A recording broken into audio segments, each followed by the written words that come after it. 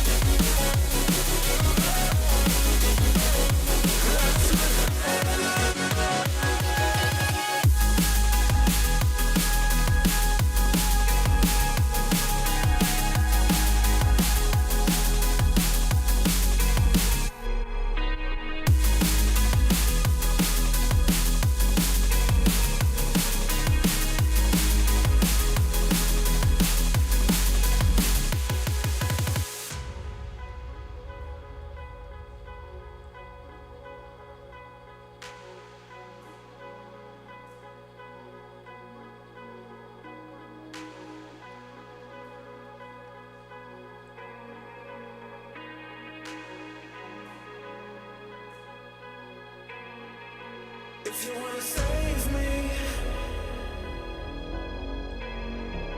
if you wanna save me, if you wanna save me, yeah. If you wanna save me, yeah.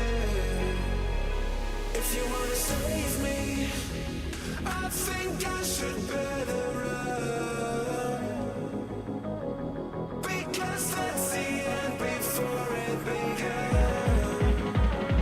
If you wanna, if you wanna, if you wanna save me, that's the better.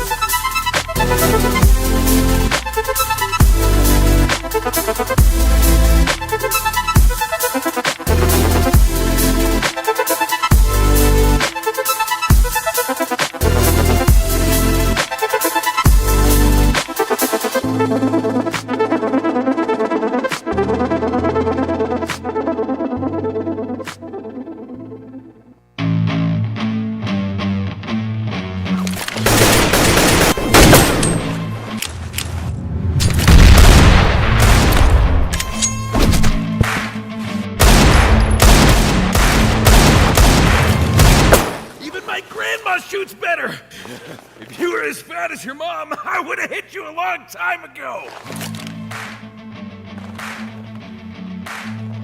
What did you say about my mom?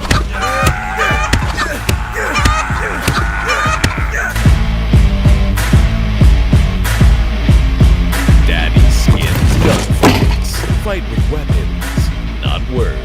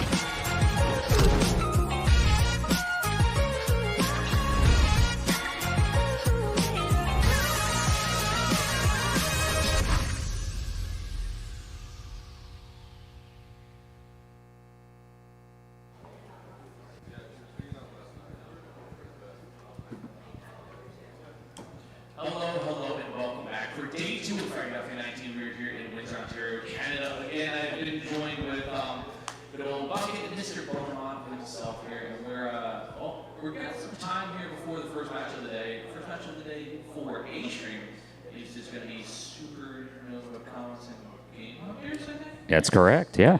Yeah, brain's almost there. And B-Stream, no idea. It's kind of just whatever.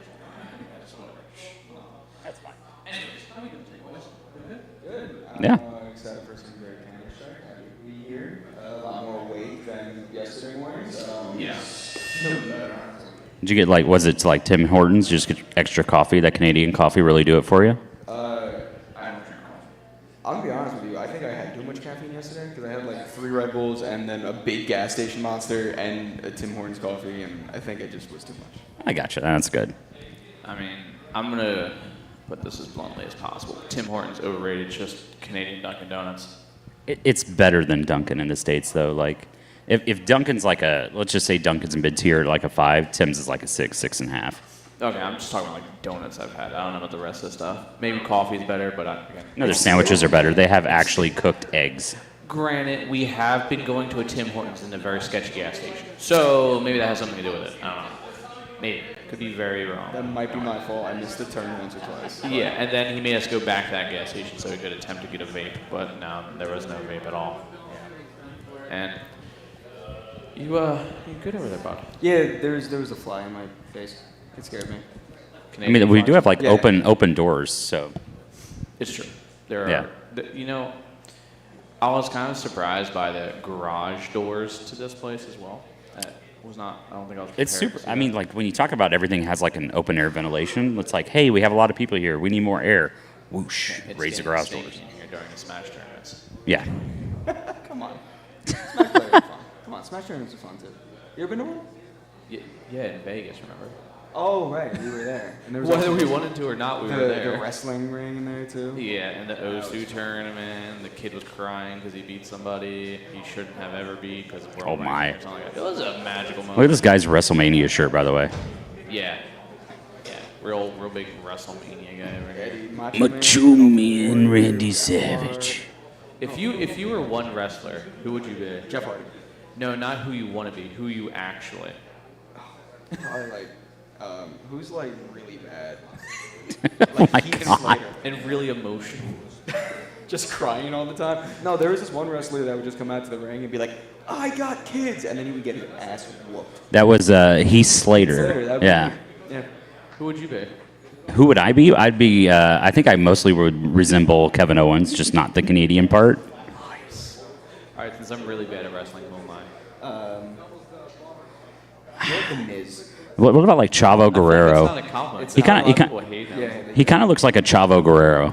dude, Chavo Guerrero is kind of sweet. Chavo is good. Yeah. He didn't really play much of a character though, right? Dave? Chavo Guerrero? He had some characters. He had a few characters. Yeah, he had a few. Can I be, oh God, what's his name? I'm blank right now on the guy's name. But he's usually like, he wears a mask all the time. Rey Mysterio? No, Rey Mysterio. Older white guy. Does he look like a lumberjack sometimes? Look like a lumberjack? That's Hacksaw Jim Duggan. He literally just wore like the stereotypical like lumberjack shirt sometimes. And that was one of his characters at one point. They made him wear a mask and he was like evil. I don't know. I don't know. But I'm drawing a blank, he but- he was just like a business guy. All right, so what do He came in you, his suit and a what do you guys think with the first matchup though? Like between like aside from wrestling, because we at Frag 18 we actually had dodgeball, which was super sick. Yeah. Unfortunately, not possible here, but maybe we could get a wireless camera set up if it went a quarter mile because they have the soccer field or football field over there. Actually, Canadian football field. Okay, hear me out. Philadelphia wiffle ball. That's true. We could do that. It'd be so easy. Very low chance of people actually getting smacked in the face by a ball. Yeah. Low chance, but never zero. Listen, I cracked my gym teacher's head open playing softball in gym class. It sounds like something. So Yeah. I don't know if you guys remember in Vegas because we were all there, right? Yeah. This matchup actually happened in Las Vegas. Yeah. Wasn't they it said the was revenge. same situation, or was it the first round of playoffs? It was the first round of playoffs last time, but they did have their matchup. One of the maps did go into overtime, but ultimately Game Hunters pulled that out 2-1 in the series. Right. I mean, today it's a matter of. I feel like yesterday there was a bit of a slow start for Supernova Comets. Yeah. They didn't get off to the start that they wanted. I do think that if they played the form that they know that they can play at, and we know that they can play at, then anything is possible. But just going off of recent history and the results from yesterday, I do think Game Hunters do have a bit of an advantage for the time being, at least until we get into the server and can really see what's going on. But what do you think? The last time they played, Overpass wasn't one of the ban options. That's true. Yeah. I mean, who has Game Hunters played thus far? Like anybody of like I can pull up the notoriety? Would like. I'll pull up the bracket. Yeah, sure. Because like off the top of my head, I don't know anything. So we actually got to watch. Yeah, we did the Chicken Coop and Marsborn game last night. Was also played on Overpass. That was quite. I don't know if I call it upset, but it was good. That and also the first map of the Nut game as well. Yeah. Was actually, We got to hear the entire Nut game from the B stream because it's on the other side of the wall. Yeah, they're not. We literally felt the energy of Notorious vibing throughout everywhere. Just gotta like So just a little bit. Yeah. Just a little bit. Game Hunters have beat Derby Diamond Dudes. They lost to Colsey, and then in the lower brackets, They are facing Supernova Conf. Who was the second team? Kolsy, one of the 2 Polish teams tending. Oh, okay. So, I mean, overall, I would argue pretty expected results. They were a slightly lower seed than Kolsy. Yeah. So, nothing really too spectacular there. For Supernova Comets, We also did Demolition, I think, first. yeah, they lost to Demolition, and then in the lower bracket, they beat Nocturnal, right? Yeah, they beat Yep. Nocturnal last night. Beat Jack Rose team last night. Yeah, so again, I mean, definitely a bit of an upset with Demolition, but beating Nocturnal to end the night off in the fashion that we expected it more so. Yeah. Could have just been a late start. You know, we need to see what they're going to do when they get into the server, but I think day one's just rough for a lot of teams, just from the Yeah, flight travel. scenario, traveling. Oh, yeah. Especially getting depending players on in where late, it's you're crazy. from, Jet lag. Yep. It's just kind of a mess. So we've got, we're going to get the matchup started very shortly, but before we go to a quick commercial break, predictions. you know what? Map 3. It's going to go map 3. I definitely think it's going map 3. I think I'm going to take Supernova Comets in 3, 2-1? 2-1. 2-1. Anthony? 2-1 with Game Hunters. I'll take 2-1 Supernova. I'll be an outlier. It's fine. That's what I was Well, planning we're for actually anyway. going to be on the I already knew cast. where these guys were going. Yeah. So it's fine. I But, had to be the opposite. Yeah, I gotcha. But we're going to send it off to a quick little break. We'll be right back with you here, and we're going to get this game started very shortly. Stay tuned.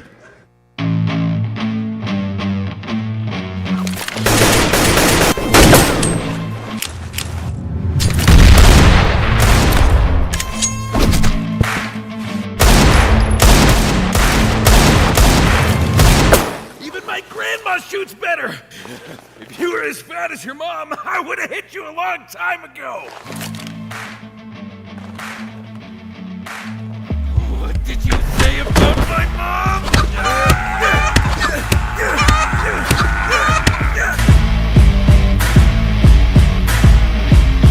Daddy skins gunfights. Fight with weapons, not words.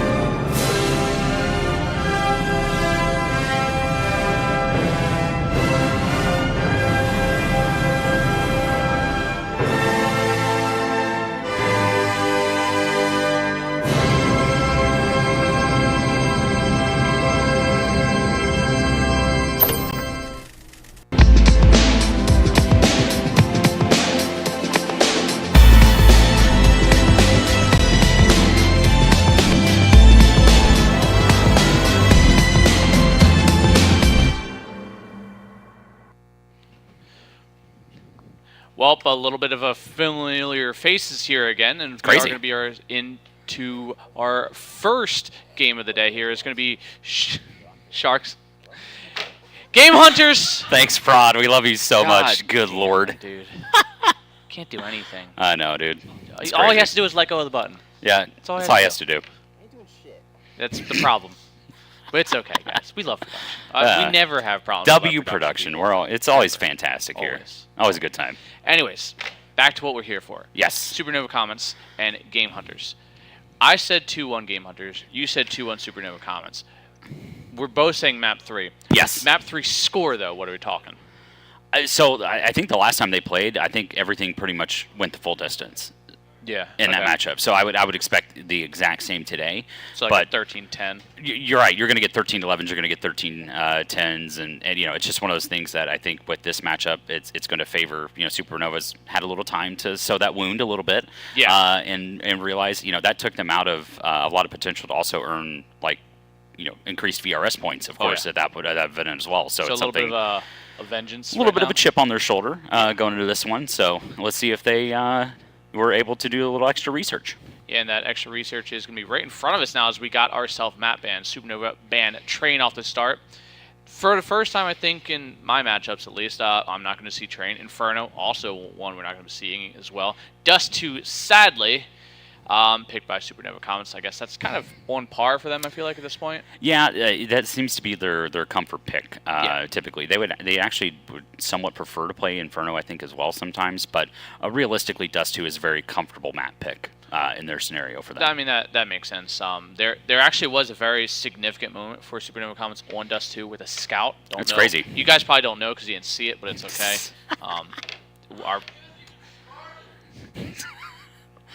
We love our observers too. Just love them. It's so good. They're great people. Oh, there goes. Can I have that graphic back? It's Nuke is the next next map there. Nuke, there it is. Yep. Yeah, Nuke. And then Ancient Band. And then a Mirage Decider. Dude, it's only it's 10:15 in the morning. Don't do this.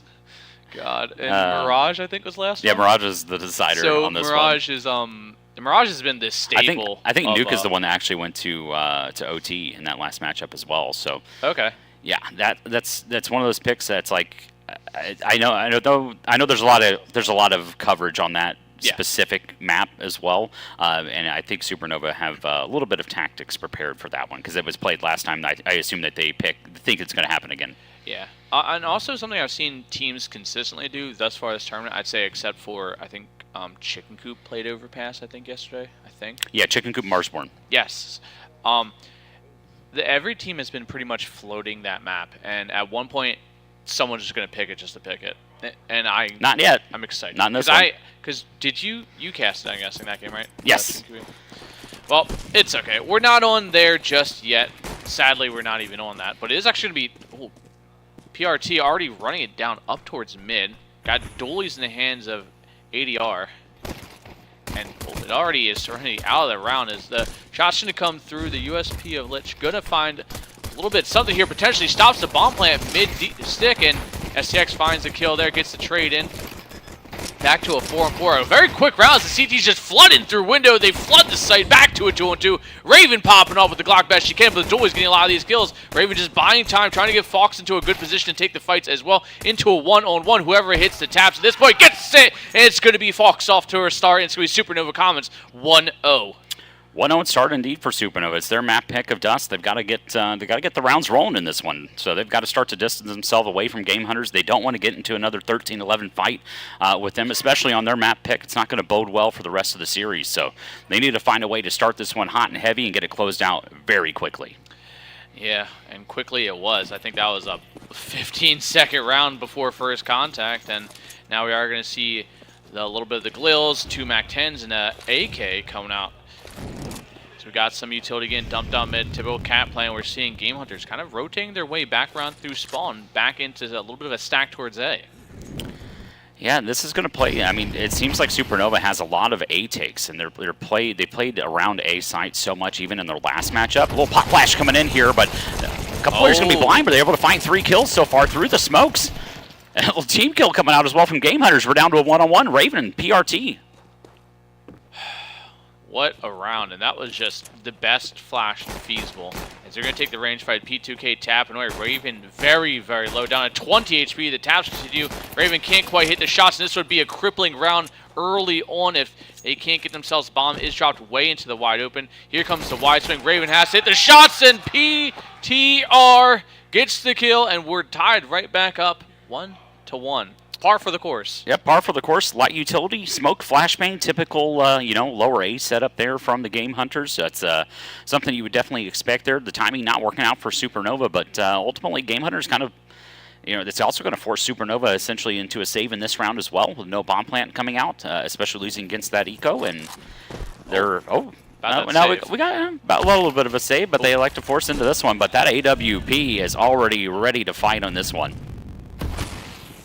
I could probably tell they saw Scout and Fox hands, and they're like, "We're not switching cans we're not this switching. time around. Yeah, not doing it twice." It is going to be Serendipity. Sorry, already taking some damage on that 55. Now spray through the smoke, connecting pretty well enough. Good nade over top as well. Raven down at 36 HP, and Empathy down to 19. And the bullets just keep flying their way in a quick round in towards Game Hunters. And I think this is what we're going to kind of see, a lot of quick contact plays from both teams. Supernova Comets tend to play it very fast, very loose sometimes, especially early on in Dust 2. Dust 2 is not a super in-depth utility map where they're throwing full exits. It's like throw 2 smokes for across the site, and that's about it. Yeah, it's a smoke flash. Like, it's a very low util map. I mean, you're essentially holding off, you know, long engagement angles, and then the rest of the fight is, you know, who obviously clicks the mouse one faster sometimes. But I love this push up mid from Game Hunters.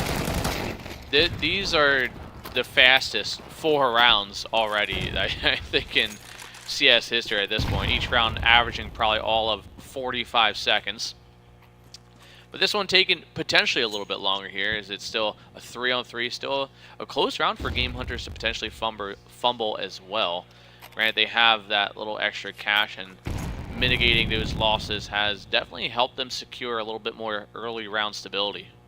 Yeah, it looks like, unfortunately for them, they're going to go up against PRT here on the B-bomb side. PRT was the one that kind of shut them down there on that A-take, so we'll see if he's able to close this one out, put in a lot of extra damage, but they are holding for this. They are aware there could be a player here. They are able to spot the head out. A little damage exchanged here, but no one falling just yet. Great nade in, but unfortunately Empathy will fall, but Fox able to secure that kill with the Glock.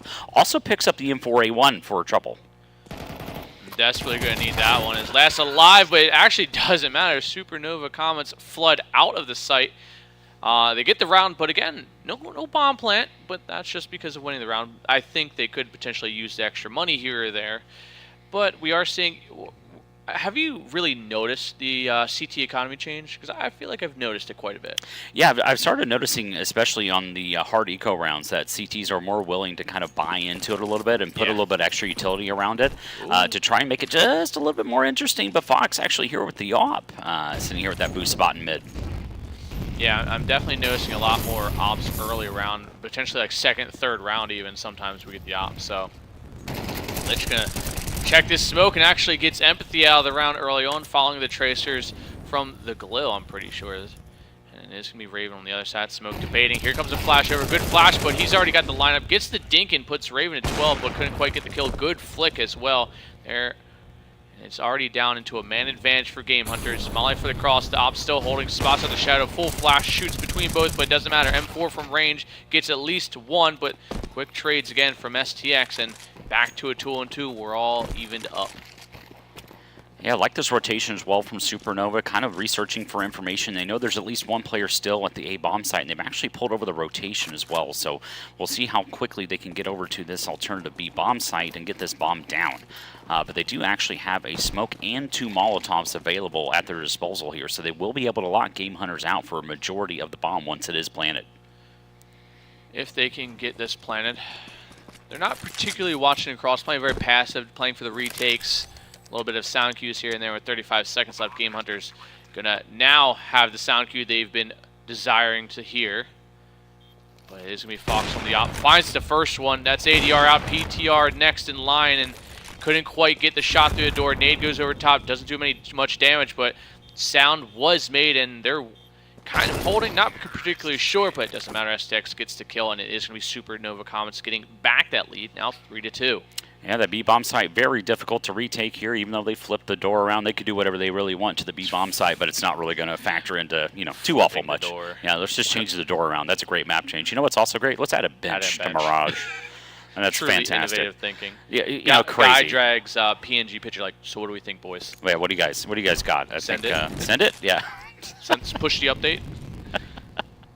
And let's fix 3D terrain too as well.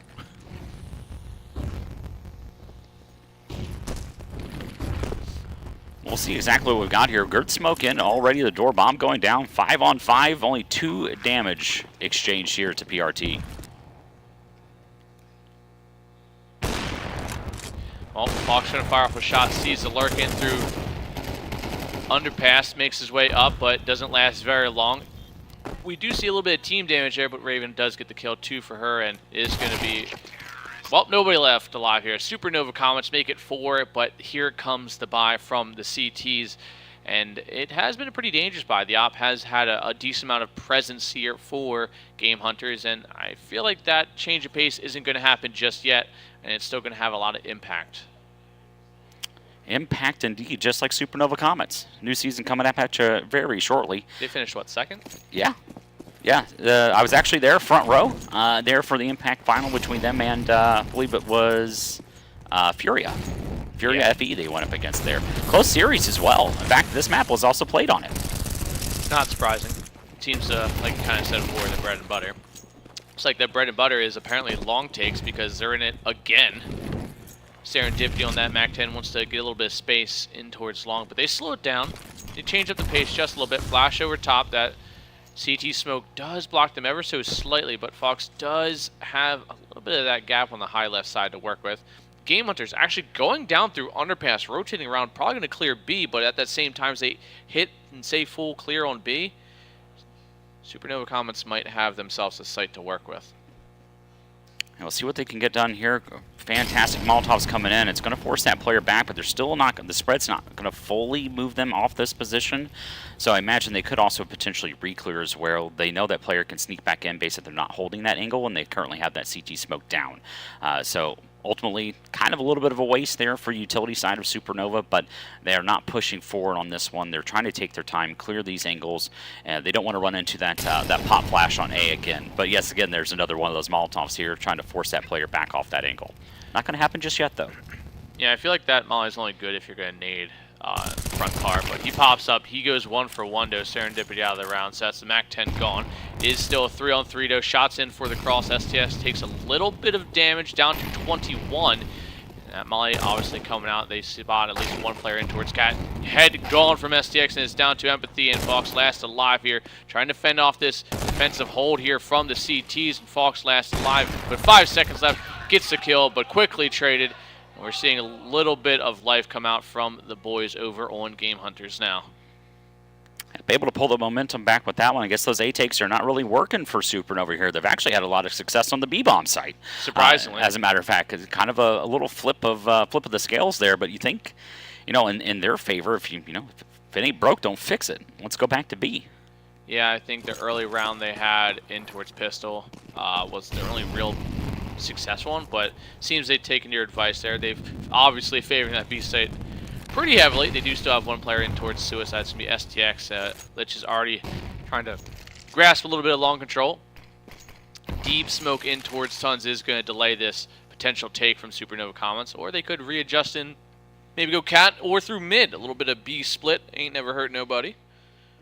It looks like Game Hunters has a read on this as well. 2 players on B, 1 in mid, and they've actually gotten full long control here on the hands of Lich. So we'll see exactly what the plan is here for Supernova, but it looks like you might have the correct call here. It looks like we're going to potentially get a mid-B split.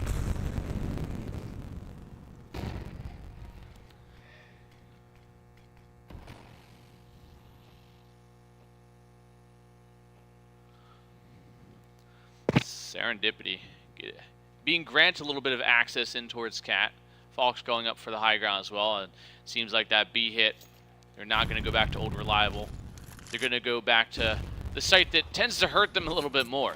Maybe they're just kind of a sucker for pain, but they do seem a little more coordinated this time. They don't go for long control, they go out through Cat, but it might be a little bit telegraphed. No real fake in towards B, and B Tons completely smoked off. Mid control not really there for Game Hunters, but I don't think it matters. They're in a real good position to counter this push.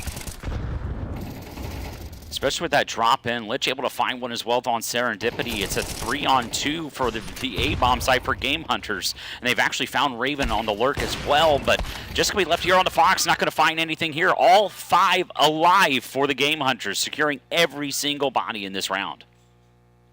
That means a lot for the CTs too. Obviously, that economy change we constantly bring up now, they get a nice little influx of an extra $250 per player. Long term, extra utility is what that really means. Or just, you know, being a CT side, maybe you have an op, maybe you want a pistol. Now you can actually afford a pistol. You don't just have to stick with the USB. But it's going to be Mellow. He's going to be holding this cross here. Not going to see much because Supernova comments are going back to long. Yep, that's right. You didn't see that one coming, that's for sure. Molly's going to push them back. And they're a little bit of body blocking, so Raven catches a little extra chip damage from it. In that meantime, off the back of that Molly, they're going to swing and make contact. STX first to fall. Good nade over top as he backpedals and just absolutely obliterates STX and Serendipity, and now is into a 2-on-5. And that is not going to work there. Kind of the hero AK left for Empathy, and absolutely deletes Mellow from the server. We'll see in the next one there, but 69 ADR on his hands nonetheless. Shaking his head, not really liking that one here, but they're going to run into a little bit of an interesting force here in the hands of PRT. Going to fall back to the side here and kind of play off that angle. He's going to secure those 2 kills as well, and that's going to put Game Hunters onto their lead here, 5-4 over Supernova. We definitely see Game Hunters getting a little more energetic, a little more vocal. Do love to see that, in all honesty. I mean, don't get me wrong. Game's good, but games tend to just be a little bit better when both teams are a little vocal. A little vocal. You got player cameras, you know, especially shout out to our partner ObsBot.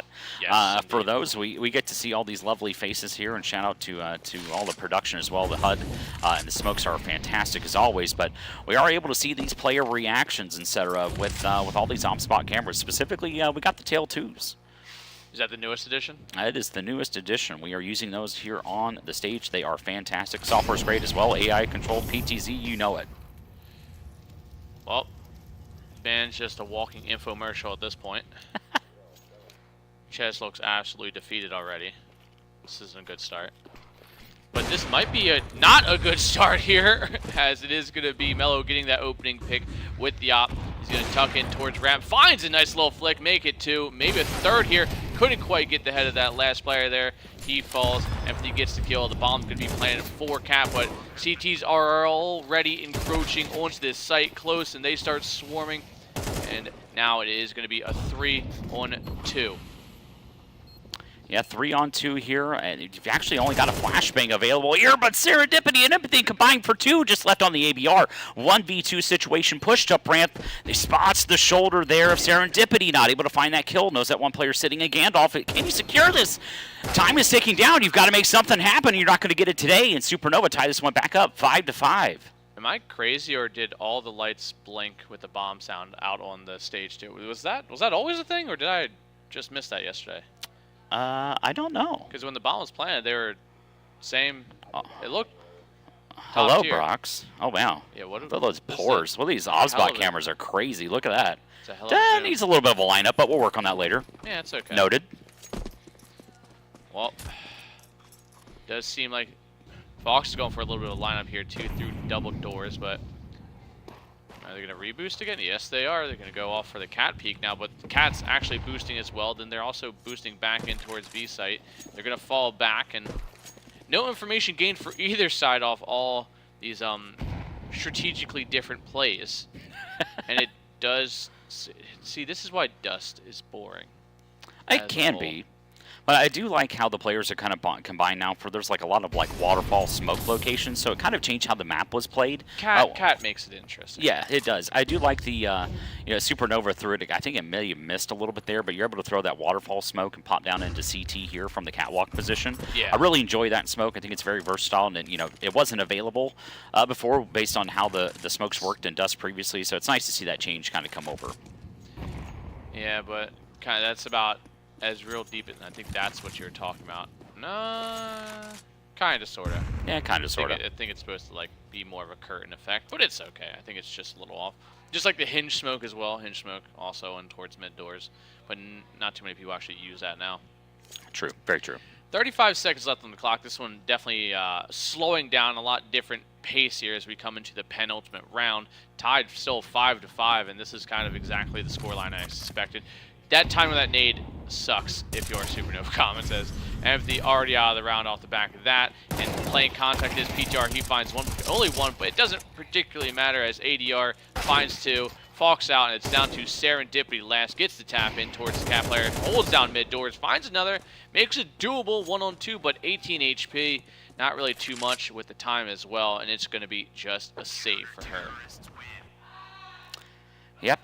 Game Hunter's able to finally get yet another lead in this one. I mean, this series, these teams we saw in Vegas, it just seems like they can't distance themselves from one another in this one. Actually, I believe Supernova had a lead on one of their maps and actually kind of faltered towards the end there. But, you know, fantastic round here from Game Hunters, 2 alive still, so they're able to get a full rebuy into this round with the full util set. So overall, working pretty well for them. But Supernova, couple Tech 9s, you know, you got to watch out for this Deagle on Empathy, of course. I've seen this just wreak havoc across the server time and time again.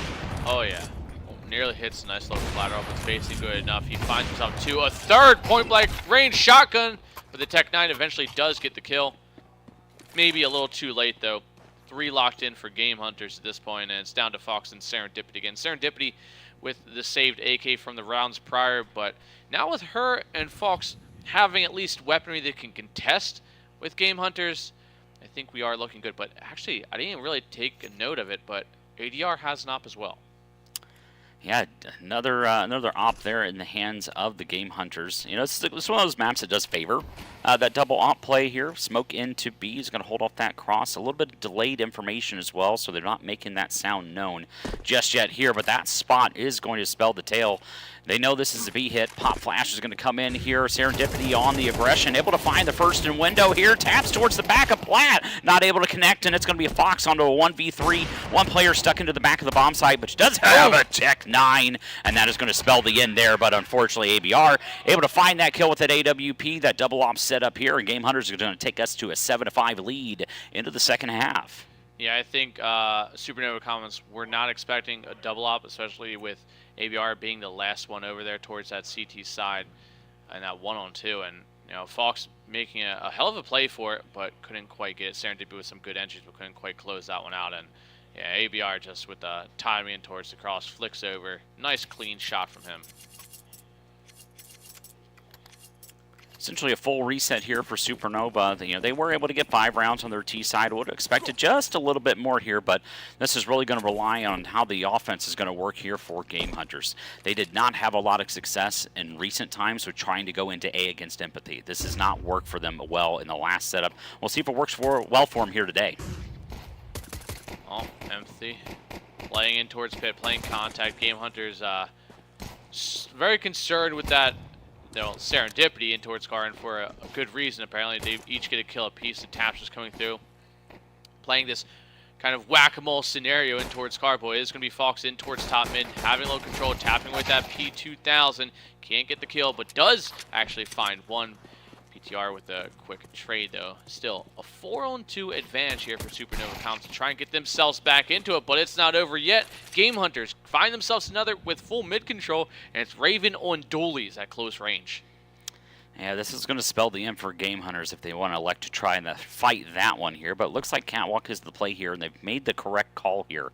But unfortunately, they're running into the player that kind of gave them a little bit of trouble throughout the entire series the last time, and that was Empathy. Empathy had a stellar showcase there against their series against Game Hunter, but not able to find any damage just yet. Does spot both players here, so the information is gained here for Supernova, but she will fall, and that's going to put an interesting situation for Serendipity. She needs to try and stay alive here, but she's going to fall.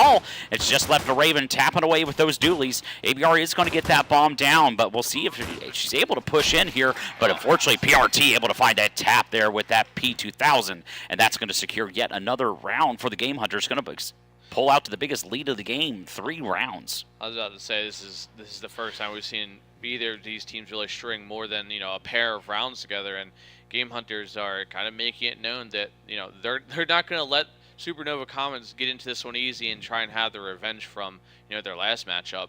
And it seems like Supernova Commons are really going to have to fight for it. Granted, I'm sure Game Hunters, seemingly from the looks of it, are a fairly confident and comfortable Dust 2 team as well. And Game Hunters are just going to be flooding out towards the B site, while Supernova Commons actually stack mid. And oh no, a triple from the MAC-10 from Melio.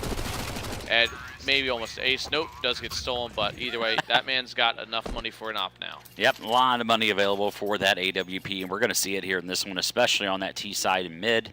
Well, these crystal clear cameras here for Mom Spot. They do look real clean. Real nice. The best part is you don't have to adjust them either. Yo, just auto. I've seen several times on a lot of productions that, oh, hey guys, there's a tech pause. We need to adjust the player camera. We're getting like the classic forehead cam. Not in this one. Yeah. Not needed. Don't have to do it. Honestly, I was messing with the sample camera, I guess we have up front, and the follow the left, follow the right hand thing it has going. Super awesome. The best part is you can do hand gestures and actually zoom in, zoom it out as well, like and disable like the motion control. Motions yes. Kind of thing? Yep. That's awesome. Yep. It's super cool. I have 3 at home myself. I bought all of them myself. That is not an ad. I literally purchased all of them myself. They are they're 4K, right? They're not upscaled. Yeah, some of them are 4K. Some of them are actually 1080p at 100 FPS as well, which is crazy. Okay. Yeah. You don't really get that out of most webcams, that's for sure. Usually it's a $70 webcam or 60 FPS. Okay. Hey man, 100 FPS. You can catch those really. Some people don't even play on 100 FPS in Counter-Strike, I found out. Awesome hand cams for oppers. With that's wild. just follows the hands of oppers. See, look at that. Thinking already, guys. I'm the ideas guy. That's all. But it looks like Game Hunters have an excellent idea here, and that is going to be the B split. But there's already 2 defenders here, 1 left in mid, so Supernova aware there could be something up here, and we're able to find one from the hands of Raven. Ton of pressure put here onto STX, not able to connect. They've actually found yet another player, so just left on the Serendipity and Fox here, pushing in from the A-bomb site. Bomb going down, very little util, just a smoke flash left on the CT side. No kid either, so I think this is going to be that round where they just say no. Game Hunters should be able to get themselves up to double digits now. It's going to be a 10-5 Supernova Comets at a 5-round deficit. Not sure if they can get themselves out of this one. Again, this is their map pick. And we'll be going into Nuke. Obviously, Game Hunters and Mirage, if we do so need it. Yeah, I still think we're getting 3 either way. And, the interesting part was Supernovas, when they had this against Fury, they actually lost their map pick. They actually flipped map picks against them as well. So we'll see if that happens to stay true here today in kind of recent Supernova form. But they're still comfortable. Is this the same map pool then? Last time they played too? I believe so. Yes. Even at the Mirage? Yeah. Wow. I mean, that just means they probably had a lot of VOD reviewing footage that they could easily skim over and realize it's probably going to come down to this. Yeah, I mean, both teams would have the same exact demo to review, so it's like, what can we alter, what can we change from the last time we played each other? But we'll see exactly what Supernova had planned here. They've got to be able to stop Game Hunters, but we actually, they've got that AWP, they've got full util, they've got a player with 4,000, so if they're not able to secure this round against Game Hunters, it's going to be, as they would say also in North America, bad news bears. Ah, man. Missed that triumph, good old days of NACS. Well, the man that's currently leading the server in kills here, Melio, 15 and 10, looks to try and add a little more to his stats. And yeah, no, this is the exact maps, not in the same order, but the exact same maps. Yeah, it is originally like in the Vegas lineup. It was Dust 2, Game Hunters took 13-11, then Mirage won 16-14 Supernova, then they ended on Nuke, where Game Hunters took it 13-10. Yeah, no, that's about as close a matchup as you can get. Yep. And right now, we're not really getting a close round. Currently 4-on-2 for Game Hunters. We're seeing Raven on a 5-7, just kind of holding the doors, maybe trying to get a kill off here, recovering an M4 now. And this might just be another save scenario. Yeah, this is unfortunate for Supernova. They really needed this round, but 4 players are going to stay alive here for Game Hunters potentially, which is ultimately the worst case scenario there for Supernova. They're going to be able to build and stack this economy as they move forward, and it's also, at least they have the full loss bonus available on the Supernova side, but that's about all they've got going for them here currently. Yeah, not too much else. We definitely see Supernova Comet still struggling just a little bit with a lot of these rounds, and this land as a whole has kind of been a talking point for them as well. Yeah, they still, there's no bomb down yet, so they're just dragging out time here constantly with Game Hunters. They were really looking around for all this information, but that should be a save there as well from STX here in the pit position. So I imagine, though, that they spotted this player out. I would say that maybe Riccoli wants to potentially push up on Catwalk here to try and close out this round. They've got ABR lurking around on B as well, so if they want to try and push this one, they should be able to find Supernova, but they're playing this almost a little too slow here, but there is going to be an engagement here close to T-spawn. Game they're playing soccer. Hey. Wait, do they call it soccer in Canada? Yes. Yes? Okay. It's like Canada's only redeeming factor. What about Canadian football? I thought that's supposed to be a redeeming factor. You guys good for Canadian actual football? Do you call it soccer in Canada, Ches? Yeah, okay. All right. Yeah, say. All right. Hey. Hey. 50-50, some would say. Oh, it's probably the French Canadians. Look at that guy looking. Oh, hey, Obsbot. We see you there. Hey, Obsbot watching. A shout out to Mr. Gray, Mr. IW Gray, Ian. Made some great art for the sponsors. And shout out to Mr. Munster there for getting those ordered. Look at that. It's fantastic. I really like the Ozbot one, but the Daddy Skins one looks really good too. Yeah. Yep. They're all great. I mean, I love them as well. He always does great work. The cool part is about specifically this event is we have like a demo Obspot area, so if people actually want to see the cameras in use, we've got that. We've got Logan on site from Be Quiet with several of their cases, had quite power a conversation supplies with him as well. Yeah, air coolers, fans, they got it With all this out there. Sweater, I desperately want. I kind of want a sweater. Yeah. And I don't know if they make. There's probably The other part is, you remember Be Quiet's based out of Germany, so it's good, right? It's quality. I've seen the commercials. It was probably made in a BMW factory. Probably was. Had to be. Everybody knows that's where everything in Germany is made, is the BMW factories. Good counter flash in from Supernova, but it's going to buy them a little bit more time here. But Game Hunters have made their way down into mid. They're going to push into Catwalk here very shortly, and they've got the util available here. They've got those smokes, they've got those flashes, so if they want to try and do that waterfall tactic, they're going to have it available to them.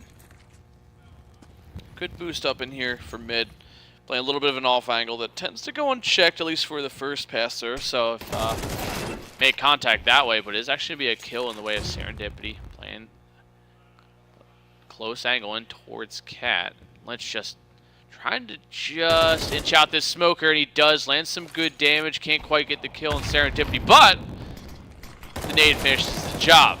Spray in again through spawn, and STX finds herself a kill. And we're into a 3-on-3. It does seem like Game Hunters are going to start speeding things up. 50 seconds left on the clock. They got to start getting a little bit of control here, and they are going to do just that. The trades go 1 for 1, but this swing from Lynch gets the kill, makes it one more, and PTR finds another, and Supernova Comets are on the back foot.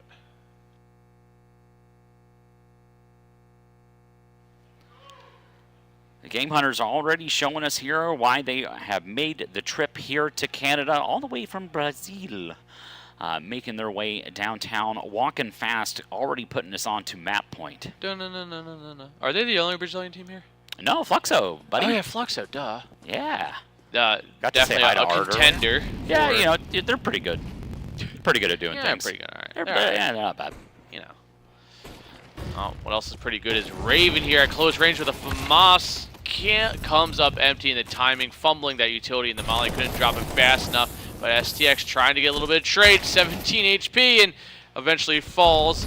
And this could just be a round far too gone. Serendipity finds one, but instantly getting flooded, and I think that is going to be it. 13-5 on map 1. Supernova Comets map pick, Dust 2. Yeah, that's definitely not the result that Supernova expected in that one there. They obviously would think, obviously it's their map choice. They think they're going to win that one, but they only especially able to at pull the out scoreline 5. from last time they met up. I know, it's crazy. That's like, you would think that, their map pick, it was actually, their map pick against, no, it was the decider in Dust the last. 2 was the Dust 2 decider? was actually the Oh, decider. top to bottom. Yes, yeah. yeah. That makes Dust 2 was sense. the decider on their matchup they had in Vegas. Supernova unfortunately lost that one 13-11 against Game Hunters. Well, Game Hunters got 13 again, but they only got 5 this time. So obviously Game Hunters was well prepared and ready for this matchup today. Yeah, they definitely had. They changed up prepping or something because they look like a completely different team right now. Obviously, I think we're seeing Game Hunters in really good peak form for them. We're seeing Supernova Comets in a little bit of a slump right now, and that two scenarios meeting up, you kind of get score lines like this when that happens. Yeah, they're definitely going to have to bounce back here. The next matchup is going to be on Nuke. Is going to be the next one there. So that was an interesting one there that happened in Las Vegas. Nuke was that one that was Supernova's actual map pick the last time.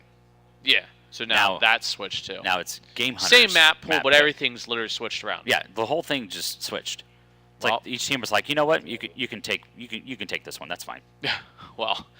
Well, we will eventually be going to Nuke, but for now we're going to send it off to a quick break. We'll be right back here with Map 2.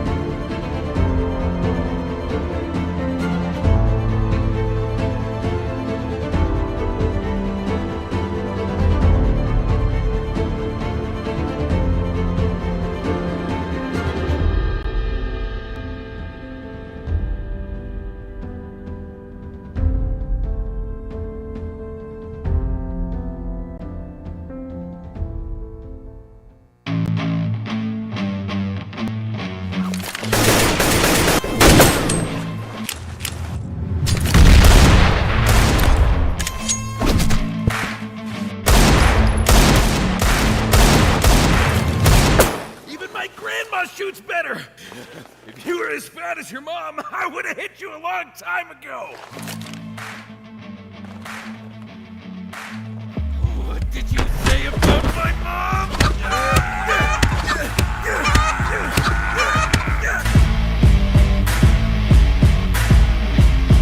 Daddy's skins gunfights. Fight with weapons, not words.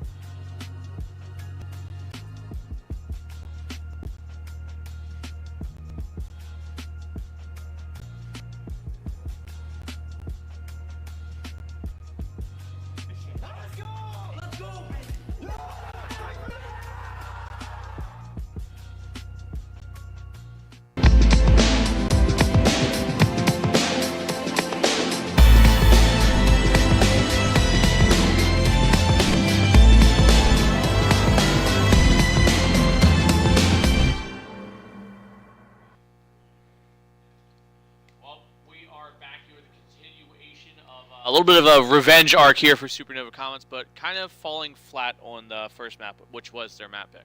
Yeah, a little flat, I guess you could say there for Supernova, especially on their map pick. I mean, obviously we expected more. They did as well. Ryan, I'm sure they'll be talking about that one after this one. But we do have a little bit of good news for you. HLTV is actually going to cover the full playoffs here. So starting up with our playoff stage here will be a little bit later this afternoon. You can already see it listed on HLTV. As soon as we get the teams assigned to know who's playing in what games, we will update HLTV, but we will have full HLTV coverage throughout the entire playoffs here. Cool. And that all just 16 means, teams. More VRS points. More points, more coverage. Easier for you guys to find brackets. We see it in the comments. We know what's going on. But and streams, so you don't have to ask us either as well. yeah, we may have some special guests actually and more streams potentially this afternoon. Yep. See, takes a little time to get there, but we do get there. At the end of the day, we're trying to get everything covered. We're doing the best we can around here, and sometimes it ain't always the easiest when it comes to events like this. Yeah, very true. But we're moving on to Nuke next. Is going to be the next matchup here for Supernova and for Game Hunters. Do you expect kind of the same story with this one here? It's that was Supernova's map pick. Now we've got Game Hunters' map pick. They have the momentum. What's going to change? I don't think much. I think Supernova Comments right now are just out of it. And I think that a lot of that can either just be, an event scenario. Some teams that you'd expect to do better just aren't fully there, whether it's an internal thing or just a rough, time for all this. And I think Supernova Comments right now are just in a little bit of a slump for at least this event. We know what they're capable of. They've shown us what they're capable of before. Obviously, prior matchups, prior lands as well. This isn't a team that's new to Fragadelphia either. We've seen them. We've seen them take down teams like Might and other pretty solid teams as well. And I just think they're not in the best form. And Game Hunters are looking really, really good right now. Looking really good. They were definitely awake, well aware this morning. They seem very energetic, ready to rise and shine to the occasion. Maybe they had some Tim Hortons. I'm not for sure if they're big Tim Horton guys. I saw them with a bag of donuts, I think. Look, this guy's texting, saying, hey, dude, this game is really awesome. This event's awesome. St. Clair is fantastic. You think he's moderating a Discord or actually texting somebody? I think he's legitimately texting or posting somebody in Discord. Girlfriend or mom? It's CS, so probably mom. Probably mom. Yeah, I agree. Hey, mom. He's got titties. Look, it's also there's Tim Horton cups Dude, available he's right there. so locked in right now. He doesn't even realize he has talking no about. idea. Neither does one of his buddies is looking. And he's not even letting them guys in. At Like the table. help a homie out. Realize we're talking about you? They can see the screen. Yeah. It's you guys. Yeah, you guys. Yeah. Yeah. Mm-hmm. He still you? Does he know? They can hear us out there. The mic is hot. Yeah, I know. He just doesn't know. Can you wave? Oh, he finally figures out. Who are you texting, dude? Is it your mom? Is it your mom? Oh, he's checking scores. All right, fair. Actually, shout out to our Discord there. You can't actually view. We see people comment all the time. Hey, I need to view all the scores of the games. Where can I find those at? Pull up your DMs. That's going to be in the Fragadelphia Discord under our Scores and Vetoes channel. So you can go there and view all of those lovely scores for the games that you're not seeing on our streams today. But, there's depth. There's Mr. Rory hanging out. Also, probably texted his mom saying, yes, Mom, I'm doing fine. I'm in the U.S. again. It's okay. England's better. I don't know. England's better? I don't think most people say that. Well, I mean... He's also locked in. It's probably not even... the cameras or the speaker's not all the way back there. As far as, volume when you're sitting down there versus, out and about. Yeah, what about them? Oh. Do they know they're on camera? I have no idea. I don't know if Lake does. No, Jesus. Oh, no. Get him out of here. No. All right, dude. I'm going to tell Maddie you did that. Oh, man. Rough, dude. maybe we shouldn't go to cameras with the crowd. At least not yet. Not till the nut guys get back again. And, it's only 11 a.m. So I can see the flags flying again. Yes. The nut flags. The nut flags. Good old nut flags. Well... Let's be getting underway soon. Let's give you a little bit of a score update here. Well, we got a little bit of time. How about we do that? Yeah, I think Tsunami was losing their matchup as well. So we'll start first with Might against Cooking Esports. Currently on Dust 2, Cooking up 8-7 over Might. You got Demolition, who is one of the teams that beat Supernova, so why Supernova's in the lower bracket here. Yeah. They are facing off against Chirpy Diamond Dudes. Currently, the first map went in the favor of Derpy Diamond Dudes on Nuke. They took that one 13-6. Who are the Derpy I have no Diamond idea. Dudes? Because they're getting You some can make whatever upsets. team name you want and come to Frag. It's Have true. fun. That's what's great about all this. Shout out Glock Tua. Yeah, Classic if you're watching at home. Let's not forget the Gabagool boys either. Gabagool. Yeah. Sadly, haven't seen them at the Rowan Lands recently. Last one anyway. So it's just Gaba, not the Ghoul part, just Gaba. Yeah. All Gaba, no Ghoul. All Gaba. Yeah, that was the team name. Yes. But Derpy Diamond Dunes also up 4-2 currently on Mirage. Novum facing Tsunami. Shout out Mr. King there on the B stream. But it looks like Novum actually took the first map of Mirage 13-10 in that matchup there. Rain Above is facing Notorious right now. Obviously, you can't hear them because they're in a different room. Otherwise, you would know they're there. Oh, you would. Yeah, Rain Above currently up 12-9 in that matchup there on Nuke. And then one of your other games here is going to be Marsborn versus Crodies. Currently, Marsborn up 10-6. Against who? Crodies. No idea who that is off the top of my head. Yeah, Zomblers against Take Flight. We'll give you that update as well. Currently, Zomblers took that first map 13-8 over Take Flight. And then we also have For Fun versus In Control. And currently, that one's tied up 9-9, dead even on Mirage. Dude, For Fun, guys, it's great to see him, talk with Joel for a little bit. I haven't seen him in quite a few years. He slimmed down and bulked up. Yeah, oh yeah. Man's looking good. Oh, yeah. But we'll see what we can get started here. Supernova going to start on the CT side here of Nuke. This is, once again, the map pick of Game Hunters. Game Hunters able to get one down event so far, but this is going to put a lot of pressure here on the ramp position. Backup is here. It's a form of STX. And she unfortunately falls here, but Serendipity still playing alive. Also has backup here with Fox, but that player lurking event, it's not working out here. They've already fallen. ABR is the only player left in the server. You can put one down in Vince, but unfortunately, you already know where you are, my friend. Well, the Glocks can't always find the kills. It does seem like he is going to try and maybe make a play, maybe get another kill or two here. But being shot from behind, making a little noise, making him turn around as maybe now the team starts just playing the mind games with them. Getting in their heads, making sure they're never really comfortable or, fully locked in. Just playing a little ring around the rosy. Oh, okay. All right. Well, that one's Rosie got rung. Oh, God, the dad jokes. Oh, jumping Glock can't quite connect, but he is still going to try and keep this one going with 30 seconds left on the clock. He's going to try and get maybe a kill or two, maybe even for some magical way grab at the bomb and get a plant, but don't think Supernova. I'm going to grab at the bum. The bumba. Well, finally.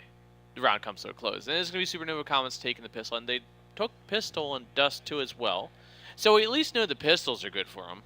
Well, there's no bomb plant for the T side as well. True, very true.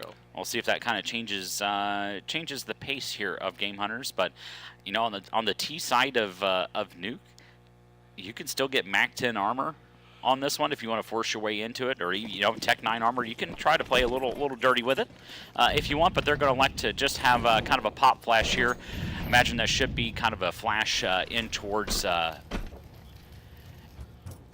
mini. Should be where that flash goes to try and draw in the play and catch a player blind, but good setup so far here from Supernova. Well, STX in a good position, but nope, Game Hunters backpedal off red, and they might still take that outside red area, but a little bit delayed. Unless Fox maybe gets the time here, catches a shadow. She does see a hip, and Empathy quick to fall.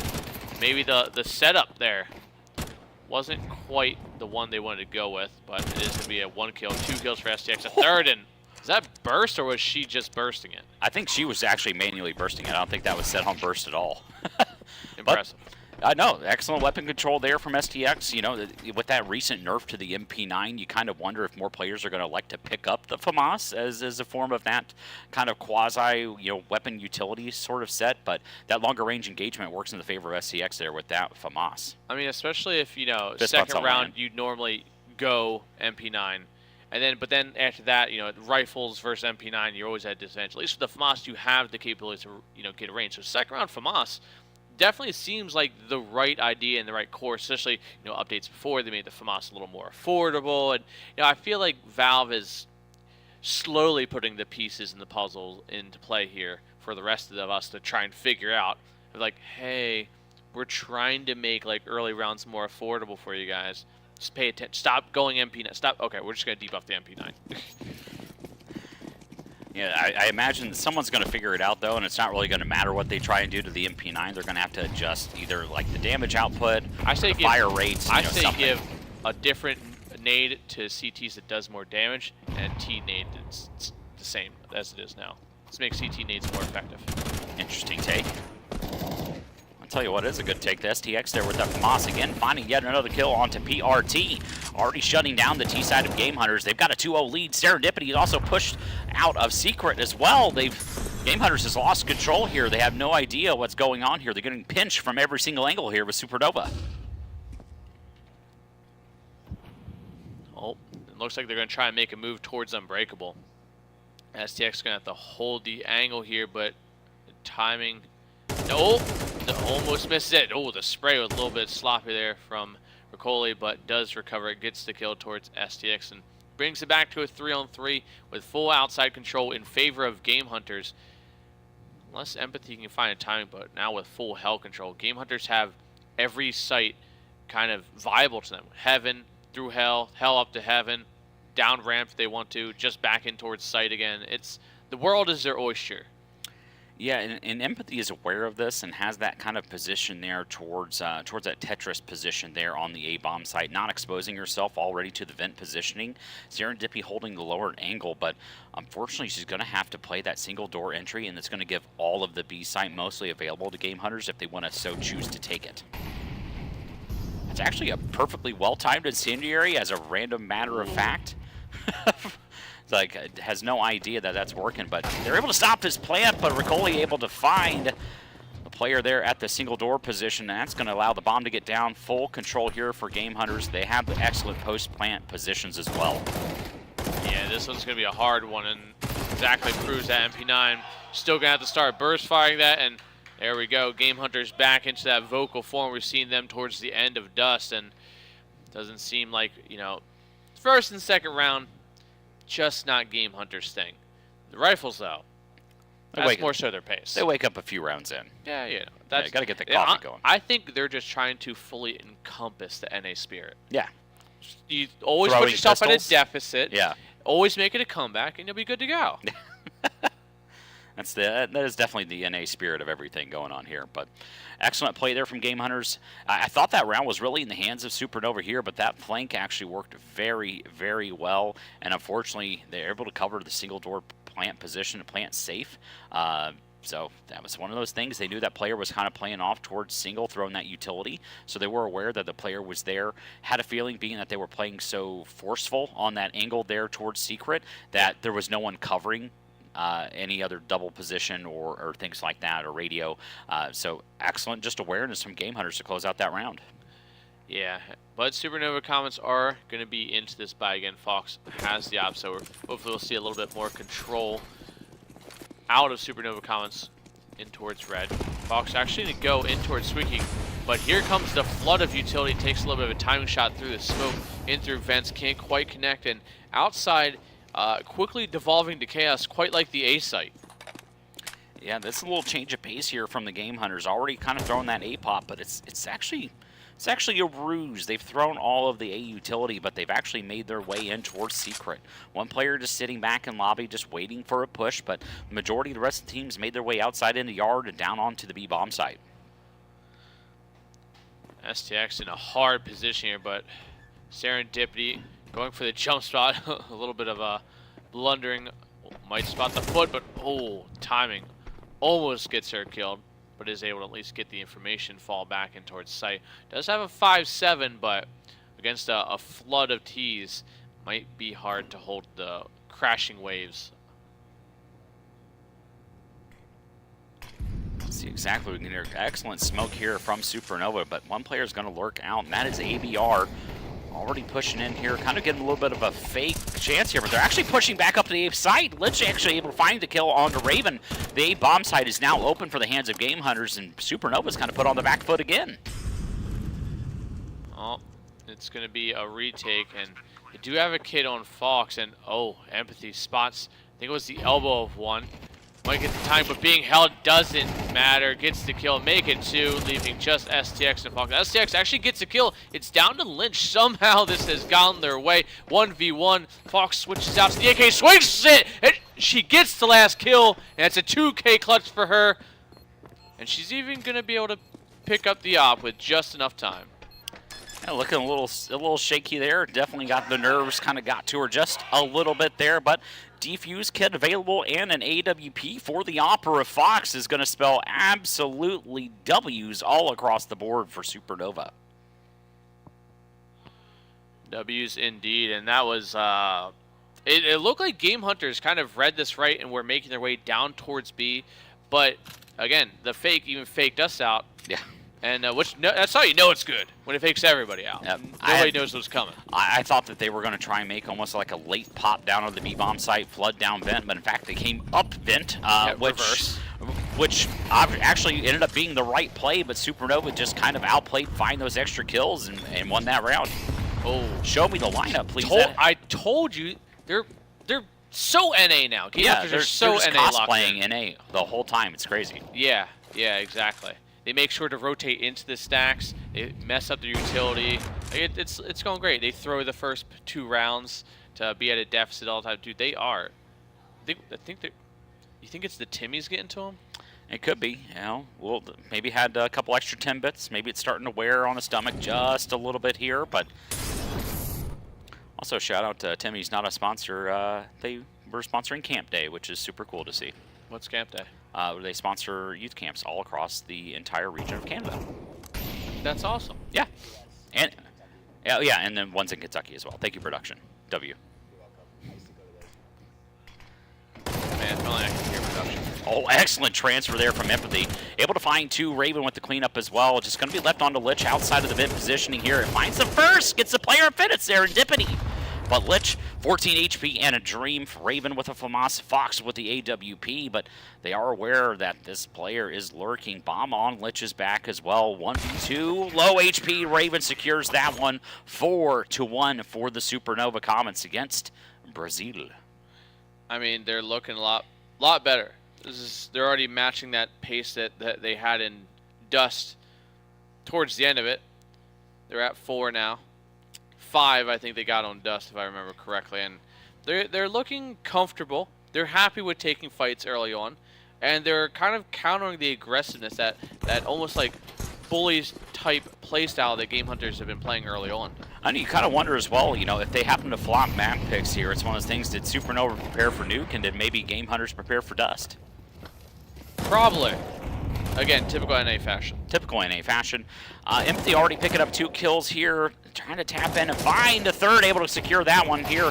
Just left on the PRT will fall to the AK of Raven. And that is a lot of players still alive for the Supernova Comets. Starting to kind of distance themselves and build a little bit of a bankroll. This is the most rounds that they've strung together throughout the series so far. That's true. Now, if Game Hunters really want to go full NA, what they do is they win 2 rounds in a row. Then when they're on, Supernova Comets are on half by eco, they lose. Yep, that's true. Then they will become official. We actually had some folks reach out to us from Pre-Fire. You saw those in Raven's hand with that one there. The hand warmers, yeah, they actually were kind enough to reach out and supply some hand warmers here for the event. So we thank Pre-Fire for that, and fantastic to have it on board here and helping out the players in the NA Counter-Strike community, and as well as the teams coming over from Poland and Brazil. Yeah, I mean, I don't know many people that don't use hand warmers, especially during the winter. I have the rechargeable ones, but those things look awesome. Wow.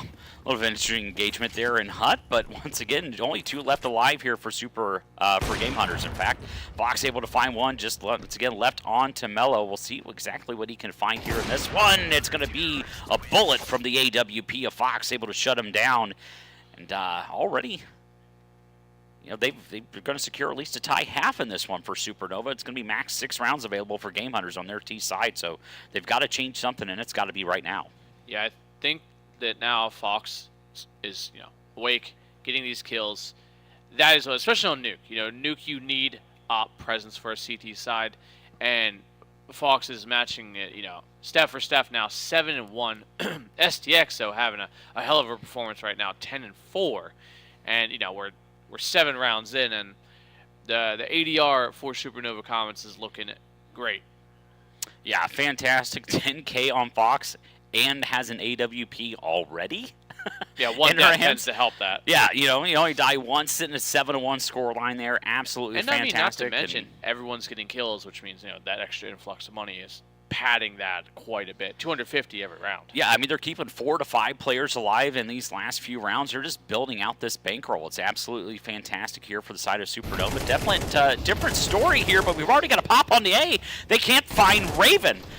That's so Raven, and apparently it's a 4K in this one. What do we miss? Everything, apparently. Well, can't blame the Observer for that one. Shout out, That's So Raven.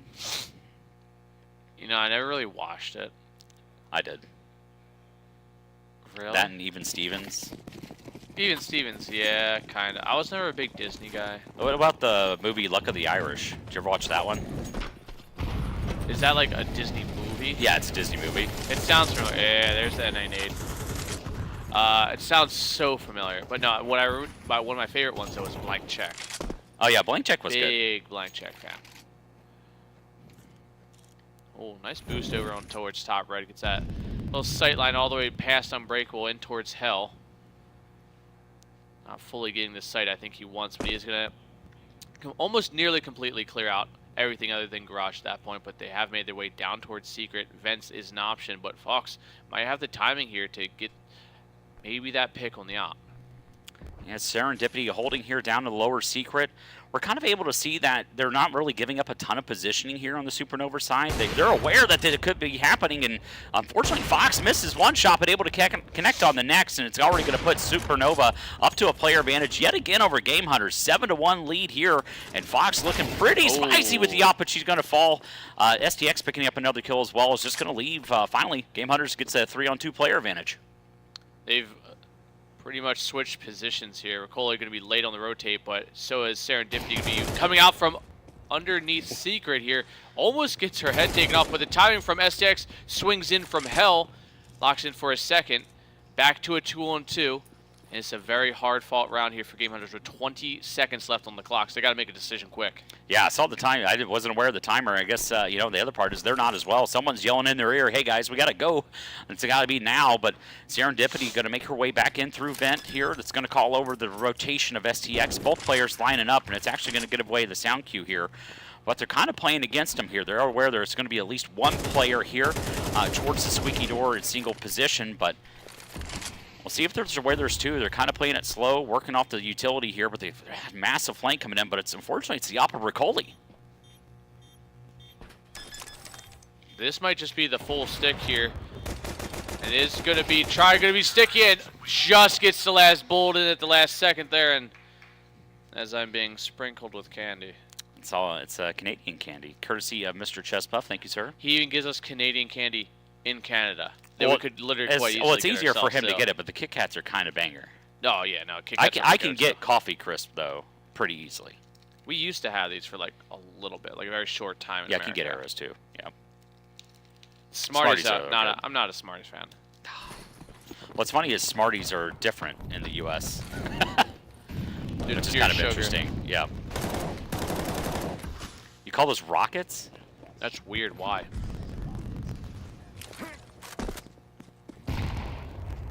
That's so weird. That's not very Raven. Yeah, it's not very Raven at all, production.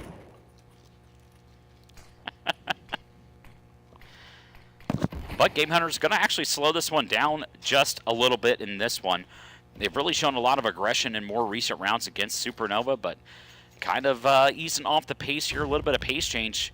We'll see if that actually plays into the hand of Supernova. They've actually still have a decent amount of utility available here. Empathy still with another smoke to go ahead and close off the door position if she would like. And I imagine she's going to throw that one here, as they've kind of thrown out that lurk smoke, but she's playing in front. She's playing against it here. She wants this engagement here from the side of Game Hunters. Coley taking his time. Game Hunter's really good at playing this time scenario well, but again, one misstep could easily go against them, which is the gamble. Coley's close right and gets cleared. Empty quickly falls and finds the Heaven player too as well. Raven gets cleared out, and it's Serendipity and Fox left alive. They have the money to kind of give this one a go. 2-on-4 though, good nade out. Gonna do some decent damage to ABR, but not enough to get the kill. Yeah, this looks to be a save call here from the Supernova side, but not all is lost here. They still have a 7-2 lead and plenty of money available as well. They could actually go for this. It's not necessarily going to be the worst of things. They will need to secure at least one round out of the next two, but it is something they could play into this. Plenty of money. I kind of would expect for them to go for the fight, but maybe they don't want to give over that AWP in this one. I feel like in this kind of scenario, you send your rifle where you think the T's are going to try and exit through and at least get an X or two. Again, extra money, have the money anyway, and taking away rifles to fall anyway. So that's the great thing about Nuke, is even if you do a little bit of extra damage, you could get the kill anyway. Granted, the bomb's going to get the kill, but still. It still counts. I mean, you know. Yeah, I'll say, if you two die to bomb, then every player still gets money? Still gets money. Yeah, you gotta start thinking a little heavier on maps like Nuke if you're a T. Yeah, it's kind of an interesting thing. It works out very well in the favor of Supernova with that one. So it kind of brings back the old thought of when people used to save and pin on Inferno. You just nade stack a pin after bomb explodes. Yes, yep, every time. That was the good old Doja clip of him doing that one in the final, or in the major. So good pop flash coming in here from Fox, able to connect there on the middle and finds another one at top Marsh. That is ahead of PRT, already 2-on-4. Fox making a statement that, first map, a little bit of fluke. Wasn't quite feeling it. This time around, though, looking a lot more clean. This Zerber kind of knows how Fox plays. You think he's familiar? A little bit. A little bit? Yeah, for sure.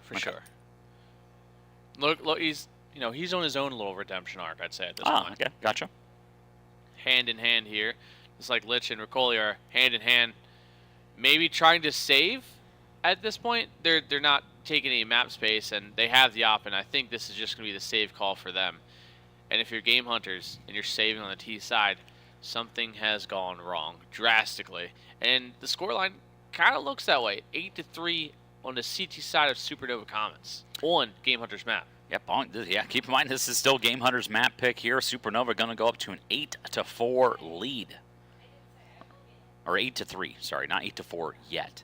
I'm all right, wait, did I just leak the script? Did I just leak the script at 8-4? Oh, Is no. Game Hunter's going to come back in this one, or did I just caster curse it and it doesn't actually happen? Nah, they're just going to get a single round. Yeah, it's crazy. But Lich able to find Serendipity. Plenty of money available for Supernova, so they are actually able to hunt in this one if they would like. Fox was 7,500 or so, and the AWP. They could push into Game Hunters if they'd like. They've got the time, they've got the money if they want to try and push this one after the clock. Yeah, but it doesn't seem like we will be getting anything like that. Just a super safe and conservative round for both sides. Supernova Commons also don't want to give them any extra money from giving up kills as well. And great shots from Fox again. Finds the first one in through credit card as they swing in, and a follow-up shot in towards Marshmallow. Just clean shots. She's looking warmed up now. 10-2 currently.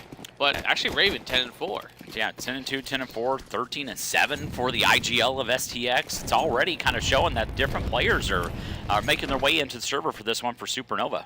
Melio 1-10. 1-10 for your op. Yeah, and he was lights out on Dust, so something happened. Yeah, something happened here. Maybe needs a little bit of Timmy's to wake up here. Fox spotting the shoulder of one player there towards Radio, but trophy. But we'll see if they're able to connect here. Unfortunately, that incendiary is not going to spread enough here. That's a change that still needs to happen. In this one, good boost coming in. Let's see if Fox is able to pick this one up. Now there should be a peek on the edge of the smoke is what's going to happen. Yeah. Well, Fox answering back a second time. Maybe a third if they want to keep repeating here, but it does seem like Game Hunter's a little rattled after that one, so they're going to backpedal. In the meantime, Lynch has made his way in through Mini. Does get folded from the M4, and from above, bullets rain down straight into the head. Riccoli last alive, 1 on 3. It's hard to clear 2 people directly above you unless you can really connect with a spray through the roof, and he's just going to kind of readjust and swing through Squeaky instead. But that incendiary will lock him out of the round, and STX able to secure that kill as well. So that's actually going to be a bigger lead. Sorry, betters, I kind of messed you up there a little bit, but that's a 9-3 half for Supernova here. Mela able to find another kill here, but unfortunately gets traded right back out from Vox. Going to be sitting at about 2-11, I think, on the scoreline for him. So that's not going to be what you need on your map pick, your T side of Nuke. This is the one where you thought you could at least distance yourself, get at least 5, 6, 7 rounds out of. They only end up with 3. Yeah, and then, it just kind of goes to the factor that Supernova Comets are just born and raised to trade maps, apparently.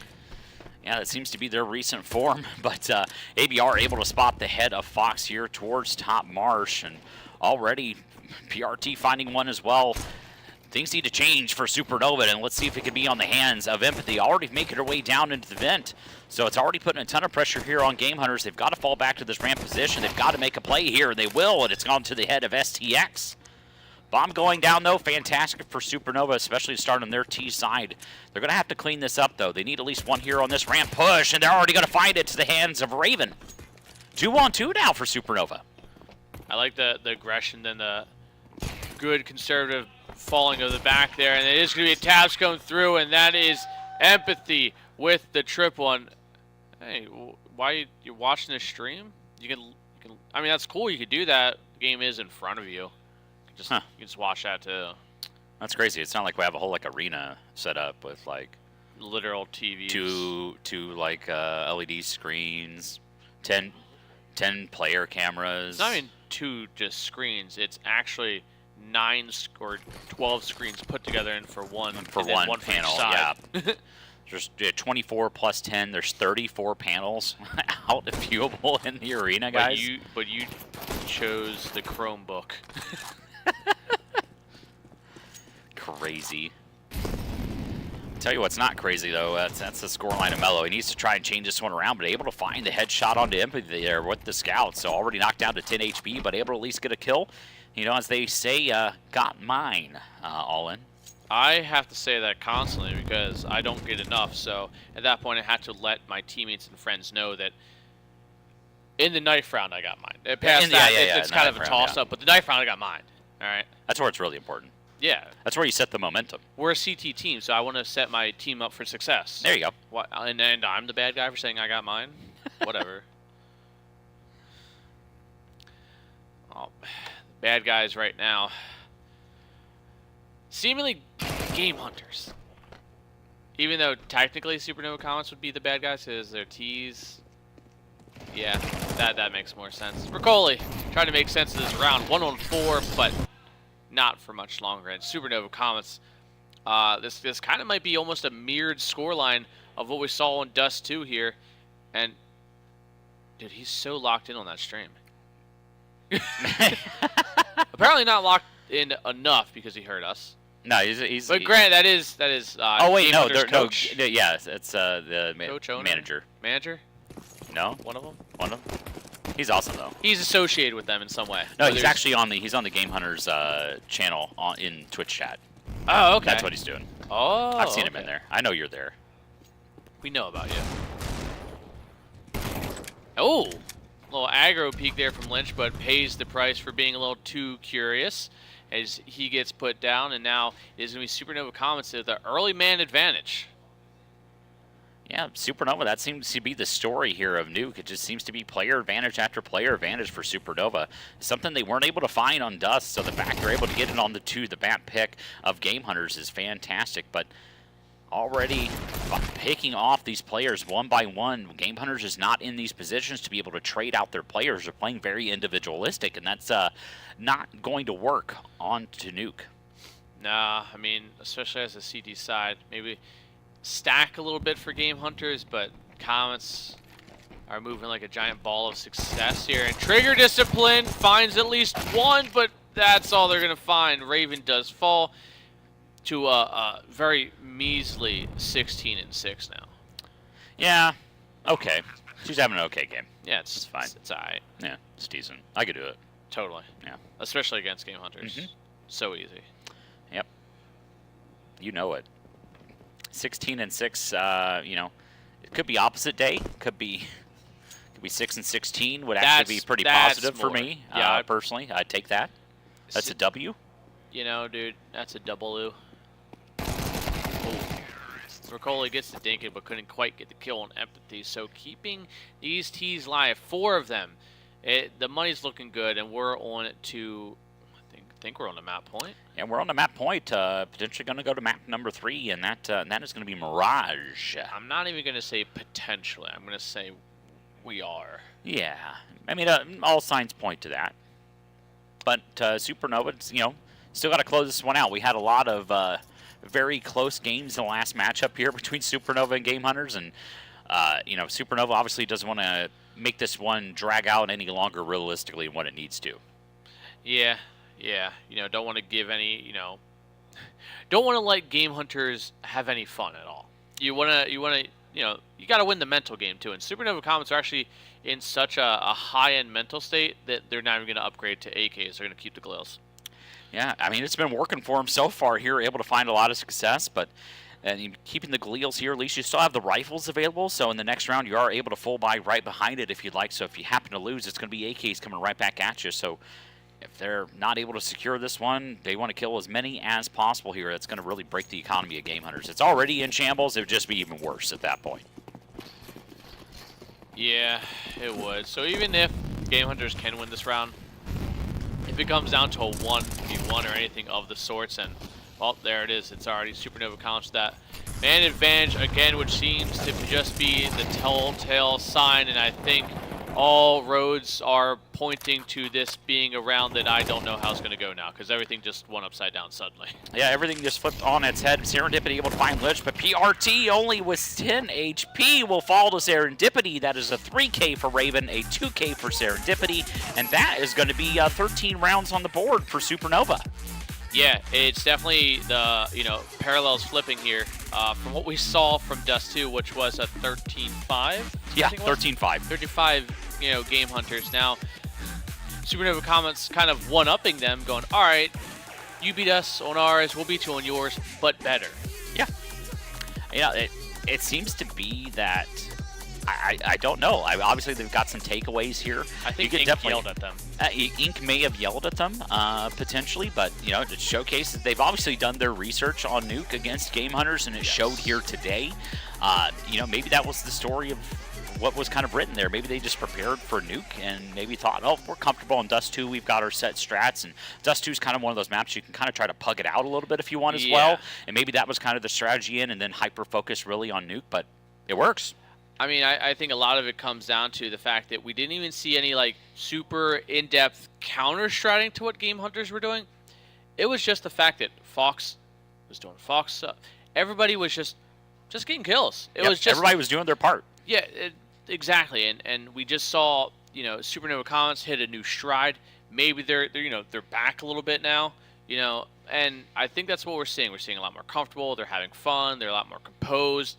And, you know, in CS, when you're having fun and you're happy to take fights, you just play better and you are better. The vibes are good. We'll take those. It is. And what else we're going to take is a nice little break here before we get into the final map, map 3, which was going to be Mirage. Oh, Mirage. Yeah. So, yeah, the last time on that one went OT, I think, in the last matchup here. So anything's possible in this one. I don't know what's going to happen.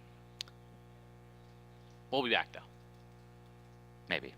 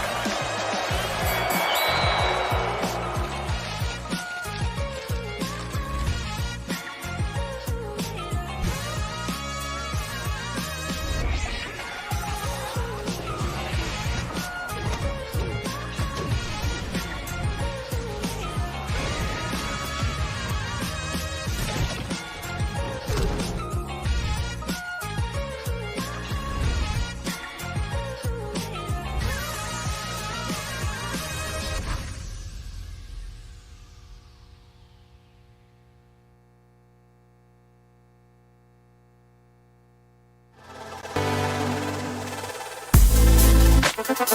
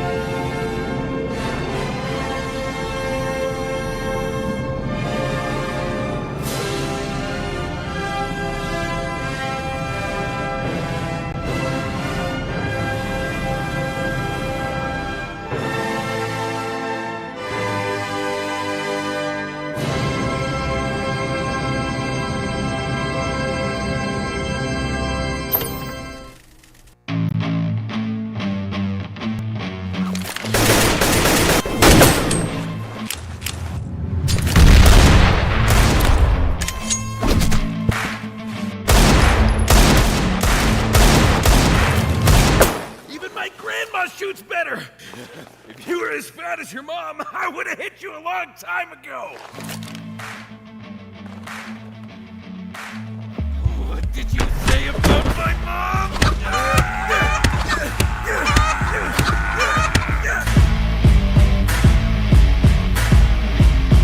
Daddy skins gunfights. Fight with weapons, not words.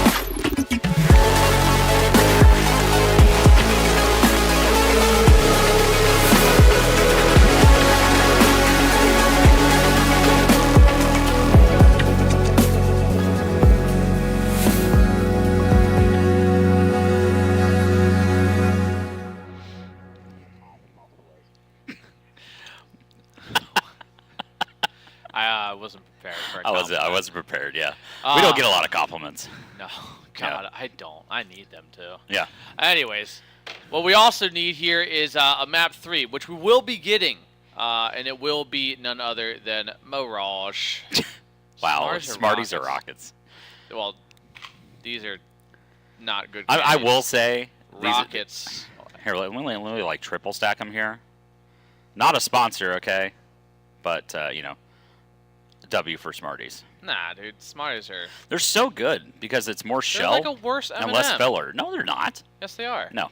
It's Disagree. just literally my opinion. Listen, pretend I'm Canadian, okay? Yep. God, you're such a. Dude, you're a shill and a half no matter where you walk or work. It doesn't matter. It's true. It's very God, true. You're such a shill. What's your favorite ad we have? Probably the pre-fire one, yeah. The pre-fire one's good. Oh, you're not gonna You're not. No, you not have any gonna other ones in mind? no, it's legitimately good. Yeah. Granted, I do like the Daddy-Skins one just because he's stabbing a guy with a chicken. So that's yeah. They're clucking crazy over there.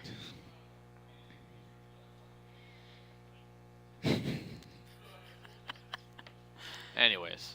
Yeah, we're back. We're so back. So back. We're so back. We're so locked in. We're locked in.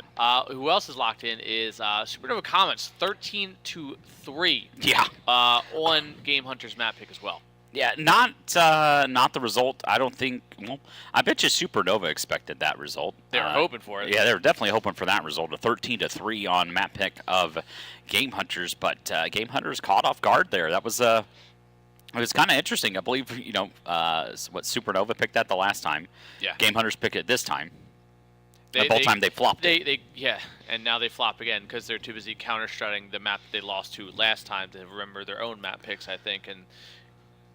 It's the circle of life for NACS. What about a random sidebar here? What about the coaches' names? So you've got Rock there for Game Hunters. Okay, you got Rock for Game Hunters. Rock Inc. Rock, and then you've got Inc. for the other side. I'm just happy they're simple, easy names to Just say. yeah, one syllable. Rock Inc. Yeah. It'd be great if the crowd was like, I saw a lot in Dallas in the major where they like booed one and cheered the other, like booed, yay. I mean, Ink's just such a quiet I want to guy. know Ink's what like hair products that Ink uses specifically. Because good lord. He has. Oh Look yeah. at he's like okay. It's like he dude. can hear us. We're All talking right, about bro. ourselves. Okay. Ink, do you know we're talking about you, Ink? He's not gonna listen to us. That's crazy. God, dude. Good lord. Yeah, flip the hair a little bit. Yeah. Dude. Yeah. Yeah. Nice. Okay. Anyways, and then there's Rock. Rock looks stoic. Dude, he looks as locked. all hell. He is ready for this. Oh yeah, he had a firm conversation with his team after this one. Yeah, he's almost like when you strike out in baseball and your dad's like, "What was that?" I feel like that's probably what he said to them. It's also like my a lot dad. more words. Yeah, do you think it's like my dad where he's like, you know what? I'm not upset. I'm just disappointed. Do you think he gave him one of those speeches? I mean, they'd look a little sad. It's like, all right, I'm gonna make up for this. So going off what we've seen so far, 2 maps blowouts essentially, to say the very least. Yep. They flopped map picks. What are we thinking, Mirage? Are we thinking? Are we finally we're going to gonna get the double close one? overtime now? Yeah, are we finally going to get the close matchup that we thought all 3 maps were going to be at this point? Or are we just going to get more of the same stuff? Are we just going to see one team just run away with it? I mean, it's Mirage. I can't imagine it's going to be a blowout. But at the same time, I don't think I'd be surprised if it was a blowout. I am beyond conflicted as to what's going to happen. I know that we're going to play CS. We're going to load in. There's going to be 10 people, and we're going to be on Mirage. That's what I got. Or Raven dropping almost a 20 bomb there and only having 16 rounds to do so. Yeah, Raven, Fox was, I think, 2 or 3 kills behind yep. her. But I think that could quite literally be said for Game Hunters on map 1 as well. So yeah, same there from Game Hunters. It's also something that we saw a player that Mello that really excelled in the first game, had a very lackluster and he ended on 3 yeah, kills. Yeah, maybe? only just a few kills total in that matchup here, but it's all going to reset and we actually get a knife round. Kind of forgot about that. This is where I get mine. Remember, guys. Well, no. I always like to see knife round strats sometimes. Got a little G2 spray. What else we got down there? We got the heart. I heard some other sprays. Not sure what else we got, but dude, Mello is just so locked. He baited out. Oh, serendipity. No. This is 45 seconds of staring at each other. Just swing. 10 seconds. 1 minute, 10 seconds. Just imagine if they just don't do anything and we're just sitting here the whole coin time. flipped around. Oh my God, the observer! Stop it. Dude, just go for the, just pan out and go for the high ground. Yeah, go the high ground, Anakin. Here we go. Everybody, knives coming in. Already 1v3. Was it and just that's like a gonna be mutual agreement at 1 minute we go? Yeah.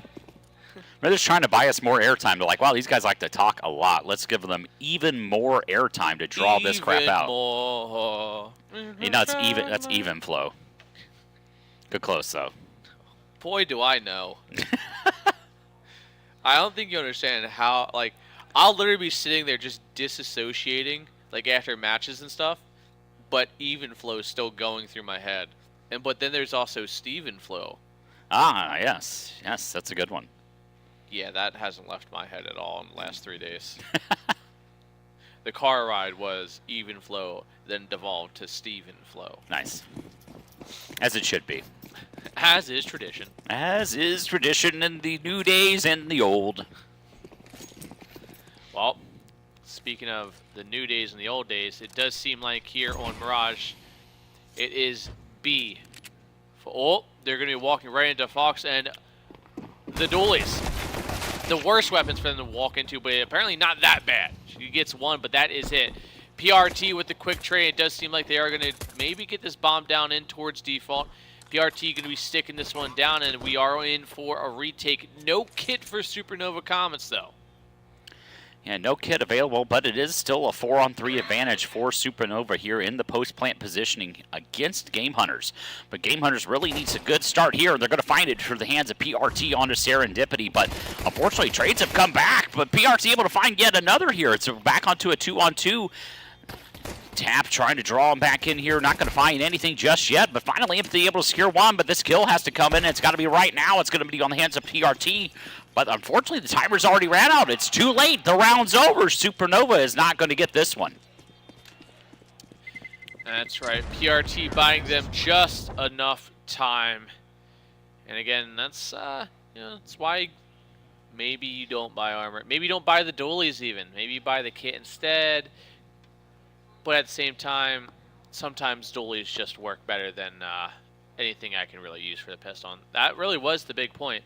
The fact that only one kill came out of it just kind of hurt that early control for Supernova Comets. Yeah, one kill and not a lot of damage behind it. That's one of those things, like if you're going to, have dualies, you need to rip that sucker like a Beyblade and really send it on that one. Found one, but realistically, I think only made like 16 damage on the next. Let it rip like a Beyblade. Yeah. But like you really had to really put some emphasis on 1, 2, 3. Let it rip.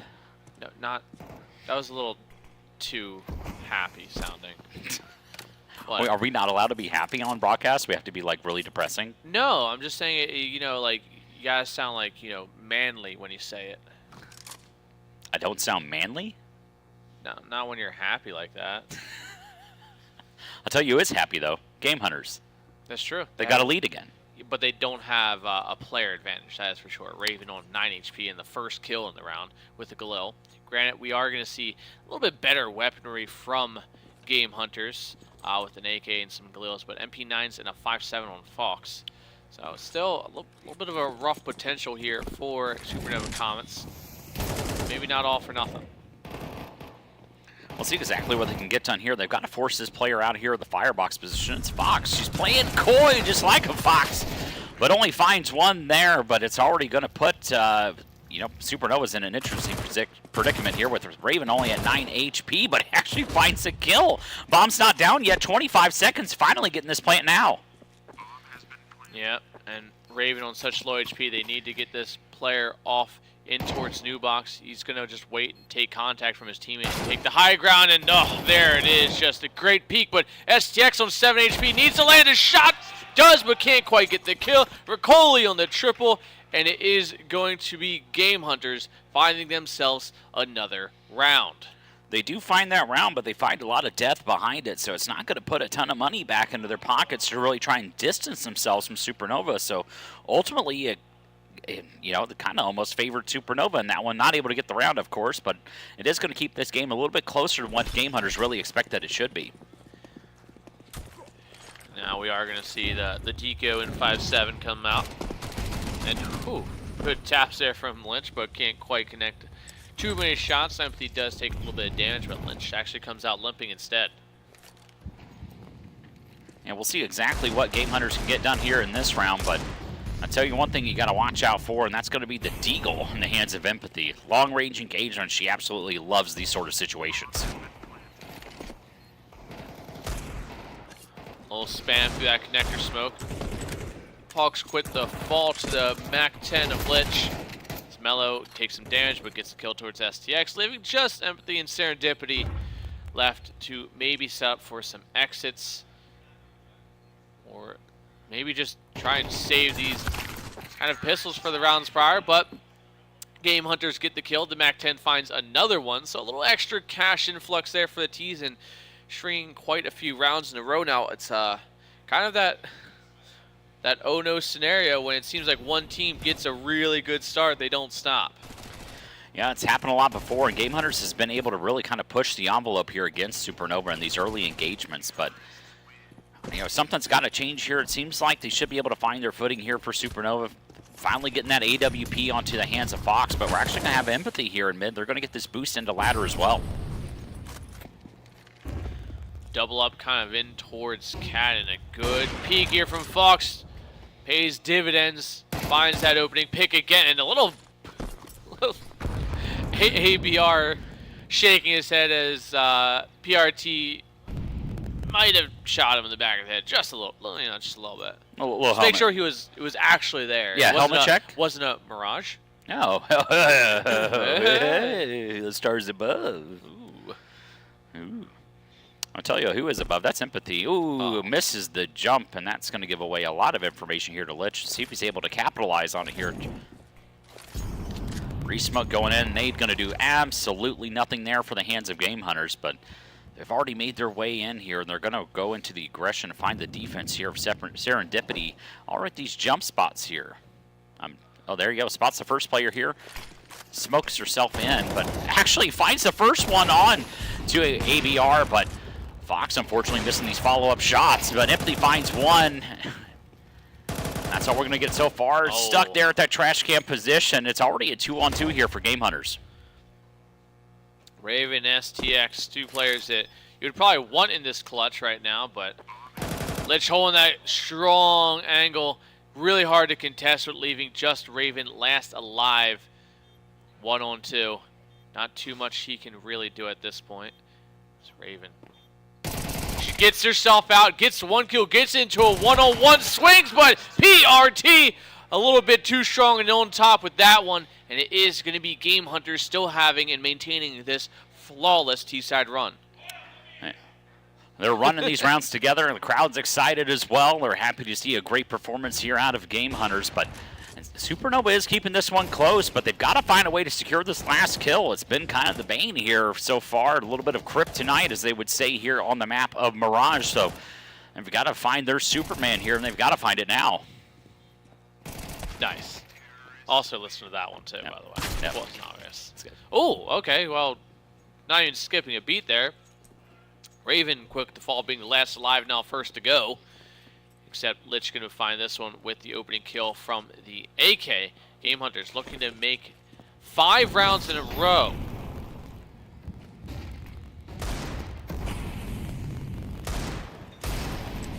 Have 5 rounds in a row for Game Hunter. A definite potential here. Raven already knocked out of this round. Just some Deagle spams coming in. None of them connecting so far here. PRT boosting himself here over the ticket, but able to only find one here. Gets immediately traded out by Serendipity. Supernova is going to push the issue here. 3 players alive. Actually, 3 Deagles available as well, so this could really turn the tables very quickly here, but Game Hunter's able to get 2. Just going to be left on to the IGL of STX, and that's going to be, indeed, 5 on the road here for Game Hunters. Looking to kind of send us out of this one just a little bit early. Yeah, I mean, you know, we kind of said that each map has been a blowout in itself, and it does seem like Game Hunters are looking to maintain that trend. They started it, and it seems like they might end it at this point. Supernova comments, no answers, no real kills. That confidence we saw in Nuke, not there. The willingness to take wild, off-angled fights, not there. And now it seems like they're just out of their groove. And out the groove, trying to find their stride here, but once again, these amazing cameras here from MomSpot going to show us some crystal clear images. And the best part is you can do it all from your broadcast booth. Thanks, production. Yeah. Or you just kind of let AI do it and let it just do what it wants. Eventually we'll end the human race. I don't know how, but I'm sure it will. Round number 6 here at the start. Game Hunters already trying to put this one and secure at least a tie going into the half with round number 6, but Supernova's got to find one here. Early damage exchange onto the op of Mellow, but unfortunately Raven's going to fall their ticket, but a lot of damage done. One player already 12 HP, one on 5, so the damage is done here for Supernova. They've just got to secure these kills. Yeah, a nade would make all the difference, but that molly, that flash going to hold Supernova off just a little bit longer. Full blind does still get the kill, though. Keeps it into only a man disadvantage, but now 2. The op comes out, and Melio starts waking up himself after having a rough showing on map 2.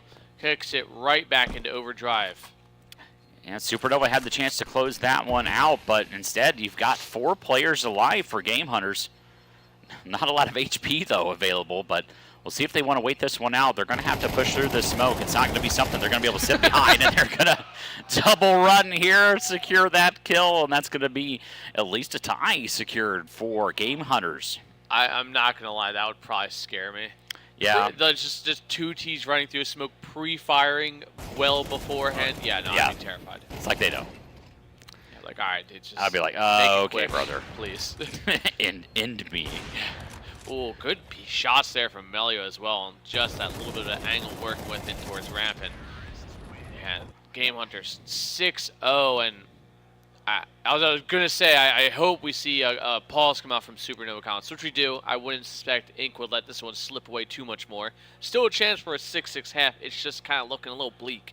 Yeah, a little bleak, but that AWP Abello finally waking up here on the Game Hunters side, able to, he had, 3 kills total in Nuke. Already got 5 or 6 rounds in, so W as far as he is concerned so far, but really Lich seems to be kind of the pain point here for Supernova. PRT able to secure a couple big kills as well to secure those rounds, so if something's got to change, maybe this timeout is going to do it for Supernova. I sure hope so, because they are not themselves right now. Fox trying to start off early with the deagle kill. Empathy giving up her life to a little bit of cat control. And Serendipity, she's got a chance to do something big here. Finds one, grabs the rifle, but a very short-lived experience holding that M4 in her hand, and it is going to be a 4 versus 3. Game Hunters in such a strong position now to counter this retake, and the nades early on towards STX punishes her immediately, and she's out. Fox and Raven, it's only the 2 animals left. And they're going to have to do something here. They're going to have to kind of growl, grit their teeth, and get this one going. Ravens don't growl. And they don't growl. They could. We don't know. They don't have teeth. But they could growl, though. Sure. They're smart. They could audibly growl. What is with all our co-casters throwing ass? Just throwing it back, dude. I mean, I'm not complaining.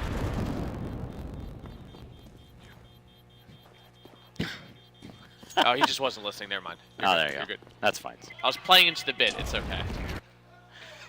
You look concerned. I feel bad now. Another player falls there for Supernova. Game Hunters already putting themselves very far ahead. Kind of like what you mentioned there, All In. As soon as this one started, it could be the case of one of these teams just really distanced themselves and runs away with it. I think you may have picked the team there in Game Hunters. That was your map prediction here. A 3-map affair is just as like what you were thinking, and could potentially easily be that 2-1 prediction as well. I just didn't think it was going to be like this, though, for any of these maps, really. I thought it was like maybe a map that, definitely one was a little more favorable, probably going to be their map pick, but not trading maps, completely getting blown out on your map pick, followed by Mirage. Flawless 7-0 start for Game Hunters since the very beginning, and it seems like Supernova Comets are going to continue trying to play a man down, but now evening it back up into a 4-on-4. 4-on-3 now available for Supernova, and Empathy lighting up the scoreboard here, able to get a 2K so far in this one. The rest of the team needs to show up and close this one out, and it's going to be potentially be on the hands of Serendipity, posted close here at the van position. But another re-smoke coming in, able to find Mello, and that nade from STX is finally going to close this one out. Supernova picks up their first. I think a lot of this really needs to start off strong for Supernova Comets with just picks. And oh, look at all that. They must have spun the wheel. Did you guys spin the wheel or did you buy it? Did you guys Gamba? He did win a shirt. Okay, I can hear him. You probably can't, but shout out to those guys for you know, making a donation to Frag. That wasn't Frag 15, right? No, that was the Frag 24 shirts. Oh, okay. No, yeah, 2024. Frag 15 hoodies, I think Steve still has. Yep, 15 hoodies. So make sure to stop up front, talk to Steve, buy some merch, maybe some stickers, maybe some, you know, shirts, whatever you want. Hey, maybe even some Be Quiet merch as well.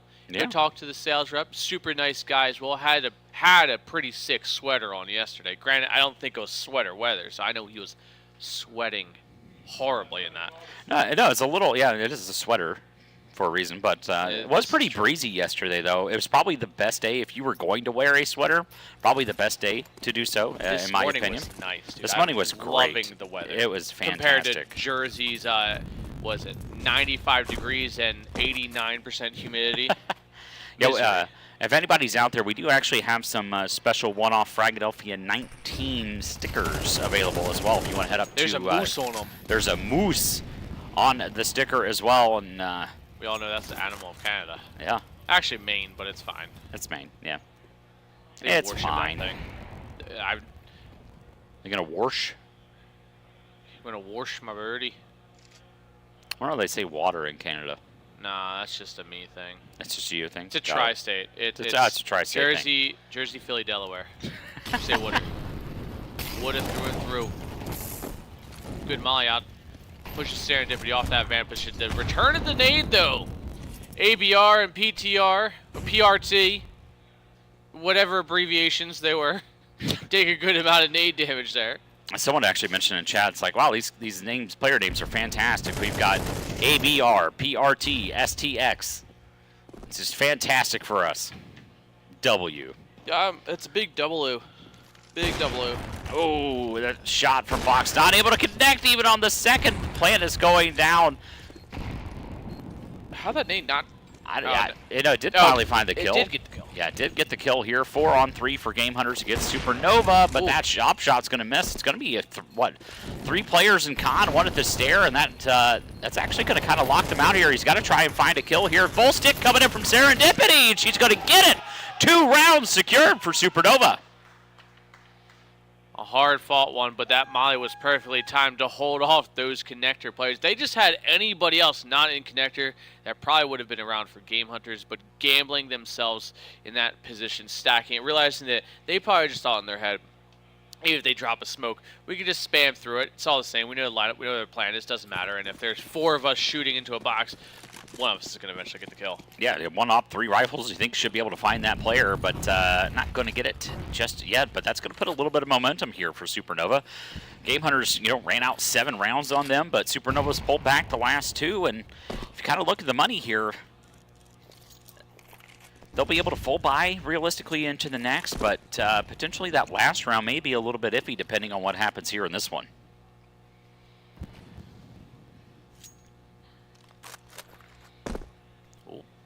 Minute 20 left.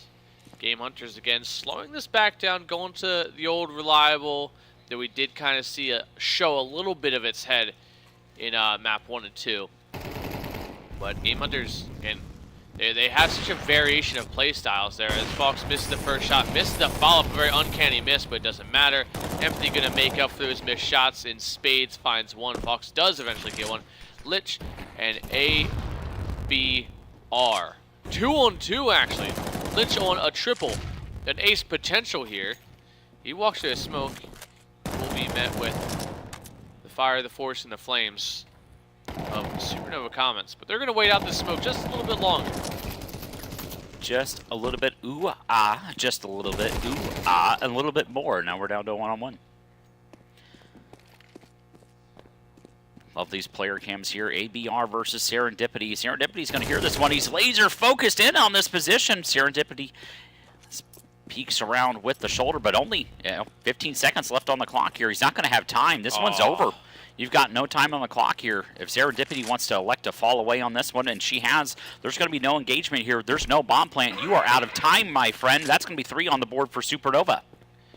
And that close, tight play style that we see Game Hunters, play comes back to bite them. I said that before. That slow, grindy execution can be really, really good because it plays into the heads of the CTs. That makes them kind of mess up, maybe rotate early, maybe think they have to play for information. And then, if Supernova Comets are aware of that, they play a little more reserved, a little more passive. They make them, extend it. The smokes, the utility buys you an extra 15, 20, 30 seconds here and there. And when you're cutting down to an execute that if you do wrong, you have 7 seconds to fix it, that's kind of what we're seeing there. Yeah, it seems Game Hunter's looking very confident here to start, but it's all kind of faltered here in the last 3 rounds. Some timing issues, some positioning issues. We've got to really see what they can do here, but Raven already getting one, but getting trades out from Fox right behind her, and already Fox lighting up the scoreboard here. 2K in the round for her, but also a 2K on the hands of Lich, but already knocked down to 14 HP. 2 full HP players available for the Supernova Comets, so we'll see exactly what happens here. Bomb's finally going to go down here for Game Hunters. Another post plant as well, but there is a player tucked in here in the connector position. And that smoke, see if Empathy will elect to check, and she will not! And she's going to fall to the hands of Lich. It's going to put Serendipity onto an interesting situation. Full reload coming in there. Able to spot the first player, but that is going to give up a position. Full HP there on the hands of Ricoli. See if this is going to be the correct play here. Smoke going on the bomb, and actually I think she spots the player potentially. Backs away and able to find it. It's Serendipity once again securing this round for the hands of Supernova. Coming up huge. 4 on the board. And I was going to make the comment that Lynch is kind of like Linchpin himself here, as he has been just the key factor for Game Hunters' great run, great start, as he's finding doubles, triples, kind of a little bit everywheres. And he currently sits 18-8 in just a span of 9-10 rounds.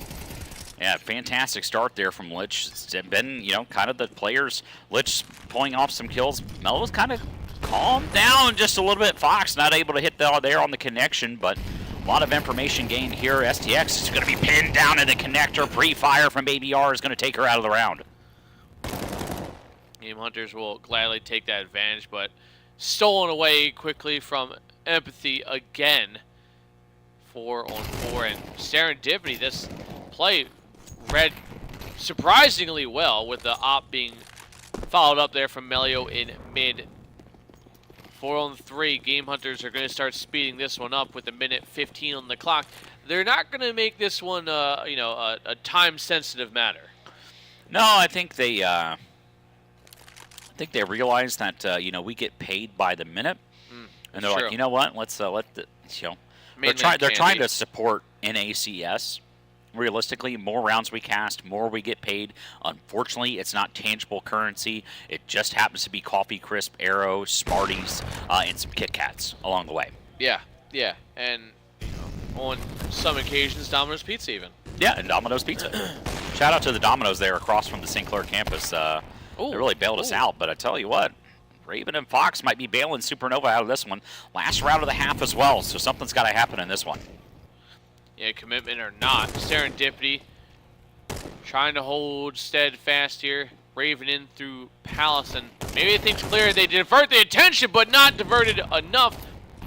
Serendipity again has to do it, but it doesn't matter. Melio finds the quad in the round, and finally, it seems like Game Hunters have maybe quelled the storm of Supernova Comets.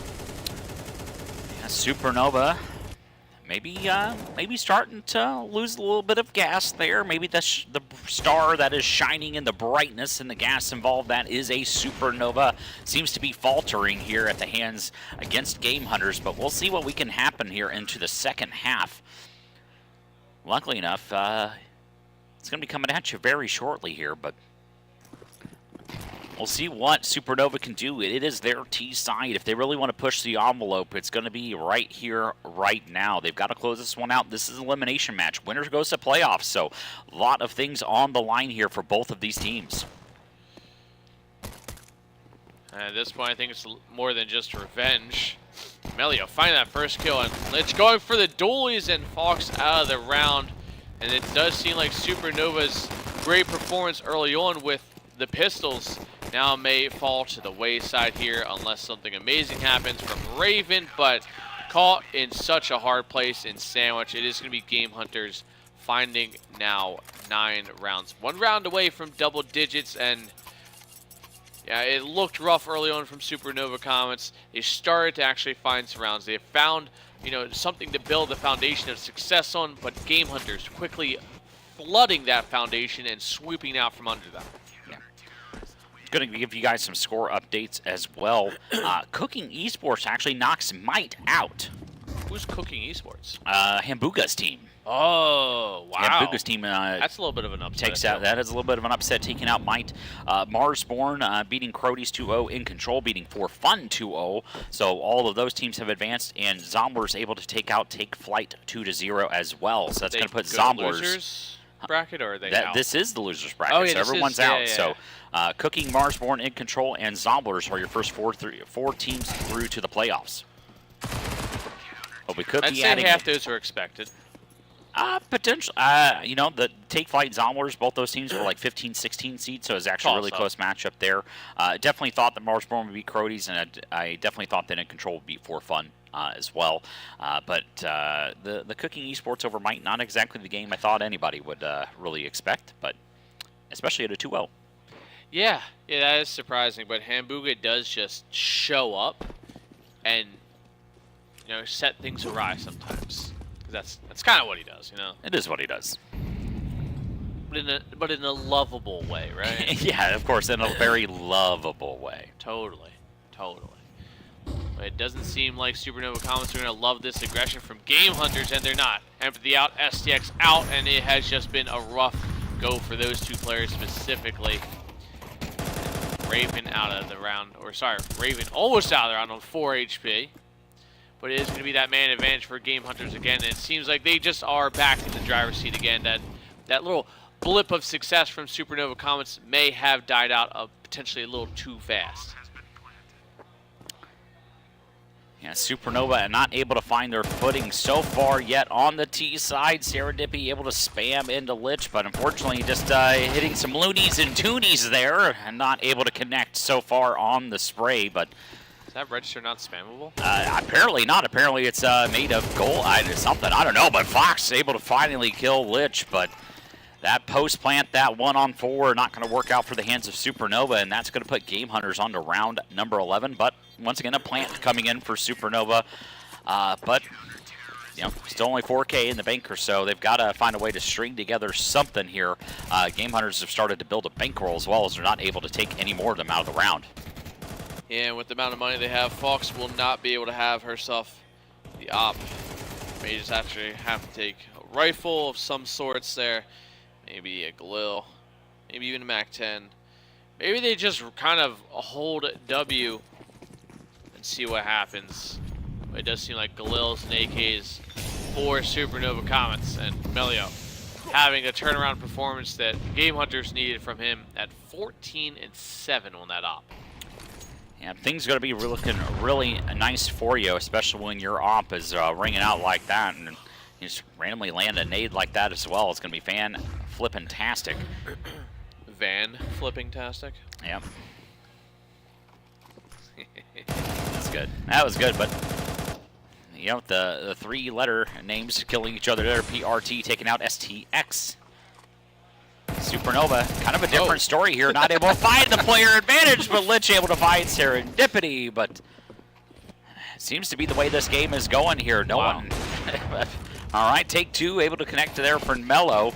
Going on at 15-7, but they've got to find a kill here. You can't keep messing around with these players. You've got to start securing these. And already, Raven once again put into an interesting take. 1-on-2. Does know at least one player's ticket spots out his shoulder. Does not know that other player is available for her as well at that ticketing position. cool, calm, collected as Raven in this one. Bomb is down, able to collect it. Still about 30 seconds left on the clock, so she can elect for a front sight plant.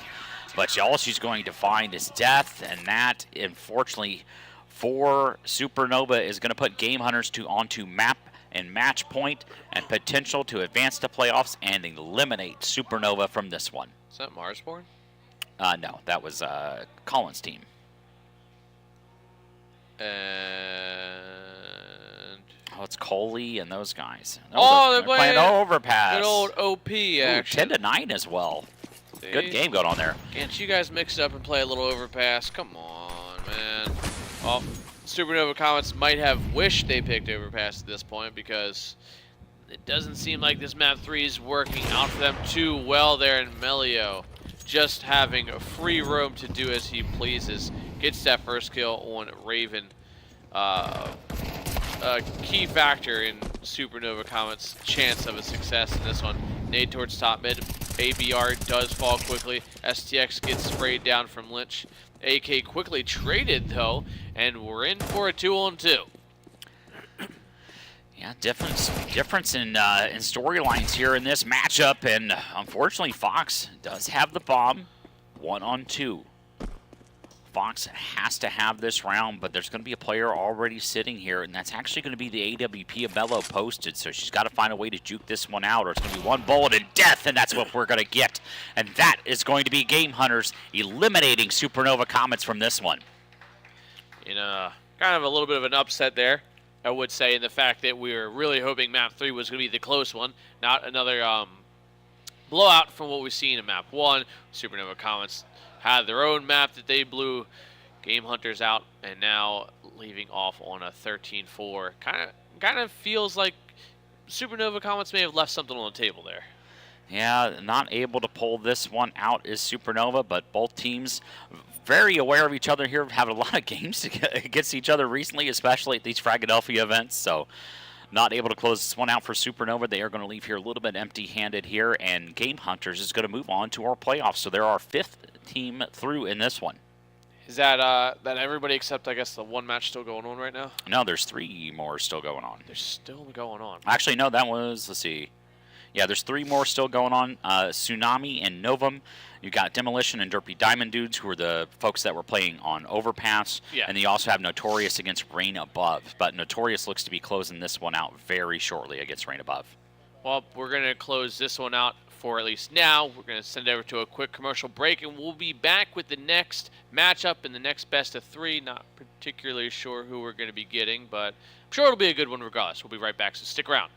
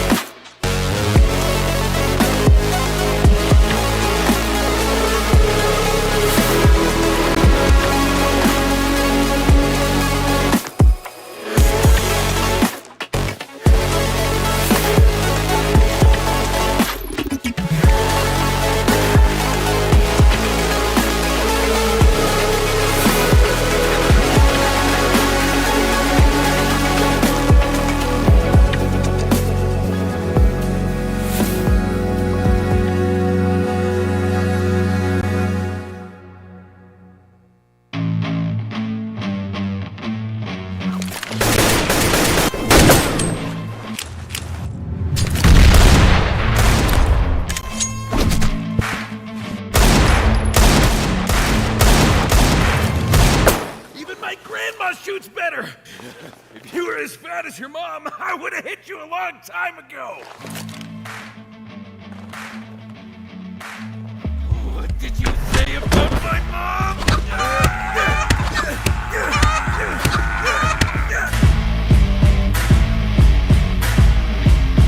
Daddy skins gunfights. Fight with weapons, not words.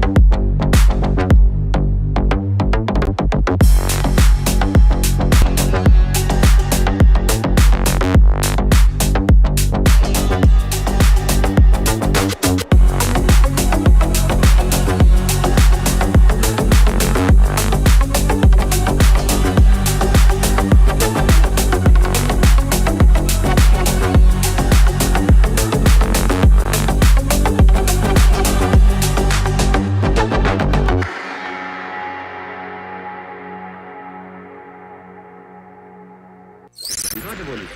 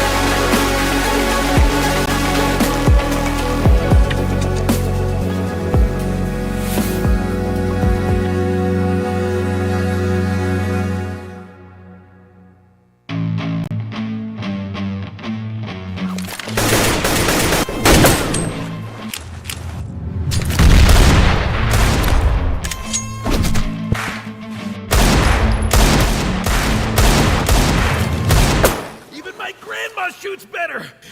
If you were as fat as your mom, I would have hit you a long time ago.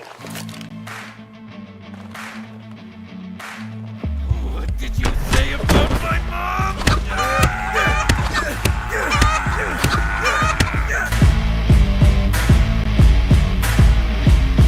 Daddy skins gunfights. Fight with weapons, not words.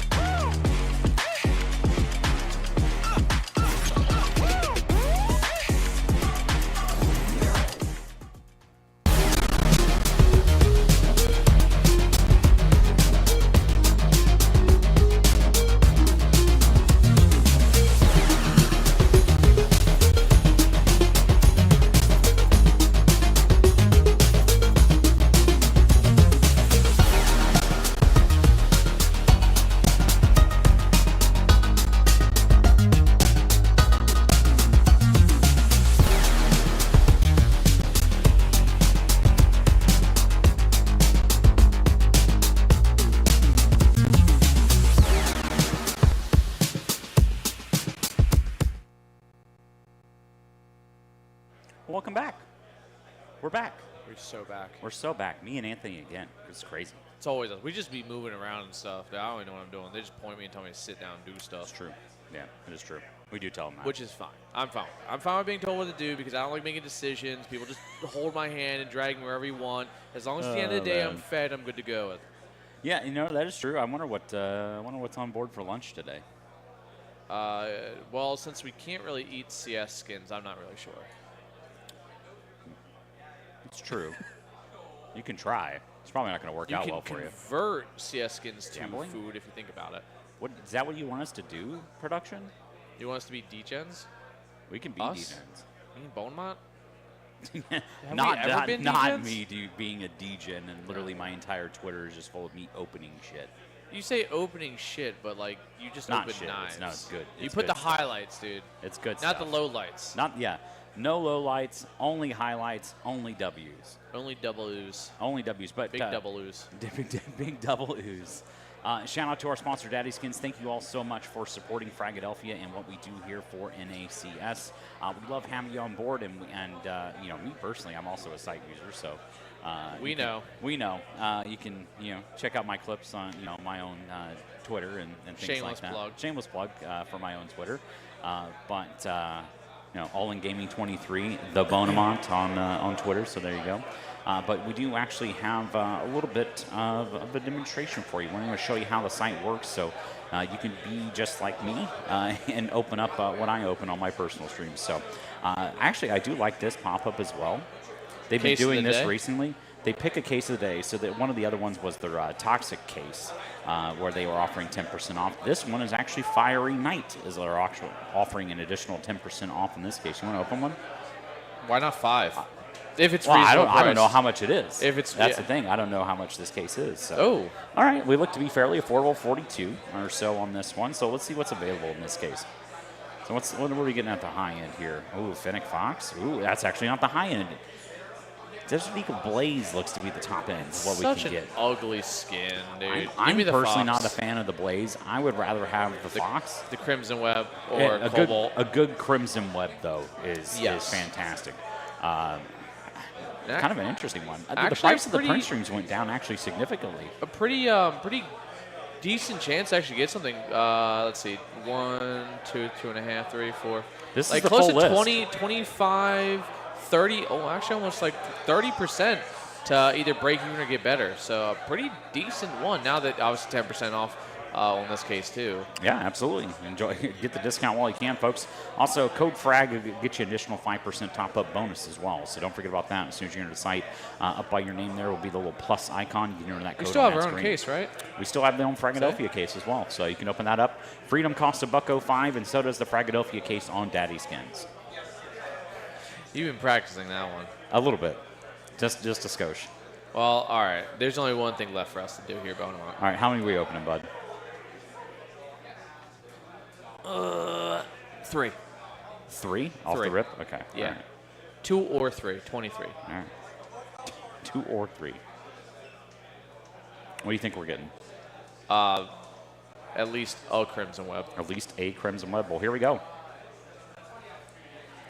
Actually, I have my sound off, so I'll turn that on here in just a second. I was almost right. Damn it. Close. Oh, hey, oh, no. Got a dragon. Light Rail. Light Rail is a very underrated skin. I have one. Stat Track as well. Yeah. Factory new as well. Yeah, Light Rail, That one is- of my that- favorite Deagle skins. That's the budget Blaze, all right? And I will stand by that. And I'm okay with that because the Blaze is ugly and the Light Rail is. I think we do it again. Hey, Double or nothing? I'd say send it, brother. All right, here we go. Give us something good. Tell me. Oh, the Blaze almost got us. But another dragon. And a couple Blazes. Yeah, we down a little down. bit. It's okay. What It's else? okay. What other cases we got going here? Let's see what else they got going on. They also have their new Gunfights beta that they were kind of trialing out, working around right now. Not really anything for us to be able to hop in here potentially, but as soon as we see one that's maybe about to get started, we'll kind of demo that one for you as well. Kind of show you that new mode. It's actually pretty cool because you can shoot different target areas. The objective is to actually kill the other thing on the other side, the other team. And so you have target areas in which you need to also fight in as well. But I think Actually, I think there we got might a have been case one spot on close. the card. Go back to the gunfights. Actually, I'll go. The other cool part's the giveaways. I haven't even gotten in there yet. Roll down. Nah. Nah, that one's still 3 off. Yeah, well, it'd be 2 off if we joined on that Fill one. there. with bots. Fill with bots. Fill with bots. Fill with bots. But let's see. I mean, that one's got. We're gonna have to wait on some players there for that 298 one. But we could, let's join in this $34 one. See what we got I mean, you going could join the 290 something and fill with bots. We could. Spam it. It's called. We could. We'll see. We'll roll this one and go into the next. Are we See what role we're going. playing Steve right now? We are role playing Steve Steve. only wins, right? Surely, right? Yeah, surely if it wins, the 6 cases we just opened would definitely be W's. But you can tell this is actually. Well, it's everybody knows opening cases is luck. It's true. Doing case battles is pure skill. Pure skill. You gotta pick and choose your battles, right? 10% and, luck. That's what we're doing. 10% skill, 15% concentrated power of will, 5% pleasure, 50% game, and 100% reason for you to top up your site balance on daddyskins.com. That's such an awful song. I'm gonna be honest with you. I don't like that song. At no point did I think I like that song.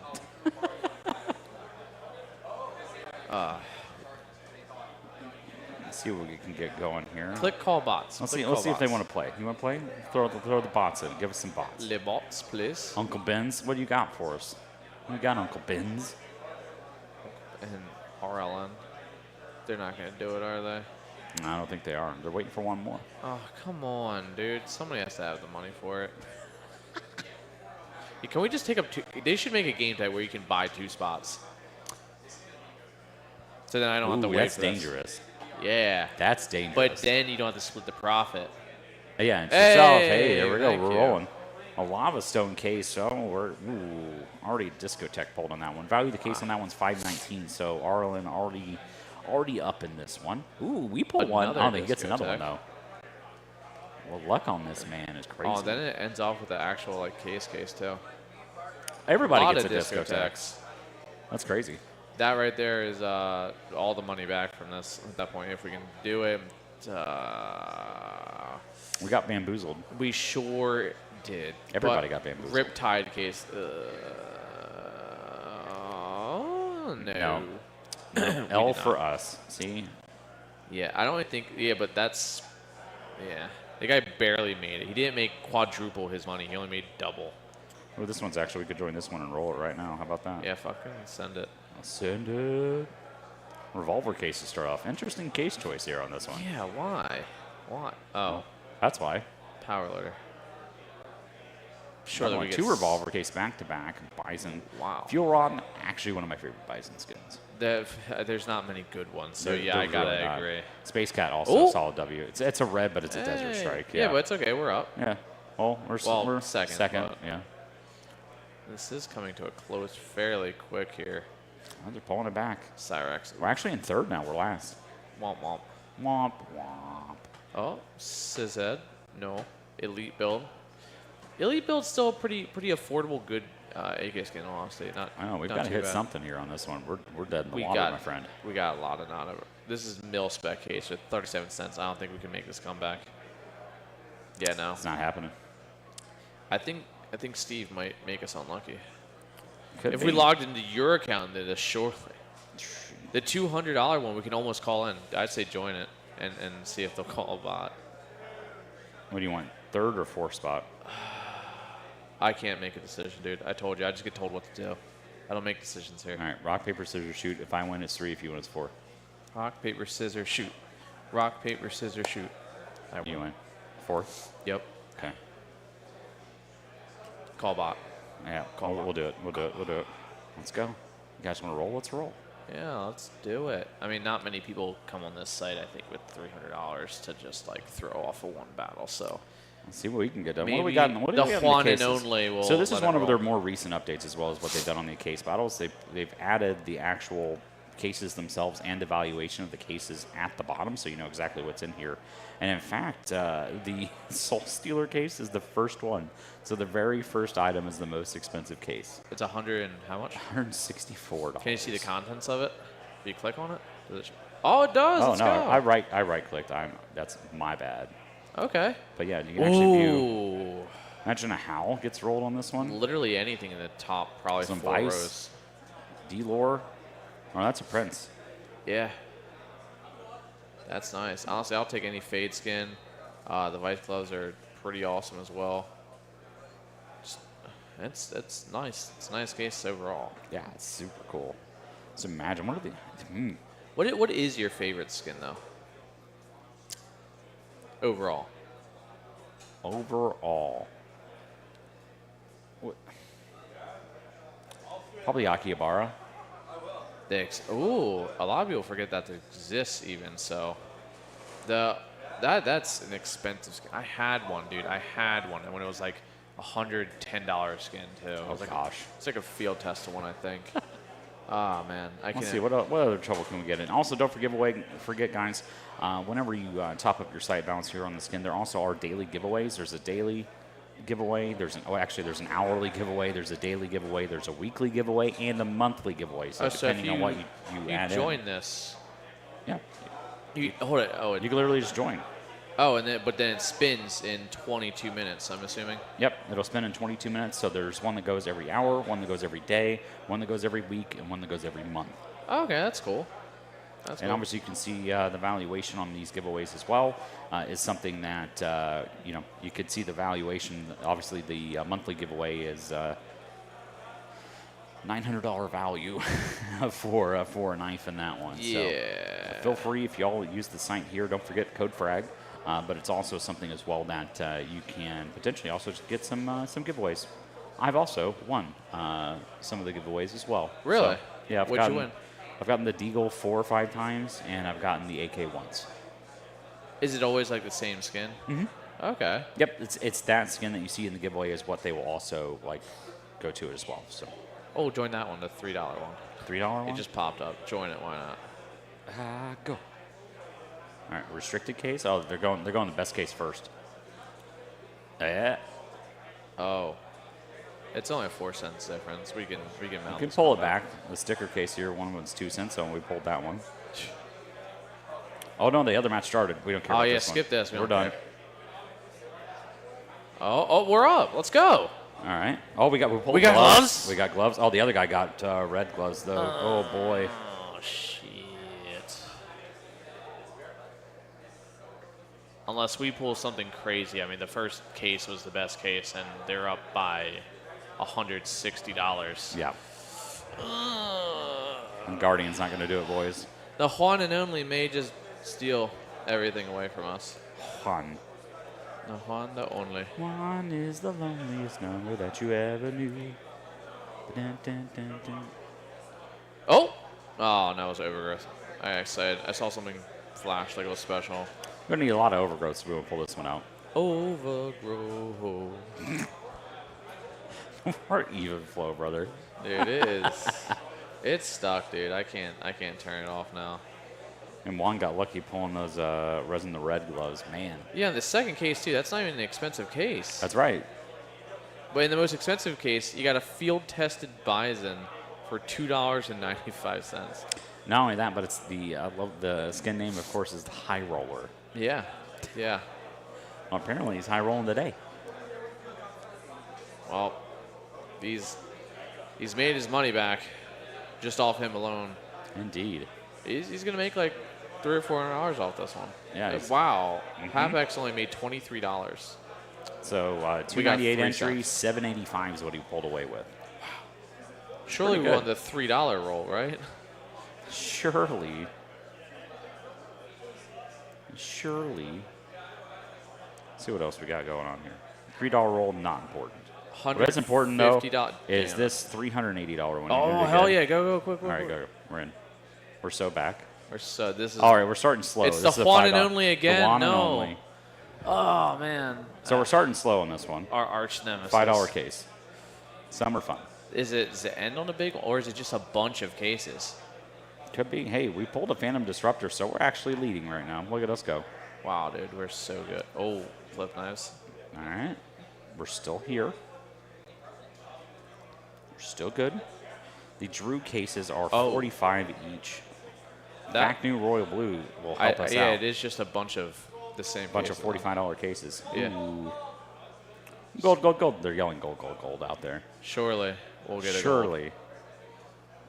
Oh, no. pulled an Emperor. God damn. Now we gotta pull one, right? Yeah, now it's our turn. Oh, they get no, another this Emperor. splashed. What? What's going on? Give us a knife. All right, all right, all right. Red Lamb. We'll take it. We're up. W. We're just barely up. Another Red Lamb. Let's go. Oh, it's battle scarred on that one. Oh, man. Well, still up. That's okay. Okay. So that actually gives a little more of a gap. Oh. Oh, no. Oh, no. No, it's okay because that's just going to be ours later on after this That's one. true. So it's fine. True. We got to let the pores get some. We did it. We're so fucking locked in, dude. We got that. $380 entry, 1647. God, we're rich, guys. Everybody gets free skins, that means. Just joking. They're all mine. Shut up. Don't get excited, kids. But there is, as well, Daddy Skins is also giving away Saint Balance gift certificates to the winners of Frag 19 as well. Oh, yeah. Was it $250? Yeah. Also, don't forget that they're throwing bi-weekly free entry tournaments, too. You Shameless get plug. Sight Balance as well for Daddy Skins as well. So. Yeah. $1,000 out there and nice Sight little Balance. online events to keep you guys busy in between stuff. Yeah, let's see. It won't be coming up this weekend, of course, because we're here. But next weekend, you can join us. Yeah, it'll be great, actually. Yeah. Then you've also got GD Invasion as well. Also true. Yeah. Are they online qualifiers to a LAN? That's how it goes, right? Yeah, I believe this is just like part of their tournament series, so I don't think this is necessarily a qualifier. I think they're just literally doing a free entry tournament. Oh, okay then. What better way to support North American Counter-Strike than free entry tournaments? Yeah, we do love free. Unfortunately, here we do have a pretty significant prize pool. We do have to kind of pay the team entry fee, and it goes into the prize pool. So that's what all the teams are here for, fighting for this one here at lovely St. Clair. We appreciate you. Anything else going on here? Let's see. Anything on the gunfight side? I'm going to be honest. I think we're up in balance at this point. We're just we're about way breaking. good. Yeah. No, we're already a W. So then I think we open up like 3 expensive cases, or we make a battle. It's up to you. Your call. No, I told you I don't make decisions. I'm just here to be told what to do. You're be told what to. No, come on. Okay. How about we 50 it? 1 expensive case, and then we have 1 expensive battle. Okay. What are we thinking here? Let's filter out. Cases minimum $100. How about that? Yeah. Let's do that. Let's see. I've opened a Toxic Origin personally. Did not win. So that means you're gonna have luck now on it since you haven't hit yet, right? Did we just go straight for a knives case? Oh, that is a good option. 70% knife. 70% knife. Okay. What kind of knives What though? kind- what do we Are they got? just? Ooh. Oh boy. 30% for a ruby dart, or that's actually. Wait a second. The case is 106. A ruby dart's only a 30% pull. Yeah, because it's 83 You're almost cents. break even. Wait, you actually have the odds better on this one. Well, that's because like no matter what, you are just about break even. Yeah. He has a feeling Is about that the name of the case? Is it a Dragon Lore case? Oh, you want me to find He it? just Okay. wants something with a dragon lore. All right, we'll find Does that one. mean you're gonna? Are we splitting this? Then you're splitting half the cost of the case for us? No. Like up front, we take cash. There's a D-lore case. Can't tell you what's in it. All right, there's your D-lore case. 0.05%. If you're right, I don't know what's gonna happen, but If you're right, something we good. retire. Yeah, exactly. All right, let's see what you got. It's not a D-lore. Oh my! Oh no! Oh, it's not a sand dune. Yeah, at least it could have been a monster mashup. Well, his good feeling is now gone. Yeah. So now we can't listen to anything that man says ever again, literally. You know what? If at first you don't succeed, Try again. try Or just try once again. more. Try one more time. One more time. All right, sound We it. were doing one more. Yeah, one more. Okay. He's actually cheering out there in the crowd, which is great. I love it. It's because it's not his money. That's true. It's all. Yeah, it's not true money. Oh no! It got worse. Oh my god, dude, you suck. Don't tell us what to pick ever again. Anyways, he's not sorry. He's not even close to sorry. Great. Now we have to now to recover our losses, we have to take away from the prize pool so we can gamble and double down. We're going to the casinos after this, boys. That's just right up the road. It's like 7 minutes. Exactly. We're heading to Caesars. Yeah, we're going to We're Caesars. putting it all onto roulette. All right, red or black? Oh, that's a tough one. I'm a big like go against the train kind of guy. So if I see 3 reds in a row, I go black. Ah, gotcha. And then Or what I if it's usually one? fail. You just wait until one of them runs away, and you're like, "What's your?" No, then I don't care. And you don't care. Okay. I have methods in my brain. All right. This Toxic Origin one, as well, was one of the cool All ones right, I was I looking say at. open this one, then we make a battle. Okay. Because I mean, we're gonna get so much out of this box alone. It doesn't matter if we win or lose the battle, right?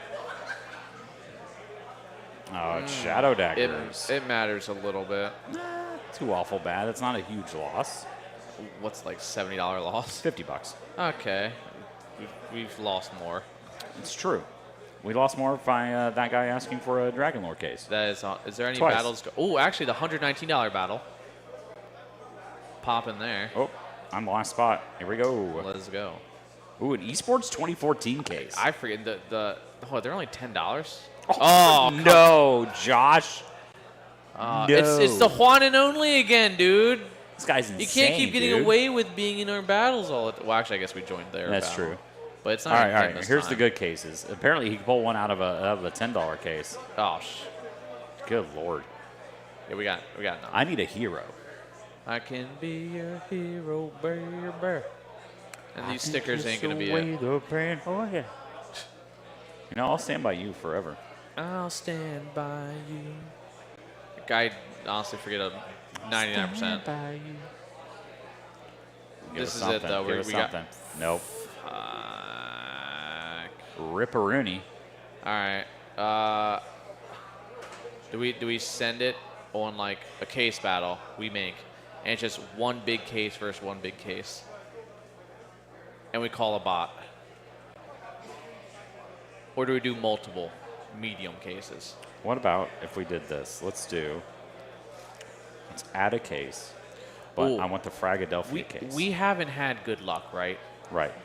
So we do upside down or opposite, whatever it is. The crazy one? Yeah. So What let's do you think? Let's do like 10 frag cases. Yeah. Okay, add the cases. Now, something else they've done as well is they've added some different modes here up top. So they actually have the fast. terminal one.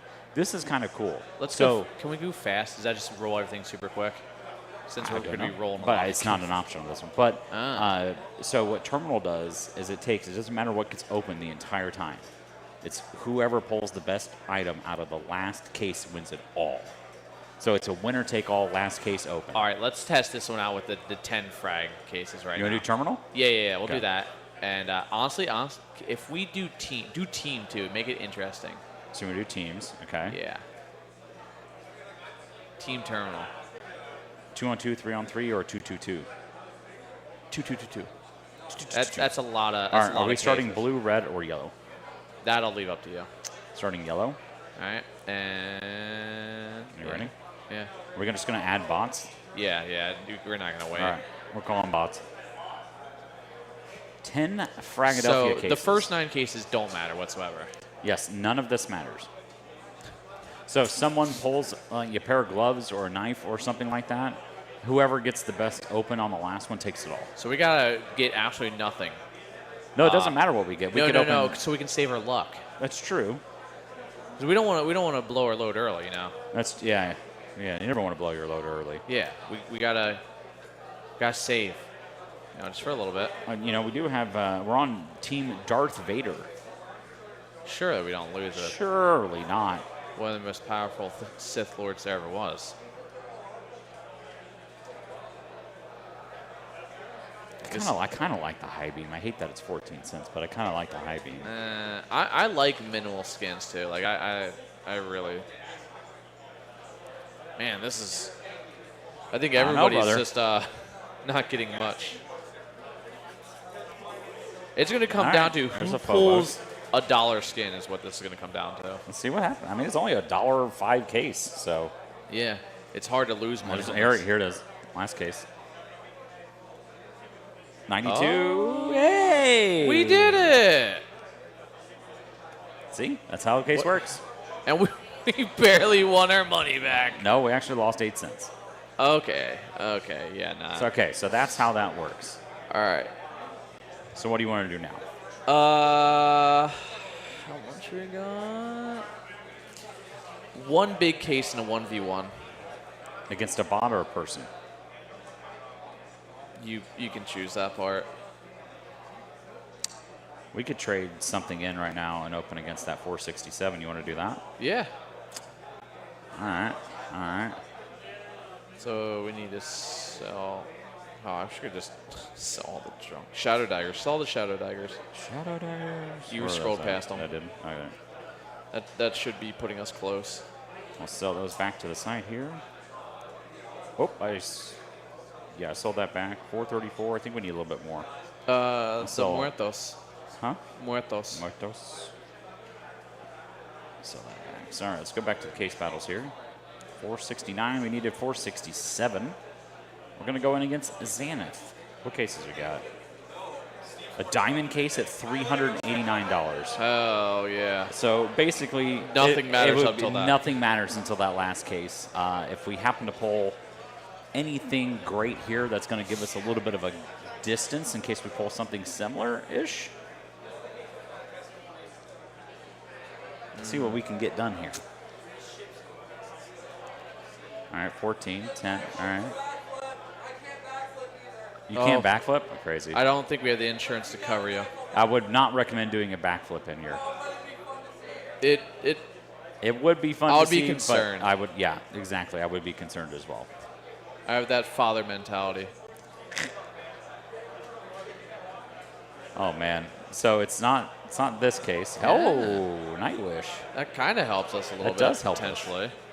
It's Unless the they next pull case. like It's $1,000 the next case. item. The next case. Please, I need this, please. Oh no, my God. Just got rolled. Oh. Maybe we pull like 2 knives back to back. It'd be wild. It still wouldn't even matter, I Comeback. think. We're down Oh, nearly my God. $400. A pair of mediocre shadow daggers are not going to save us. Are you winning, son? No. No. God, no, we're not. Unlucky. Like you wouldn't believe, brother. Oh, no. Well, you were opening up Pokemon packs yesterday, too. We were gambling on all sorts of fronts. Did anybody open anything good? I think I got the only real pull. Ah. I opened up a couple of souvenirs yesterday, too. Didn't get anything good there. Wow, okay, you're pulling out to get me, too. Hello. Well, I figured I'm here for the Gamba Cam. I think what we got to do is go to the upgrade and one last send. Put it all in. Put it all in. All in. We're all in, baby.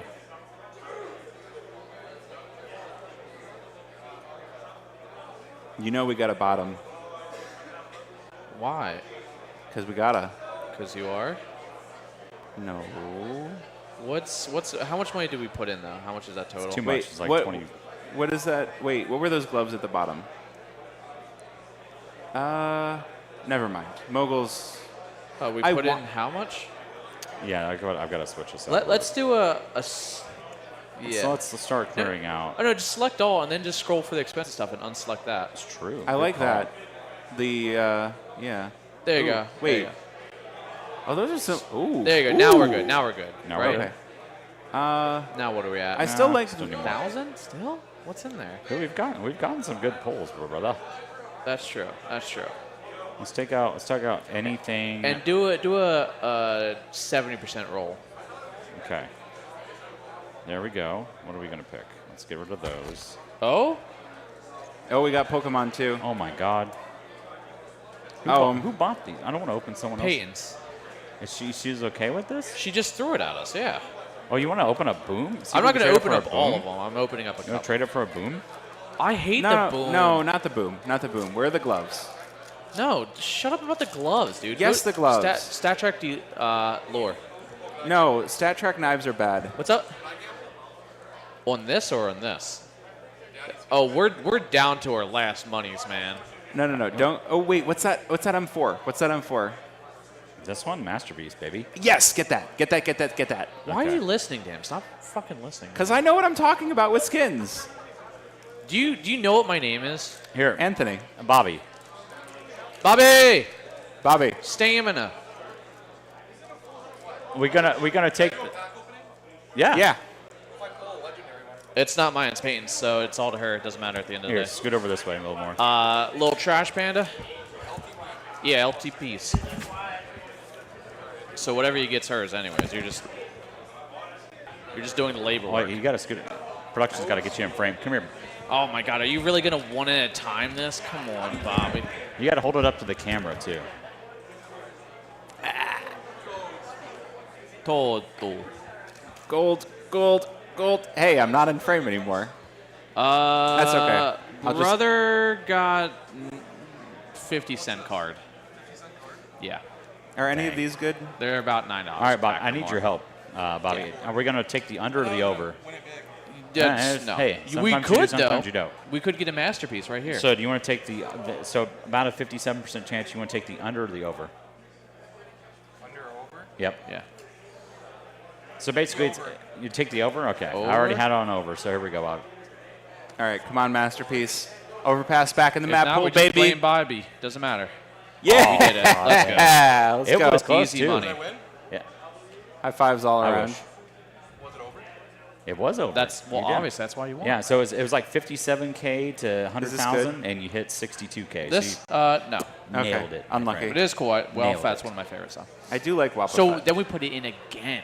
No, right? no. We do Double or another nothing. 50 Double or 50. nothing. No, overpass is back in the map pool. We've got to use Everybody this. quits right before they hit big. Go get it. Honestly, do a 70% roll. 70% roll. But God. but the Masterpiece is so I can nice. gamble the Shut other skins, which is up, I- floofs. I can gamble You're the. ruining the gamba. We All can right, all gamble right. these ones though and Ah, get dude, to the we're same in value. DGen hours right now. Can't you We're- tell? We're it's down bad. noon. We're trying It's- to make up for the losses. And like Bobby said, everybody quits before they hit it big. We're not going to be losers. We just coin flip it? No. 50-50. You either win or you don't. Yeah, but like, I need something.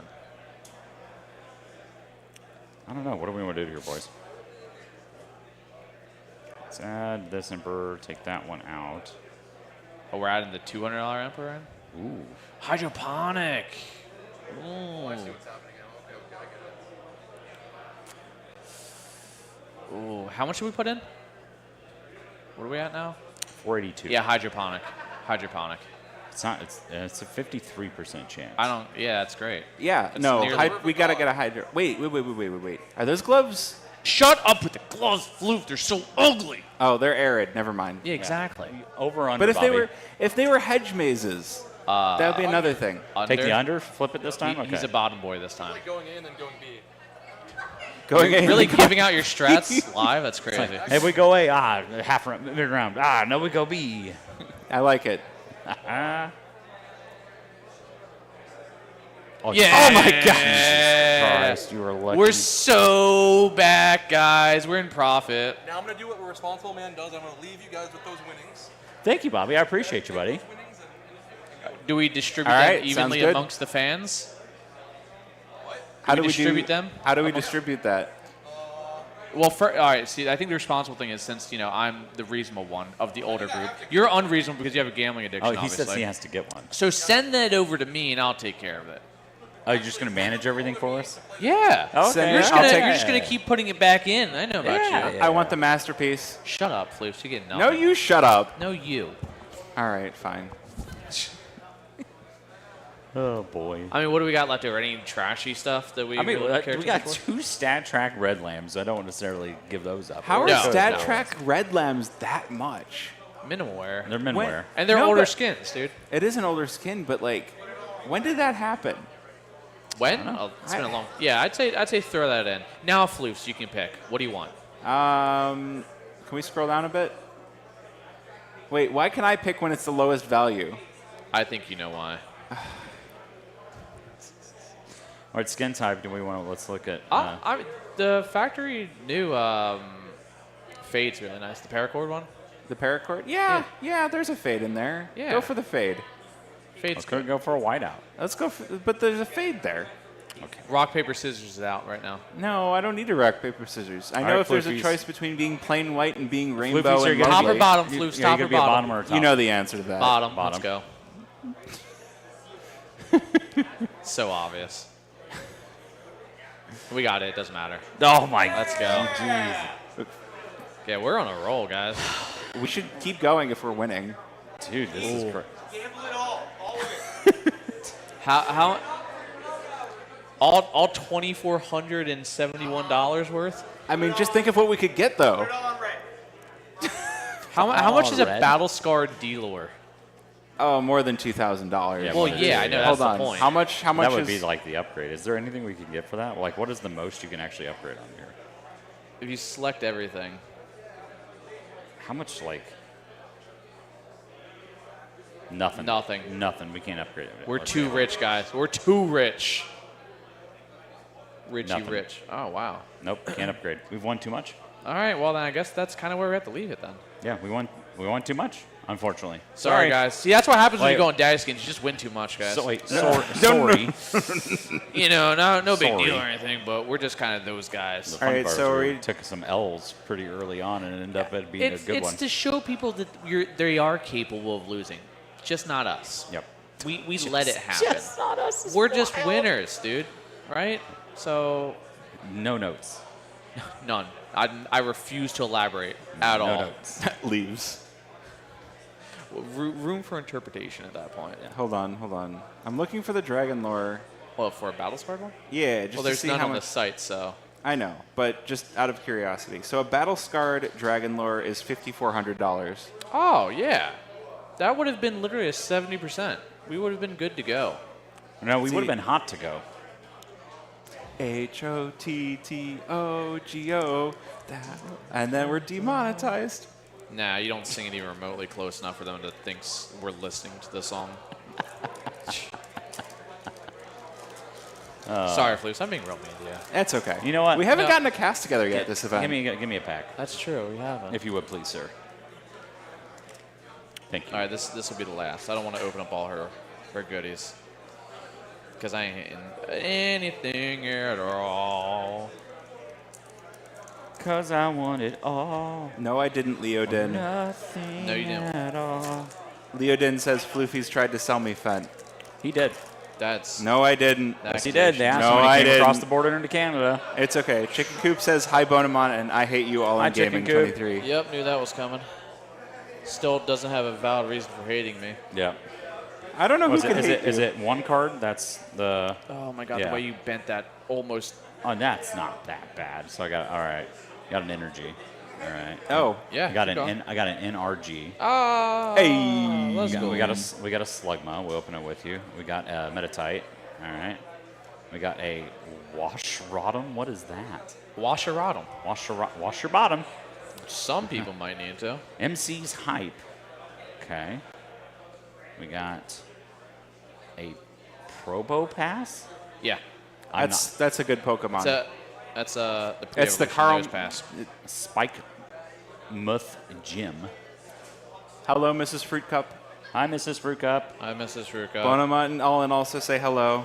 I'm pretty sure she can hear Chicken us. Coop She's also probably hear says it's true. She can hear you. I don't know why I'm repeating what you said Team when Rocket's we're all on the muck. microphone. Mock. It's just come backwards. Team It sure is. Rockets Coffee. Coffee. Chris in Society says, how much for Allen's used couch cushion? Yeah, that's crazy. How much you want? I mean, yeah. Like, what do we? Like, what are you throwing? Frag out here? needs the money, so like. Frag needs the money. We're selling. I think we forgot that. Stevens Matang. I'm All right, a here's the next volunteer. one. Here's the last card. 50 Donzo. card. Yeah. It is an EX, but that's okay. Yeah, it ain't what. Look you at this think it is. Obsbot camera. Jesus. Look at that. Look at that. You know what? You know what I need? A we life. have this. Oh, no, True. bring it back. There you go. I need a Frag pop socket to replace this. Oh my god. Look at this. Do we even have? That's Frag so pop sockets? insane. I don't think we do. This tail too is crazy. Imagine me having one of these at home for like my own broadcast setup. On top of 3 already. Instead of freaking CS. have. The casters So are- all you avid Pokemon card openers that are out there, get yourself an ObsBot tail too, and do this on your streams. Literally, send me one ObsBot. I will open up majority of my sealed product. For My you. wife wants to No, I won't. paint her nails on stream. Imagine this for that. Hand cam. Hand Perfect cam? for her, honestly. It really would be. Just make sure she doesn't paint her toenails on stream. No, not doing that for free. Good. Hey, there we go. Good man. Monetize everything. No, that's a paywall. Hell yeah, brother. I'm getting lied about on Twitter. In what Floofies, sense? who do we have coming up on the stage? Floofs, good did sir? you open that? What? The pack in your hand. Yeah, I did, and I Oh, gave hey. it to you. Oh, yeah, give me So trash. now it's an empty pack. Who do we have coming up on stage? We've got Marsborn and Lag. So we're actually going to get a playoff match here on the stage for you folks. So That's going to be a real good one. yeah, absolutely. But yeah, King was lying about me on production and said that I said Cajun greater than Apex, and I never said that. Oh, I seen that. Yeah, I was Yeah, I wondering saw what that that was one. about. I saw the graphics for that or something. I don't remember what it was. I was kind of I can't lost. believe King would lie about me Actually, like this. Floofs, you mind taking my seat? I have to go to the bathroom. I can for just a moment. I have to go back to the B stream in like 5 minutes. Okay, cool. I just gotta pee. All right, you go. let me go grab those. so I can go ahead and recap as well for teams that have advanced to the playoffs. So Tsunami did advance over Novum 2-1, so they will face Cooking Esports. The Derpy Diamond Dudes were able to knock off Demolition. They will face Notorious in the playoffs. Of course, Marsborn and In Control are able to join up as well. And then we also have Game Hunters and Zomblers. We got Nick here. Hey, owner Nick, of owner of Lag. on camera. Good to see you, buddy. What's up? We're moving the camera around. He's trying to hide. Hey, catch him. hey, Catch him. Turn it's- the camera over there. Where did he go? Did he duck behind? He's like disappeared, like out of thin air. It is time for play. Dude, I love this. We're getting playoffs midday on a Friday. I know. Normally it takes until Saturday. See? So here's my question then. If we're getting playoffs this soon, how long are the playoffs going to go on Sunday? You just have to stay tuned. I guess so. Maybe there'll be a third and fourth place match, and then the final on Sunday. What if we did a staff show match? What if we did a staff show match? Don't know. Then I could show off my awesome Glock craft. Hey, I had to cast the last one. I have never played a match on LAN. All right, well, we need to get you on a match on LAN. I brought my mouse. Oh, you did? Yeah. Oh. I do have my Casters versus players? casters versus players. That's not going to end well at all. No. All right, I'll tell you what. The players are not allowed to use any rifles, any pistols that aren't the starter pistols, and no MP9, no SMGs that aren't the Bison, and no shotguns that aren't the Nova. There you go. So they can use the Bison, the Nova, and the starter pistols. Okay. All right, you want your seat back? Here you go. Thank you, Floofies. I do see that they kind of redid the bracketing here. So it's actually going to go to 4 groups GSL, I believe, is what we're going to get here.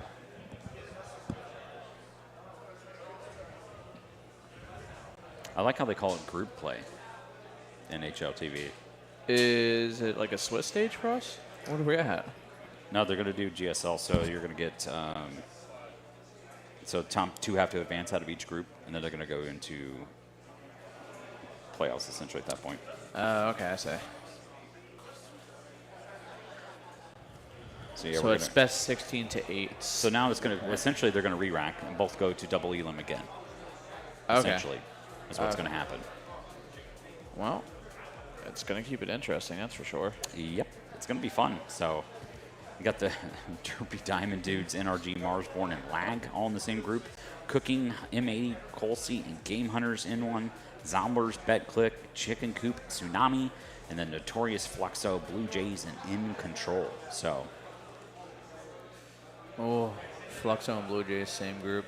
what's crazy is out of the 16 teams, 12 of them are already VRS ranked. Yeah. I mean, it's kind of like Derpy Diamond Dudes, Derpy Diamond Dudes. NRG Marsborn. So, all right, group 1, let's say. We got Derpy Diamond Dudes, NRG, and Marsborn. All right, NRG, I think, is going to make it out of that one. Oh, 2 ago. 2 Oh, advanced. 2? Yep. Okay. Oh man, So that pick two. kinda Pick two. NRG and Marsborn, I think. Okay. Then Koo King, M80, Colsey, and Game Hunters. I'm gonna have to say M80 and Colsey as well. Game Hunters do look good, but Colsey's are the Polish guys, right? Yep. Yeah, I think that's gonna have to work. Zomblers, BetClick, Chicken Coop, Tsunami, BetClick, and Chicken Coop have been looking real good too. Yeah. They fought Marsborn as well to beat them. I know. And Tsunami like just barely won, right? Yeah. Yeah, Chicken Coop. Over Novum.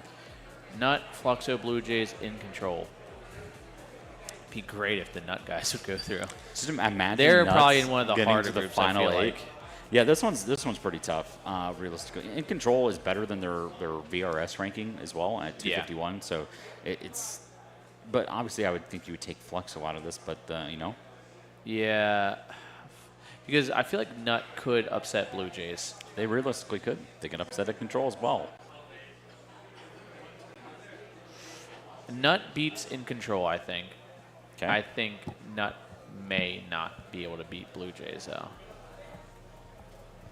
Yeah, Fluxo Blue Jays. I hate to say it. Fluxo Blue Jays. I didn't want to say it. All right. You guys go back and clip it. Notorious, sorry. He just I said you're not going to win. I have faith. That's if a big If box. you guys are playing NRG again. You know, I love this. The Notorious guys are sitting here eating a box of family-sized Cheez-Its. Because Notorious is like a family. Yeah. Yeah, exactly. Just with beer. And that guy also has like 4 Red Bulls inside of it, 4 or 5 for the team, but I know it's probably just for him. He's just lying though. You can come up here. It's fine. Cheez-Its. Yeah, What kind of Cheez-Its are they? Oh, the extra cheese. How you know many, it's better how many than, gamer hands have been in there? Yeah, I'm on a pass. But like 3. Wait, but they're Notorious, so it's beer, so it has alcohol, so then it's technically sanitized. So they're playing drunk? No, I'm just saying that their hands have beer on them. Have you had any today? Any alcohol? Oh, that's great. Nah. Congratulations. Why did it make it sound like he's in recovery? No, it's just that they like to have a good time. To have a good time. Just a bunch of dudes. Just a bunch of dudes. Bunch of derpy diamond Respectfully dudes. enjoying their drinks of choice. Hello, Take Flight. Subway, dude, you're better than that. You're so much better than Subway. Eat fresh. It's not Not fresh. a sponsor. It's so not. You know it's Subway, not. eat 3-day-old prepared food. Yeah, pretty much. Eat. It's just shipped food across the United States. Comes in mild, chilled at best. That's about the gist of it. It is. So we got a half hour. Half hour? Wow. The match starts. I don't think we can ramble for a half hour, brother. I don't think so either. I think we're cooked. Do we have capabilities to go to break? I don't know. We'll see if production wants to do it. It's up to them. Just interrupt us abruptly if you want to send. Oh wait, are you? I get a free Sly. Are you offering that again? Hell. Thank you, Sharpie. Which one is that? The Boost. It's one of the better ones. The berry one. Actually, you know what? Some people do not like the berry Sly. Thank you, Take Flight, sponsored by Sly. Thank you. Also, Sly, you could also be a sponsor. Yeah, we don't have a drink sponsor. Hello. Coke sponsor us for vanilla Cokes, please. Yeah. And oh, brother. I might go see. They didn't have a case of vanilla Coke at Costco when I was there. Like not even the cans? Nope. Not vanilla. They had original and Coke Zero. Dude, this is great. I love the Take Flight guys. Always. Yeah. When I was checking his bag, he's like, "You can have one if you want." I'm like, "Nah, it's fine. I don't." Energy drinks. Did you doing a bag check? Energy drink? Yes, please. Yeah. Thank you. Payment. That's for me. Yes. Hopefully you don't do anything stupid, because now I'll be responsible. Yeah, it would be great. Production, if you can hear me, cut to the view of the stage area with all the teams sitting here. Maybe. They're not listening.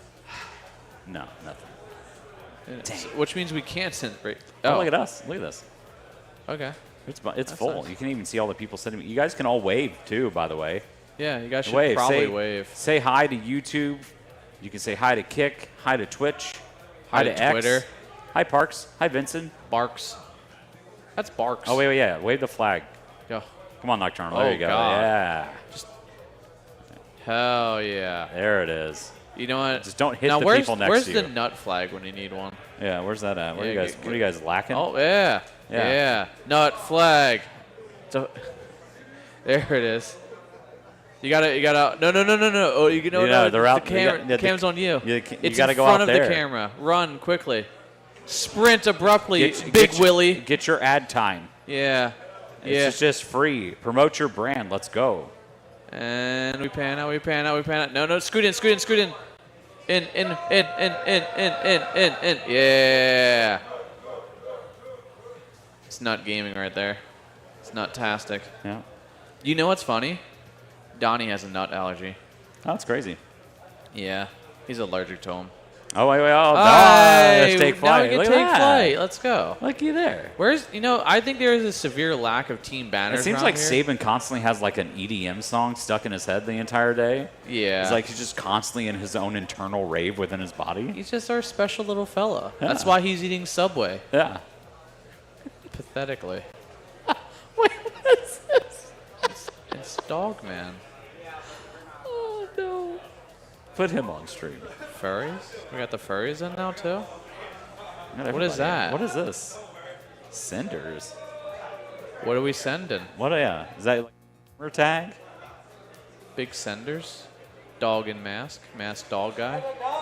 A little He does LCA. Is that a... It I'm blurred sorry. out. It's done. It's so good. He's got a business card. Yeah, he brought his business card. Big, Yeah, he's- that's he mean QR big code. business. Big bid. Oh, God, that QR code so... That's so cooked. There yeah, you that's go. Mr. Barks, with the business card over there. There you go. It's not Parks. People actually Oh, mispronounce it all wait. the What are time. the look at the Nocturnal guys to the left. What are they doing? What y'all doing? No, you can't look back. That's cheating. Yeah. We're not going to let You you, gotta know when commit to the bit. Yeah, now you're going to stand here and you're stuck like this, and you cannot turn around. Yeah, we're not even zooming in on you. We're actually zooming in on the players behind you. Yeah, it's crazy. Honestly, some of the better jerseys here, I will say. That's hair. Look at those hairs, dude. Yeah. What do you put in that shit? Stop blinking. Yeah, dude. Let your We eyes can dry see out. that. Yeah. No, No, he's fluttering. no, he's no. Nah.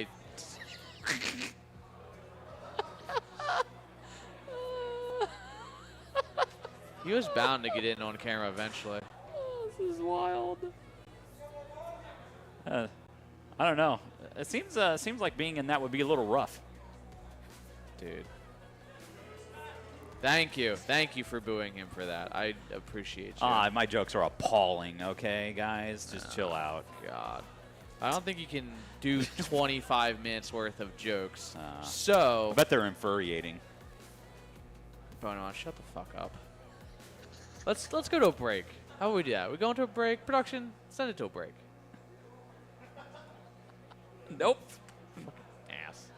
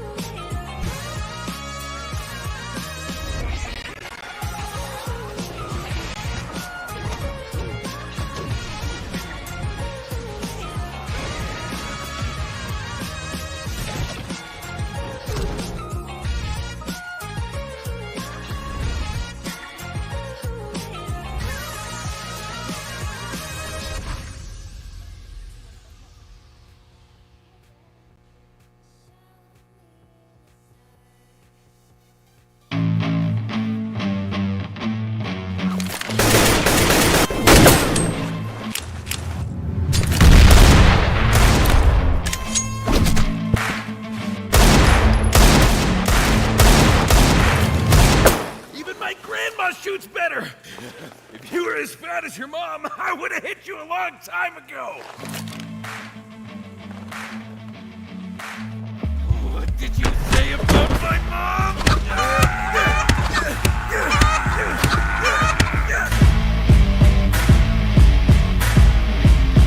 Daddy's skins, gunfights. Fight with weapons, not words.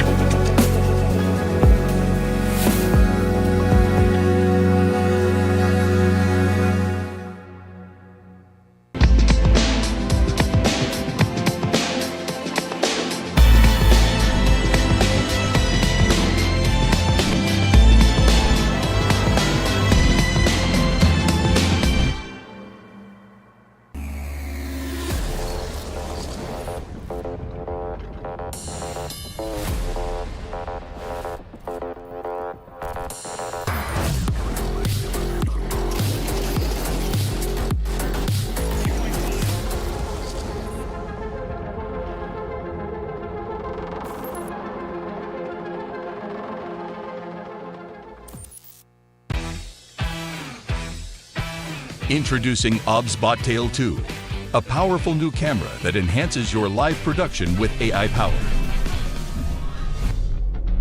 With built-in auto-leveling, Tail 2 sets up perfectly every time. Tail 2's stunning 1/1.5-inch CMOS sensor is paired with an advanced neural engine. Together, they lets Tail 2 capture breathtaking 4K at 60 frames per second. With the upgraded AI Tracking 2.0, human tracking is now more intelligent and responsive to rapid movements. Experience Tail 2's 5x optical zoom, expandable up to 12 times, delivering remarkable clarity from close-up to long range. Thanks to Tail's new integrated pan-tilt-zoom-rotate structure, enjoy seamless vertical 4K video shooting. Control OBSBot Tail 2 wirelessly with exclusive apps right from your mobile device. With PDF technology, every movement stays perfectly focused. We crafted an advanced 12-piece optical system for unparalleled clarity. As well, Night View mode delivers stunning clarity in darkness. This new generation of AI now extends double-click tracking beyond humans to objects and animals, with an expanded database for enhanced recognition. OBSBot Tail 2 takes your multicam setup to new heights.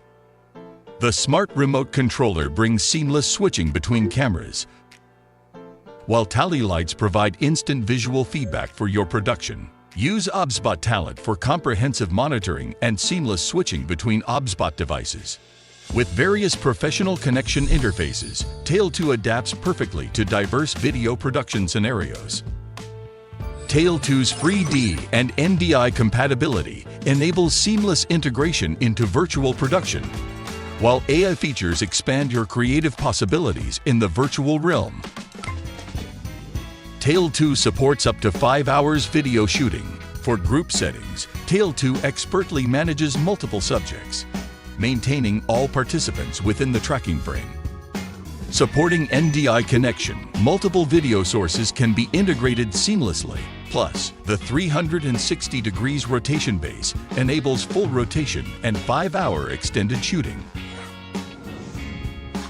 Additionally, Visca and Pelco DP support ensures smooth control through universal pan tilt zoom keyboards for preset positions and image adjustments. Ready to revolutionize pan tilt zoom cameras with cutting-edge AI, exceptional image quality, and robust compatibility. Start your new Tail with the new OBSBot Tail 2. Created by OBSBot. Well, we are back once again here for a really good matchup coming up soon, but I have had a little bit of a caster swap once more because that's how tradition here for Frag, and I'm joined with again. Why not? Same as yesterday. Great man, great caster, great analyst as well. Thank you, thank you. We're going to see if all those things are true, and maybe just a little bit, because there's been a lot as far as prep has gone into not only this event for the teams, and I assume, you know, the coaches and all the like in the orgs, but, you know, for us to be able to understand what we're going to witness here. So we have our game. It's set on stage, as you can see, for those who are in the venue itself in Windsor, Ontario, on such a beautiful day. We've got Lag, we've got Marsborn. And I'd say it's a pretty even matchup. Both teams definitely having their struggles a lot of times through here, and Marsborn has had a little bit of stuttering steps as of last night, losing to Chicken Coop. Lag, though, I haven't particularly kept up on. Do you know who they've been up against by any chance? In this event so far, I only unfortunately just got to today watch any of the games past the first one that we had casted. I was preoccupied with other business. But, you know, I'm glad that I got to see them a lot before this event. I got to see a lot about them in their EPL run in casting as well as in watching them and seeing their progress. And I've been pleasantly surprised with a lot that I've seen between these two teams. As you can see, not yet fully down with maybe the tarp between them. They've got the opportunity to talk, but all the talking between the captains has already been done. The picks are ahead of us, and that's exactly what we were talking about in the pre-show right now. Inferno, the pick of Marsborn, Train, the pick of Lag, Overpass floated until the second set of bans, and then a decider in Ancient. That's actually surprising that Marsborn went for the Overpass ban after. I mean, they did take it to overtime last night versus Chicken Coop. Sure. Which ended up being, what was the scoreline for that? Single overtime or double? Double, a triple. Oh. It was 22-20. Ooh. So, I mean, the fact that Marsborn, maybe the confidence that they thought they may have had after losing to Chicken Coop, maybe a little bit wind out of the sails for them? Absolutely. I mean, like, the Overpass, or excuse me, Anubis was a map that both of these teams like to play. They absolutely enjoyed that map in one way. Maybe not their first, but always typically floating towards their second, if need be. And Inferno was probably Marsborn's most obvious first pick, given that that isn't an option for them any longer. It probably would have been a comfortable decider between these two teams, but with it no longer around, it's really interesting. The last time we'd seen Viz on LAN was actually about 7.5 months ago. That was at Frag 18, and that was against Wolf and Brett on Fluffy Aimers, where he would lose on stage through 2-1. So it's a really weird thing now that they have to reintegrate him into the roster in one regard, but also it's kind of a grudge match in others. Yeah. Yeah, and I mean, this team's no slouch. They've had, you know, a little bit of, you know, kind of the rough spots we've hit at, but I think, you know, they're starting to hit a little bit of a stride now. Maybe they're starting to, you know, conform a little more to each other, and I think, you know, this is going to be the real true test for, I'd say, both squads, all things considered. Marsborn obviously struggling a little Lag as well, and this is going to be that, like, if it's successful here for both teams in a very dominant fashion, it's going to give one team so much more confidence running into the later rounds here. Yeah. And I mean, both teams, I'd say, head-to-head are blow for blow just about on par. And let's just say hypothetically this one does go to 3 and we get exactly what we would have wanted rather, I guess, if you're these teams, they get their map picked. Let's say that Marsborn do get Inferno. Let's say that Lag do get Train, right? I'm really interested to see what this Marsborn team is capable of without Minus on Train, because when they go into that territory, it's been historically proven that Wolf both on and offline is a monster, that Sandman can be his number 2, and that they can work off of each other very well, but without Minus, one who is statistically driving them in a lot of these moments, finding them impact in the multi-kills. Wolfie also in that same boat. They lose a lot of that momentum if Viz isn't able to step into those same shoes and be a difference maker and playmaker. I mean, do you think there is a world where they can kind of fill those shoes collectively, or do you think there is a specific player that can fill that? No, I do think that there is definitely a world where what Minus was able to deliver could be spread across an entirety of the group. With Grizz actually on your screen, I was going to say, is a perfect example of somebody who's capable of that. He's capable of being that guy for you if you need it most. But, you know, when there's somebody else in the team that has that finger pointed towards them more often than not, maybe it's not as easy to feel as comfortable making such a move. But now maybe that's changed, maybe that's shifted, maybe Viz offers up the opportunity to do that on greater levels. I mean, do you think this is the final form roster here for Marsborn, or do you think that there is still, like, if you were in their shoes and you had the capabilities to make roster changes, is there something you would move? It's a bad question to ask somebody like me, because, you know, I'm always thinking about, like, theory crafting and who would be good with who and That's what why I roles fit asked what. you. I'm curious. No, I mean, I think right now this is honestly I would have liked to have seen Minus stay. Obviously, there are other things impacting that and the ability for them to remain on the roster, but all that also considered, I figure that this team is about as good as I can expect it to be right now with the options left available. I think the only thing that still is in the back of my mind, not yet having get a good look at them on LAN, is Wolfie's leadership, is his captainhood, because they had Walco and probably a temporary second calling role with the stand-in situation they had going during the EPL qualifiers. Is he full committed as far as I'm IGL aware, mid-round yes. or anything? As far as I'm aware, I haven't heard anything, you know, outside of that. But you know, it gets a little awkward now that I mean, everybody's aware that Stanislaw is on the market. You know, that's probably somebody that at least people are going to be having conversations with if possible. Not sure what the financial potential to even acquire a player like that would be. But you know, he's somebody out there with experience, plays the rifle role, and can take over those responsibilities. But again, I think right now this Marsborn is about as good as I could hope for it to be.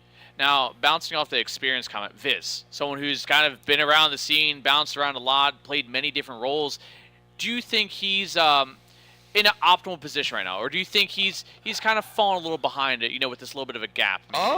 I think it's really hard to say because, again, I haven't really gotten to see a whole hell of a lot of him because he's only been to so many LANs that I've attended, and when it comes to watching him in online matches, it's hard to really sit down and get a good feel. But what I will say is that I do definitely fall into the category of where you say that he's played so many different roles. I think his versatility will shine through pretty well. I think his ability to be an aggressive piece and a foot soldier is really important in some instances where otherwise he can also shine when given space behind teammates. But again, that's going to all come down to any given situation, right? It's not going to be a universal truth. Yeah. So with a kind of like a veteran hood behind him, with the capabilities and, like I said, kinds of probably roles not shaking. Yeah, he's been in these situations, he's been in higher situations, he's been in worse situations, and I think stability to rosters and a calm, cool, collective head to lean on, I think that brings a lot to a roster that a lot of NA teams may honestly lack. Yeah, I'm really happy with all the different camera angles we got going on right now too. Shout out to the team behind those. You guys are doing God's work, and the beautiful people in the audience as well, giving the attention to the players and teams. Thank you as well. And also talking about the fact that we've got this broadcast, I apologize in advance for how many times we're going to fumble Viz, Grizz, Wolfie, and Wolf. So, oh boy, I already know I'm going to stumble over that. I mean, I already struggle enough with that kind of stuff. And actually, I'm going to talk about one more player just to give them their flowers, because historically I've been a little bit down and out on them, and I think that it's only fair that I give them the credit where it's due. Consti. Consti is a player who, on Train for one, I will also say, is a big proponent to a lot of their victories, and also in general, in addition to this team, since Cyrix stepping down, I think he's been a really, really important piece and asset to their success, and he's probably stepped up to a level that I've never seen in other teams before, at least not this consistently and regularly against better teams. So, I mean, going off that, what brought you to being so hard on him, you think? I think it was a matter of just never really seeing him play on teams that I guess were doing better. I mean, as far as like Oppers go, when Oppers need to do a lot, in terms of getting them over the line where maybe the riflers aren't, I've never really come to expect him to be that guy, right? But now I see him and I'm like, wow, he could probably get like 2 or 3 kills here. Like, that's kind of the player he's evolved into in this roster, and I don't know how much that is due in part to somebody like Brett. Obviously somebody with a history of picking up Oppers and playing with talent at all different levels and experiences, slump Bump being one of those guys, and he's back in the scene now with getting info. So all things considered, everything we discussed here, all the notes you got. Sure. What is the prediction? My prediction is going to be, I think I'm going to go with a 2-1 to lag. I think I'm going to go with a 2-1 to lag. I'm going to go the opposite route. Oh, of course you would, you bitch. Of course. I have to be, man. Oh, man. All right. We both agree, though. Map 3. What is the final map 3 score? Oh, whoa, that's weird. We're on two different sides. It doesn't matter. I want your opinion. Is it going to be close? Yeah, I think it'll be probably. I'm thinking a 13-10, 13-9. I can concur with that. But I think it's going to be a stomp on train. That's my personal. You have convinced me that teams will most likely take their map picks. I feel like. I don't actually know about Inferno. That's what weirds me out. That's why I kind of prefaced it by saying in an ideal world where they both get their map picks. So you're saying whoever wins Inferno wins the BO3? I think it's a 2-0 for lag if they win Inferno. I outright think that. Like, no contest. And if they lose on Train, then that throws a lot into question for me, considering all the history that they've had on it. Yeah. I love watching them. I'm really excited to watch them on Train. It's really sometimes a boring map to just kind of sit around and watch them default in halls and stuff, but as you progress through the round and you get into the late to post-plant positions, that's where the excitement really ramps up. The flanks get your heart beating, the players walking their way up deep into the B-bomb site trying to cut rotations get really dense, and I'm excited again to see these guys. This is a good matchup to have. So they're very slow-paced, but mid-round is where we're going to see everything kind of kick up into another gear. Probably, yeah. I mean, that's a pretty standard thing to see at higher level Train because you can't really just afford to A, dump all your utility, or B, just run out into their bomb site every round unless you're playing in a silver 2 pug. That is like very accurate. Like I'm just bouncing flashes off the floor and through smokes on silver pugs going through T-Con, man. What are they going to do? And probably have an XM because you let me play with you. Tony, you haven't played with me in forever. You don't ask anymore. Because I don't bother, because you say no. You know I love you, dude. You can always reach out if you need something. If you want to play games, bro, just reach out. No, it's fine. I'll just hold you back. It doesn't matter. Okay. Whatever, dude. Season 3's starting up here. Season 3 is starting soon. You guys, I hope, got your premiere ratings in and got that little charm, that nice What'd you end on?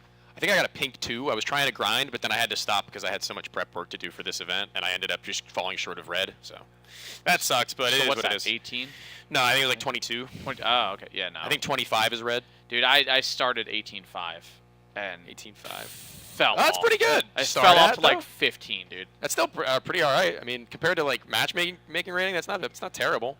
Why are you saying it? Because I play with like every now and then my 22 lobbies get like 12s and things, 13s like that, and those kids suck, dude. Sorry, anybody out there who's got their rating in the gray. Dude, I was playing a face pug. Peons.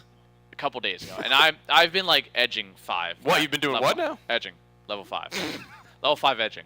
And dude, it's been miserable because level 4 is the default, I guess, for new accounts, and I got a guy with 7 games on my team. Oh yeah. And one with none. Said a few unsavory things to me and left a couple rounds in. I love pugging. Well, I'm a very vocal pugger. Like when we're pugging, I like to, I like to have a good say in what we're doing in the call and everything like that. So when I play games with people who have like less than 100 games and are like level 8 and they're trying to pug IGL me, I'm like muted. I had because then they'll start getting really mad when the one thing in their glaive level strat they just came up with that's actually just rush mid with a window smoke didn't go well. And everything's falling apart beneath them, and now they're tilted. Yeah. Like, how? This works every time. I gave you the keys. I gave you everything. Tools to success. You lead a horse to water, but you can't teach Griswold. Oh, man. I got the pleasure of bringing him to Chicago last year under Unjustified, which was pretty cool. It was like a little miniature team of players that I always liked, and it was really cool to see it come together. It was like him, Poseidon, Scar. Ooh, Scar. Yeah, I haven't seen Scar in a minute. He's a good dude. What's he doing? I don't know. I think he's probably living life. Not playing CS? I mean, I figured of all places he might be here if he were to play, but you know what I mean? Like, yeah. He goes to those Canada lands. I think I saw him at Launders Land, maybe. Wow. 1 or 2. Not sure. Don't remember. Don't recall. What is your your thoughts on the For Fun roster? For Fun? Oh, dude, funny story. I'll tell on stream. I met them in a matchmaking game the other day, and it was really late at night, and I thought they were queued with a cheater. Like one of their friends was like mega shitting on us, and I was like, dude, your friend is not real, bro. And there was like a miscommunication somewhere in there where I think they said something that I thought was They said something about him, and I was like, oh, so he's a Smurf. I think they said he's a Smurf or something, and I was like, Yeah. oh, that's cool. Thank you. I appreciate that. What a good night. No, but they were chill guys. I DM'd them afterwards, and I was like, yo, sorry for like laying into your buddy because I thought he was cheating or whatever. Who was it? I don't know. No, he might be here at this event. The Geese. Honestly, It might be Farouk or Farouk. Might be the guy they're playing with. I Big don't goose know. hater, big duck lover. All right, dude. Okay.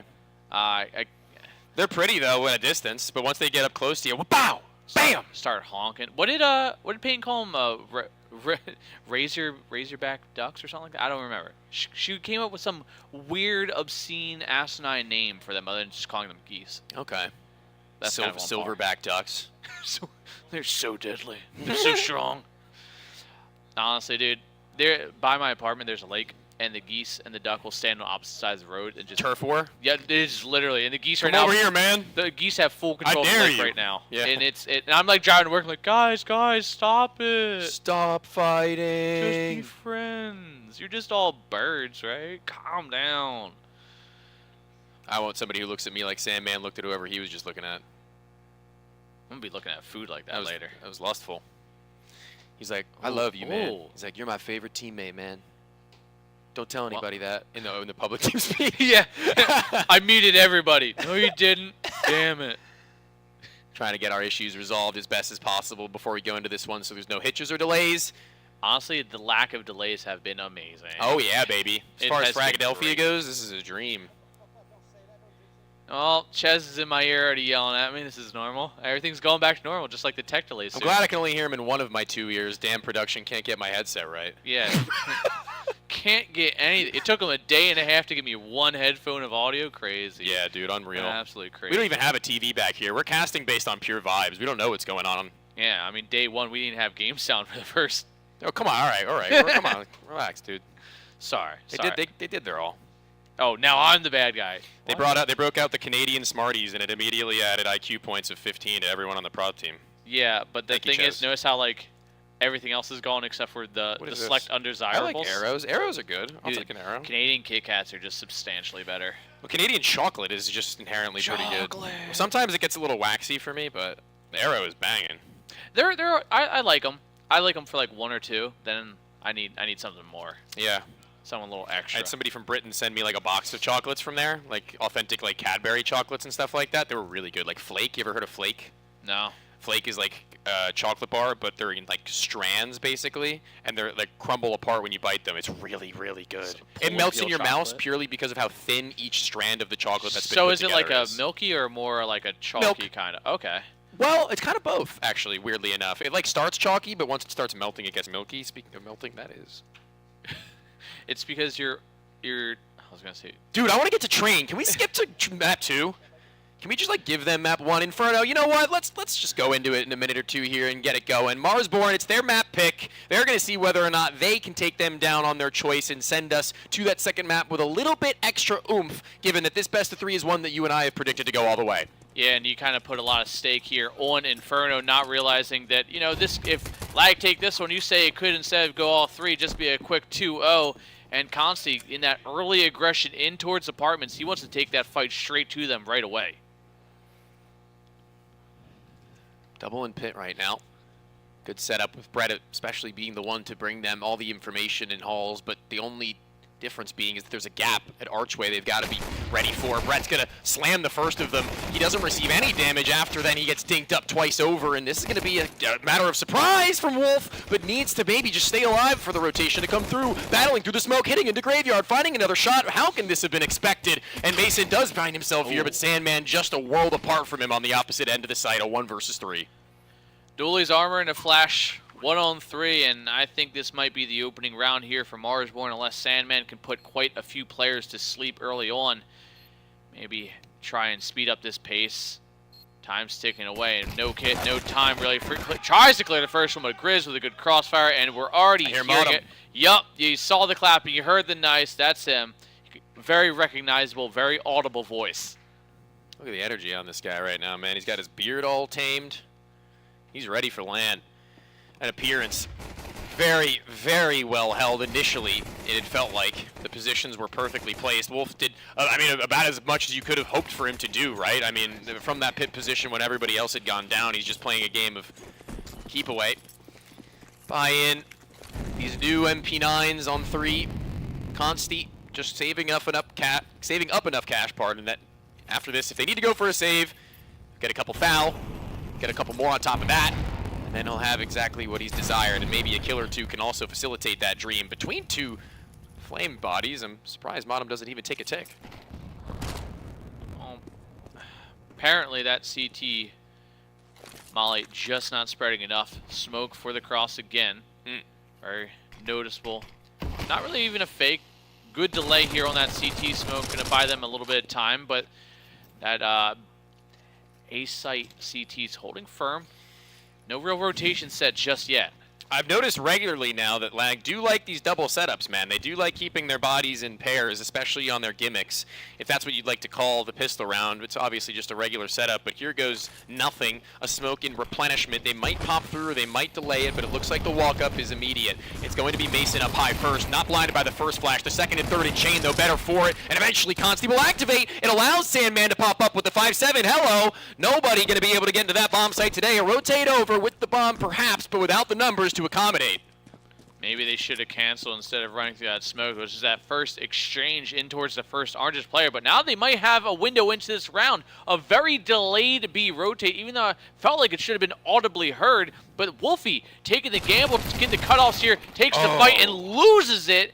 And somehow it's down to just Chopped to try and recover a round that he probably doesn't want to be in right now. I think you just Freudian slipped calling him Chopped, because that's what this round is for Marsborn right now, unfortunately. That second in conversion has been shut out by what is very well considered a gimmick. That's 1-1. That's a little save, sure, but the money back for everybody else is going to consist of maybe a couple of Tech 9s, P250s, I guess, and I can't even hear myself think with how loud they get in retort. It's Brett, who's smiling as he giggles over to Modem, who was giving him a run vocally. You may as well.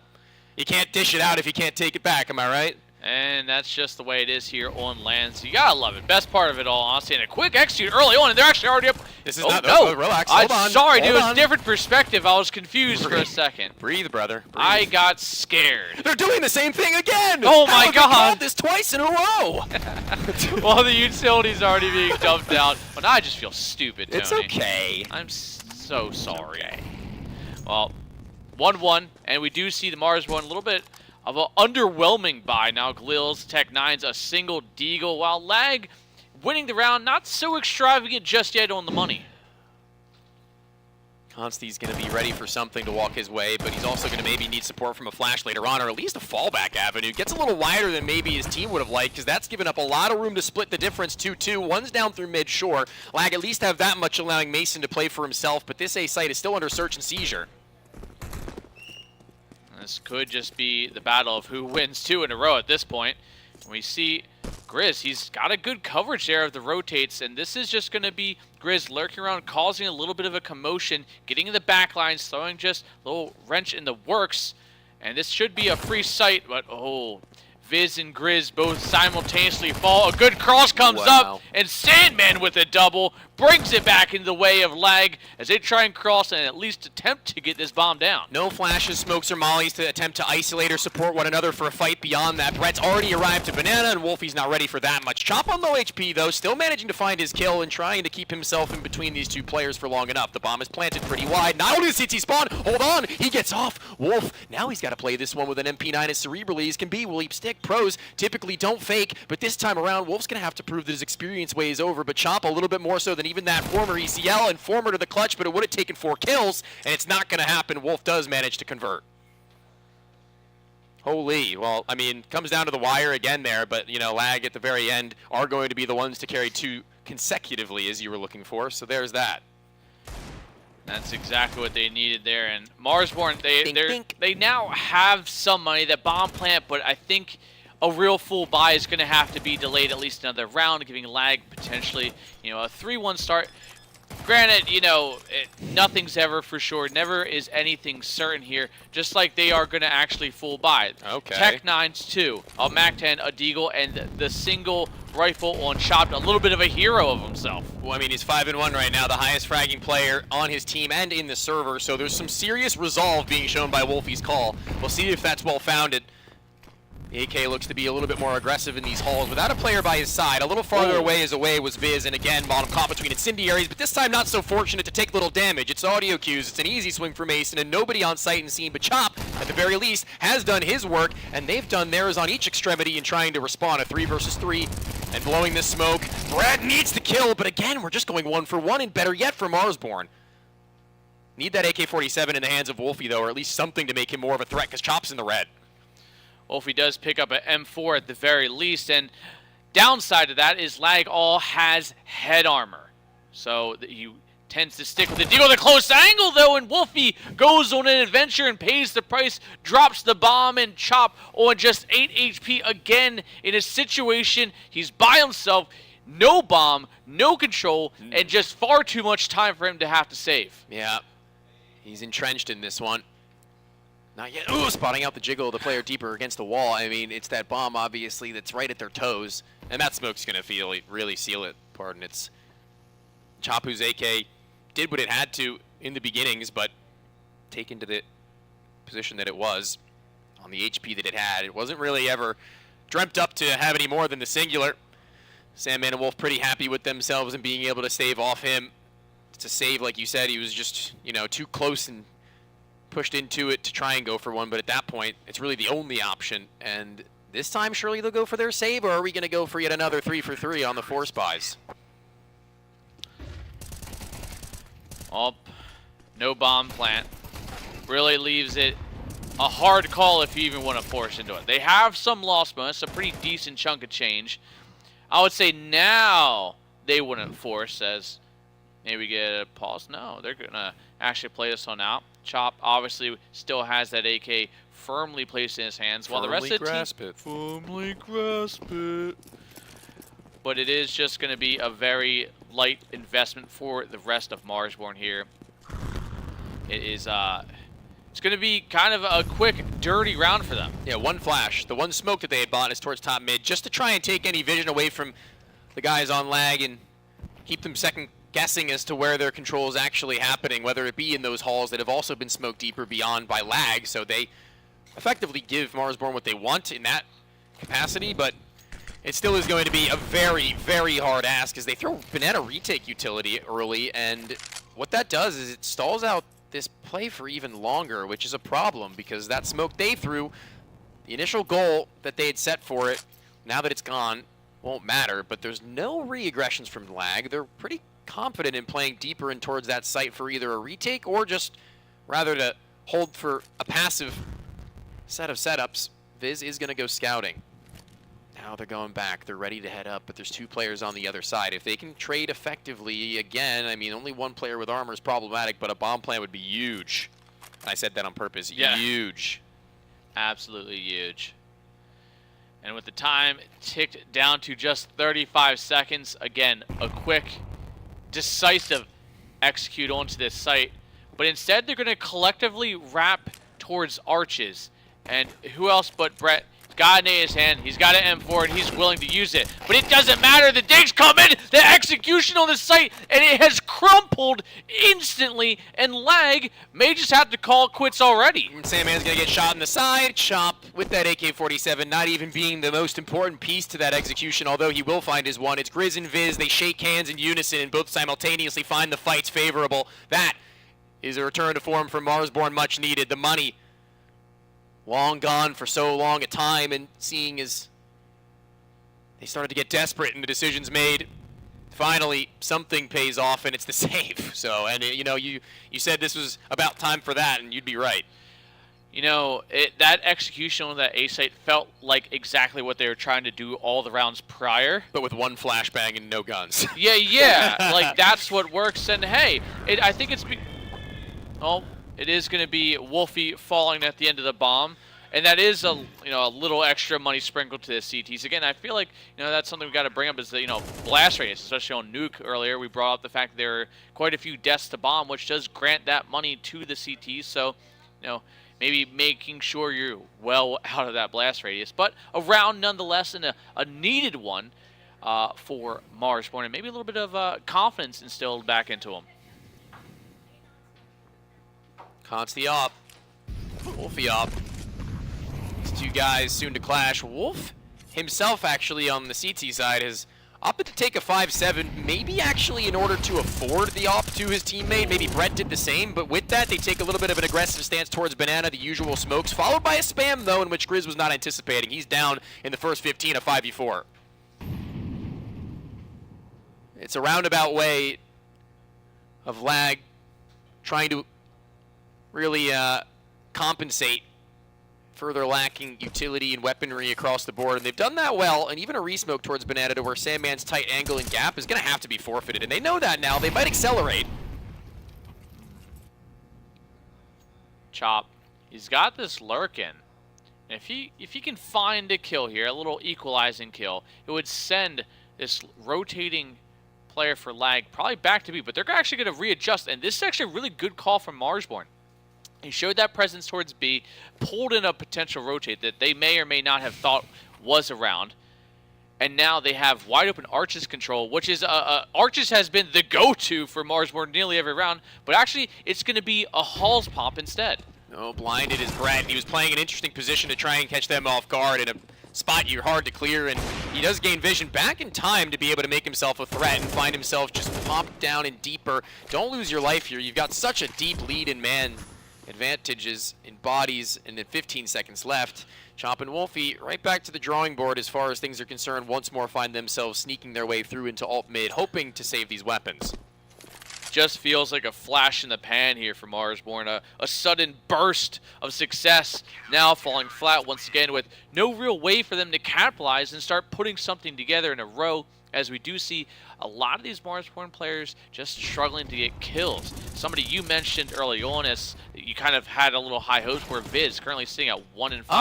Bottom, 1-5. I unfortunately wouldn't say that I had high hopes. I just think that he could do and be better. He can do things for this team, is what I was saying. He's a role player who's very versatile. I don't think that they were had hopes. I don't think they were picking up Viz and expecting him to start posting 1.2 numbers, because he's never really been that guy. He's never really been the one to post those numbers, unfortunately. But what he does do is he brings a lot of change-ups that maybe wouldn't have otherwise have been, and maybe some space to the other guys I was making note of, say Grizz. But right now, Chop is the one who's kicking some ass. I mean, 8-1 despite being 2-4, leading the server. And Modem, an aggressive player in his own regard, makes the aggressive maneuver and works it out as Wolf goes inspecting as well in halls and quickly dispatched of Consti's op, though, also in a weird position that they're going to have to read well enough. Oh my god, he's not going to be able to get away from this. Needs to try it in a no-scope. Won't be on. Sandman, he's too far from the rotate 1v4. Now, a taste of their own medicine a little bit. Mason's still smiling and giving it a bit of a laugh. I mean, they're still up. It's still map 1, not even their pick, so keeping in high spirits is important. Do you think Marsborn is starting to put the pieces together that they're leaving B site a little light early on? Because, I mean, they just made contact with 4 players. 2 were in apps. You mean A? I mean A, yes, my bad. I think so. I think, but at that same point, I think that it was a little later in the round. Lag were expecting to make their move in halls, because you can see Consti had walked down through the steps. Wolf at that same time then walked into halls. So they actually tried to deviate from that a little bit there. They're just caught off by Marsborn themselves going on a timing and trying to take that and not just instantly walking it up. So Viz there, you can see another double.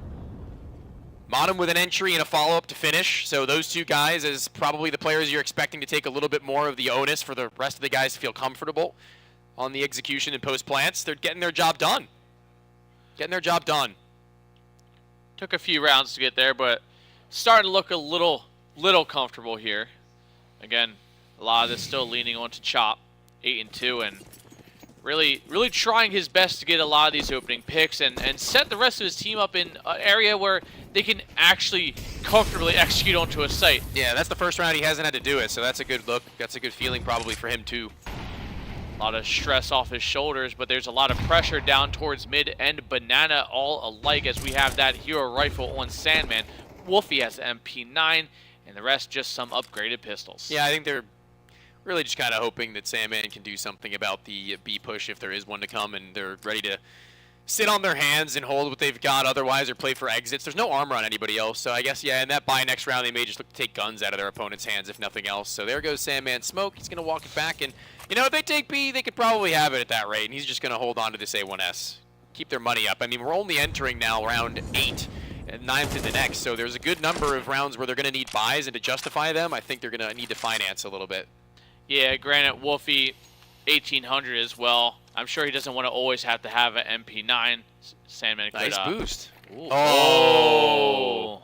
There's a little lip that he hit his noggin on, and he's trying to do it again. Are they There's a counter to this? Oh, God. So basically, in that boost, there's like a ledge in which if you jump at that ledge, you're going to bump your head and get forced off. Yeah, you can see that little arch in the top of that angle. It's kind of awkward, and it makes it really hard for them to have the success they would have liked to. It could have been much better. It's a sad day to see, but...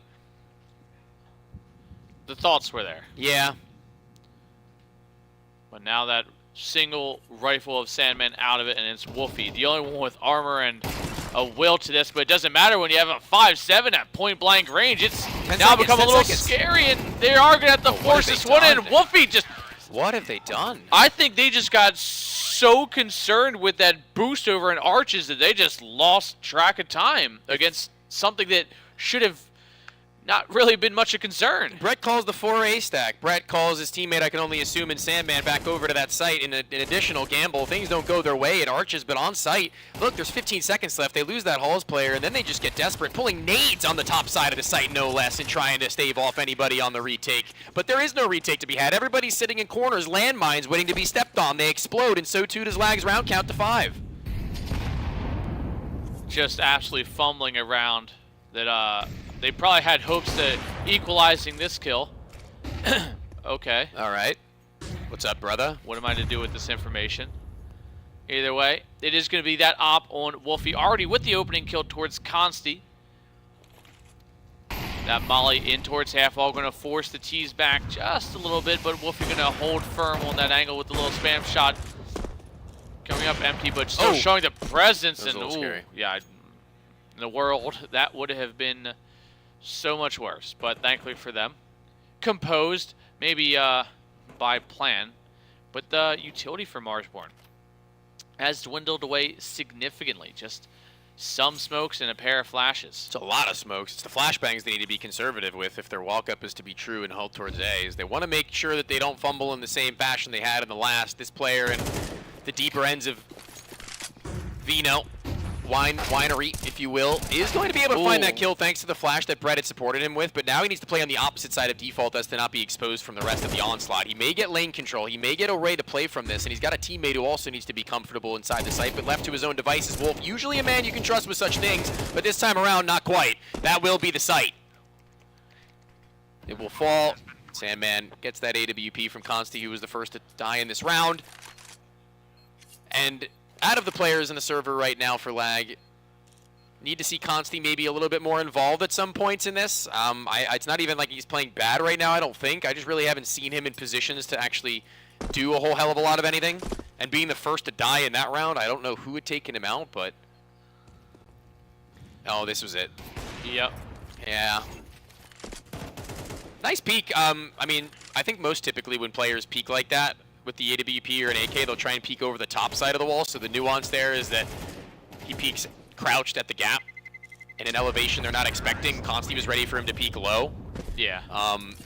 Obviously, a lot of higher level players will do that alternatively, but I feel like not many people at a lower level will know that you can do something of that nature. So if you're ever trying to take banana control and you're afraid they've gotten op, you can take a pretty safe peek like that if you practice it. Yeah, that is true. A lot of levels won't even really hit that shot, let alone accurately hit through a wall. So just believe in yourself, brother. Yeah, dude, I'm into my op arc. Don't you worry. Don't you worry. I do love a good op, man. Well, right now, that's exactly what both teams drastically need. The op underperforming a little bit for both sides. Wolfie already down to 58 HP, shot through the smoke, coming up empty again here.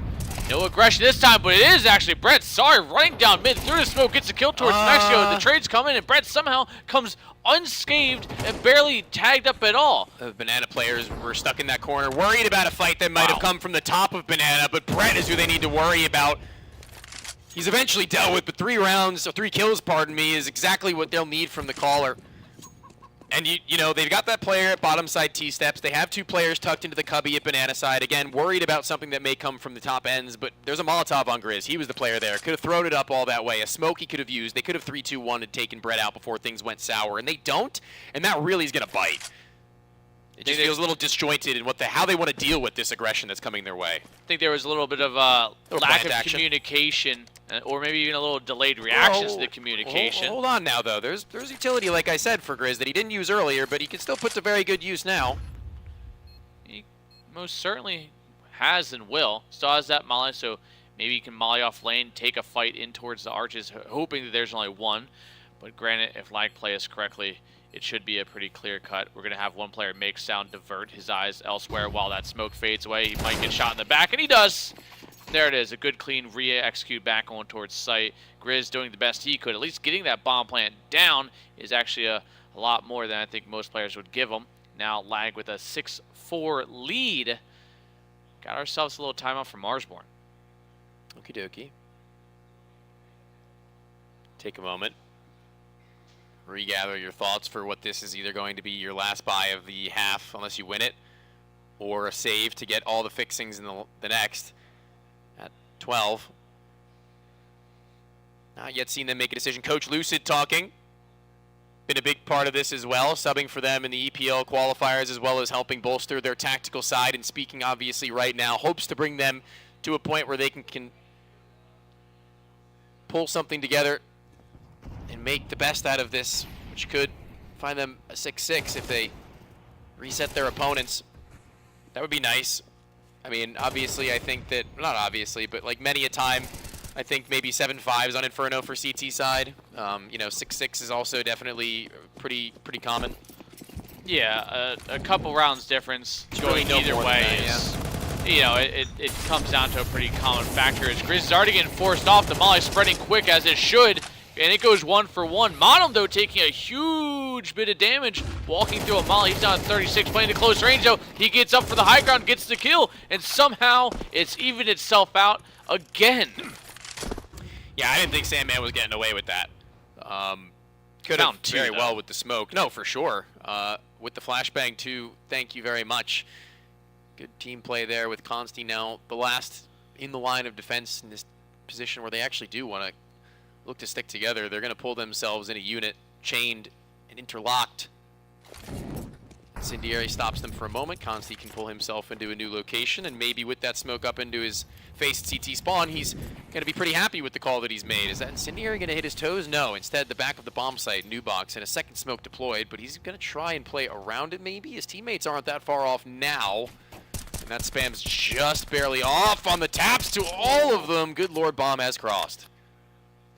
But they're taking a long time. This smoke's not going to buy them too much more time. Modem has a re-smoke on hip here, but Chop takes contact in towards Banana, prevails in that fight, giving them a man advantage. Constantly slowly clearing out these angles, but he's got too many angles to deal with, being the op here in towards construction. He pulls out the P250, starts methodically clearing them a little bit deeper here. No contact yet. Time ticking away. They have a kit, and it is on Consti. They spot out one player. Contact. He gets it. It's down to just Wolfie 102. Good crossfire set up, and Chop cleans it up. And Lag, or sorry, Marsborn bring it back here. 1 round difference, and like you said, 7-5, 6-6. It's all pretty normal.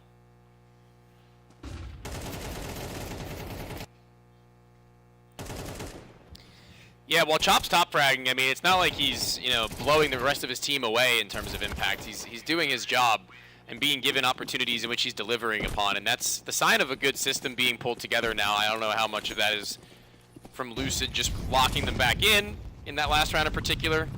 You know, getting their heads screwed on straight from what was Lag getting a couple and winning some instances where maybe they otherwise shouldn't have. Banana control. Standard issue for Modem. Nothing too fancy.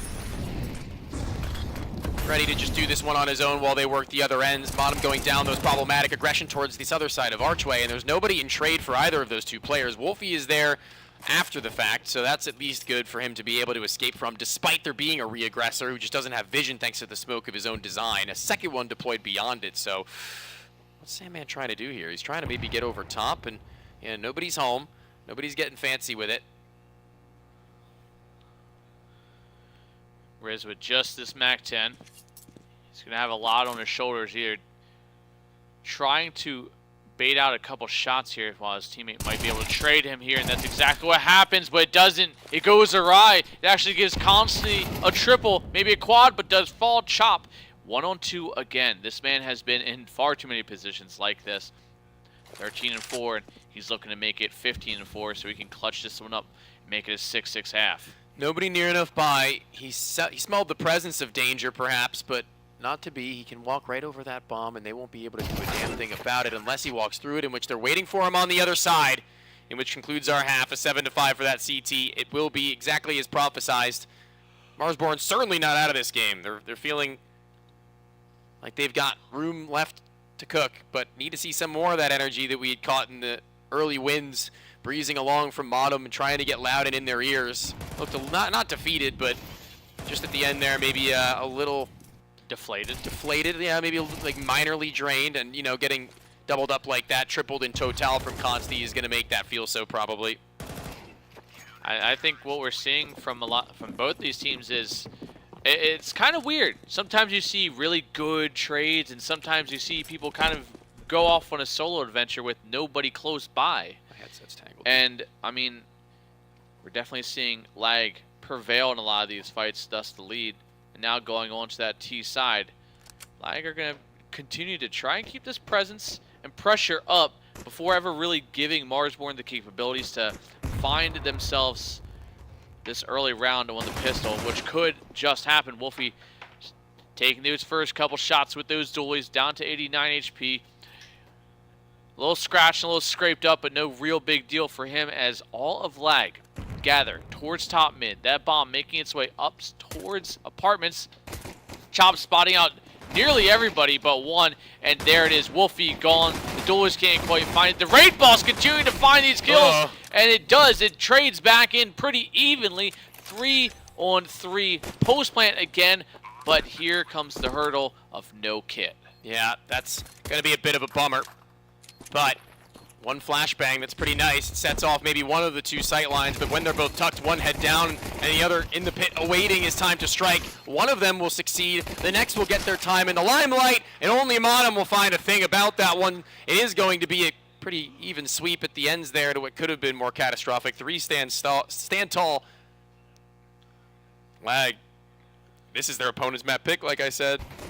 Wasn't really going to be all too high on their liability map and train on the next without somebody like Minus, and seeing that only Chop is stepping up to the plate, as we've said time and time again. I mean, what is there to say or do? We haven't even seen someone like Wolf come into final form yet. I mean, this guy's kind of just cruising it out while his teammates do their jobs as well. I mean, that's kind of the show of a good team right now. Is, you know, usually your go-to guy that you might lean on to get those extra kills. It's fairly spread out. It's pretty 10, 9, even. 9, 7. Yeah, like, I mean, no real outliers like we see with Marsborn. 14-6, then 5-10, 7-10, 7-9, 8-10. It's Chop top heavy, grunting a lot of the responsibilities for his team, and I think he's starting to just slowly be worn down by it all.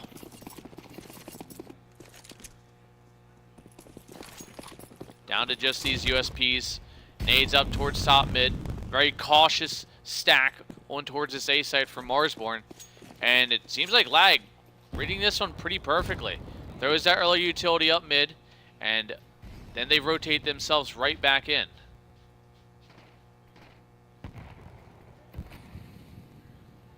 Smoke over for the cross, but this is a bait. This is to keep them here just a little bit longer. They don't particularly want to commit to this. Marsborn, yeah, still dedicated to the B side. Maybe second guess for a quick second, but I think they have chosen it correctly. And if not, I think that information is going to be relayed by Wolfie. Mac 10 for Sandman at the front line. Going to be set up with the Molotovs there. The owner of lag, that's Nick right there, baby. Trying to support the boys in their endeavors, and right now it looks like it's panning out pretty clean and even, given the side eye, and so too will be Marsborn in a few moments to this map. And looking back, it's not really been even a test, not a pushback, not even, you said it before, the word was hurdle. Well, I mean, this is just kind of a little jaunt, a jog into that finish line, really. Well,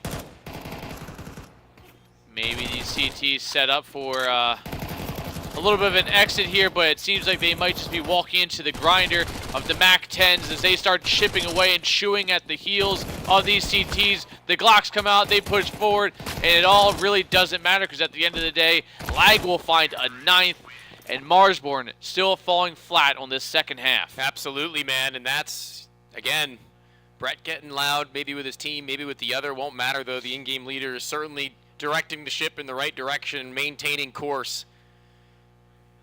You can just sit back and relax if you're Coach Ario right now. He's barely had to say a damn thing.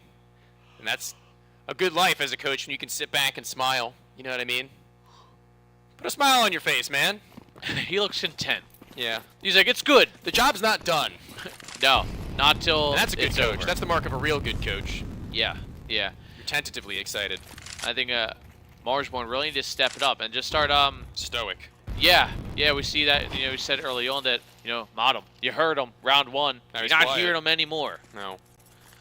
I think that could play into a lot of what we're seeing here, but Wolfie trying to hold firm. It goes 1-for-1. Grizz comes out, but fumbles the utility in towards mini pit, and him obviously frustrated with that choice. And I think Marsborn might already be calling it.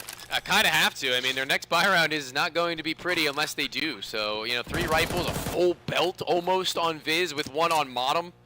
Chop also looking pretty good with that kit to go along. Pressure is on. Wolf, the only player who needed to find any kills on entrance.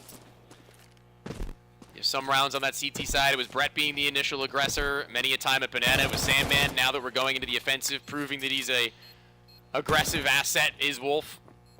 In this round in particular, even with the A1S recovered, using the opponent's best weapon to hit the best of his abilities. The pit is going to be a safe place, given that the plant's deeper in the site. They're going to make a little bit of a totem pole here.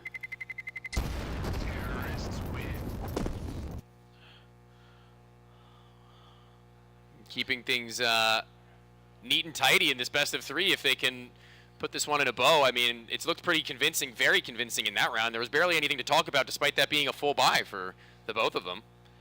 Yeah, I think Grizz fumbling that utility in towards mini pit. Yikes. Should have just kept that gun out, and I think he firmly said that to himself too. You could see him wanting to just kind of slam his fist on the desk, but thought better of it.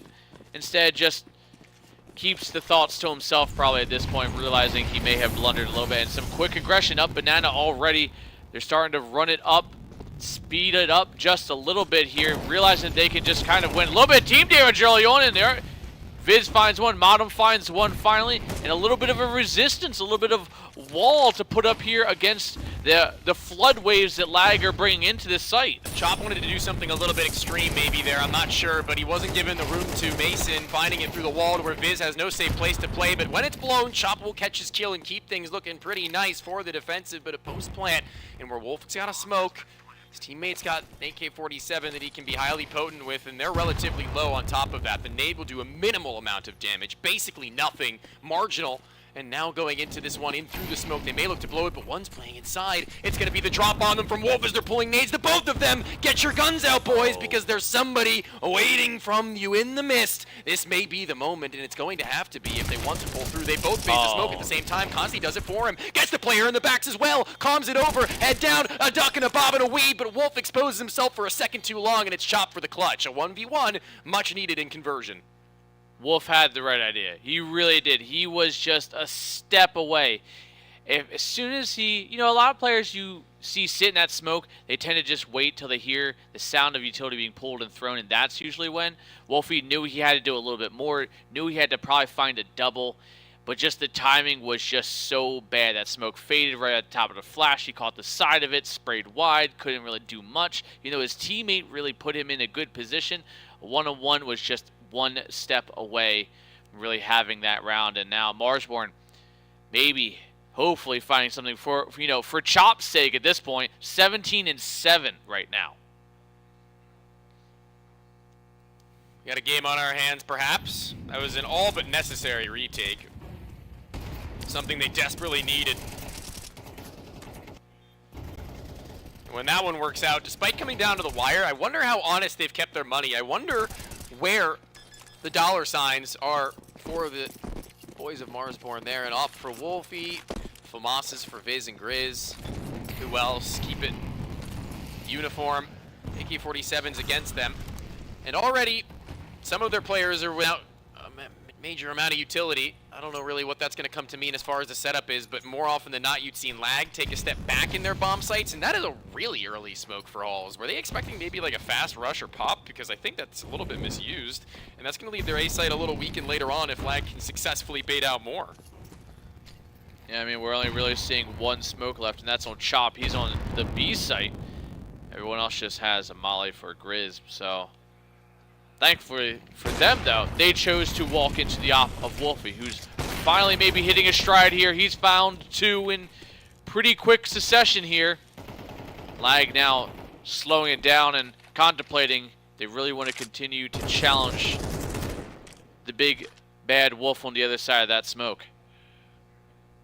Okay, hold on now, though. Viz has gone on a little bit of a mission outwards in towards second mid, and when they already have 2 players man advantage, having that spot gives so much over to Marsborn to make calls of their own even deeper than that. A gamble over towards this B site. Viz, though, will spot 1 to the cross eventually. Needs to either get the kill, stay alive, or do both.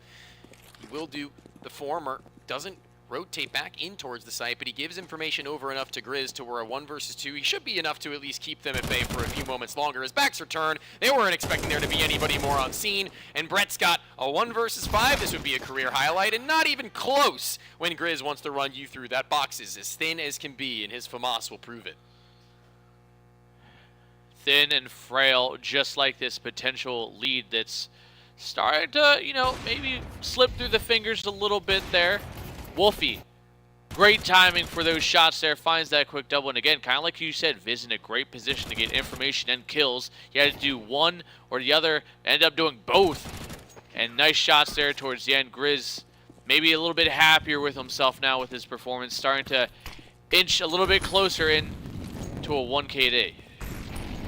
Defense incendiary stops them from taking a fast Hall's control, which you can see somebody desperately wanted to do. The weaponry is low, and they're trying to get pace onto this one, both at Halls as well as Banana, and they've succeeded in one of the 2 avenues. An AK, though, on spray, nice for the 3rd, holds it through, and continues now to climb on that board as it was Grizz before. It's Modem now, a B site, 3 versus 2, and even so, that bomb will not be allowed to cross without a hitch at the very least. A nade to the feet, and Wolfie, I keep saying Wolfie, this is Wolf.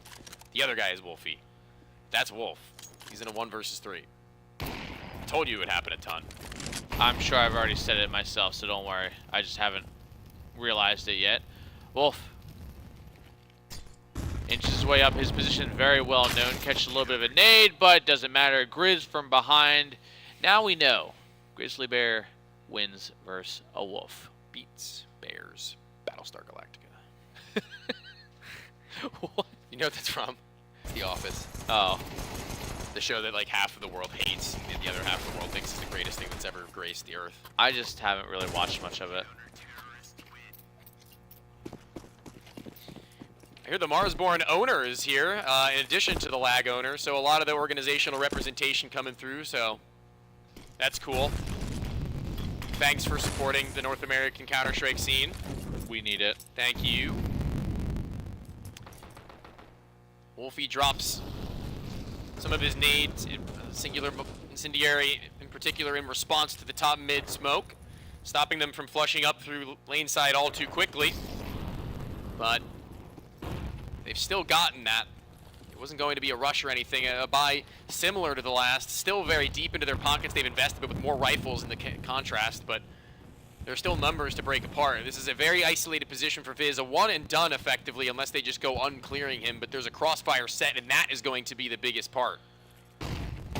Ooh, great timing on that flash, but could only get one. Grizz now has to come up and kind of be the shield for this site. Hold off this encroaching enemy. Great shots from Wolfie, but goes wide. Continues to take the fight, though. The confidence is there, and there it is from Grizz, the triple. When he's called upon, he arrives, and now we are finally here at the forefront of this potential comeback. Inferno's come to a head, and Wolfie, although he may miss one of those shots, what he does is he buys time and attention taken from Grizz on the elevated balcony. What a spray, going all and fully in for it. needing to cover his teammates back, knowing he was going wide at default. He needed to spray into halls first, wins that duel, succeeds in the follow-ups, and there's no sight for a plant, and which was effectively necessary for Lag to go for anything more than just a couple more pistols. It's been a hard time for them. There goes that defensive molly once again, but oh, just about everybody on Lag catching that nade, and great time on that smoke, but oh no, Grizz turns away, but he still comes back, reasserts his dominance like the bear he is from Pit. He pulls out the claws, he's got 3, he's looking for more. Shouldn't be hard if he wanted to. Yeah, he just pops it out. I mean, start to feel it there. You know what you're playing up against. Why not? I mean, what are you going to do? Die to a pistol in a 4 versus 1 and then lose? Yeah, I doubt it. Come on, it's LAN. Get in there. Get active. There's only so much safe and scared Counter-Strike you can afford to play. There it is. This is the playoffs, baby. Chopped has some support now. Stop calling him Chopped. Chop. Stop calling him Chopped. Chopped. He's not chopped. What does He's Bro's just haircut chopped. have to do with this, man? Oh, no. That's not on, man. I think he's rather dapper. That is he happy or is he upset? It's hard to tell. Probably not too happy that they've met at 10-10 here when they were holding such a lead, if I'm being frank, and the first time out taken, he gets to have his influence. I'm gonna... Oh, we're back to that? Yeah, we're standing again. Okay. I change between, like, normal mode and then scrawny mode as far as standing is concerned. When you stand, dude, you make me I start anxious. rapping like he does with my hands when things get crazy. You pace around, dude. I do, okay? And then you do fiddlings a lot. They won't see that on broadcast, but... Oh, they will now. Sniper's out again. Nades in hand, in kind, and Lag, where it's been a long time since we've seen them in full swing. Now is their opportunity. Now is the time to come alive. If you are one of their hardest and heaviest expected hitters, and now with banana control, as numbers look to take it, they're staggering in order to not be hit by the nades, but one will still go soaring atop Sandman and Mason, both soften 42 and 85 respectively.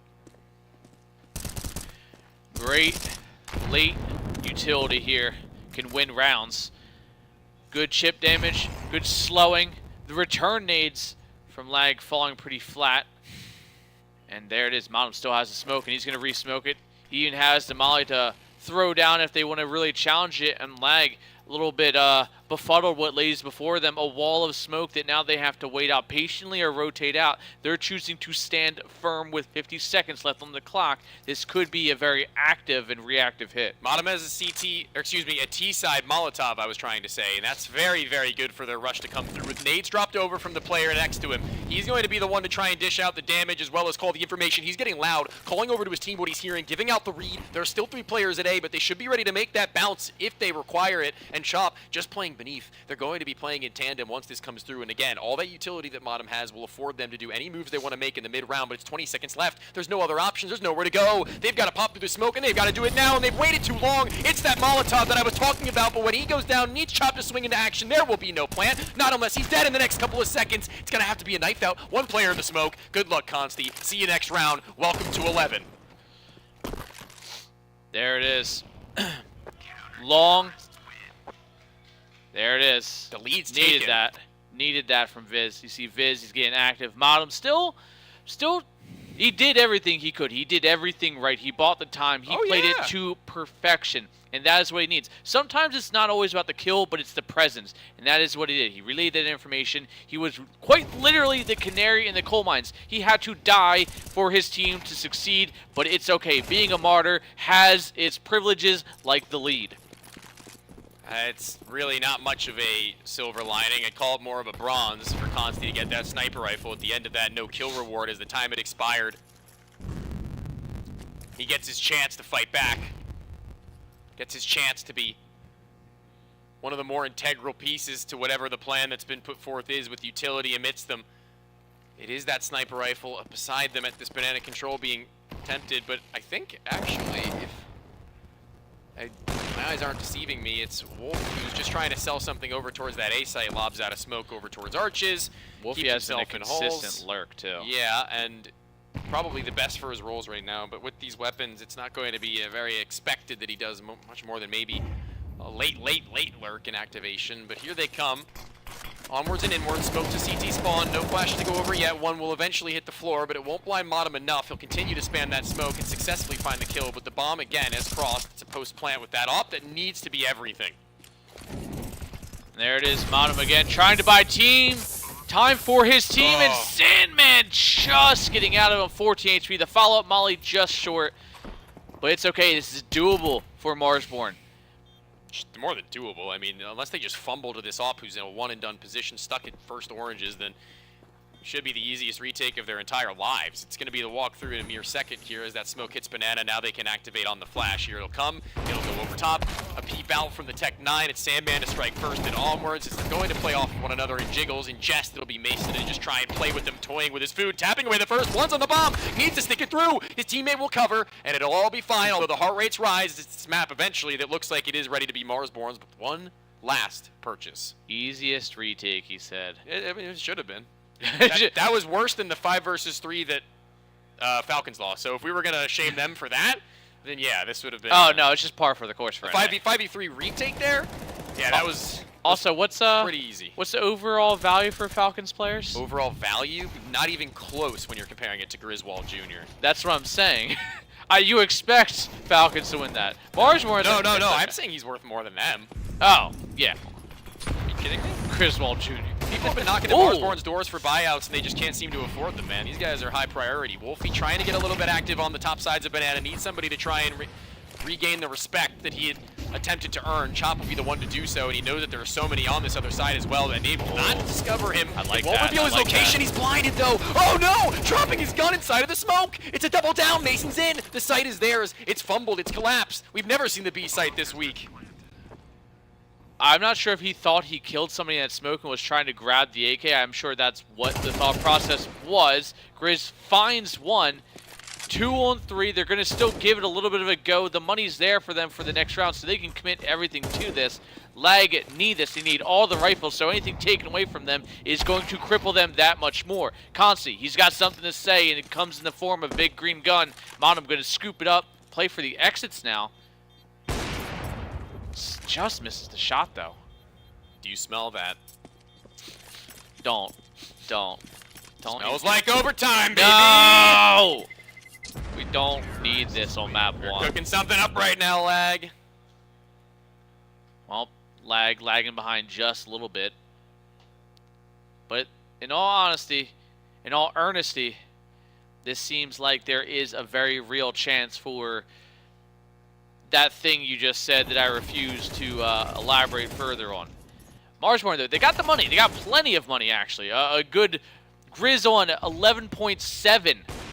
So I think he's good to drop some things around if need be. And we got full buy, full utility, full kits, full armor. It doesn't matter. Marsborn has it, and they now have that early man advantage off the back of some real good utility. That overtime dream may not be looking like all too much of a reality any longer. Goodbye, Brett. He can call from the grave, and I in the sky, bird's eye view over top.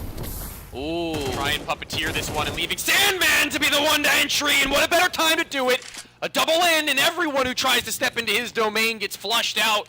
He's coarse, he's grainy, and he gets everywhere across that B-bomb site. They just were not expecting him to run through that molly. Finds one with utility hands. The follow-up little flick movement over off to the left gets the second. And Sandman, like you said, he's coarse and he is grainy. Pop off on he's the even shot abrasive. Still. Hold on, but constantly missing that. Problematic. Another one missed off, and the 5-7's gonna run it through. Amidst the Molotov, the both of them are gonna be missing and whipping. Still a 3v3. They have kits. They have time. Just under about 15 seconds now, needing to get into the action and push them even further beyond. Sandman with a third. Who else would it be? And this is going to be the overtime that we were hoping for it to be. It looked good. That early pick with the utility, good. But Sandman just finds his way in whether you want him to or not, and he finds that early double. Modem. He looks upset, to say the very least.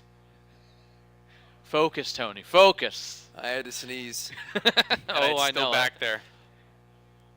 It's still back there. It's going to be in the most inconvenient of times.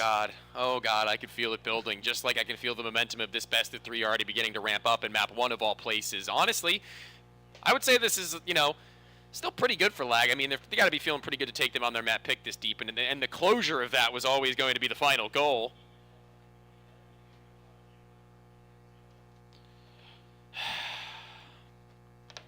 I mean, Marsborn, their map pick. Bonk. Yeah, dude, that's just... Whew. This is polar opposite of that spectrum. Yeah, I mean, it's a pretty scary moment. That team Molly, too, definitely forced his own teammate into that corner to force that fight, but thankfully for them, it worked out well. But we are in. We are locked in for OT. Round 1. Lag, up mid, alt mid, Banana. They're everywhere and anywhere they can be. Sandman continuing to force this fight up. Banana can't find the kill, but does find some damage.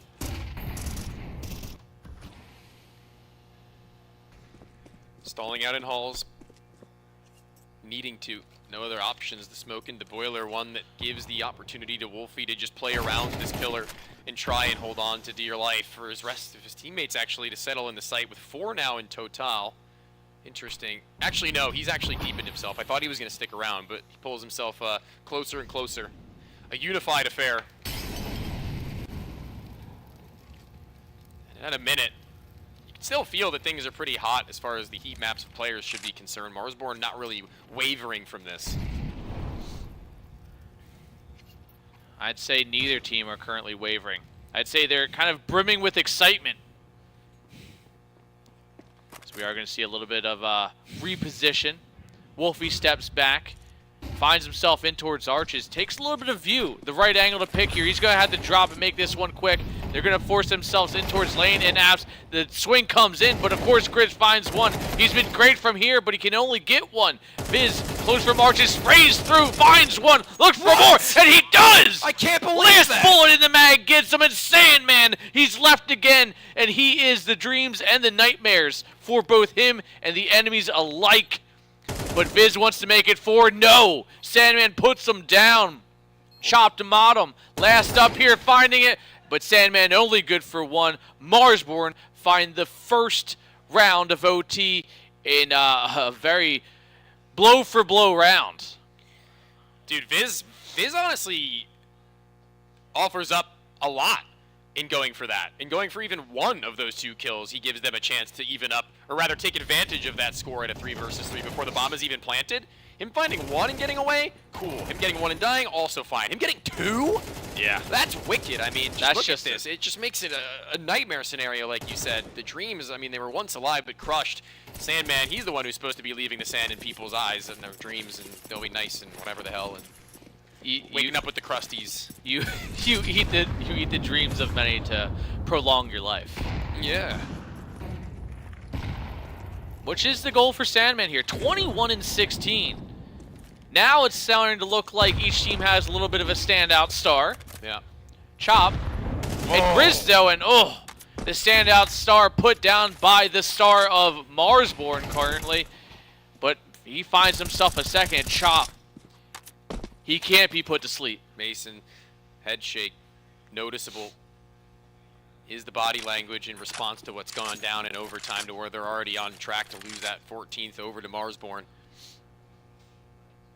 Wolf very quickly changes his tune and heads over towards halls where typically you will see him. So it's not going to be a shock. It's not going to be a major surprise to them. They should still have a player very much so in holding of it. Down in the pit below, head. Oh, is that a gun barrel? No, not gun barrel. He'll be mollied though, and that'll be heard. Ticking the molly, 45. All right, boys, let's get it done. The full execution for what they have is now out and through. He can avoid the player at lane and take that heads-up aim duel with the one in the pit with the Molotov to force him amidst the open. See you later. Barely any damage taken. 1. And now, oh no, Wolfie's actually with the AWP stuck behind this backside box. Will they clear him? I think he'll just sit and wait. Oh, that needed to happen. He needed at least 1 or at least buy a little bit of time here. Wolf, he's got himself in a good position to find Wolfie. And now, here we are. Bomb going down. They're starting to phase through that smoke. He sprays. He goes wide. He can't get it. And there it is. Marsborn. 2 rounds in a row. Keep him minute, boys.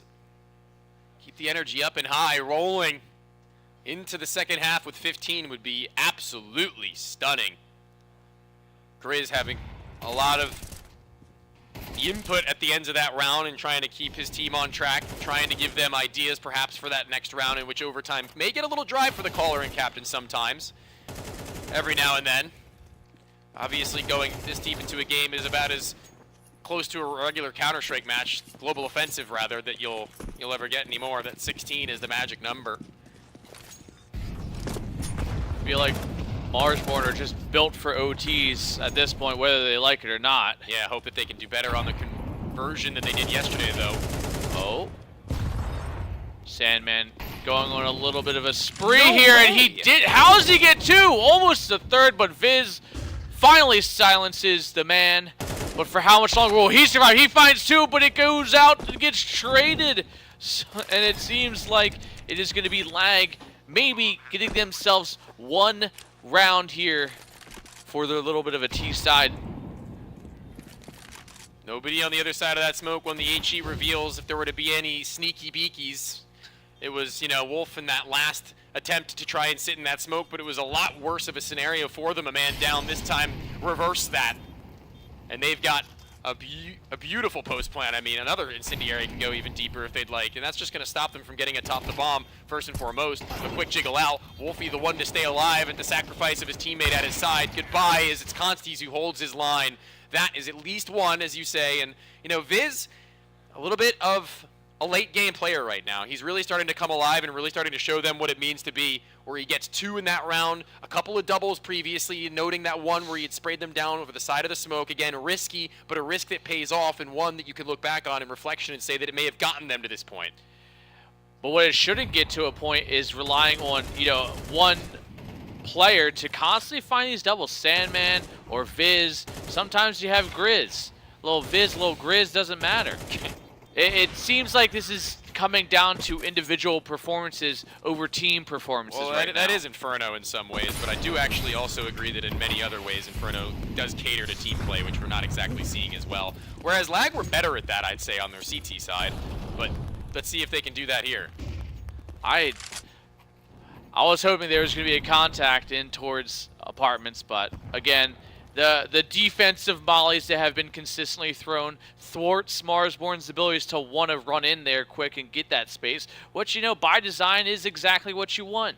Brett, he's going to have to do more than just get one from this position, but it is a one-and-done angle at best, and he goes one, and he is done. He doesn't even get one. It's constantly, again, the individual performance is coming to light, and it's constantly finding a double, and Mason finding one of his own, and just sending Marsborn straight to the hills of B. Yeah.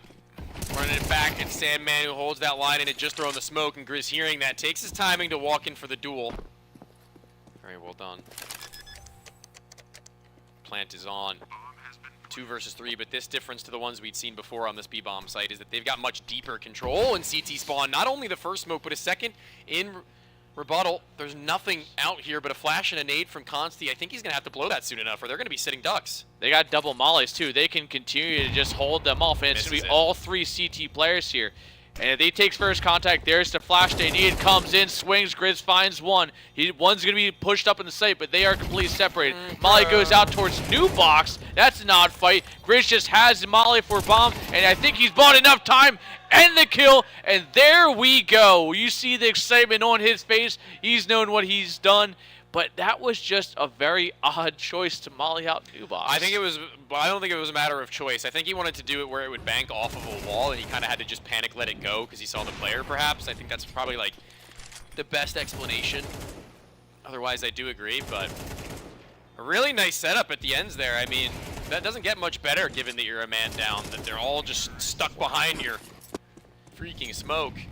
Grizz, quite a comeback, man. This man, at the beginning of this map, was pretty far down. You could tell, you know, from his visual expressions, but now 25 and 18. He's doing good.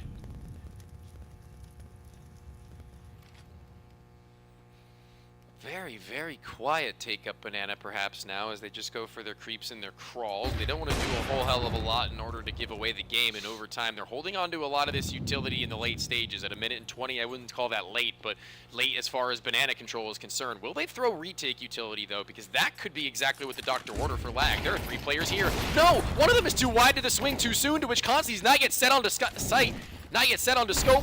Holds as best as he can to find the one. Stationed atop as Grizz, one of their heaviest hitters, and now tied. Excuse me, not tied, just one behind Chop in terms of kills, pardon, but still very, very difficult to try and recuperate, but they're just going to pump the brakes and pause, and that might cause a little bit of instability in the minds of the lag guys.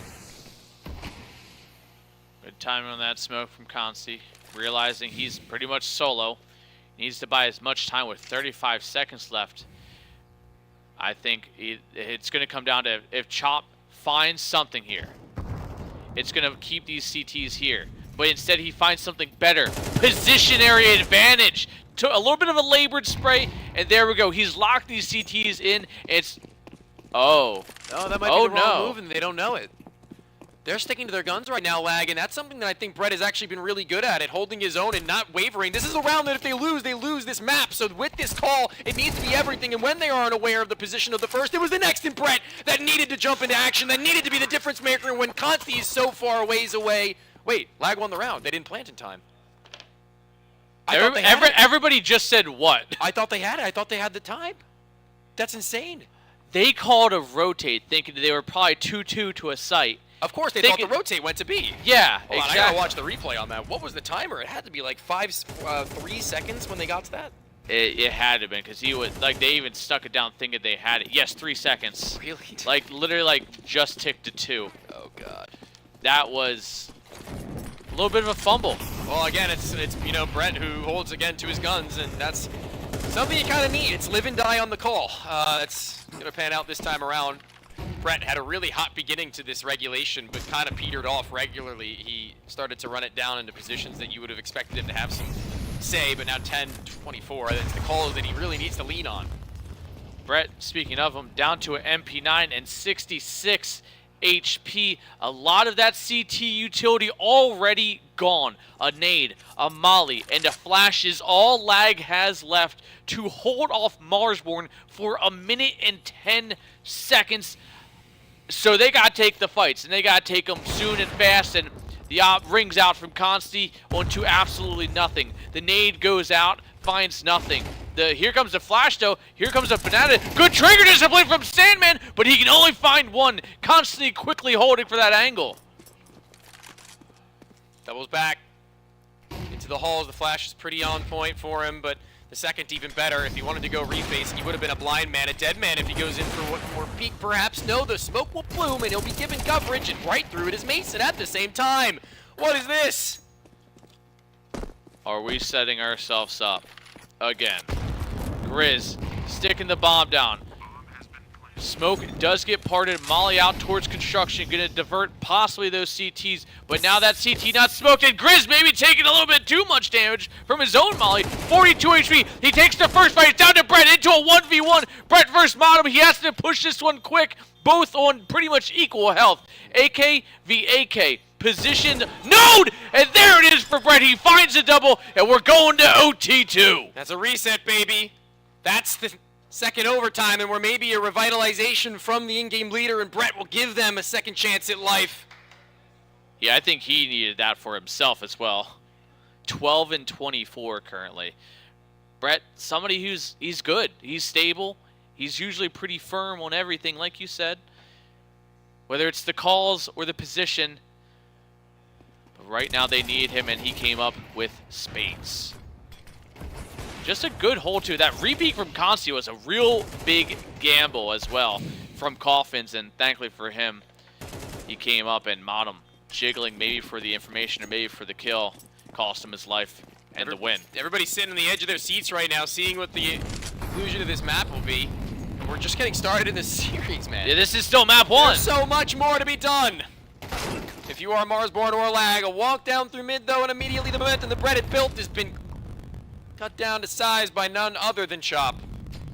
Gives them a good look into a 5 versus 4 to where a little bit of information and play from Wolf would have been nice, and Consti, who we have seen at those steps before, is brought out from around just after the fact. So the two most integral roles as the AWP and Caller are both shut down and shot out. There's nothing to be done on a wild spray, complete from Mason. This one should be a done deal.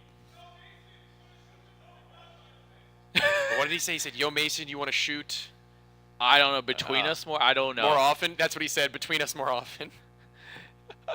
I mean, all 20 bullets went to probably 2 people's kneecaps. I'm going to do my best to try and transcribe any of the trash talk that goes on. I might have to, like, lean an ear cup off in order to get it at the end of each round. But, oh, yeah. Because we don't have Who said full it, capabilities to hear it. It was definitely Modem. Was it? Okay.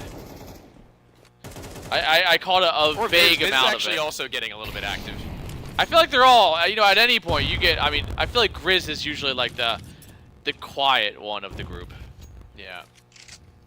The least tenured of them. So he's kind of just letting the old guard cook. Not even necessarily old. These guys are young. These guys are like the next generation of North American Counter-Strike. You know, you've got your Elisias and your Nitros, and then you've got your floppies. Viz is of the older. The old guard, I would say. Yeah, I don't know. If you categorize him with like nothing and Shroud, then that's the old guard to me. No, they're way old guard. Okay. The old guard means they're still around and still kicking. Right. Kind of like Mythic's the gatekeeper. Okay. Well, this is one of those moments where New Blood and Grizz has definitely given us a show, while Chop has been the original in this map to give us that room to work. Nade off, bonk to top the head of just the man mentioned, and in goes the execution without much delay. 40 seconds onwards is that nade onto Mason, and a second to move. This both are going to bring him down to 30. He's probably a dead man walking as soon as they send a single bullet forwards, or maybe a double, as Mason, he takes the lives that have been lost from everybody else and makes his own doubly more effective. And they've got only a certain amount of time to try and make something else work. It's the pillar in which, playing off at the corner side, comes Chop, a good headshot, but ready and awaiting his arrival at lane is Consti. The op is not budged. Wolfie's gonna have to cross here. He does, actually. He's great. He even takes a shot, gets the kill! In towards Constantine in the op, 1-on-2. We hears that lane player coming forward, but they're so spread apart. He actually is gonna slow down a little bit, give his team time. He actually smokes himself off so he can get to a better position, but instead gives him the advantage, but there it is. And I think a lot of look at that face from Mason. He's locked in. I think it was the trash talk from the round prior that I think he gathered himself on how to spray that a little more better, a little more proper. Okay. A little more proper. Well, crosshair set on 17 for both of them. That's the next step, and talking about how Chop had given it a good run, Consti hitting that shot was unnecessary. The head-to-head, though, I feel like I've seen Wolfie hit his sniper against his a little more on this map. But overall, it's been a more difficult time for Wolfie to find that same level of impact as his adversary. Oh, they're going right through. They sure are. This is gonna be scary if you're lag. Hear all those footsteps, but you don't see anybody. And how did Grizz and Wolfie even get a kill? How did Wolfie get his? I thought he had barely even landed atop that position and spots him in an instant reactionary shot. Clears the backside of the site. Brett, what have you got for us? 2 smokes Triple there, so smoke. Yeah, good luck getting beyond all that. The nade can't part that C. It is 3-on-4. Brett making his way into sight, looking. He's got the idea. He finds one, but that's it. He had the lineup, but instead the M4S has maybe betrayed him. And there it is, Marsborn back in the lead, 17-16. Brett, he had the idea, he just didn't quite have the resources. That was insane. I can only assume, looking at his mini-map and using his senses to be able to navigate himself through the smoke, and then on top of the boost up at first oranges, that's really good map awareness as well as decision-making to where desperately walking through the smoke into pool would have been a death sentence, right? That would have been him folded. That is the only way he can really get back and activated into that. No flashbangs from anybody else. There was no phasing the smoke solo, so, you know, credit where credit is due, but it doesn't quite cut it. And Marsborn still with that 17th on the CT side are in prime and pole position to get this one done. You see those numbers Chop's putting up right now? 32 and 16. How many rounds in are we? 4 million? Let's see, it's 16, How many 17, beers did I drink 32. last night? 30 1 million beers? We are 33 rounds in. And this man only has 16 deaths. It's pretty good. I'd say, yeah, I've I'd have seen to better. agree. Yeah, right. I've done better. It's all right. Whatever. Yeah, whatever. See it go around and about again. We go in a circle. The carousel brings us around, but when will the ride end? Marsborn at this lead. Look to press that stop button. Lag are the ones who have to offensively break them in two, and it's lane control in which they'd like first and foremost, to which Wolfie will oblige. Goodbye for the first, but a way back is not available to them. Grizz loves playing on that balcony, but this time will not see the same semblance of success he had in rounds past. Gets cleared out instantly, and again, a very visible disgust with himself, probably for not at least finding one Sandman. Doing what he does best, getting on the site, causing chaos and getting kills. And it seems like the retake is poised and ready. They got the utility, they got the mollies, and here comes the flashes and nade. They start making noises as things start speeding up and time starts ticking away. Time to go in. They've used all they've got. The smoke to attempt to get atop that box or maybe across to the graveyard. Wolf, his first spray was good. His second maybe off the mark and money, but Sandman's third is a chew-in, and his body being left to the back ends has a crossfire set to the late activation of Pit. Nothing to be done on the ways back. Although it may be overtime, Lag are not falling behind. They are full steam ahead. We find ourselves at a tie again, but who will hit 18 in map point? You say we go round and round and round and round. We do. We're right back to the very start of it all. It's like none of this has ever mattered. Tony's dancing. He's feeling it so good right now. I am. This is what good CS does to you. It makes you move. I'm having a good time with this one, and I know Train is on the way, and that's what's really getting me through this one. I know it's so close. I'm just excited to get there. I don't know who's going to be the one to bring us the map before that point, but whose guess is as good as mine? Anyone's. Consti let loose with a couple of damage points, but Modem eating it right back by virtue of an HE and an incendiary to go along with it. No, a Molotov, farther spread, faster as well, and this one goes to a dual peek from either side. Modem and Chop keep it to a 3 versus 4, and hold on now, into the smoke! Consti's in the red! He hasn't gotten there to be able to help out. He's only popping off pop shots, and when he gets onto the scene, he's arrived a little too late. He's saying, let's get this done, boys. Marsborn do hit this. It's 18 again, and do we run it back? Yeah. Fuck it, why not, right? Whoa, we do again. We go again. It doesn't even matter. It doesn't even matter. Somebody get this guy out of here. Get him out of here. I keep forgetting we can be a little bit more vulgar with these kinds of broadcasts because it's a You called me a Philadelphia. bitch earlier. I did, but that, you know, that's in jest. That's cool. No, that's PG. That felt no. It's Yeah. That's PG-13. Nah, it's like PG. Nah, it's all right. And I felt like that was personal as well. I've seen when you some said pretty that. crazy PG movies when I was a kid. I feel like. I to the mean, point where I would be Beetlejuice said surprised. the F word and it was PG, so we're good to Did? go. Yeah. That's PG. Yeah. What First, the? it's early 90s, man. I guess so. A different time period, but a different time we find ourselves in now. Overtime. Not 1, 2, maybe even 3. We'll see. It's a fast A pace. They're trying to get their numbers up in the business of these A-site defenders, and they're going to do a very good job of it. I mean, that 1 kill really doesn't mean a whole hell of a lot when nobody else can do anything to make good off what he's delivered. Oh no.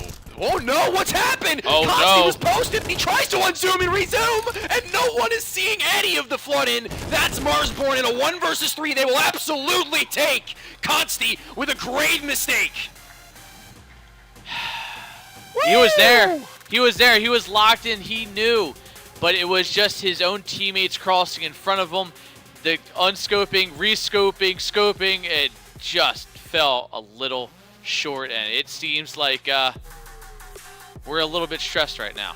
Maybe all of us are. That was a long one. That's going to be a decent little break for everybody to try and get things moving into that next map. It shouldn't be all too long, but I know you and I mean, we were talking up Train time and time again. You know I just mentioned I was Train. excited for it. So that one's bound to be a banger, and honestly needs to be one for the side of Lag. That was, I mean, about as close as it can get, but those overtime affairs sometimes feel a little bit painful to lose out on. Yeah, I mean, a little bit of defeat probably for the Lag side. But they got a lot of stuff to discuss. Grant, that was Marsborn's map pick. That's Sandman, the shooter on your screen right there. The one, the only. Number one. Number one. And that's the bathrooms. No for Dreek in the console area. Just so you know. But we'll hopefully be back here with map 2 pretty soon. So stick around for this absolute amazing performance thus far.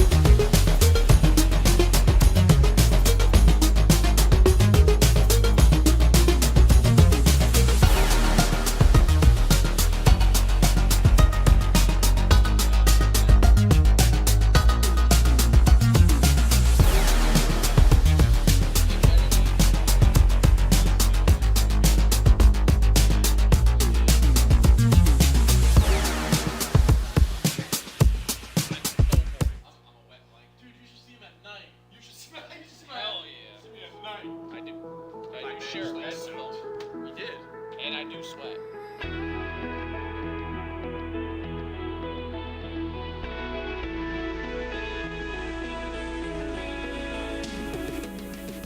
I go down to the river and I think about the things that I've done wrong. Things that I've done wrong. Shouldn't have done that, shouldn't have said this. If I had you, wouldn't be someone I miss. And all of the tables, they keep turning. All the rope I held is burning. And I know I shouldn't have let go. And my hands are getting tired, but I started this fire. And my hands are getting tired, but I started this fire.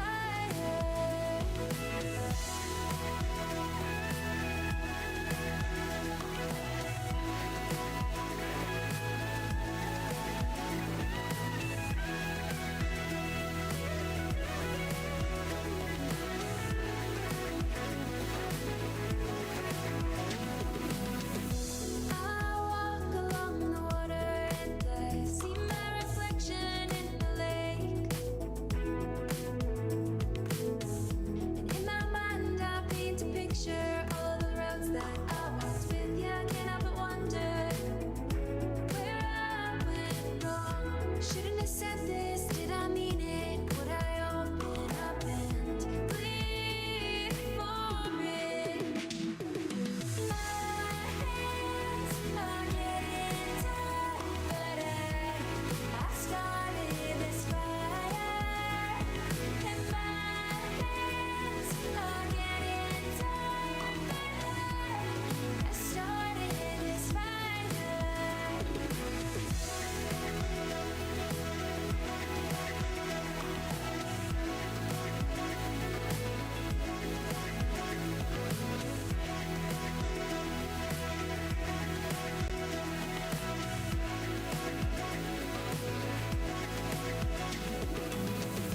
We'll come back in a few thousand years and we'll see if the world played out our fears. Talk about how everything changed, how the trees grew over the path we paved. Ooh, I'm tired now.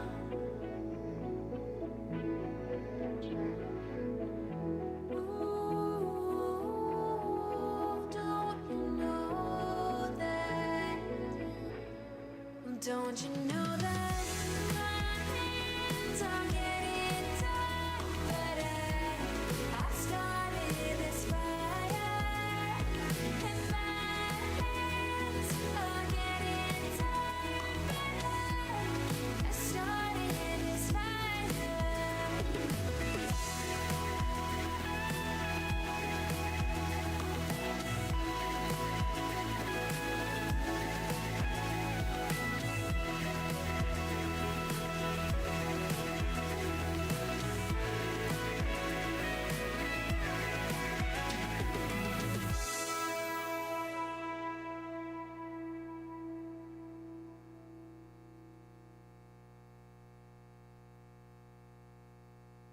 Terrified to see you hiding in the darkness, colder when it's twilight. I've been feeling restless. Terrified to see you hiding in the darkness, colder when it's twilight. I've been feeling restless. Terrified to see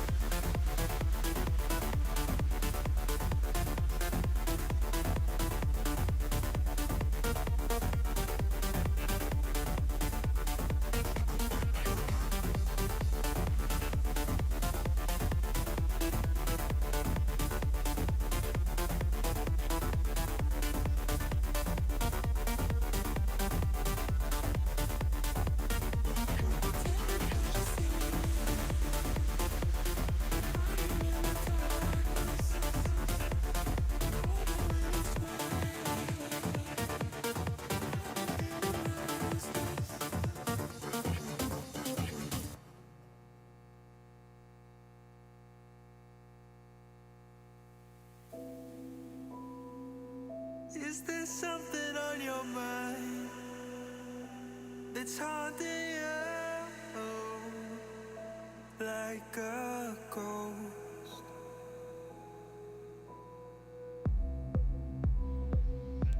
Well, we are back here finally after a great map 1, double overtime, nearly triple.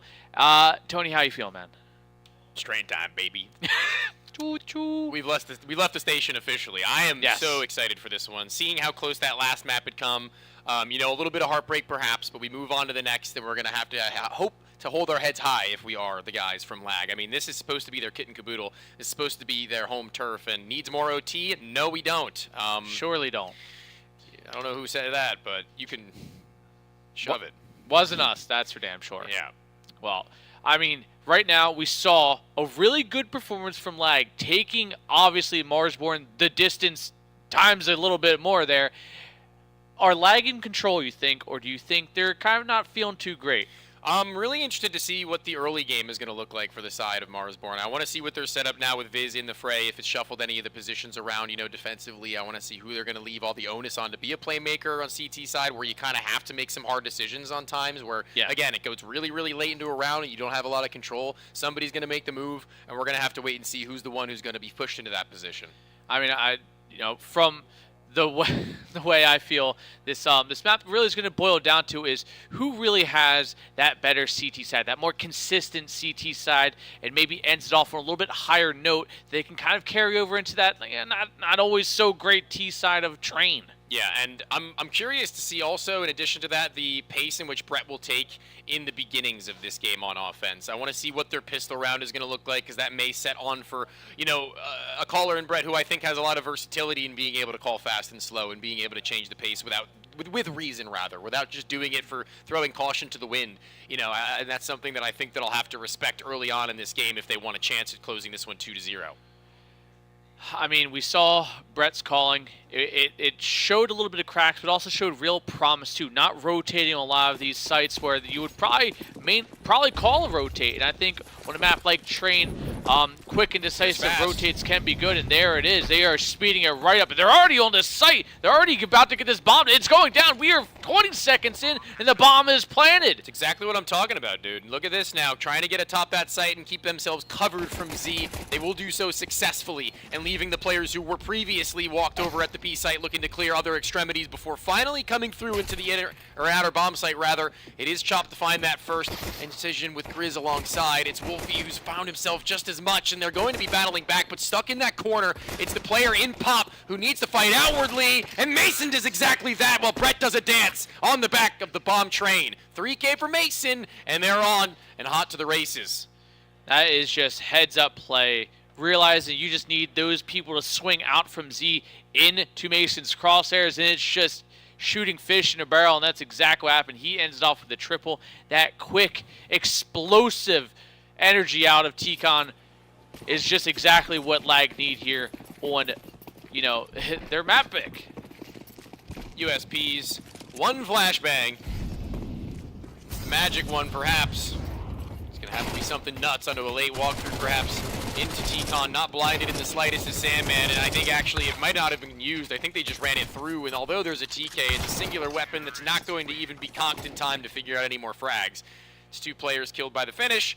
I guess a decent enough little round considering it was a $200 total investment, but this is the one that we're going to be looking for. The head honcho of Train many a time. Wolf there on your screen. Maybe soon with the AK-47 is about to light things up, but they were waiting for them to come into their domain there. They ran it through on pistol. What does the third hold in store for us? Well, Wolfie, he has the op, but there is a distinct lack of any armor behind it. And on a utility map like this, could kind of go against you a little bit here, but presence for the op is so very much needed, especially in a position like this. And there it is, armor or not, he lands the shot, he gets the kill. Brett out of the round, and he can just make some calls from the death screen. The rest all out. All different prongs of attack. One at Pop, one at the top side of B, one out Ivy, and one in their spawn. They're so far spread and soon to conglomerate. And trying to make something a little bit more unified. You've got utility enough to do it, but having the one smoke is really the only big setback perhaps on the bomb carrier of Sandman, the one who was shooting down so many of these players on Marsborn in the previous, unable to close. See if you can continue that momentum onward and upward. Trajectory looks good though right now for Marsborn to find themselves on the board. One from down low, the next to peek out up high, and they're all trying to rotate the backs of this train. I think Chop needs some help. Chop surely does, but he gets one and he is done, and it seems like this round might be going the way of Marsborn. Could get up right now, though, elevated atop that control panel and seeing over into the AWP, but he, again, could have been silent in doing it a little faster, but in taking that time, it's a couple extra seconds, but seconds not wasted.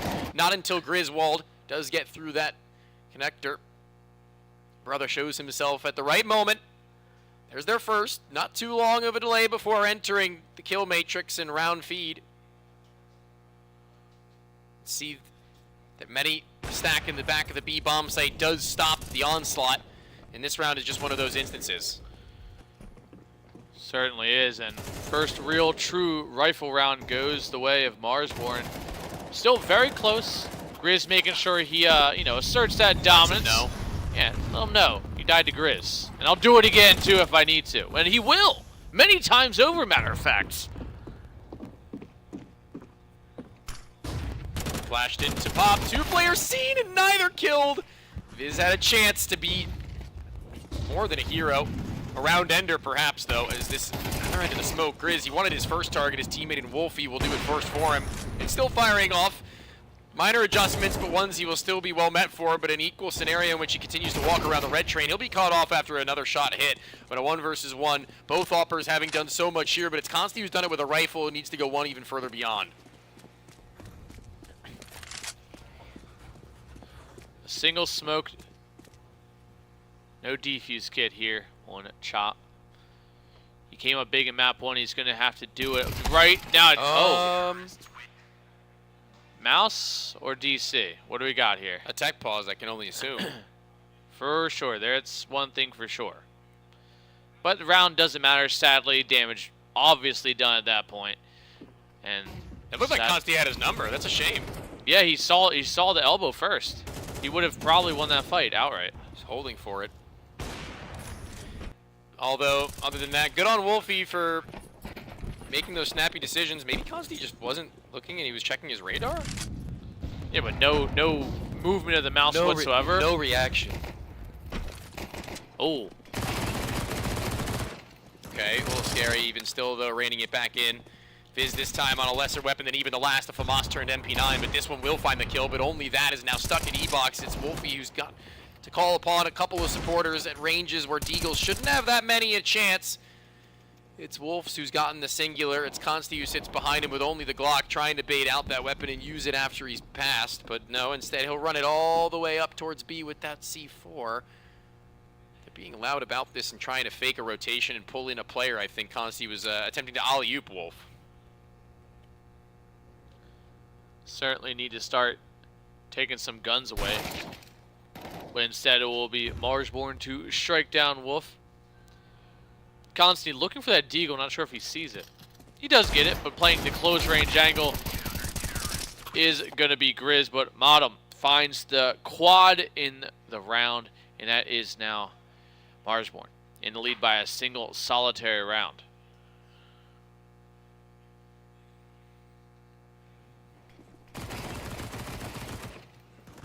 CT sides of train not yet having gotten everybody fully well equipped. It's been glimpses of everyone having what they'd like. But this should be the first example of that, I believe. No, not quite. Wolfie no longer given shot on the sniper rifle. Consti, same could be said. A missed nade, I believe, at some point there for lag. I'm not sure.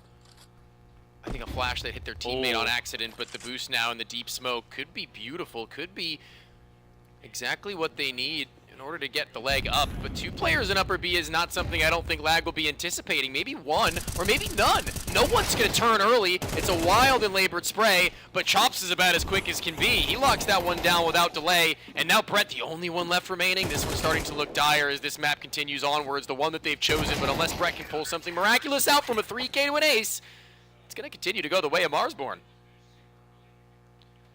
That boost was probably going to be the play there for the CTs, but trying to jump up, fell off your own teammate, made a step and a noise, and surprisingly, it didn't sound like it didn't. You know, since there was no reaction from the Ts, they might not have heard it, and obviously, kind of as you alluded to, nobody really looked, you know, towards that ladder at all when they entered the site. Just kind of ran it out there, and you know, obviously, it took one of your teammates dying. By that point, Brett, kind of by yourself, and only so much that man can do. Modem's got that vintage pink super light. Say vintage, how old is it? Or not super, I'm sorry, I meant to say G Pro. The G Pro is relatively old, I think, comparatively, like the regular one. I still have that mine. might be just a regular pink super light though, but I don't know if this is true. Maybe somebody can fact check me, but I remember looking up why players were using the pink Zowie mice, the EC2s I think they were, for a long time.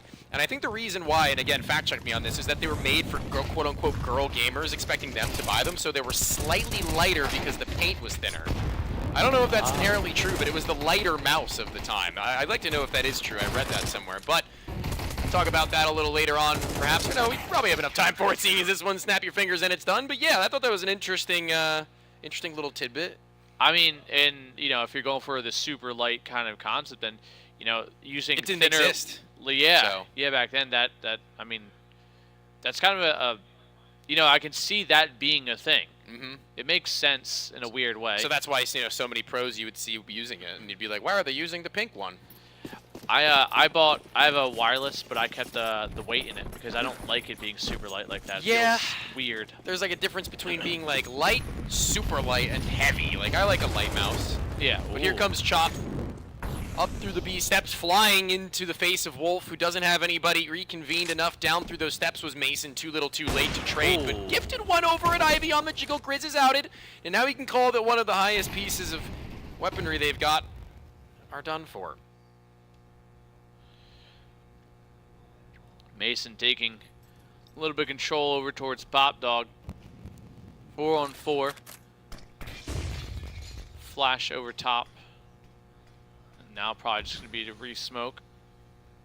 They slow it down, a little over a minute left on the clock.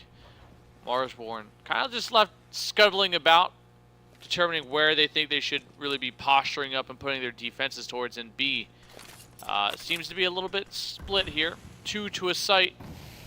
But Lag A will be their choice. Good dodge on the flash from the first. The second even better from Modem, who gets a freebie. Not even looking in his direction as Sandman has too much to clear, and no one's gone with him. Out through Pop, though. Better place to be. And Viz is dodged from all of this just the same. Yet to be discovered. He's got so many ways to look right now, Mason, that he's kind of confused, and he should be. But Consti still holding his line, still holding his side. In a 2 versus 2, they need to go for a plant, and Consti can't rotate with Brett to B if he would have wanted. He's on 4 HP, and he was out in the open, and now they're onwards and inwards towards this site. But Consti is going to have that big green, the best weapon for the job if he finds the timing, in which he did. Misses his mark, but does it on the second, and don't give them the chance. Lag finding some footing here finally on this T side. Granted, T side train 4-5 rounds is really the mark of an okay T side, I would say, right? Yeah. 4 is, I would say, almost average. 5 is pretty good. One step closer to the realms of success here. But they still need to make sure to keep Marsborn responsible, not confident, and always concerned. Standard nades from one player to send onwards and trying to get early damage or force them away from Pop. They've done that successfully. Now they could go for their scale on either area if they'd so please. Now, all the utility that's been expulsed from Marsborn is a big plus for Lag, who look to get back into this one and close on that lead. At 5-3, a victory here would reset the money and give them a very nice walkway up to that tie at 5-all. So playing this one with their cards pretty close to their chest lag again, waiting out that smoke and T-Con in case anybody was getting cheeky with it. Marsborn now pretty much out of utility as well. They're just going to have to rely on the raw skills of their players to try and pull them through on this round. Mason starts clearing out. Top Dog forces himself in towards Red, gets the fight, but goes 1 for 1. And then it is going to be somehow Lag falling flat for now. Brett tries to find, and he does find one. Consti last alive on the op. 1 on 3. 30 seconds left. Bomb dropped to the wide open. Molly out towards Camry. He's going to force him in.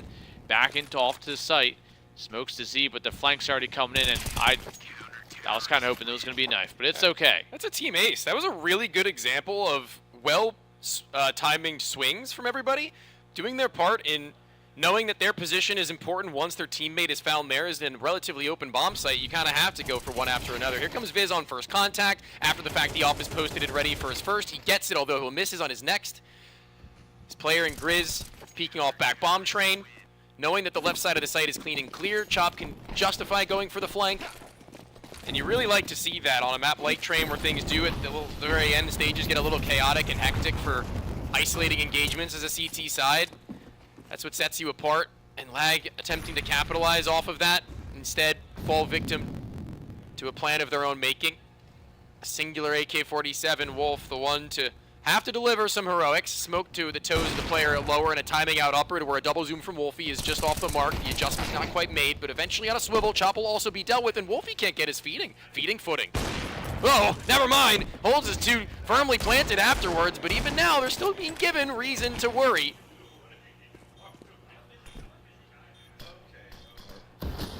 Consti playing a dangerous game on top of Thomas. But Grizz wants to play the game just as much as they do.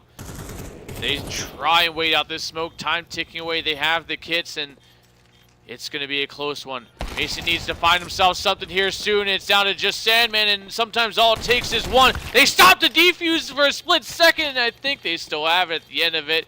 It is going to be 7 rounds for Marsborn. Yeah, maybe if he was able to get away after that tap down onto the diffuser, there would have been a world, but nothing to talk about that any longer. Marsborn have to be at least a little bit content with what they've been able to put together now.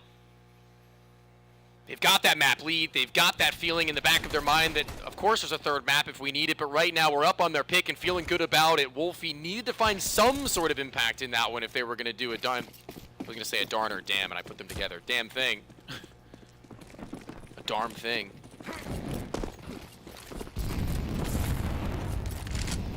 A darf thing, if we're referencing North American pop culture. Well, Lag are on the cusp of finding something here, but they need these at least one more round. 3 rounds on the T side might just be a little bit too much for the hot hands of Marsborn right now.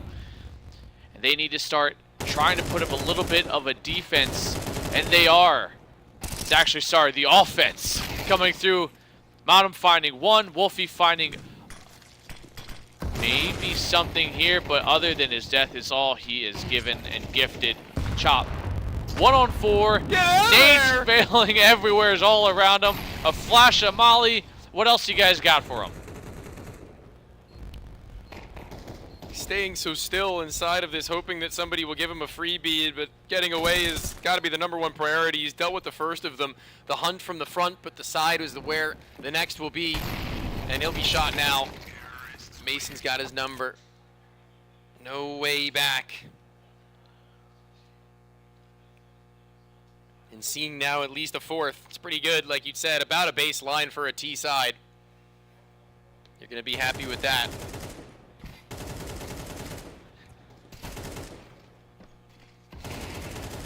Shots inward on outer. Talk about an oxymoron. Have done so very well in order to give Lag a way back into maybe that 5th, as they have to be throwing every penny they've got at the final of the half. Smooth moves required from Viz, as well as the rest in close range proximity on the newly broken down MP9. Close range, still potent. One last attempt is all Marsborn are really going to have at this one as well. making it a steeper hill to climb here for Lag is the goal. Trading kills is probably another, which they don't. Brett finds one. It's a little bit delayed, but it gets there. 4-on-4. Molly's burning. Feet maybe a little bit too hot for Grizz.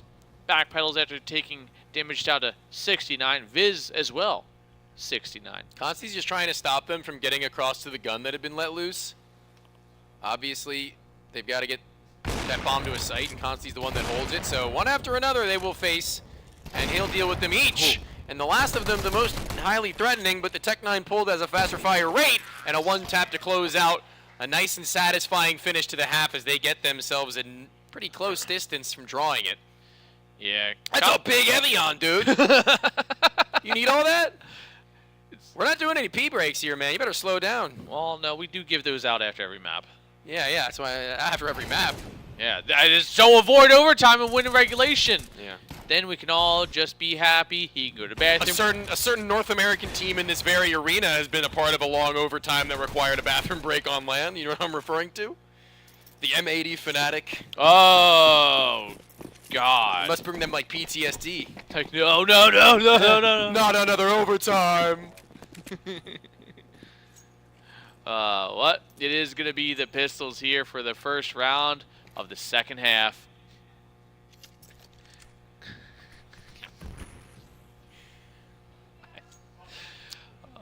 Molly, flash. All on the hip of Wolfie. Inspiring that the captain gives them that room to work with, setting them up for success, and a flash down low comes here, and the dual Berettas look to stop them as they all flood through sidewalk. There's players on either side. Fred and Consti, they will do it all amongst themselves, in which Mason eventually exposes himself from upper. He'll also be activated with a double before they even hit the ground. The body will eventually crash down.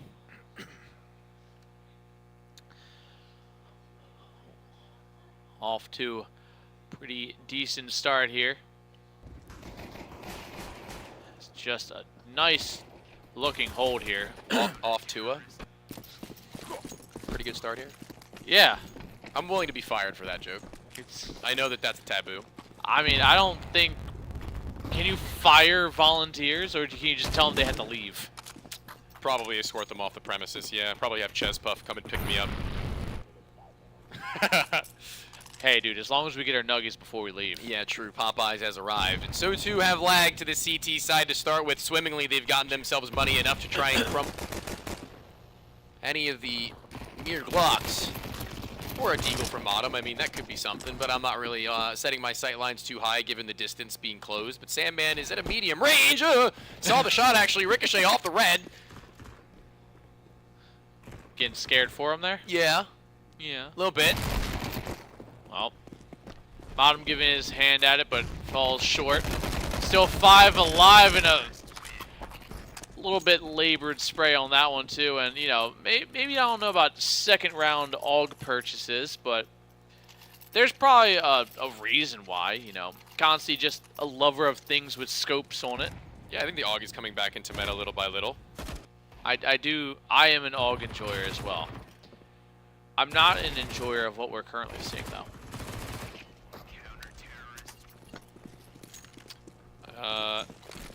Production, I think our screen is frozen back here, but I'm going to go off vibes and say that there are smokes landing on the A site right now, and they're taking it pretty quick. There's smokes that they're playing around in some capacity. Oh my god, they're doing players it. Trying to pop through now with a flashbang self-taught. The AUG and Consti feels pressured. I heard the scope pulled, so he's going to be holding some sort of a line. Ivy, he just unscoped, rescoped, jumps back. He's getting... That's an MP9. That so was, yes. I can only assume now Brett, having carried that one over, is taking it close. He's playing that back red. Grouped up, you see the AK-47's firing off. Consti's probably in camera right about now. I can only assume. Another molly in towards maybe zero. Upper brown hole's rotation coming quickly. Maybe back to the B-bomb site. Ooh. Given they're walking through. They smoke the Molotov. And I think that they're in. I think that they're just waiting to get into a better place as the Galil will get its kill. Again, I can only go based off vibes right now. I can't see anything. Big vibes tonight. Oh, M4 gets a dink in. I heard that much. I think it was a kill. Bomb's going to get planted here. Bomb plant, baby. Might have got stopped. No, he didn't. That was probably a CT because I got the dink through. And, hey, Marsboard, they get themselves around. And maybe we, It's live on stream. Let's see how right we were. Okay. Oh, they ran it back towards A. It wasn't a B rotate. It was a rotate to A through halls. Okay. The real question is production even hearing us? Can I be heard? Am I heard?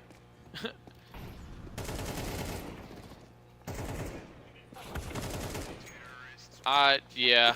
We're not getting any answers. They're probably too busy eating. Hey, Steve. We have no picture. No picture.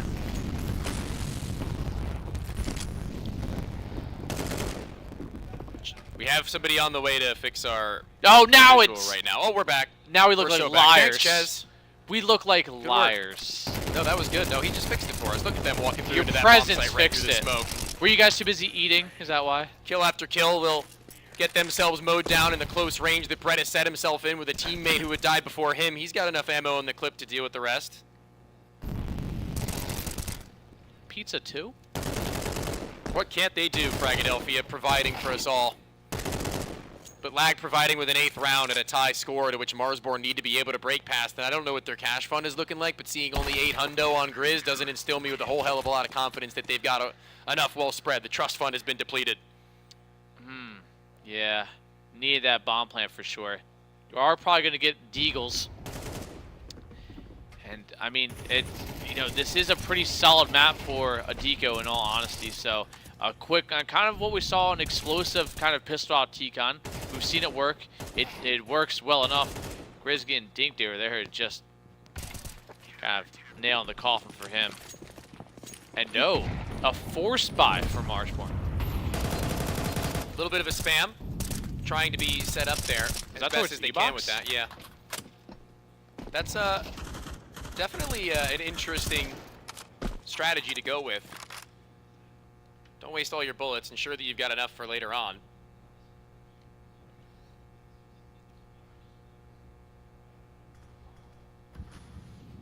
Scout on Wolfie is still attempting to find a place to be more impactful.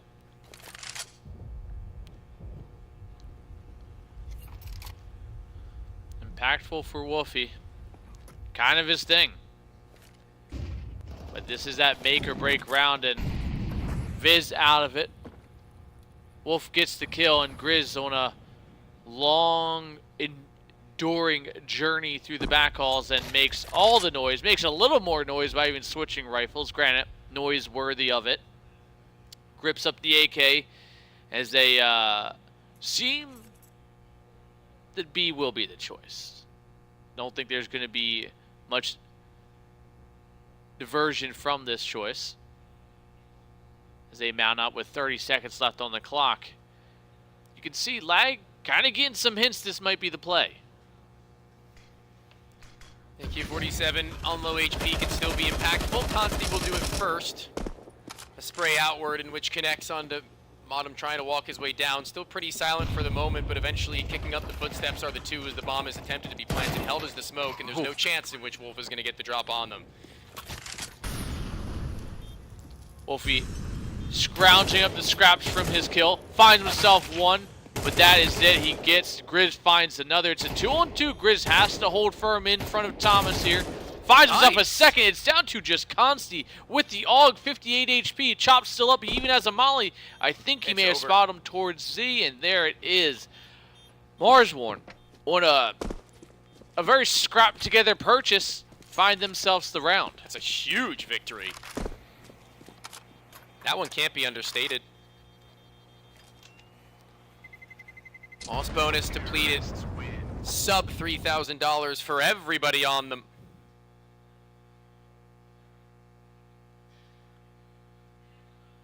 Nope. The picture in a picture. And it's worth about 2,000 words exactly.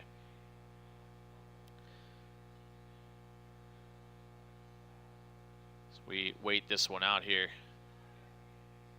Timeout or attack timeout? I'm not particularly sure. But the way we see those hands moving, I think it's just a normal timeout.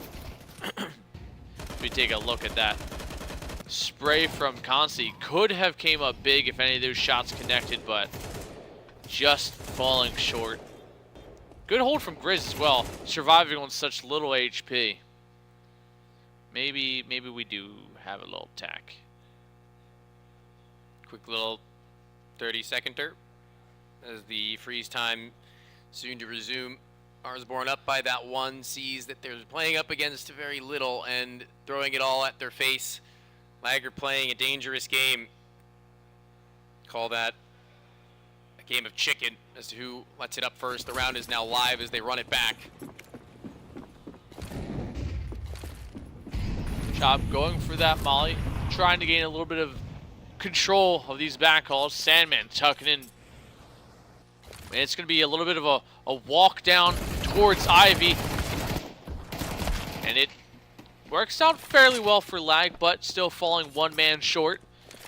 2 on 3. The bodies of friend and foes alike scatter all across Ivy, leaving just Brett and Wolfie to try and maybe grab a few extra rifles. Yeah. This walkout of the A1S actually could open them up to an attempt to go for this if he's not careful. Chop clears, hugging the wall.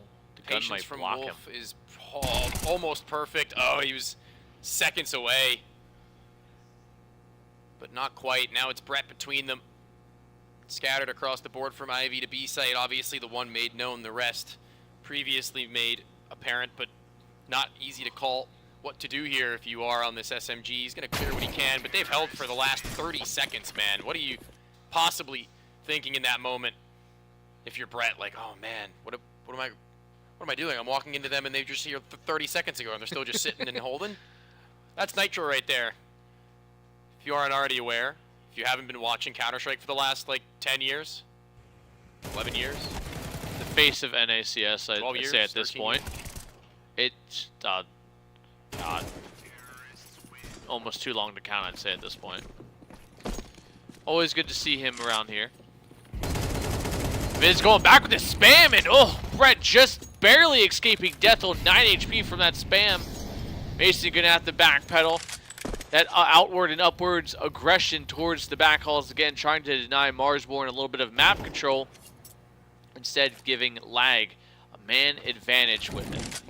Falling deep and players close, trying to make the best of both worlds. Only the singular kill, but burnt away after the fact is Sandman, so Modem gets 2 kills, and even beyond the grave, keeping this one clean and back in for it. Wolfie, knowing that they had pushed, is ready with a singular spray, and everything that may have been once for Lag has since crumbled beneath them, and that train in which I was so very confident of before is dwindled down to a mere thought.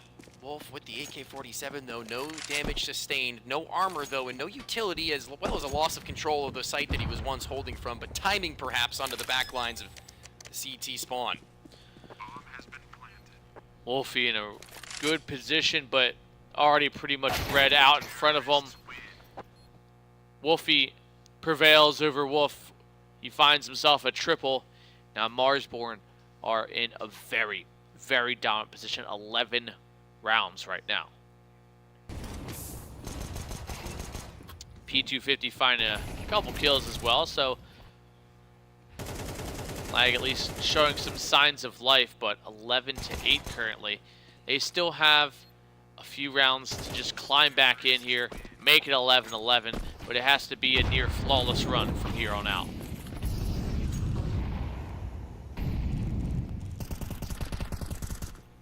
Consti's sniper rifle not going to clash with Wolfie's anytime soon because he doesn't got one. They weren't given such luxuries, but he could have bought one, but rathering the rifle, to which we've already said has been doing so well, and his teammates are looking to live up to the expectations that he set, and they've done so well. Consti eventually brought into the fight, eventually given a line to see someone in entrance to that outer yard, and as he turns his attention to the center of that site, all of his teammates have fallen around him. A second kill, it is of no consolation. This is Marsborn playing out Train and bringing them to the brink.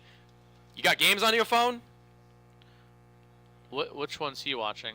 Notorious and Zomblers.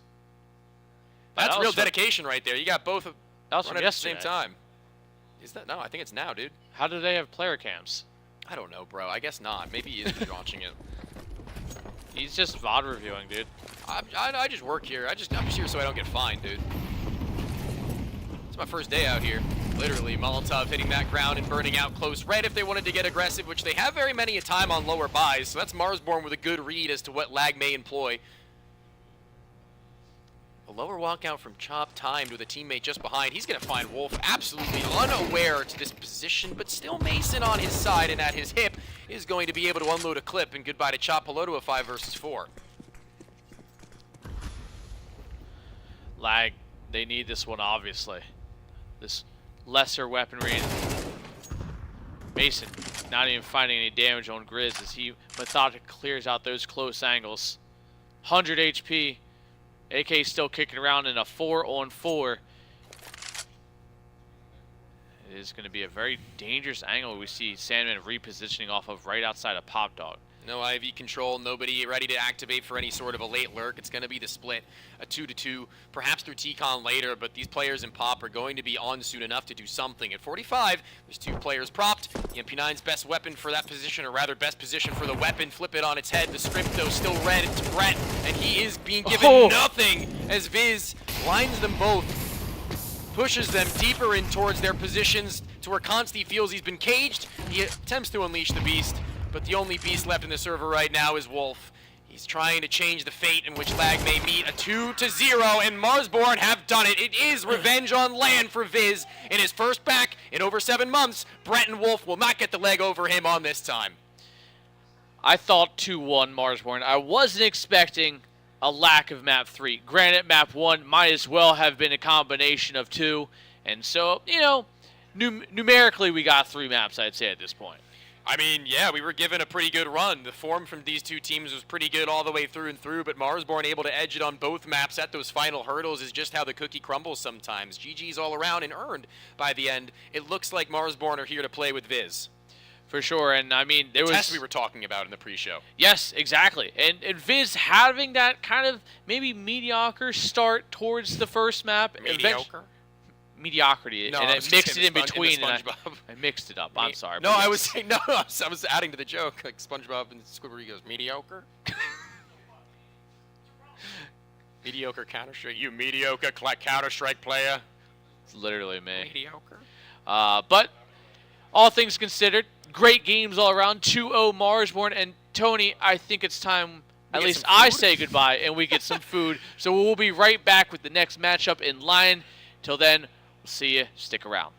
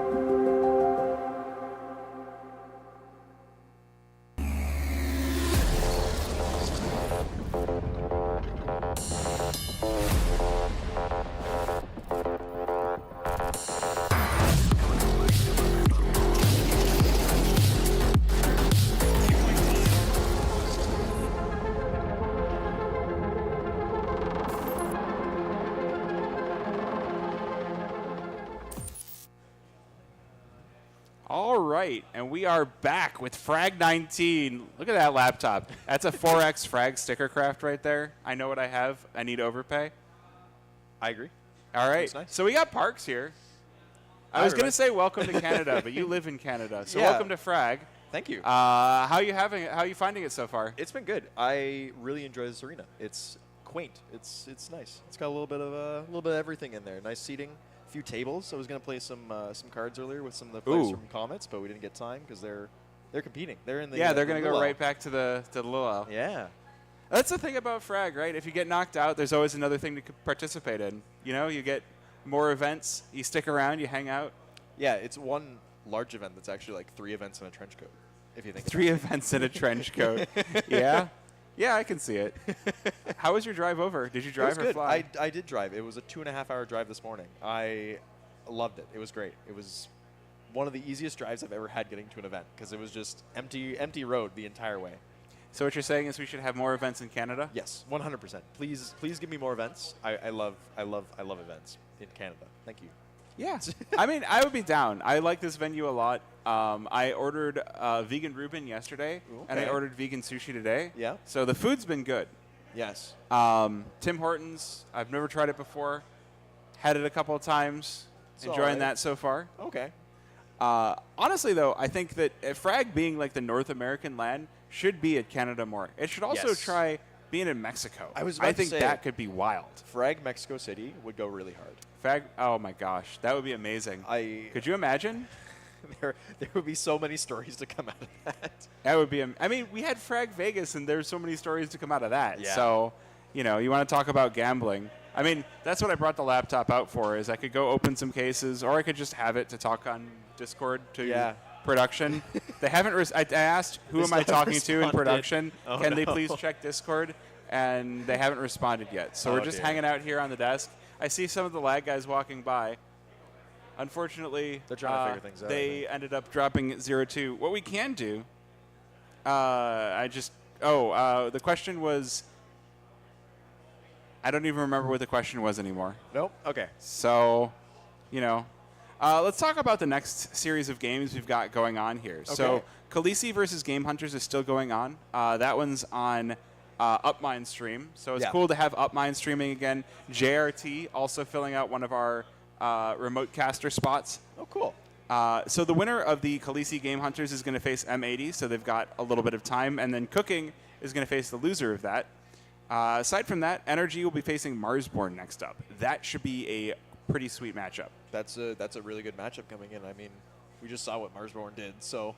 Well, and if you haven't seen what Energy have been doing, Energy have been on a serious hot streak themselves. Yeah. Last night they faced Notorious. They had a pretty strong game there. I don't need to rehash it because I can see the Notorious guys in the crowd. You know, we got thumbs up. We got thumbs up. What's up, Notorious? Thumbs up? All right. Thumbs so up. that was good. It was a solid, it was a fun match, guys. The first map was fun. So they had a good Mirage game. The Mirage was very back and forth, very exciting. Inferno was less so. Yeah. Inferno was NRG getting in their faces. I think it went 11-1 on their T side. Ooh. So that's not a fun day in the office at any point. No. And NRG did just face down Derpy Diamond Dudes, which is a fantastic name. Oh, thank you so much. And that was Mirage and Dust 2, 4 and 5. So pretty solid wins for NRG. So now they're going to have, I feel like, a team that they're more used to matching up against. Okay. Marsborn, not at this quite the same level. Obviously, NRG made it to the major. Marsborn couldn't quite make it there, but I think this is their chance at redemption. Yeah, and correct me if I'm wrong. I believe Marsborn has made a change recently, or am I thinking of a different team? Yes. So Marsborn dropped to minus, and now they've got Viz. Yeah. They had Walco subbing in for them for the EPL qualifiers. That was pretty cool. I think it's really great to see Walco coming back. I mean, there's a few stories about comebacks for this Fragadelphia. Yeah. I think Exotic is the really big one. With Energy, Exotic and Carson are both really kind of big comeback stories. Because Carson's been out of the Tier 1 team scene. He's been on Getting Info, and they've been doing well, but they also didn't make it to the major. So it should be interesting to see what Carson's able to do now that he's back. Yeah, no, 100%. I mean, I think the biggest story was the exotic face reveal in terms of him coming back and actually playing. And I harken back to the Splice days, right, where he was on a team, he was looking very good, same kind of deal, and just both lands he never ended up actually going to. So good to see him finally here. I saw he's got his Dust 2 Eagles Masters MVP chip as well. Nice. He got that. Nice. So all looking good on those signs. And well, yeah, see, I mean, he's a hat wearing guy. We need to get him a Frag hat. Frag hat would be perfect. Anyone that wears a black hat already should be wearing a Frag hat. Go to the merch booth and purchase one, please. Yes. But you know what? I'm gonna go and I'll get a Frag shirt later as well. Excellent. I think the Frag shirts are really nice. Yeah. I mean, I'm gonna get one, so that speaks to how good they are, right? Yeah, I would say so. So how do we think NRG and Marsborn are going to match up against one another, do we think? I mean, I'm going to lean NRG's way in terms of how they have been in terms of recent pickups, recent matches, the stronger team overall, I would say, in terms of experience points coming through. I mean, you got Bro, you got Nitro as the two big names, I would say, coming in on that. Marsborn are no slouches. I think they'll still keep it competitive. It just depends on kind of where the maps go. I would say that Marsborn probably, I mean, I think we're going to get a Dust 2 no matter what, just because both teams are well versed in it. They like playing it. They like winning on it. So toss up on that one, maybe Inferno as well. Third map is kind of dealer's choice. Yeah. Just as far as org support, I like Marsborn a lot. Yes. They bought up the bones of the Undone roster that played at Frag 18, the one that had Steel and Skadoodle, and they have had a good showing so far in NAACL. I've been really excited to see their growth. They've had a few really good games. One of my more embarrassing casting moments, accidentally muting myself as MOTM was about to clutch. Oh, amazing. So, well, I was casting with Bonamont at the time, Yes. and I hadn't had a bind set up for individual mutes. Oh, no. Because I wanted to have one where I could mute myself and talk to Bonamont, and he could hear me, but the stream couldn't. Right. I didn't have that set up, so I was like panicking and moving between binds, and so we ended up where there's this awesome clutch going on and no casting. Honestly, that should just speak to how great producers are and how great the audio, mistakes happen, issues happen. Yes. But production's hard. Oh, we love production, and any and every day of the week. I mean, I do the community cast for ESL Impact, and I do the production on that, and I feel every single little bit when something goes wrong. I'm like, oh, time to panic and fix it before anybody notices. So yeah, it's a fun. And then we get the ESL Impact Hangman.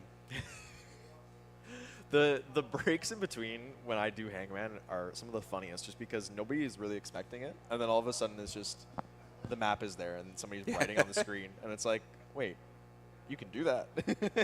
Could you imagine getting you a Wacom tablet and then you could just like, oh, there's a pause, so I'm going to just draw something. I've been told about this Wacom tablet thing, and I feel like my drawing expertise would go down the toilet. I've learned well enough how to do it on my mouse that it's okay. But it's actually really interesting. Back in CSGO, the draw had a limited amount you could draw before it started deleting things behind you. So it was like a snake. Oh. And so sometimes I'd be writing things, and this is why Hangman never really caught on when we did Impact streams beforehand. Suddenly Ping. Hi, Ping. Ping, you want to come on the couch? You want to? Oh, you are? Okay. He's a busy man. Yeah. I have a break. I'm waiting on food right now, so. It's a good call. I went and got some food earlier because there's actually things are only like 10 minutes away from here, so I was happy. Well, so you have your car. I don't have my car here, so I don't have that option. I have offered chauffeur services to go and get food as long as people are down for the food I'm eating. I can be a bit bendable on that, though. Okay. I mean, if you're willing to go get all vegan sushi next time or all vegan like comfort food. That doesn't sound horrible. Because, I mean, I've done vegetarian sushi before. I've not done all vegan. So there's Red Snapdragon Pizza, I think, or something around here.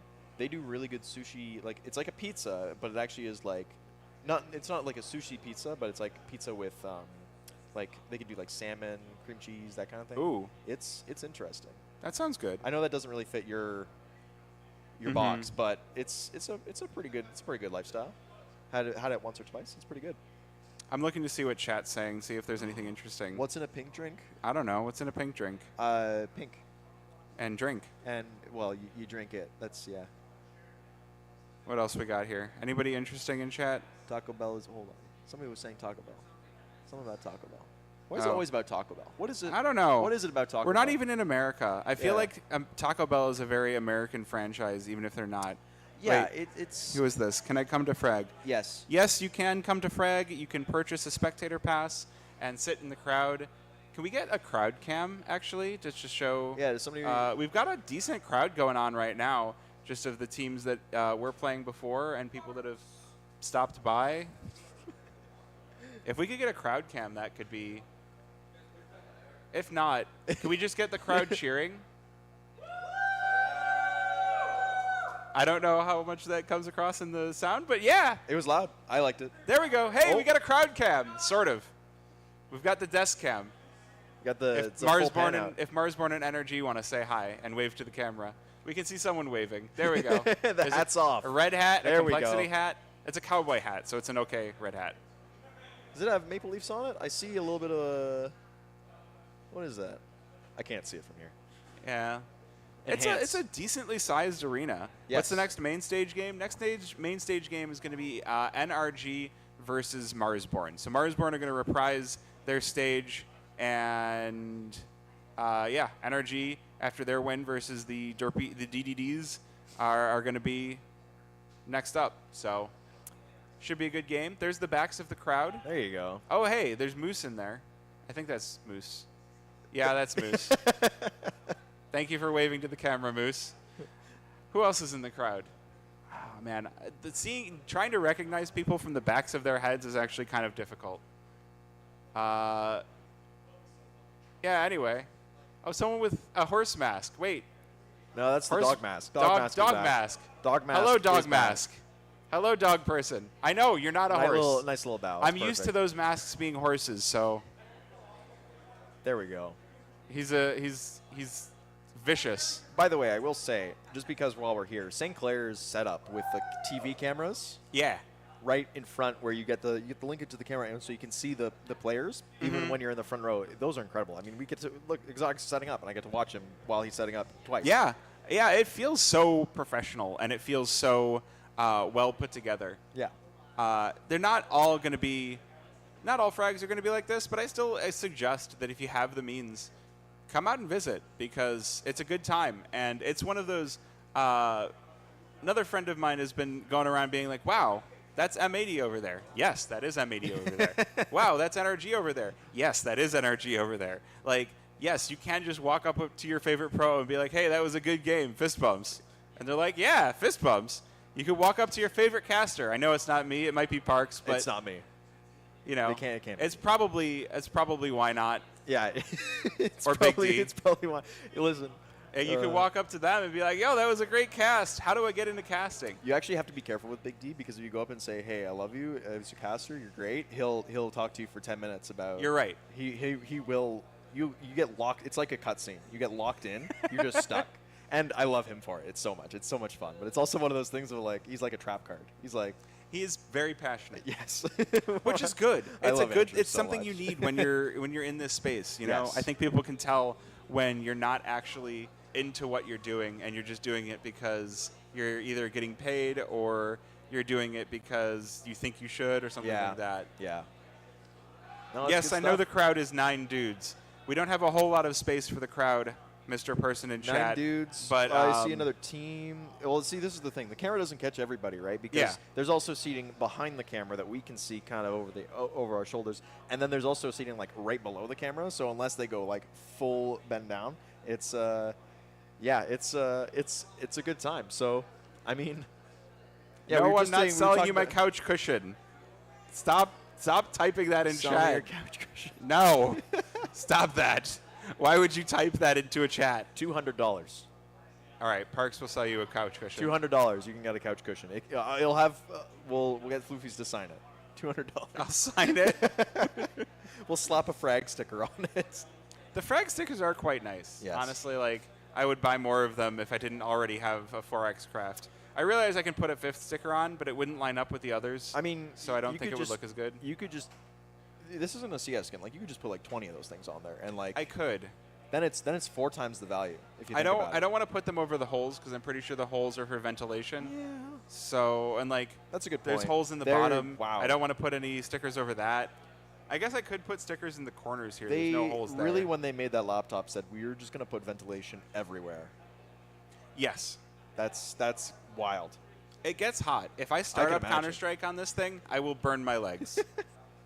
So if you want me to unbox cases, I would need to be willing to burn my legs, which I am if people want me to unbox cases. I feel like there's a lot of like bad feelings about unboxing cases right now after how much was spent Oh my god. by some other streamers. Yeah. I opened a couple on the stream already. Yes. All right, so yes, You're getting I'm getting yelled at for telling somebody else's story on the cast, but that's part good. of what casting is. That's good. You know, I take my own experiences, I take other experiences, and I put them together, and then I package them up. It's a good package, and then you sell it for $200. I'm not selling it for $200 with the cushion. with the cushion. Well, All right. cushion, a story. We're adding deals here. We're getting you guys the best. You get a story, Mm-hmm. you get the cushion, you get a frag sticker, and all of which has been signed by Floofies. I'm signing the sticker. Yes, and the story. Somehow. Okay. I guess live update on Khaleesi versus Game Hunters. Yes. Khaleesi having a rough game number 3. Game Hunters up 8-2 on Dust 2. Wow. So Yeah, that's going to be rough. I did take a stop over because the Little L is currently ongoing. They're starting to play their game, so I just kind of was wandering around, seeing what's what. And they're over in the back corner there, and I was, occasionally hear them screaming because they went around and everything. It's been very interesting. I think this is the first time I've been to a LAN where I'm that close to Brazilian players while they're actually actively gaming. It is the passion they have is crazy. It's so cool. Well, were you at Frag 18 in Kansas No, City? I was not. Oh, Sharks Kansas City were was there. a step too far for me. Okay, Unfortunately. that's fair. I enjoyed Kansas City. It was another one where it's like you look at the crowd and it's like we're in a gymnasium. Yeah. No, So that it was an a interesting wild setup. I remember trying to help build that setup because everything was just kind of built. So we had the PCs in these big wooden cases, right? Right. And so we decided we're going to try to build like a stage with the wooden cases. And I tried to lift one of them up, and I'm like, I need to lift more. I'm going to hurt myself if I keep doing that. Yeah. We need more case unboxing. All right, fine.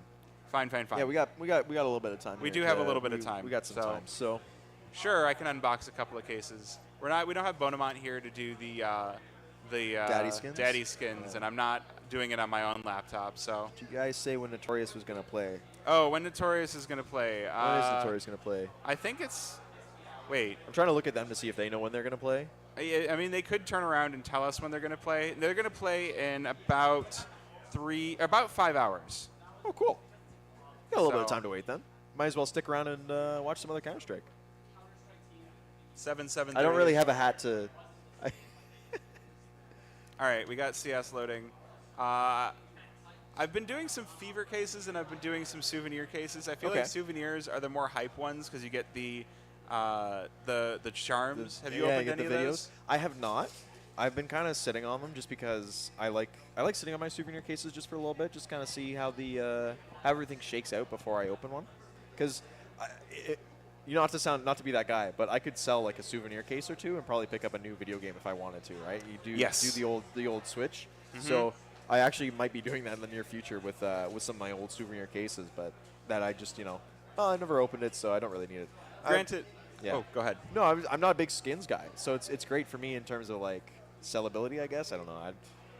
I do enjoy opening them though. They are fun. They are fun. I do think that at the very least, I don't know how much these souvenirs are going to go for because I think a lot of people are buying them up. And like even going as far back as like 2022, those souvenir cases don't actually sell for that much because so many people bought them. Yeah. But I figure let's make it an even 3. I like 3, and if I don't get anything good from these 3, I'm gonna stop. And if I do get something good, I bought 4, thinking I was gonna buy 3. Perfect. Well, it's armory points. It is. Those don't take long to get. All right, so we'll open up some cases here. Okay. And I gotta sit up. I yeah, feel like it's this. You know what? This cherry is like. These seats are a bit weird in terms of where because you see this back here, this piece, right? But you've got the cushion below. So if you lean back all the way, you kind of You end up sitting a bit weirdly. All right, here we go. Oh, okay. Case number 1, fever case. Here we go. Where's my mouse? Where's my mouse? Where's my mouse? Wait. There it is. Oh. All right, here we go. Opening the fever case. You got to be I a little missed bit. it. Hold on. I have silver there, aim. There you go. Okay. There we go. Tilt it down a bit. There we go. Gold, gold, gold. Gold, gold, gold. Not a gold. Fair enough. This is a little control. Yeah, Okay. not bad. All right. All right. Well, This time you line it up before. We'll line it up before. Yeah. There All we right. go. I don't want to accidentally click to open it. Here, let me. All right. You want to click it? Yeah, let me click it. Ready? No. Get it off my face. Why do you have it? It's You're zoomed showing, zoomed in. Ah. Oh. This sucks. Yes. All right. We try again. One more. We have two more. 2 more? Okay. Don't stop until I get a gold. Yeah. You wanna help pay for some of these keys? Oh wait, hold on. All right, we put that over there. There we go. All right. Here we go. All right, here we go. Gold, gold, gold. Gold, gold, gold.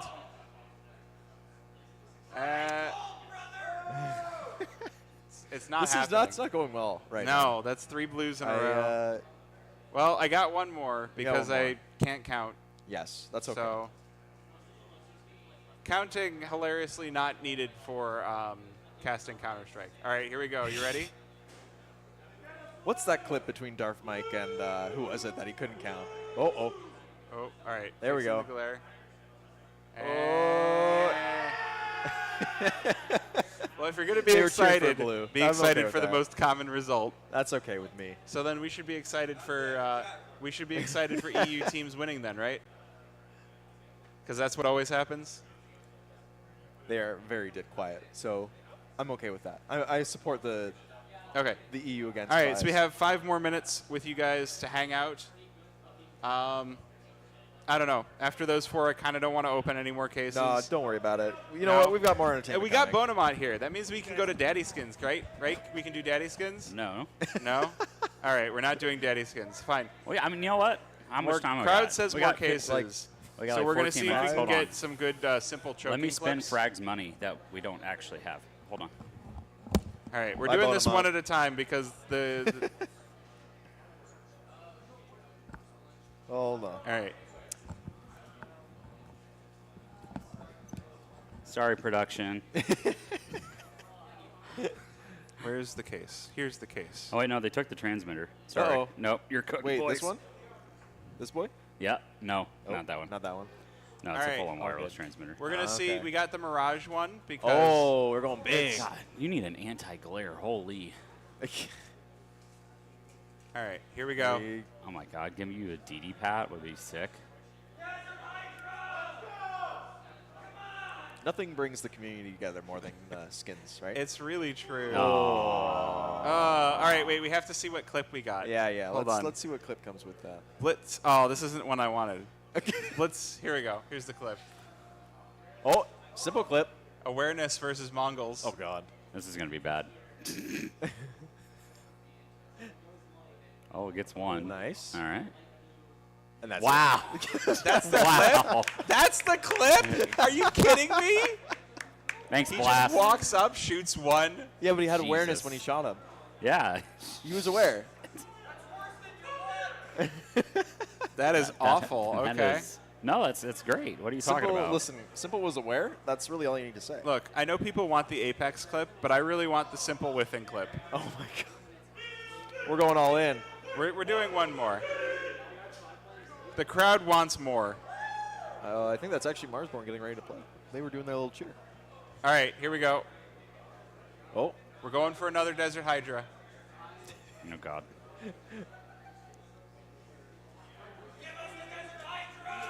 Come on, Gaben.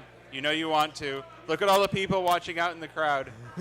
You know you want to. Oh. All right, what clip did we get? Oh, no. If I got simple whiffing, then it's okay. It's not That'll simple make up. whiffing. Oh, no. What is it? It is. I clicked it. Did I clip it? I don't know. Hold on. Where's the? Here we go. All right, I got it. Oh, you're going the wrong way. Oh, down. There we go. Yeah. What is it? 9-10 triple kill. Hey, I have this Okay. one. This isn't It's a bad actually one. good. Is Yeah, it? it is. It is? Yeah, it's the whiff top mid. Oh, but it's from 9-10's perspective. Yep. That's crazy. It's so good. Okay. By the way, Yes. the major was amazing. The major was amazing. And the fact that I got to see you, like we had, because I know you You had guys a have floor fun? seat. Yeah. I got a floor seat. It was incredible. And It this- was incredible. Yeah. Am I doing more? Is that what the camera is trying to tell me? Is that I should keep going? I should keep gambling until Or I you get- do have 233 stars. I do have a bunch of stars. Yeah, it's a lot harder to click the stars fast. That's a well. No, you don't have to get the cases. You can do the straight to start of skins, right? I can do skins. Yeah. All right. Should we go? Let's go. We're gonna go for the. We're gonna go for a Be the Monster. Okay. Oh, that glare. Nope. No. See, and then I have to turn it around to find the thing. This is beautiful. So good. Maybe I should grab my mouse out of my backpack. Have you guys talked about? Wow, the Canadians Oh, really sorry. came. That Canadian really came out That there. it really did. Okay. So all right, we're not getting anything. Is this both of your first times in Canada? Yes. Yes. Yes. Okay. So what have you tried? What have you done? In I terms of went. food, I went in terms from of the airport experiences? to the dorms, Okay. and then I came here. Okay. What have you done food-wise? Sleep. Yeah, that's incredible. We're, food. we Thank are you. we are going to be running ads in just about 20 seconds, Okay. and then we're going to be throwing to the casters. But yeah, I haven't done a whole heck of a lot. There hasn't been a whole lot We of have time an to event get to around. run, so we don't. We unfortunately, Well, that's our free crazy. time very limited. We'll get you some good food. But that will probably be Monday. Yes. Generally, have a look. Just drive 4 hours to Niagara Falls. Yeah, it's true. 4 hours to Niagara Falls. All right. Have a good day, chat. See you later.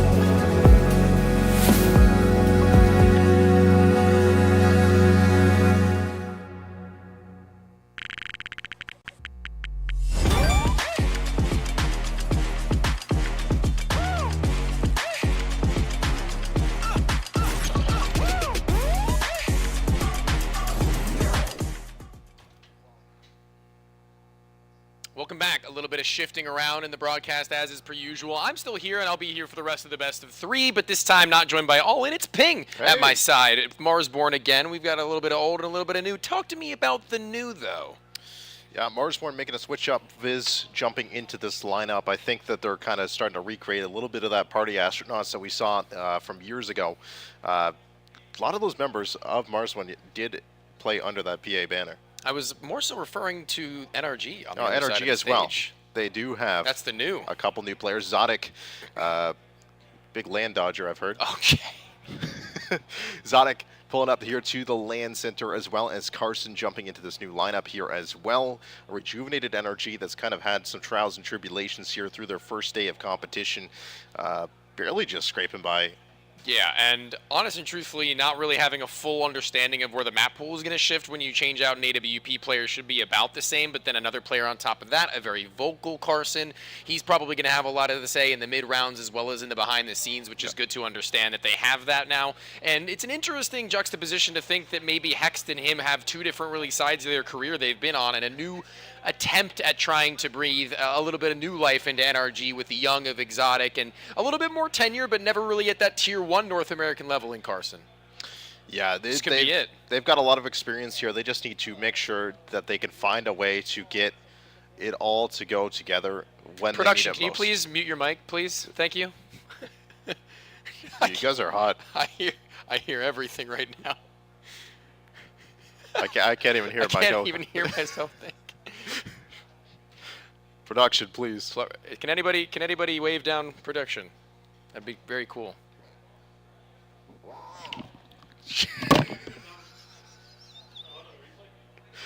Good Lord. Okay, you guys don't know what just happened to us, but our eardrums got blown out. Yeah. I can't really hear out of my right ear right now. Yeah, that was bad, man. That's really not good. That was bad. That just threw off. I'm sorry, all good. Wow, we're awake, at least here on the desk now. I had a prediction for the veto. I don't know if that's actually officially come in yet, but I do have exactly what I anticipate it to be here on a piece of paper. So I'm going to go through mine, and oh, here we go. NRG, ban Ancient, Marsborn ban Mirage, Dust 2 pick for NRG, Inferno pick for Marsborn, Overpass ban for Marsborn, Nuke ban for NRG, and Train is the decider. No, it's Nuke! I've been bamboozled. You were so damn close. Oh, man. It was going down the line. I thought I had it. I thought I had it so damn good. But it looks like NRG at the final hurdle throw a curveball into Nuke, a map that they don't really do all that well on regularly. They have played it a good amount, but it's a little bit interesting to me to see that as the finish. It was a pretty decent Train over on the side of Marsborn, and maybe that's what sees them lean a little bit away from that because they've just witnessed it unfold. Yeah, maybe, and I'm kind of interested as well by this Nuke pickup because it's kind of a map that you need your CT rotations to be on point. Sure. You need your, both sides really do need to be on the dot when you come onto a Nuke map. So for NRG, if they make it all the way to that map 3, that'll be kind of interesting to see if with this new 2-player addition that they've brought in here, are they going to be ready for a CT defense on Nuke against a team that might have played it a little bit more than them? That's a good question, actually. And I think that having seen the Inferno of Marsborn and Dust 2 being a new territory for me to witness what this NRG is going to do, I think that Nuke is going to be kind of, what's the word, alluded to as we go on in these styles of maps, because that exotic player that they've picked up was banging out heads on Dust 2 when he was playing on Getting Info. That was one of the first times I ever got to see him. I got to cast him too. And playing up against a team whose AWP player is also their captain and caller, we're going to see just how much he can really get into the fights and into the action without being shut out by Exotic, who has nothing to think about other than locking things down. And on Nuke, that's the map where that's going to probably matter most after all is said and done. Oh yeah, it's going to make a big difference. And as well, you said, Carson going to be kind of a vocal player coming into this NRG lineup as well. That could assist in some of those kind of early hurdles of getting everybody kind of acclimated to this new lineup. Having a player that can just come in and be like in the mid-round, just a level head. If Nitro dies. Like that makes such a big difference to just have that secondary caller come in with that experience as well. Yeah, it's going to be also a little bit of chemistry historically coming back with George having been poached from the NRG, or rather the Nouns roster, in which Carson was the in-game leader of once upon a time, the same is actually true for Exotic. He was also playing under a Nouns roster in which he was the in-game leader of Carson. So now he's at their sides as opposed to at the helm. He's in a straight line with them, trying to find kills and openings to really dictate the pace of a round. And something I'm not really 100% certain on is who's going to be the slower of them in terms of passive play and bait play. I heard Modem say a little bit loudly, "Let's go," in trying to get the boys hyped up. I think we might be getting into Inferno not too long a ways away, and that might be right now. I'm ready to get into this one. Marsborn NRG here, our second best of 3 on the A stream, gets kicked off here in the streets of Italy. Marsborn starting it up on the CT side. NRG kick things off here on the attack. Chop, jiggle out, no one home, no one spotted. That's going to be either a warning sign into the ult of mid or towards the pop at top banana. Waiting out this to see if anybody of Marsborn gets a little bit too overzealous. Not to be the case. Now as they get all this control, they can really just orchestrate this hit pretty quickly without much of a delay. Everybody in their place for Marsborn just the same, though. There's a Molotov, and I'm curious to see who that will flush out, because it's surely going to hit one of the two of Nubox or First Oranges. The dual Beretta is up closest. Yeah, ready and waiting here with this flashbang for this initial contact. Here it pops now, and Grizz is going to have to go active here with these dual Berettas. Will find two. Nitro, the only player here from NRG that can find anything back. It's a complete shutdown here at the B site. Marsborn are telling them already. Similar to how things operated over on the last best of 3, Modem was getting in their heads, and although he might not have had the greatest of performances on Inferno by the ends of things, he was still definitely one of the driving forces and factors in keeping the guys motivated to get where they were. It's a nice setup there towards the B site with the pop flash. Just unfortunate the flash or the Molotovs from NRG cannot get any more positions flushed out here, but now into the eco rounds, a little bit of utility, some P250s here for NRG. 800 doll hairs. Those two in one flash. It's always got to be one flash. Always got to be one flash on these rounds, man. You gotta else. set up something at the very least, and it looks to be somewhere towards brackets here. No one really home for Marsborn just yet. They're up in the long haul and on the site. So bracket control to be just slowly taken by NRG as they look to work their way up the lane. Actually, Grizz not ready for this. Gets to the dink. Will also catch a bullet there on the back side of that, bro. Finds the only kill in the round for NRG, so that's 2 rounds, 2 kills here for NRG. That's the old switcheroo from Wolfie and Grizz. It's the two animals of the A site. One typically a top balk, the other one centered sight with his sniper rifle. This time, though, with Wolfie getting a little bit more active with the SMG, trying to get more money to build up money for that AWP. Works well. Gets him and nets him exactly what he would have liked, and although his teammates are still suffering the consequences of having SMGs into not really a bonus round, but still one that they have got money in the back pocket for, Wolfie has his sniper to try and make the best of. It's posted at Banana, the nade goes just over his shoulder top, and he's got vision over the incendiary.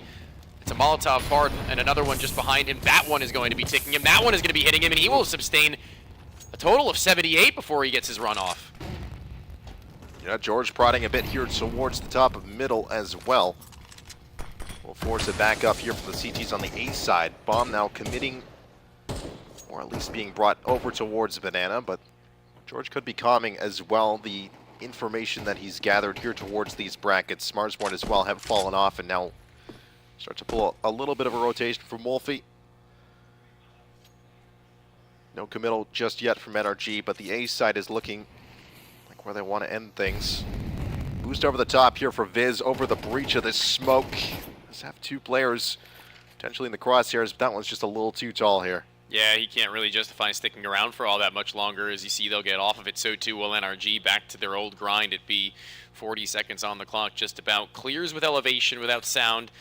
I believe that, again, there's just so much utility right now from these B-side defenders, and where MOTM was able to outright win rounds by having an incendiary in the late positions he was in, this one might be a little bit more of that. I mean, as soon as they try and go through, he's going to put a halt to them with it, and they're going to have to go through. They've got no other choices. A flash off the wall, binked and bonked first. Molotov after the fact, and then a second flash set for Wolfie to maybe re-engage. He'll only get the one, and on transference, it's Exotic to double down. That could have been much worse, but NRG will find all the frags even before and prior to the plant. Yeah, that happened so damn quick. They were just ready for it. I think Wolfie being on the low HP, they're only able to find 1 kill, but pretty easy trade back there. Not much that Modem could do there either. So they closed in the gap, and I'm not sure who that was. I think it was Viz that was coming through the smoke there at the very end of it. Doherty. Tap action from Carson there. And by and large, I think you come into this, and even with the changes that have been made to NRG, you'd probably consider them to be favorites. One of the favorites in the North American scene in general. I mean, up there with your M80s and on any given day in North America, not internationally, given they've been their more wild card. And trying to make their way back with fresh blood. And certainly spilling enough of that at Banana in the first 15. It's a 1-for-1 in which now I think they're going to need to forfeit this control soon enough, Marsborn, or they're taking duels in where they're separated and splintered. Bottom at 16. See you later. Taking a bit of a beating here, and something that's kind of interesting about this round here as well for Marsborn, taking that loss. We have Wolfie on a 5-7. Grizz as well picking up the nerfed MP9. It's nerf or nothing. Nerf or nothing. It's basically shooting nerf darts now if you're running with it. Yeah.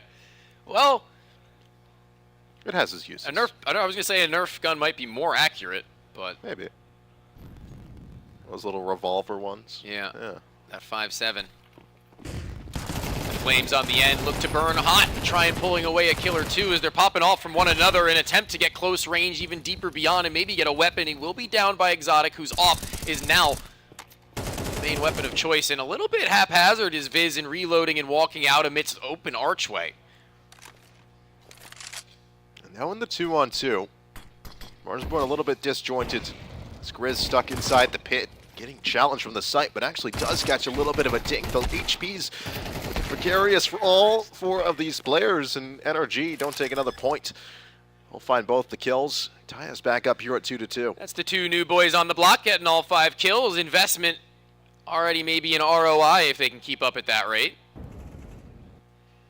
There's the initial hold from an Exotic who was blinded, not taking the timing shot onto the first, but thankfully for him, spacing to the second was just what the doctor had ordered. And the defense looked like it was stacked up just perfectly fine at 2 versus 4.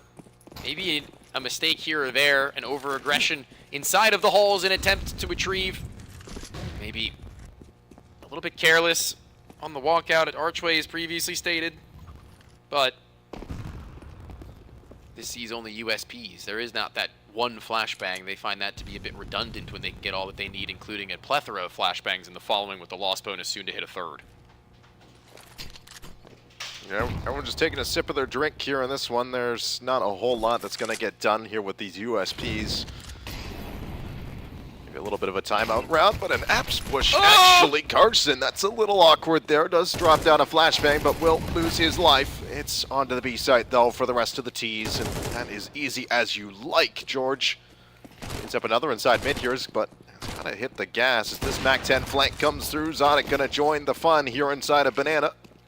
It's all up to Viz with the MAC-10. 7-2 on land. He's doing it. He's doing it on land. And he's doing it well. Admin, he's doing it sideways. Viz is not going to be all that content with keeping just a MAC-10. Maybe trying to get a body here or there with a better weapon. There was a gun here earlier. It was the MAC-10. This was the MAC-10. They didn't trade it out for anything different, and he just found that? Okay. Carson just, I guess, taking one for the team. Couple extra bucks would be cool. So okay, let me do my reading and paying attention here, because that should be $50 in addition to the bonus to everybody given this new update, and yeah, it seems to be the case. Don't spend it all in one place. So now you think about it, like those rounds where all you have are like USPs and P250s, like those kills, those like little kills are much bigger now, because it could mean an extra hundo per player. I was saying it yesterday, like now the conversation begins with the IGL and your CT side ecos. Like, what are your goals here for your eco rounds? Of course, you want to get some kills, but calling those kind of micro plays, little pushes, trying to find the Ts there on the extremities of the map are going to be so much more important, rather than just kind of bum rushing in to mid with, you know, a nade stack or whatever. You're going to want to try and find those kills on the outskirts of the map on their defaults. Many a nade, but none a kill. None even a damage point. There's a little bit sent George's way. He's going to be thinking twice about that, maybe even calling upon his teammate on the opposite end once that smoke is faded for the 3-2-1. See if Grizz is getting a little too big-headed, looking for a fight. Exotic the boost, not going to work initially, but it won't matter. No one will have been there to punish him for it. Up through lane side, actually, it's the AWP of all things to find that where I thought he was a dead man walking. Carson can't get the kill, and that kind of just spirals them back into B. Yeah, Modem and Chop now tasked with hanging onto this B site.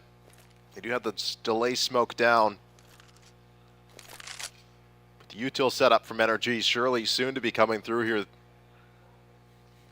Post Modem up here towards the first orange here, potentially playing the anti-flash, but Chop has ducked in behind the pillar here. With 30 seconds, NRG just wait in behind this incendiary for this quick pop that's going to be coming through here. Modem the first initial challenge. Chop as well, ducking in from behind the pillar. It's 1-for-1s the whole way, but it is up to Chop here in the back of the site. Exotic with just the Tech-9 out here on the 1-on-3. Has found the first kill with 14 seconds. Can look to punch these numbers in here. Potentially switch out for a rifle. Stick on this AWP here and duck around the smoke. The no-scope is good. The Tech-9 comes out, but it will be Grizz that steals away the fun and has a little bit of a dance over the dead body. I appreciate how patient the Tech-9 was as opposed to the rapid-fire spam. Also a very viable option in this game. But certainly. Valiant attempt. Exotic gets up to 9. They don't claim the round, but still early days. Again, shocked that Wolfie was able to find that one in that moment where he kind of needed to, or they were just going to continue to bully and pressure. Bomb plant out as well. It's another tidbit. A little extra cash in the pockets here for NRG. We're not going to have a problem buying back into this one either way, so it is still Marsborn trying to get their economy set. Still a FAMAS here in the hands of Viz. I think as well, someone said it yesterday that we might see a lot more FAMAS now if the MP9 is going to kind of just shake up to not being as good of an SMG. They did reduce that price of the FAMAS as well. Yeah. So we might see a little bit more of that here in the near future. It's the economic choice here for the CTs. But it's up fast towards Banana here. It's a 1-for-1, and then Chop's going to steal away another. Goes in for a repeat as well. So that's a couple of picks here for Chop. Exotic, Carson, and Bro do not get past Banana.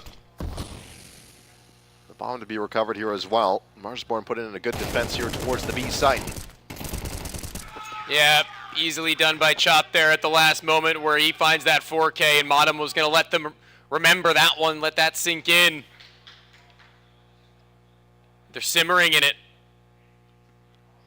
And they have had Chop be quite the influential player in their last best of 3. I mean, on this map as well, he was one of their driving forces. It took them a while to all get back into it, but by the time that he had built their way back, it was Grizz who really fed off that energy, and right now he is at the top of their scoreboard, so that's a good sign that everybody is still very much so here and alive. Really name damage done here to the pocket of Zodic. Zywoo? Jesus, Zywoo, yeah. Zywoo's in the server, guys. But not much more than that. It's NRG that are just ready and waiting here behind this mid-smoke. And Viz, tasked with hanging on to the brackets here, will have this smoke deployed in his face. Gonna back on away. It is the swinging A4 of Grizz inside pit that finds the initial pickup. Now still not going unchecked. As Pistol's just gonna get cleaned up here. Bro will find one for the road, but that should be all. Marsborn are making this look pretty damn clean here, Tony. Yeah, I mean, keeping the momentum going from that last best of 3 is extremely important, and they're throwing back their own moniker in their face. Keep up the NRG, it was you're fucking losing. In case you didn't hear it. I sure did. We're going to have to relay those messages. So, you can see that it's definitely resonated with Bro. I think that's just his default emotion there, Tony. NRG going to take a time out here. They need a chance to speak about this when they went on a 3-in-a-row run here Immediately met back by Marsborn, picking up 3 of their own.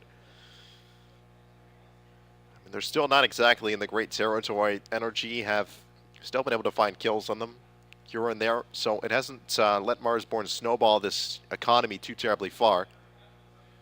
If there's any bright lights you want to see here for NRG. It is 10 frags here for Zodic. 10 for Grizz, so 2 sides of the same coin. One of them is just the op. Hopper stuck on the AK this time around. The old part-time rifler gig. I mean, he's definitely no slouch. That guy can kick some serious ass. Timing for the M4 to slip out into the alt of mid with no one holding from the left. It was George, but he was just a little ways away. I was going to say a whittle ways away. A whittle ways away. But with that AK-47, he's looking to get active even so and maybe following them on the double back. Can you talk like that for a whole round? No, that chat would not be pleased. If this were some community stream or something, and I'd be willing to lose all my viewers. Then. Yeah, go on the B stream.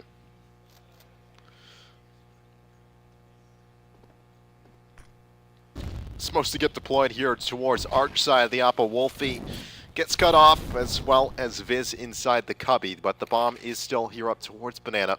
With 50 seconds left, they still do have plenty of time to reroute it if George can find an opening here towards the A site. CT smokes deployed towards B. That might be the committal here out of NRG, and that's been well met each and every time by Marsborn. No incendiary this time, though.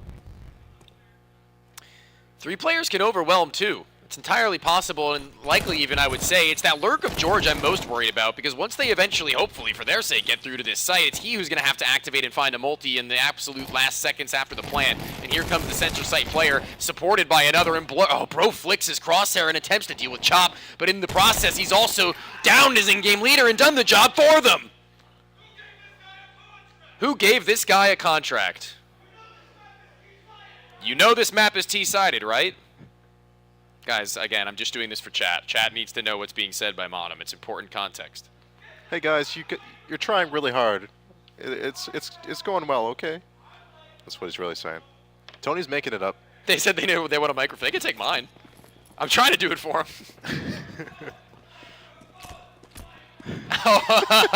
Yeah, mic him up, everybody. Mic this man up. Get this man a mic. It's back to the text here. Ooh. For NRG. An aggressive push down Banana here out of Marsborn. We have yet to really see that one. Maybe Marsborn starting to feel a little bit of that momentum going their way. Monum is loud. He just said rotate, rotate, rotate. No, I'm saying because he's the one who's orchestrated this mid-round, and that's important, seeing as now there's all these players up towards the A site. He may have made a hard read in which will take the pressure off the shoulders of Wolfie, who just has to hold his own. Yeah, Monum was diving all the way down Banana, and he would have known. He hadn't seen anything too terribly early here, as Altman was the play here out of NRG. Now they've gotten up towards brackets here. The bomb is pretty damn stuck in, as Chop is still checking out towards Banana, taking some spams, and Grizz now in towards the pit. Ready for the Zaps hit. Chop's just going to be chilling at the top of that B as long as he needs to. Everybody else, I mean, they can just sit on their hands. There's a nade to come out towards lane side. Hopefully not in a poor timing to where he's going to get run up on his side. Not to be the case. Instead, he swings wider to the Tech 9 at a distance, which just gets the job done. George's Tech 9 has been absolutely miraculous, and Wolfie can't pick out his op. He may dink one of these players, but it won't matter if nobody's there to convert the kills. Chop, the one latest to get onto scene. He's going to have 2 players, one on his left and one swung from the right who's already claimed 3 lives. He only has to get the one more, but Chop, he is pressured to move in or move out, and he chooses the latter. He's going to try and rotate himself back and around with no utility but a kit. His health is decent. Exotic's got his AWP and a smoke to replenish, though, and if he hits Moto right now, that would be the perfect timing to do it, and see you later. Maybe a save, or maybe a timing to waltz on through. Will Exotic be ready with his back turn? Loud about it. Headshot claimed, and another where he knows now, and not enough ammo in the clip for more than a couple of shots, but that's all the Chop will need. I mean, NRG tried to be patient there. They didn't swing back into Chop there towards the lane side engagement. They didn't overcommit to it. But Chop, just walking through the smoke, is able to get the job done there. I mean, they didn't even move out of the last positions that Chop saw him. Easy clear. Marsborn up to 7 now.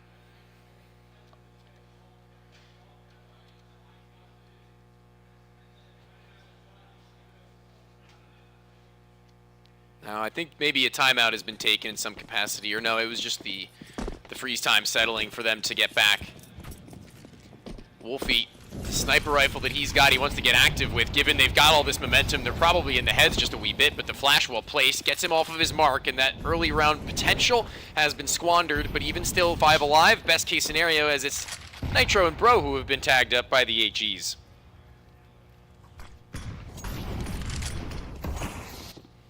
A little bit of retake utility checked in towards top banana as well here from Marsborn.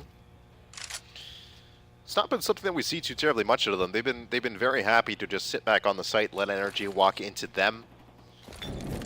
They haven't really committed too hard into that retake utility either. They threw it and they've actually pulled over their rotation. Their whole B player set was moving on over with the loss of Grizz there early. Now Modem will rotate back in towards B. Lone defender now as the smoke will land. Still not the bomb committal though. The bomb is still sitting up towards brackets here where 3 players from Marsborn are waiting.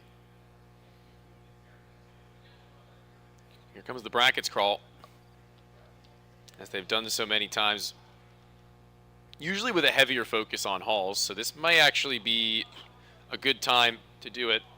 May catch them off. It's a position where Grizz, like previously stated, loves to play, but he and Wolfie in this map have done a bit of a flop, and one that pans out beautifully. With Grizz having been befallen, Wolfie takes up the mantle and does so very well, but they're still being walked in on from all different sides. There's players from Archers, there's players from Lane, there's so much more to do, and it's Exotic the one to deliver on the AK-47, and the head is all that Chop will need to see. This guy has been delivering time and time again, but the 90-degree flick, it's all so much to ask, and on that pistol, Modem, that's all he'll need. Yeah, they're getting hyped up here. I mean, 8-3 now. I would be. Looking at a 9-3 scoreline here. This was Marsborn's map pick, right? Yeah. Yeah. Okay. Yeah. So they're feeling right at home. They're warmed up. They've already been on the stage for 1 best of 3. Yurt. They're cooking up something very nice with everybody starting to have their chance in Invis, although he may be 3-8, but 11-6, 10-7, 10-5, 10-5. I mean, if that's not unified efforts, then I don't know what is. That's another player burnt out. It's 10-6, I'm sorry, all of them. That's a 1G! A 1G on land! Come on, man. On land? Bro, never mind. We're not going to see him again, are we? Baby's first 1G.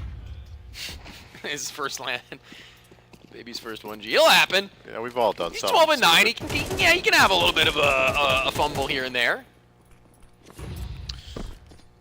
Grizz catches some info, but he also catches quite a few bullets here as they've run quick up towards Arch side. Bottom falling inside the library. This HE could find good damage, but doesn't quite get far enough, though. It does break the smoke and sets up for another Carson frag. Fizz gets one and gets away. So, you know, staying alive and keeping them second-guessing as to where he'll reroute, that's pretty good. I mean, kind of needed.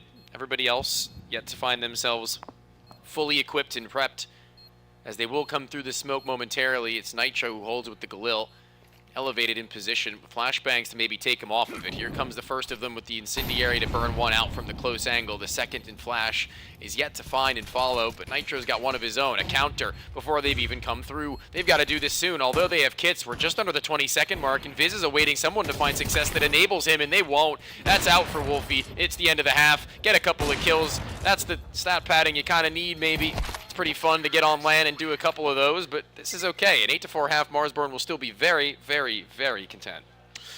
Not a celebration on energy either. They are probably kicking themselves after that half, but 8-4 they sit.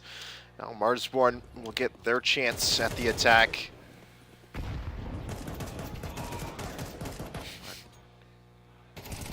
I wish we did have a crowd, crowd mic. He said, let's go Marsborn. It's people from the crowd, of course. Let's get loud, crowd. We talking Marsborn? Anybody for NRG? All right. Not even one. All right. Comedic timing impeccable. We'll see what the timings in game reflect, as right now Marsborn have so far so very many a time in both the last and this series seem to have gotten the better of them. It's up towards mid here for Marsborn. Chop Just facing the other side of the smoke. Karsten as well mirroring him. But Chop has actually got all the way through. He just ran through the smoke. Karsten has to play catch up here as Chop is coming in from the back line. But it will be the dual Berettas that just start firing away here from Bro. It's a lot of damage through this smoke. Chop now inside CT. This was almost a good play, but Chop's going to swing around and find two. Somehow, someway, Chop has recovered that situation with two very different angles here on the Glock. Will punch the numbers in and can duck into church now as all three from NRG rotate in from CT. Chop still with just the Glock. Karsten on the bomb now. Two CTs holding him. Surely an impossible situation for Chop, but it will be a damn close. Good try there from Chop. I don't even know how that happened inside middle. He just ran straight past Karsten in the smoke. Listen, dude, you do what you can where you can, and you take what you can get. Yeah. These are the kinds of things that instead of saying oops, you say, of course. Yeah. Of course. We hit those.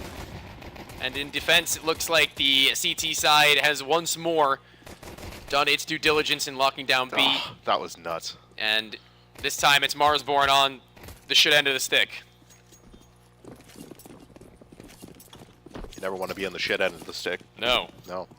I don't know what's on the other end of the stick, but it's probably better than shit. They never tell you about the other end of the stick.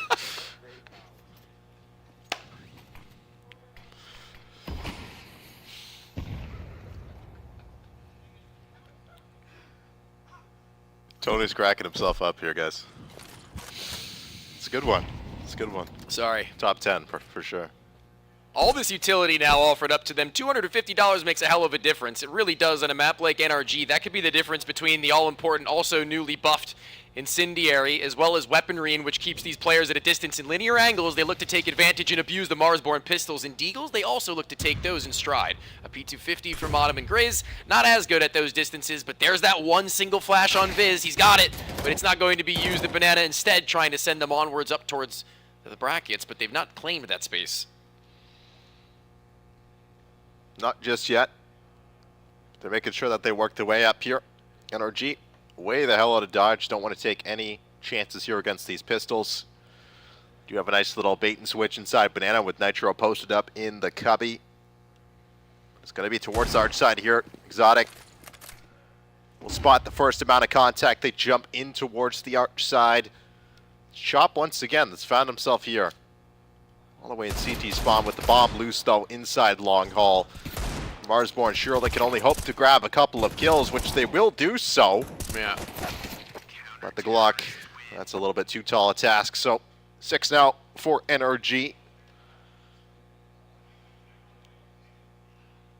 That's the thing with an 8-4 half, Tony. If they win that pistol round, they're right back in the game, and it can evaporate quicker than you know it. Pistol round is the taboo of Counter-Strike that nobody talks about because it's always the most important of them. It doesn't need to be said, but it never is any less true. NRG are right back in this thing with their momentum now. See if the rifles from Marsborn get much done here. Wolfie as well here with the big green. Maybe that's the other end of the stick. Okay. It's the Wolfie op. 11 and 10. Boomstick. The boomstick. Are you saying Wolfie is shit if the other end of the stick is the barrel? Maybe. We're going to need to reopen this conversation later because I'm not sure how I can justify this. And Incendiary will hit the floor by virtue of Chop sending some bullets through the sliver of an angle, a gap in which now escaping Carson will with his life, and also with a little bit of information as to what may be on its way. And Exotic may not have an AWP, but again, ever lethal. Give him a rifle. We'll see what he's got for it. The flash high evaded by position. Still gets a little damage in which George will finish. Needs to get out of this hole, though. A flash off the wall to set up the singular, but it's going to miss its mark. Yeah, not much for George to get done there. Flash was well read. Had no real teammate to help him get out of that situation. That's another kill going the way of Marsborn as well. And Carson not able to find anything from the pit. Grizz getting loud now. 3 in the round. Grizz waved at his monitor. Goodbye. He did. It's all up to Bro, who's just going to hang out here in church. He does realize he is maybe a total of 5 to 10 feet away from the people he could wave to, right? Just reach around that big curtain up there. Yeah, of course. Hey guys. No, not hey, goodbye. He was waving them goodbye. See you later. I mean, you could say send them home. They're not that far. No. But that'd be some NA on NA hate. That's not what we're here for. We're here in support of both of these two teams. Marsborn part and NRG clashing now into where Marsborn have strengthened their lead a little bit here, and NRG starting to sink in debt, starting to have to build up a bit more of the funding. Maybe a timeout to come in soon, perhaps. This would be the juncture of the game you'd like to see it most. Again, reiterating the fact this is Marsborn's map pick. This is where they want to do their best work. Give them some breathing room and loosen the collar into where Dust 2 may be a different story.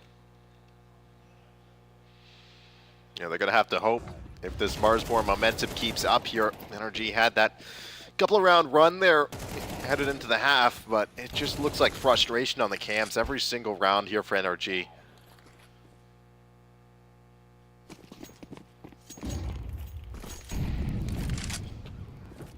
Bro has the only M4 they've got.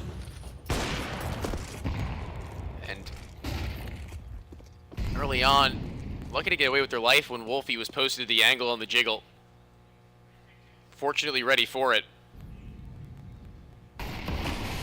Closer and closer they'll go. Smoke in front will stall them for only a few.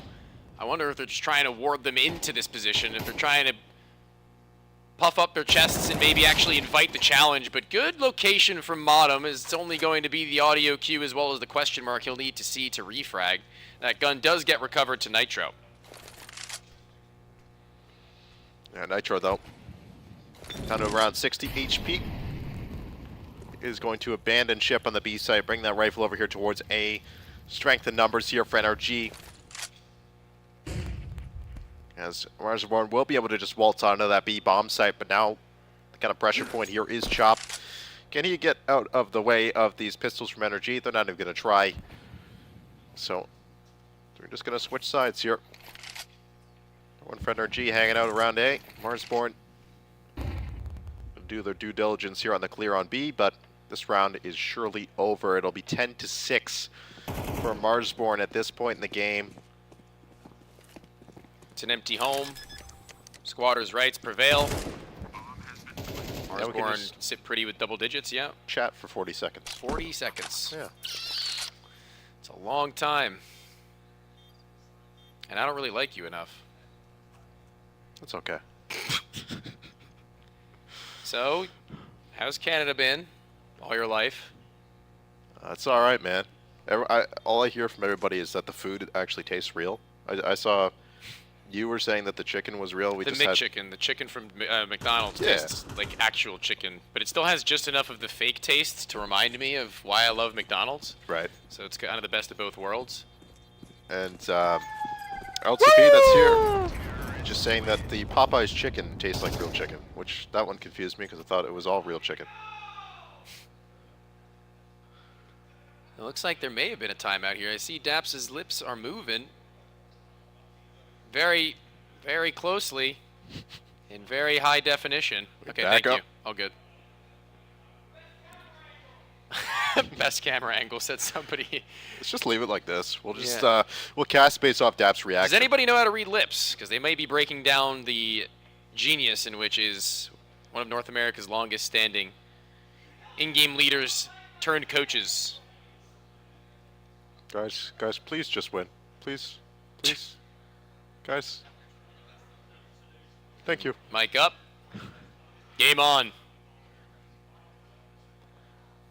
NRG looking real inspired after that speech.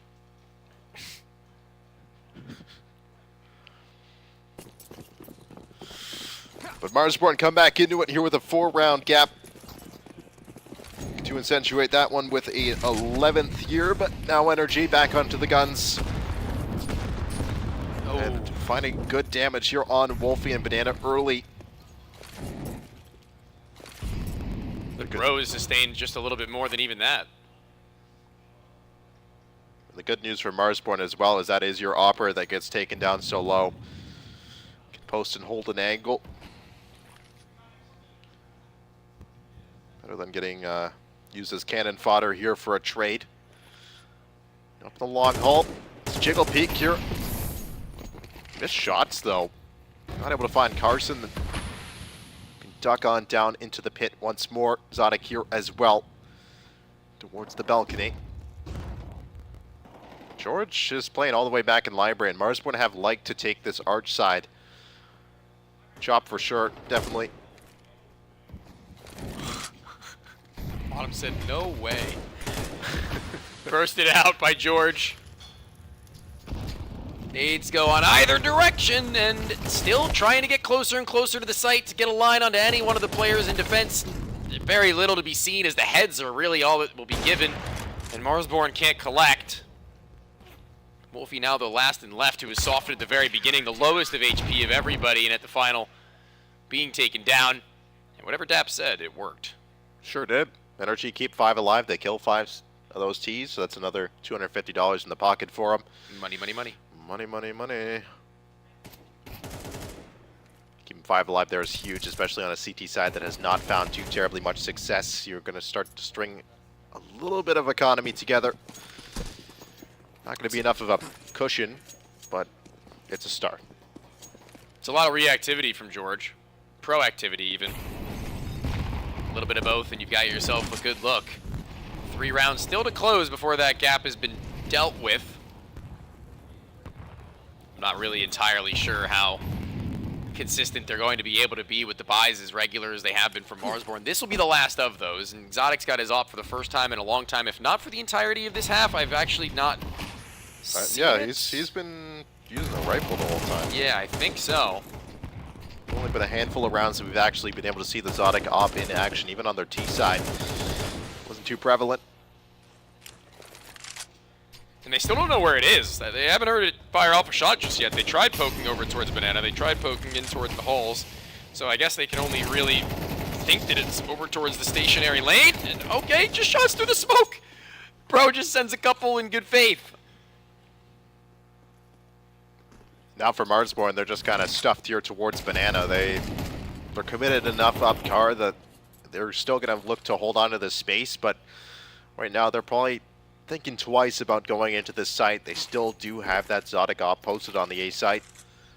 They pulled George back here as well, as Marsborn tee up a rotation.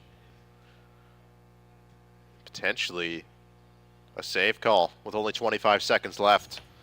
Boo them, everybody. No, don't boo the team that you... Is that the guy who was rooting for Marsborn booing them? I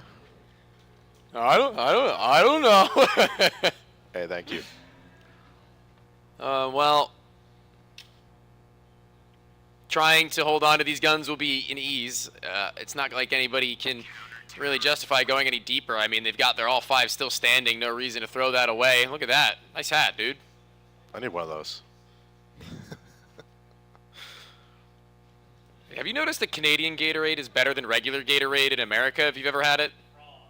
Because I think people are saying that it's like more watery here, a little less like sugary. All right.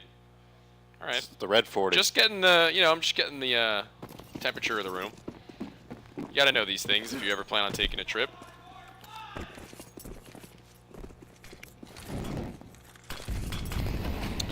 The lead cut to 2 now. And off the back of the save, they will still have a few rifles to bring into this one. It's Tech 9s for Wolfie and Bottom. After being shut down in Banana last round, this time it's a deep Banana smoke here to NRG and a little bit of forward pressure as well. Carson inside the apartments. Viz, think about this. Okay, just walked straight into the spraying A1S. What is going on in long haul right now? I thought he had that. Everyone get out. Get out of long haul. We'll reset. We'll do this again, okay? Bottom already up towards Arch, though. This is kind of similar to the play that Chop had made here in the pistol round, where he was able to slip on through. It is actually potentially going to catch the timing. No. No, George has so many a time and gifted them, so I guess the tree has to fall in the other direction sometimes. And I think he may just get... I hear the library yeah, cop I coming heard that too. Wow, that's insane. Goes down. Grizz so very fast to walk it back. But now Nitro's got decisions as far as where he wants to play from on this one. Does he go undiscovered? There's so many angles still to clear. 3 players to do it though. Molly to the back of the site and Wishel here. Now he can tuck. Now he can hold his own with a couple more shots. Has already been softened. Chop and Grizz, an even easier target. All 3 delivered by the man in the midst of the second oranges, but the top dog of Banana. Yeah, Captain America finds his shield there as he lays down the defense of the B site. 9 now for Energy. Looking to make it come all the way back. That was just awkward inside the apartments there. And I don't know who it was from Energy that called out that library playing. It was actually Modem who called that there was somebody in library. Oh, really? Yeah. Oh, you know what? He's sitting the furthest away from us with headsets on, and we can still hear him that damn clearly. He's yelling over there. Yeah. Bro needs to get his messages across. He does, and he got him to me somehow. Lucid having his turn now at the talking stick. Daps had his. It's only right and fair and just in which he gets his.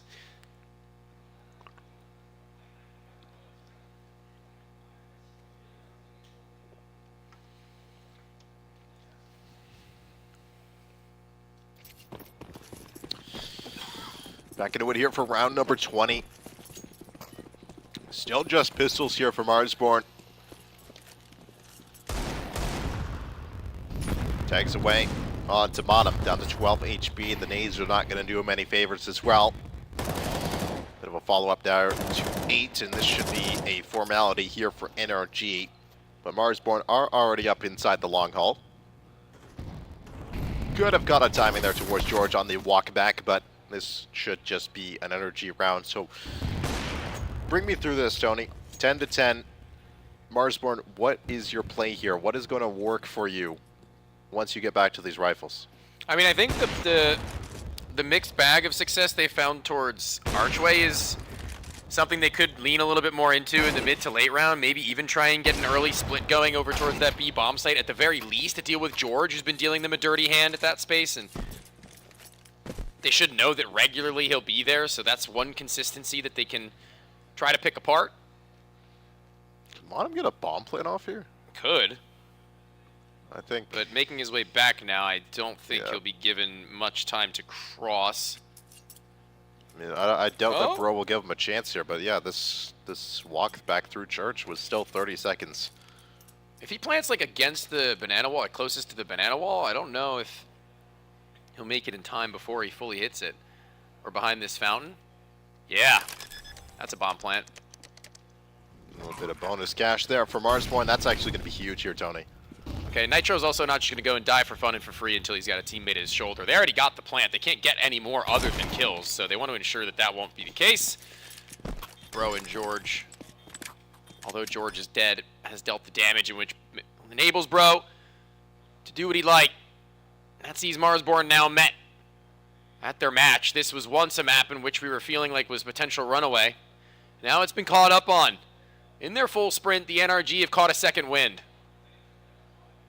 Timeout once more. Daps take 2. Last time we had spoken, he'd gotten them back on the right track, and, you know, here, maybe he can double down on that, or is it PEMDOS is going to cancel out? Something like that. Max loss bonus here for Marsborn with that bomb plant. So they'll have all the utility, all the bells and whistles that they want to bring into this round. Wolfie as well can afford the op. Does he go for it? There's some instances on the last couple of maps where he just go for the 5 rifle.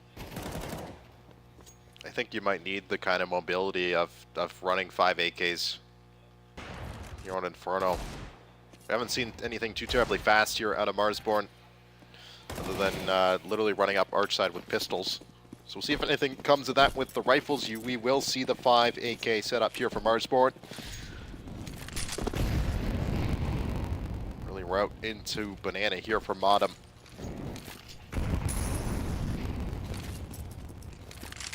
Banana control. Only one player to actually kill right now because there's a Molotov between he and the other player, in which Bro, and he gets that kill, it's all the easier to play from. Looked a little bit like Modem put it one foot a little too fast in front of the other there. It's out of trade range from Grizz, who was already taken down low by the utility at the beginning of the round there, down to 29 HP. Now they're reroute towards these brackets where Carson is waiting underneath the porch, able to find one, but not transfer to the second one there. So it will be Grizz. He's able to find that trade frag, but still 4 strong here for NRG. And Zodic here on the A site. Op yet to be tested. He already gotten his 1 of the round. Any more would be huge. He's got somebody to help him out. Fully automatic. And no, I'm not talking about Automatic, former NRG player. I'm talking about current NRG in-game leader and captain in Nitro, who's been laser focused with that AK-47 when given the opportunity and chance. The B-bomb site defense now turned into what has been an A-site rotation to join in the man, the newbie. But not looking all that new right now on stage. Yeah, they're stepping up. NRG take back the lead here. Marsborn have really quieted down since that initial run of rounds. NRG finding their footing. And now with a handful of Galils and a couple of AK-47s, Marsborn are looking to put up their final stand here against NRG that have seemingly been able to grab any map control that they like here, as it is that push from Carson into the apartments with only 6 HP. Man. Will get taken away there at the tail end of it with the HE grenade. But Marsborn yet to make it out of T-Con. Starts to work up Banana now.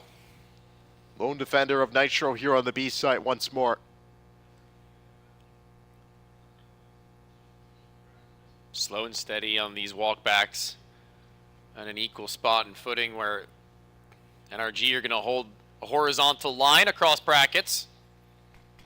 One waiting to play off the next in Bro's turn, but not going to be given to any vision. The need to blow the smoke close to him. He will sustain minimal amounts of damage, but insignificant. And then when they do go for the 1-for-1, he'll be lost in the sauce. His teammates are going to have to pull back. Lucky that there's nobody coming through halls on that timing as George. They're all still stacked over and ready to make their next move at B, in which Nitro will have to delay them for a little while longer. A 20-second smoke to replenish at 30 on the clock. That's going to be cutting it close here. They're going to have to go for the hard clear here on Nitro, which no flash is going to touch him. He turns.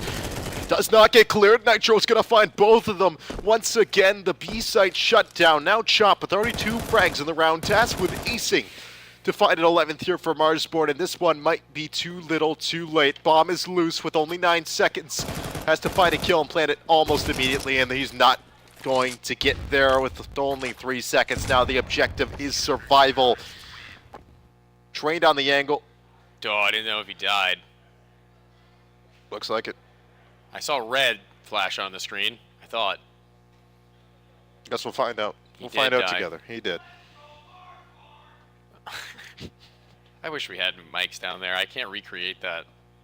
Not without blowing out everybody's eardrums. Yeah, I would not. Nitro once more stepping up to the plate when needed most. He's their hero. Now, a pistol for Chop and for Wolfie. Doesn't feel great.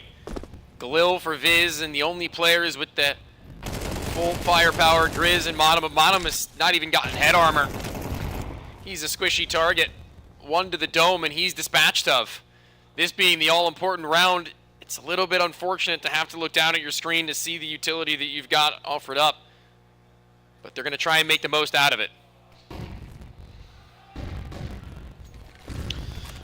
Marsborn going for it once more. This bracket control, that's a hell of an adjustment there on Exotic. Finds the opening kill, drops the bomb in towards mid. Now Viz and Modem, all that stand against an NRG Map 1 victory here on the Marsborn pick. To walk up the arch side here for Modem. Viz soon to join. Bomb on his back. They could slip it once again back into CT spawn. No one this time inside library. It's only Nitro again, who's done so damn well at defending the CT wrap, Tony, time and time again. Yeah, he's pushed them off before, and playing not inside of the site, but still another position they need to clear. They don't have a smoke for it, so they're going to have to be diligent about every stone being turned. Corner looking clear. Pool the same as his teammate paths in the other direction. It's going to be Modem who calls him by his side.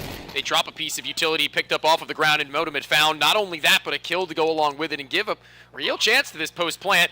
From Banana, that rotation, this could be awkward. Exotic's the only one here. He's aware of the fact they could have been close, but eventually his 2 teammates, conjoined at his hip, are going to make this retake a possibility. Just a matter of time before eventually, though, they'll show face on the other side of it and trade it instantly all on to Viz, all on to the player who has had a rough go at Inferno and needing them close to be found one after another. Continuation spray reset, but resetting is this entire peak from the last alive and George. Hugs that wall and eventually refights as the anxiety peaks and they find their opponent's map pick. Yeah, it's damn close there for Marsborn, but they're going to have to get it done here on the energy pick of Dust 2 here on the follow-up. I mean, it looks so well, but I think the experience from NRG started to come out there towards the end. Yeah, what a climb. What absolute fortitude coming out from the boys. And you can see now that as they go into their map pick of Dust 2 that they're probably going to be feeling pretty good about it. I'm expecting a little bit of pace on that T side and enabling Exotic to get that up down and fight from the catwalk down in through mid to where he's very rarely given a test. It's going to have to be honestly Wolfie to give them something to breathe into, but namely Viz. Unfortunate that he wasn't able to pull through with the clutch, but also unfortunate that he wasn't really a major factor in this map in particular. Yeah. Just take a few minutes here to reset between this map and kind of get your mental right headed into map number 2. It's got to be difficult to be, you know, up on top of a team like that and for it to start to fall apart here towards the end of it, Tony. Yeah, and with that, we also will be taking a little bit of a break. You guys can feel free to stand up, stretch your legs, and do as you please. We'll be back for map number 2 in just a few.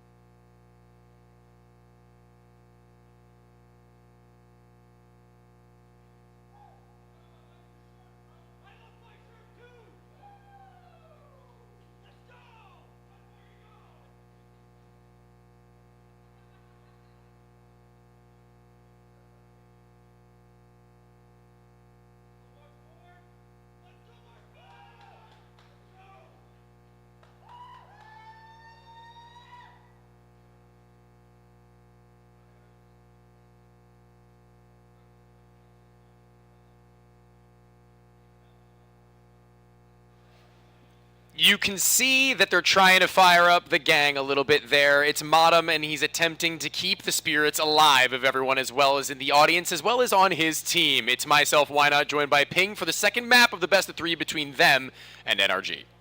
Yeah, very closely fought there in map number one. Marsborn, they were leading. The experience from NRG kind of showed out towards the end of the game where they were able to make that comeback happen. Nitro putting in some good defense towards the B side a couple of times in some critical rounds. You know, it was just kind of the experience from NRG coming out there at the end of the game that really did win them that one. Now they move along to their own map pick of Dust 2. You know, we'll see how Marsborn fares here on D2 when they're already down a map. The momentum's going the way of NRG, going into NRG's map pick.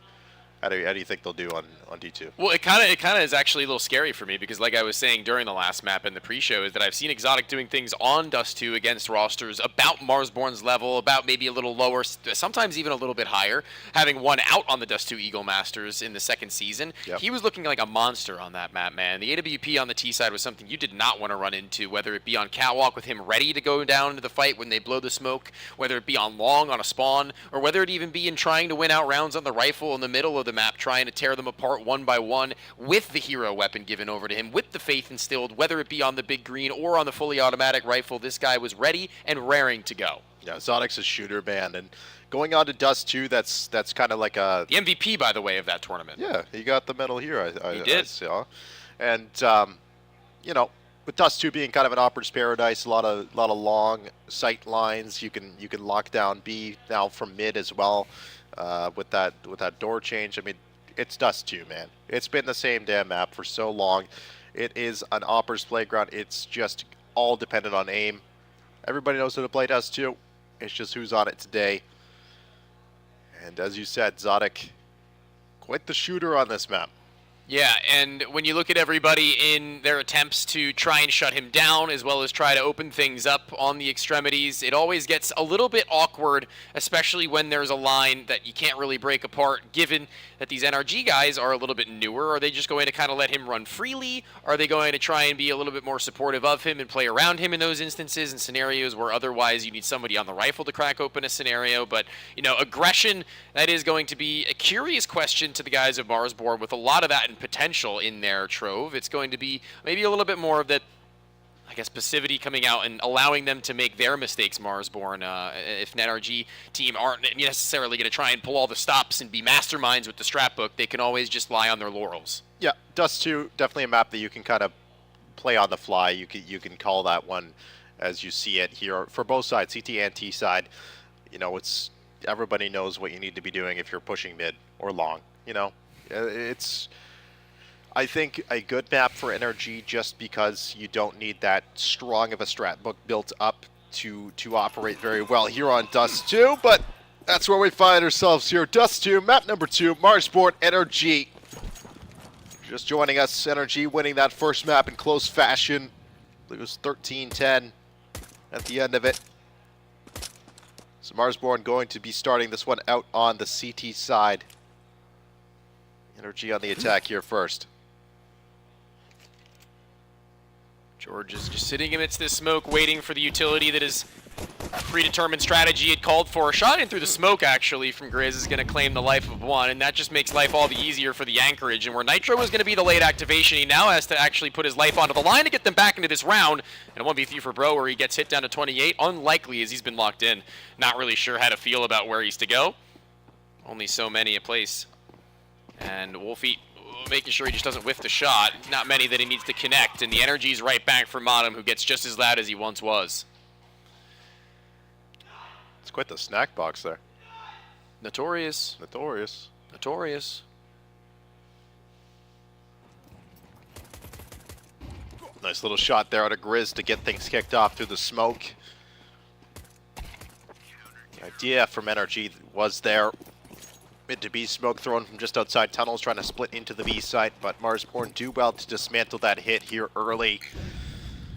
And now, as you said, Tony, in the last map, one flashbang, all they need here on a round like this. Try and get somewhere. It's the bomb and two others here posted towards top mid. Getting joined in here towards lower by Nitro, and George tasked with just kind of finding some space, find some information here towards the B side. Getting it smoked off here, though, early. And Wolfie has some challenges coming his way here as well. Only the one. I think his back is going to be turned for long enough for him to just walk it in as he has. Not an issue whatsoever.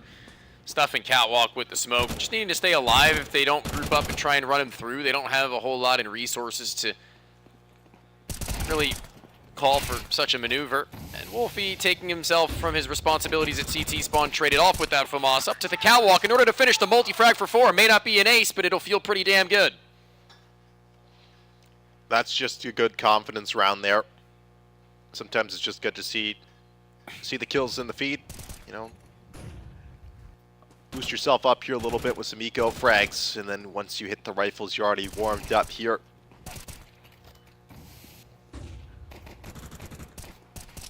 See what the call is here for NRG. Looks to be just a bit of a spread out default here. 3 players from Marsborn contacting towards long. The flash set up here. Try and gain that doors control, which they have done so. George not going to be cracking into the one just yet. Mid to B smoke getting deployed here as well. So you've got incendiaries, huh? Well, I have some Molotovs too. Trying to burst out even blindly. Bro's not going to get much of anything through the door. Viz will be taken down, but not killed, just down to 66. A route in which now he'll have to take to get back up towards that A site. They're going to actually forfeit mid-control, opt to play double into B, let them take that space if they'd so please, and that's going to be one that they have to find well-founded and well-met with some shots should they continue their execution up towards Cat. A minute left. They only have 3 smokes, 1 flash, and 1 molly, so they're, or excuse me, 2 flashbangs, but even still, that really does only spell for 1 execute. No fakes potential. Let's see what they got. It could drop to CT spawn, I guess, but not too sure about all that. Yeah, flash is coming in here for the entry. George's going to run it wide. Now Viz and Grizz, or Wolfie and Grizz. And Viz, oh my goodness. Grizz is in long, never mind. Grizz just gets calm too that the A side is lost. As well the B teammates, Monum and Chop.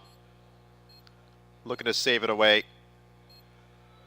NRG with a nice little flash set up there, and Cat, it was just kind of that mid-round call to regroup in towards mid. They had thrown out the mid to B smokes earlier to try and probe something out here from Marsborn. And when they threw that smoke for the box, it was actually thrown after they had made their contact out, and what that does is it basically gives them room to get up close and personal to the guys of Marsborn before they even know they can be there. So obviously, typically, when you throw that smoke, it's before you've shown face. It's to let you get forwards in order to avoid any vision from the CTs. But when one player is already up towards Gandalf when that smoke hits the ground, the player at Goose and the player on ramp are both going to be expecting them much later, and it's an easier fight. Yep. So you see the trades come through effectively. You see they got a little bit ruined by that, and although it wasn't exactly that strategy in which gets them those kills, those split seconds are extremely valuable in Counter-Strike time. Gotta love the old timing.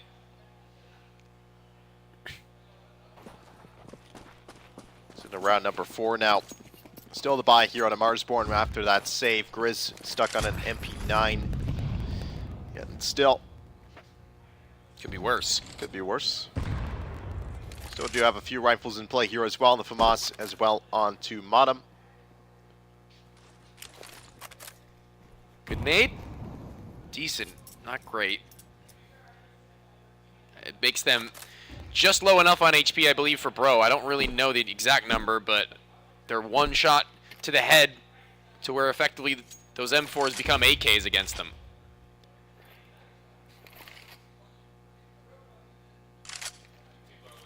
Hate going dink for dink with an M4 and an AK and thinking to yourself that I had his gun, he'd be dead. We saw that earlier actually happen a time or two. That's never fun. That's why everyone loves to have that AK on the CT side, but Marsborn had rotated a couple players in towards mid here. Wolfie going to rejoin over towards the A site now as NRG were showing a little bit of face towards Catwalk, but now they've ducked back into lower with the bomb. Yeah. Little non-committal here. So you go seeking for some information. Now going to regroup up towards lower here, Modem and Chop.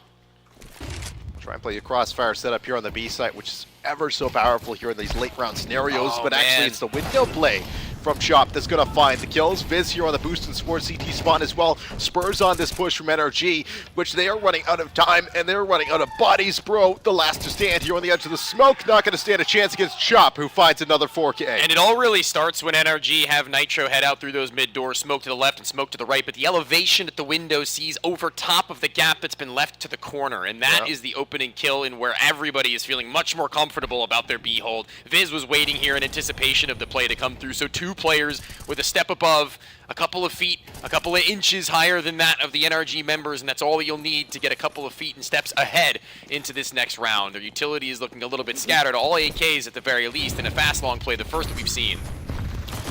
Here they come out fast. Here with the limited utility, this was probably the best play for them here. They had the spawn for it. Now they've already been up a man here with Carson finding Grizz. Here early, takes a lot of damage, 99 to Carson.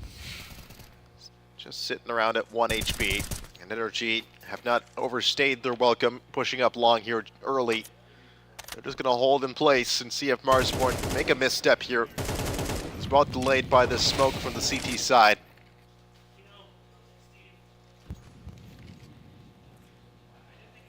Wolfie knows there's a smoke over it long, but even so, calling for the flashbang given that it won't spread the entirety of the way and sees nobody along the wall. The second one deployed, and now it can cover a lot more of that ground, but they're still going to stick around. I don't foresee them making their way any farther. There's one player setting up utility. That's George in T-spawn. He's going to be the real activation. Or actually, no, he doesn't have any utility. Why is he all the way back there? I think he was holding for a flank, I guess. I think he was holding for a flank, actually, on a deeper angle. That's what was actually going on. Which makes some sense, considering the utility Marsborn sets, especially in a man disadvantage. Makes you think they might go for something a little bit more unorthodox, a little more aggressive. But now, here comes the execution, and what will you do? A nade to the smoke? You're going to have to find some shots along with it. Smoke does get broken, and it will be an initial pickup here from Modem, but it's a 1-for-1, as well as the Gandalf clear to good. Come through, it's good from Zodic. He's now starting to rip the heads, but will get his own taken off in the process. Bomb gets planted, but the planter goes down as well. Now Carson and George inserted inside long, but Carson on the low HP, a lineup here. And it will be that another two-piece here for Chop. Coming alive here in map number 2. They're going to go up 4-1 here, Marsborn. That jump up onto the site from the box to where Exotic isn't paying attention, and what's the bomb planter to do except trust in his teammate's ability to get the kills while he punches the code for long. I'm not even sure actually what you're to do after Exotic gets those two. It looked relatively easy, but yeah, here I think Bro just gets off the bomb at that point. Yeah. I don't know. I think that's really the only answer. He needs to get off that bomb. You know what? I'm just glad that I'm not the only one that gets caught off by that that jump up there on a post plant on T side. I still one of my favorite map changes of all time. Yeah, I still have not got used to it sometimes after was it like 17 years of playing Dust 2. It still catches me off here a little bit, but it's into tunnels here for NRG. Might be the most committed look that we've seen out of them outside of that long hit. Now they're just going to come up fast with the pistols. Where is the spacing? Clear for Chop. Yeah, they're not here in trade range. This is very weird out of NRG. Nitro will find at least the one on the way, but that's a bit of a fadeaway there, as he will find it all three, but gets shut down from the window here. So Team Ace here for Marsborn. Carson has swung all the way to Carr before the next player had even gotten past the archway of the tunnel. You think that if he's got somebody just on the other side, or maybe even going over the top, that they're going to get that kill. Yeah, look, there's Exotic about 2 seconds after Carson's already been down, and there's a full vision for the sniper to feel fine with it. George actually could have been the cutoff. I didn't know he was there, but they seem to. They sure acknowledge that as a possibility. I know it was just an eco round, but I'm kind of surprised that Daps didn't jump on the mic after that one just to say, like, hey guys, let's tighten it up here a little bit. Yeah. But they probably know amongst themselves as well that that wasn't as well executed as they would have wanted it to be. A little bit of growing pains here out of the new NRG lineup. Door smoke to be deployed. I was going to say, Wolfie is also behind him. He can blow it. Oh, that was almost perfectly timed for the jump across to elevate to Cat. Seen, but nothing done about it. Gonna double up here on this Cat boost box. We'll spot the pushing Carson. It's Viz that finds the opening frag here of the round. Still a minute to play, but Energy already on the back foot. And Viz with just, doesn't even have to do anything. Just the pressure of him being here is going to make it a little difficult there for Bro, who looks away at the exact wrong time. Viz will double up here on the round, and now the pressure is on NRG. That cat play could still be there. They could be going through spawn, which they are. Zodic going to punch the numbers in here. But in this 3-on-5, they were exposed and uncovered here on this A site. Yeah, not going to stand a chance there against Marsborn. Not in the slightest. I'm confused. There's no utility left for NRG. Numbers not in their favor either. I think now the timeout should come, right? I think so. I wish I heard that. But no timeout, not yet seen. I saw an AK come out from NRG, so they're quickly into this next round with some sort of an idea to them. Yeah, Carson was really trying to get a timing there. He didn't have, again, have a teammate by his side. Bro only was just getting up through catwalk. So he wanted to be the hero. He wanted to make the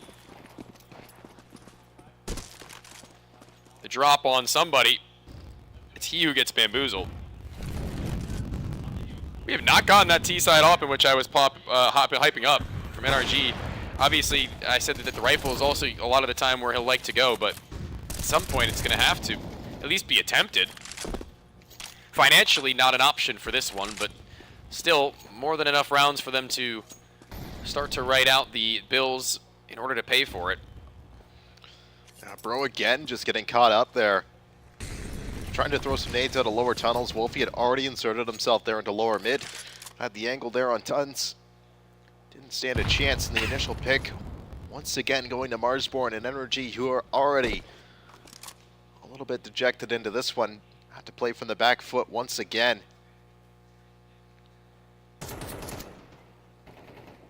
Inside the smoke, Chop gets red. As soon as his body is even seen a slight bit, he'll be dispatched of.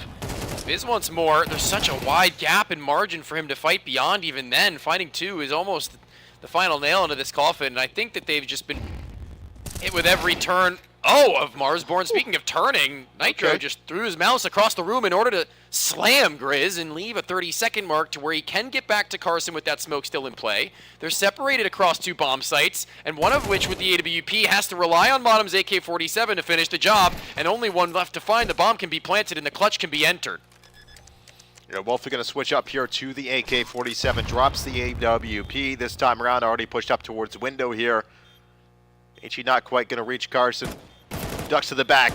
The newcomer tasked with the one-on-one here against Wolfie, who's playing so damn well here. 10-3 so far, making 11-3, Tony, as Marsborn are going to move up 7-1. Surely now, surely at some point, we get a timeout out of Energy. Sitting forward, mic down. You know what that means. We're in gamer mode. He went full JDM for a while there, but Lounge Nation is no more. One of the better minds here in North American Counter-Strike has a chance to hop on the microphone and try and break down where Energy's failures have been. It's just a confident Marsborn, I think. They're taking all the fights they want to on their terms here on the CT side. They're playing the aggressive roles. As the coach talks, the buy-in folds. Wolfie 11-3. I said that he would have to be somebody to shut down any of the markers that this team was putting forth, and really, I mean, he's just been putting in and peppering down damage as well as a killer 2 in multi-frag potential. He's had it. Here's one of which in this round just passed him, finding them 5 versus 4, and where I'm kind of surprised actually that Chop looks to further and deepen it. Almost costs them. Thankfully, Viz makes up for his shortcomings. And out towards long again. I mean, when it worked, it worked. They didn't quite hold down the post plant as they would have hoped to, but even still, it was fruitful. A double down. Modem only needs a little bit of vision as he regains it. And George, all of the pressure on his shoulders, but nothing he can do. Nades at his toes. They're all around and about him. Exotic has been softened, and there is no way out. This is Marsborn's domain. Well, that fell flat. The attempt of the exit out of the long doors, well met by Modem. The cheers are coming along. Modem egging him on here a little bit. Get him, mod him. That's what they said. Get him. Well, certainly unleashed. Feels this Marsborn team. Options dwindling. Patience thin. Amalia mid. Marsborn not going to walk up with it, but NRG still need to be cautious about the possibility of flash in order to retrieve that space. Nades into lower, which Carson will eat. A second, which will stop them in their tracks.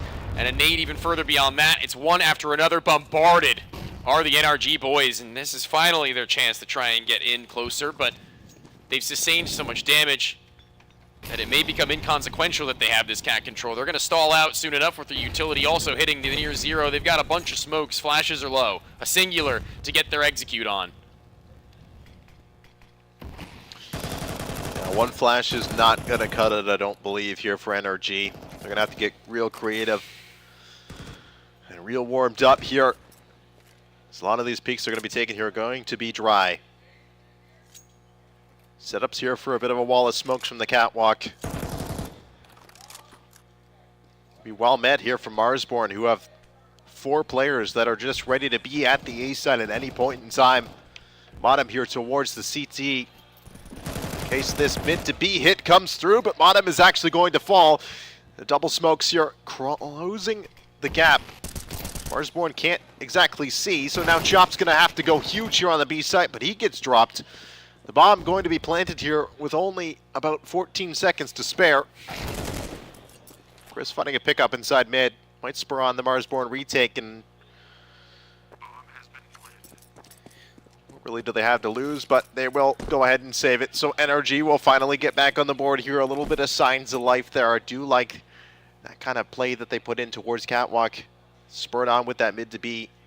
They don't throw the traditional mid to B smoke. They throw those 2 smokes on the catwalk to really just isolate Monum.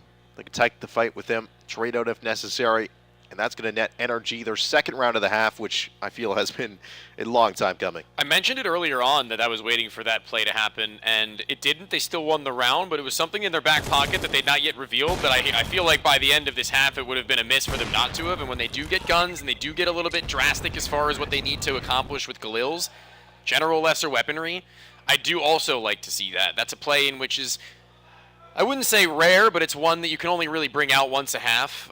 Because once you see those smokes, you know exactly what's coming your way after the fact. But once those hit for the first time, there's just so much on your plate from both back to front. The CT players are expecting the drop from the back end to come at some point, but it's first in George's swing that they have to deal with. So even if he falls, they have an insurance policy. They get out of there, but an unneeded insurance policy to claim the last round of the half into the next, and this one, the one to determine who will have the cash, as there is enough of a fund stacked by Marsborn, it would feel. NRG only just getting that one round in such a long time, it would seem that they need another to string consecutively if they only want to look for 4. I mean, they'd be staring down the barrel of their second 8-4 deficit headed into the half. Of course, that's how we left it here on map number 1. This cat moves from Wolfie. It's been good to find one here on Bro. And a good tag here on Carson as well.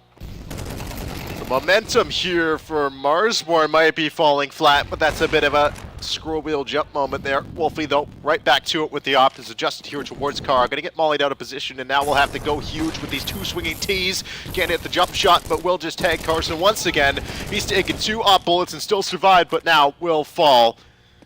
It's up to Zodic. Tentative of him as being a bit of a head ripper here headed into this map. Has already found 2 here, Tony. Needs 2 more. Full HP players here in Monum and Shop. But they are located towards the A side. Around the world going to be, with that being the case. Not wasting a single moment. Hesitation not coming from the CTs either, as a clear from Chop to Cat. Calls upon his teammate in Monum, and as they'll go one in each other. Still expecting it to be A. They may have knowledge that he isn't on one of the extremities closest to their site, but they'll have nothing. As far as B is concerned, I was mistaken. It was a deepened CT position. So that's pretty decent that they can at least rotate a few seconds faster with Flash in the hands of Chomp. Smoke on both and HE, but you need to be careful with pulling any of that utility. It's a clutch where You need to pull it and pin it before you're ever to be spotted or seen. The molly from Exotic, now yet to be used, a sliver angle. Now he's going to throw it to the window to isolate a little bit more of a fight, maybe towards tunnels later, but he's been covered. This big pillar, it's allowing him to play between it, a peek and back and forth. It won't be anything. Falls short of a clutch on land, and where the bomb plant, at least for the last of the half, will give them a little bit extra cash. But that would have been big. You know, if he was able to find that pick in between the doors, the tunnels player was completely disconnected. They weren't even up lower yet by the time that first fight came. So there was a chance there for Zadi to get that one done, but instead it's going to be Marsborn finding 3. They better their record from map number 1, which was that 8-4 scoreline. But either way, Energy in a deficit at half for 2 consecutive maps, going into their map pick here of Dust 2. Seemingly falling flat. The jump spot out of George again, going to be a tag. As Wolfie will do quite a bit of damage here to George here early on. Tunnels control has been a pain. Yeah, they haven't been able to get anything done here early in as well. Wolfie going to continue where he left off, drops Zonic down. Already have doing so much damage here to George. This just makes it a dismantlement as Chop's going to take the push in and find another. The last 3 players here for NRG located around middle, but the bomb all the way in back tons. That's got to be a recovery, but that is a pick here for George. Here up towards Catwalk. Utility to be deployed here. Wolfie and Grizz going to switch out positions. It's a tough angle, tough fight here with the AWP. We're seeing that hit once again here, the double setup, and it will be just Grizz from the back line. Shutting this down, absolutely. Nitro with the bomb. Does he have it in him here, Captain America, in the 1-on-4 bomb, 2 flashes and a Molotov, a plant on the B site. He's going to have to take the fight to him, I think, Tony. He's got to find some way to make this happen. I've never really seen anybody pull off something as miraculous as this, so... Today's the day. Today could be the day, but it all starts with 1. So many close to that door. 1 from tunnel, soon to expose. The Opera's been tagged, but as he drops to the ground just beneath, it's Chop, who's ready and waiting. And it was never really going to be easy, but as we go into this next half, 10-2 on their opponent's map pick. If there's ever been a statement made on the opponent's map pick, it would have been there. That is quite the half there out of Marsborn. On NRG's map pick, they want to see Nuke. They want to see a map number 3, and I am all here for it. But NRG, they, you know, maybe they have a bit of an easier time here on the CT side. They just kind of know what they need to be doing on CT. Maybe the T side's where they fall flat. Or do Marsborn just have their name all over this map of Dust 2 right now? Because I think if we go to Nuke, there's just so many moving pieces here that it might be difficult for NRG. If they can't figure out Dust 2, how are they going to figure out Nuke? Well, I mean, kind of different animals and beasts at the very least. It's not, you know, as if they have very similar concepts to be played out, and that knife round will be pretty important if we do get to see it. Seeing now in the back of the bomb site of B, Carson can call for some support and flashes, I believe, from Nitro, who's playing back at mid. Indeed he is. He's also waiting for there to be contact from Cat. So he's got 2 of them to throw in either direction, which is going to be important later on if they do look to pump their way back from tunnels and into lower to where Bro's going to make that first call. In they are. Tap will miss. Another one gone. But as he jiggles up and down, his crosshair will bob as he'll take off the heads, but no more ammo left to fight. 4-on-4 now they sit as they are still trying to commit through into mid here from Marsborn. It's another kill in mid, but it's a push through long here for George that does find the kill and forces them over towards the B site where they'll double up now. Nitro, no flashes this time, but he's got the kit. Doesn't have the kill. It's taps away. Now Modem here with only 51 HP, close range with the Glock here. Jeez. Able to find it in a labored style, and now George, who's been flanking this entire round, comes in from tunnels. Does Modem know it? Tries to jump spot, just narrowly misses him from around the box, and George's positioning pays off, and ooh. George shooting the body a little bit there and getting active. Crowd let them know. Bro's second kill. I haven't actually noticed that was the case, that he ended the first half with only one. Oh, he was getting smoked. I didn't the notice entire that. half, yeah. I did notice that he wasn't having a good time. I noticed that he was getting frustrated on cam. I noticed that he was finding himself being bested in a lot of duels and were otherwise softened by AGs. That was kind of playing into the fact that we were saying tunnels control was hard. He was constantly eating nades. They weren't able to fly up mid due to that fact. And in this one, that's pretty good. I mean, just getting that little bit of a confidence booster. Is that his first 2 kills? Wait. No, he had one. Oh. He had one. Oh, that was... Okay, I'm sorry. That was George and not Bro. Oh, good lord. I was going to say. But even now... You know, maybe it's the Canadian commentary. I just don't want to be mean and say, I hey, could be bro. mean if you just tap me on the shoulder and point. I'll be the one to say it. That guy has 1 kill. Yeah. Hey, that guy has 2 kills, by the way. You got to be that guy sometimes. Yeah. Okay, well... You got to be a little bit mean if you're NRG here. Maybe throwing a little bit of that respect out the window in reflection of the body spam from George. Maybe that'll continue on. B-site looks like they might want to go in onto that one, whether it be an all-out hit with 1 to lurk, as it seems to be the case with 1. Viz just holding some smokes and deagles. Shot through from Carson, who's very, very close in proximity with Bro at the distance. Yeah, and that's going to put a kibosh on that. I mean, immediately Viz is like, I'll get Cat, I guess. Yeah. What's going on here? I mean, if you were not tuned in here for map number 1, it was just a tale of 2 halves for NRG. They're sitting at the deficit there at 8-4. Come on to the second half of Inferno, and they were able to come alive. Now, they had quite a larger deficit this time around. There seems to be no problem for them. They're going to stay 5 alive. Nitro able to tap away the last 2 players. It'll be 4 now for NRG. FAMAS is fruitful. Couple of frags. Nitro known to have been quite the rifler on Inferno. Working it out little by little here on Dust 2 just as well and getting his piece of the action. And look at this. Oh, it was Exotic who got the first. Oh, no, yeah, there it is. Oh! Oh! Hey, Bro got another kill, too. Gross. Bro got another kill. That's good. Burnt out. Pistols in. A 5th round. Inevitable from NRG unless the unthinkable from Marsborn is manifested.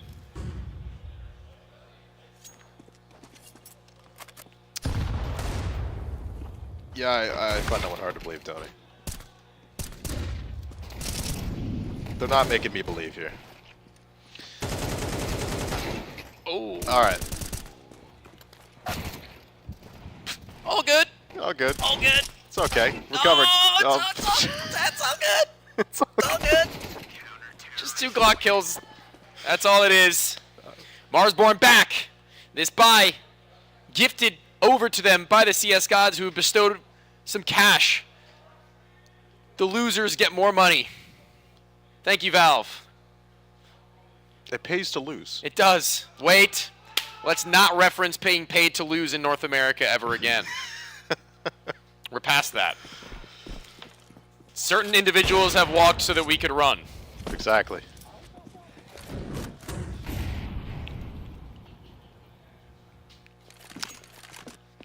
Sniper rifle for Exotic. This is what we've all been waiting for. This has been the cat let out of the bag. How ferocious is it? Will it be declawed too soon, as it's just posted up on Catwalk, awaiting the arrival of everybody from Marsborn.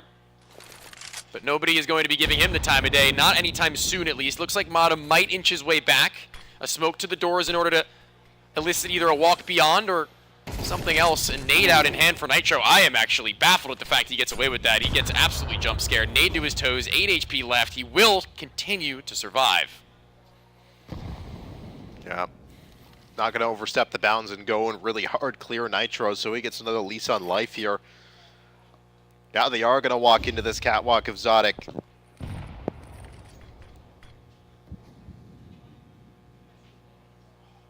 Slow creep up towards the catwalk. Marsborn still committed to this mid play here.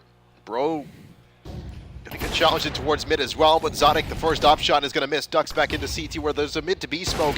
Bro still able to find another pickup here, but Zodic will fall. He's fast up towards the A site, and the Nitro that has been weakened by that earlier engagement has to go through the fire and flames. It was Bros. It was Bros Molotov that is able to find the second kill of the round here. And now Wolfie will fall with the bomb as well. Grizz out of long, and NRG somehow, someway. Bro multi-kill. That was the second Bro 3K in 2 rounds. Okay, All right. we're getting somewhere now. Building up that momentum. Put a smile on your face, son. You're about to potentially make yet another. A comeback to be remembered in 2 maps, perhaps. As this new look NRG is starting to impress more and more, the defensive, the easier place to do it. And Nitro getting 1 there from that back site is always going to feel nice given the fact he was on 8. Knew it would have been a difficult call, but nonetheless, Yeah, we're back into it. 6 kills in the last 2 rounds. Looking at a few more to the tally. Here is the Eco once again here from Marsborn. It's a little bit more upgraded though. They do have the utility this time around to work with for Marsborn. And yeah, they're just sending Bro now into mid. He's just confidence boosting these kills, but he only finds 1 this time before getting taken away. Carson now tasked with that A1S to find a couple more, down to 4 HP. Back up the catwalk they go. Right back into the Oppositic, who does find the first initial pickup. Can't quite find the second one here on Mana, who's just going to accelerate up.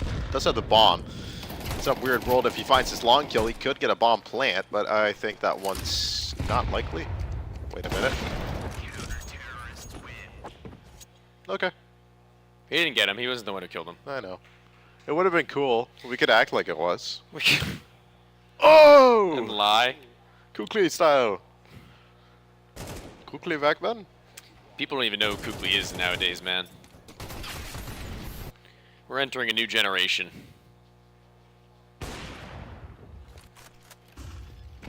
Maybe that's for the best, I guess, though.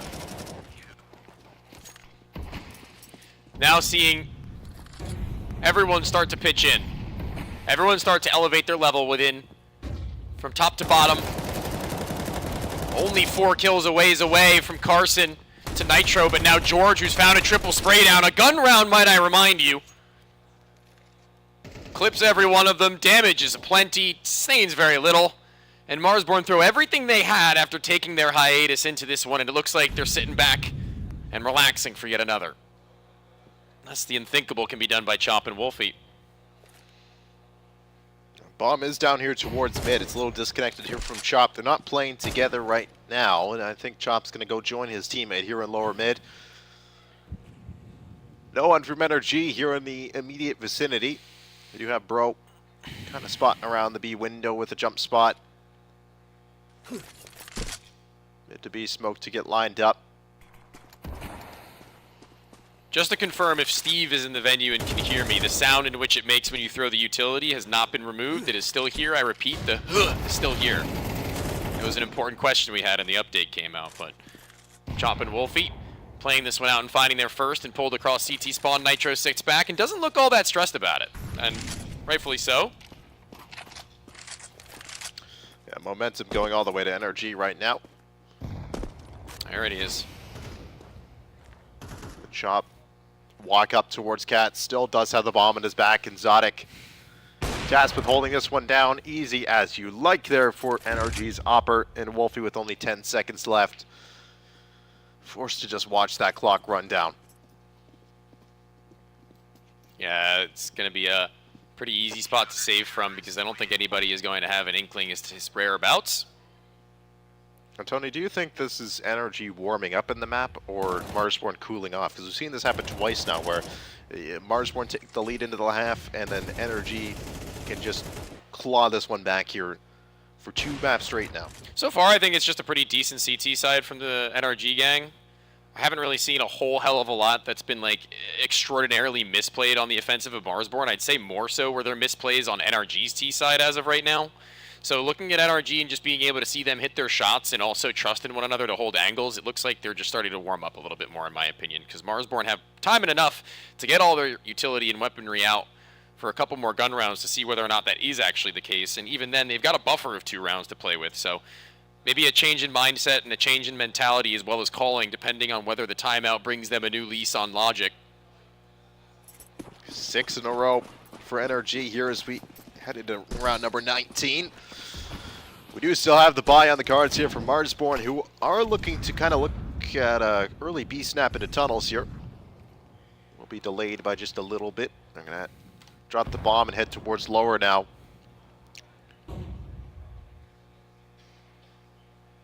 coveted long presence for now. George is playing anti-flash at the corner. They've got a player in the back of that B bomb site right now who I believe That's exotic. is exotic with the op, trying to get high enough to actually see what they're doing in that point of the map. Just standing there, Tony. Yeah. Yep. A little bit of a glare with the beautiful lights to set us center stage after and before these maps, but right now these guys are your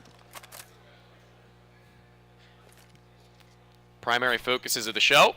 Smokes on either side again. We'd seen this not work out all that well for NRG last time due to the fact that there were nades left over from their opponents to stuff, and that's exactly the case now. Incendiary to slow. Exotic can move out, but he's going to be pressured. He's walked out on the right side, being held, but even still, he's not fully exposed. That smoke that they've thrown has given him room to cook, but just a beautiful shot from Wolfie, necessary in order to lock this one out. I think this should be a save. Should be. They got so much money, actually, though. B-site's so difficult to retake sometimes as Yeah. well. It's probably like top 3. My least favorite site to retake. Top 3. Inferno A site being one of the other ones. That baby is not happy that NRG have lost this round. Our first NRG fan spotted in the crowd right now, perhaps, actually. Listen, I'm not that happy either. I'd like to see them come back. I'm just keeping it real right now. Marsborn on 11, that's going to be pretty difficult to do, but at least money in the pocket's able to chill out. Yeah, as you said, it's going to be, it's good news for NRG that they do have that money built up. They had won those 6 in a row already, so Marsborn going to need to do a little bit more than that to really break the economy here of NRG, but they are one step closer to that coveted 13 to bring us to Nuke. And that's anybody's game. First round of the half as well here for Marsborn. This was 10-2 when they switched sides. Molly to Cat, stopping anybody from going on any escapade to find an opening frag. Exotic, if he wanted to, he has no longer the opportunity. Tunnels is where Carson will be spotted and seen from the left side deep, and it's Wolfie who may actually supersede the Incendiary. That may have been an overstep if he had. He would have walked into the den of Bro. They'll get that 5 versus 4, and they'll hang on to it, no problemo.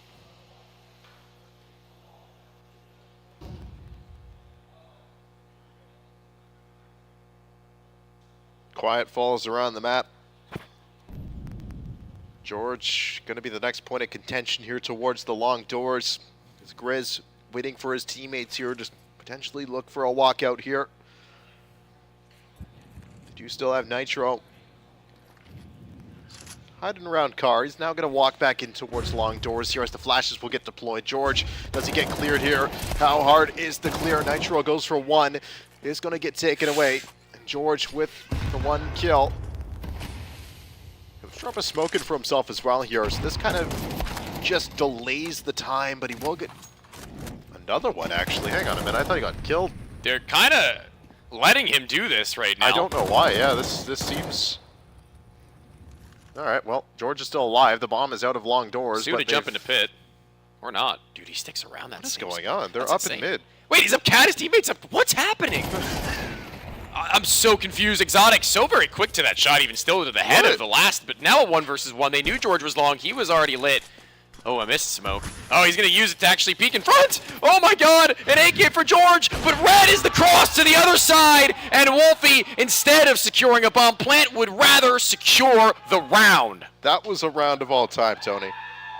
That was a round of all time. Marsborn on map point, looking to push for map 3. What looked like it was going to be a mistake there with letting George live for so long for Marsborn. I'm surprised nobody does anything on the other sides of the map to get there or something. Yeah, I just don't know. And I don't know when that connection could happen where the cat player was up. I think they re-aggroed through tunnels, and by the time that they had cleared through tunnels, he had gotten up cat, so then they went to clear cat, and he was just there. Yeah, because the other defender, Nitro, had died earlier on that long engagement, so I think it was just a crazy game of timing that got them to that point. Now 4 stabs at that map point. Energy take a chance to talk about things. 4 left to go. Overtime what they need. A timeout to be taken, and NRG have 1 last shot, and they've got to continue to hit it until that point, or else we're going to that 3rd of Nuke.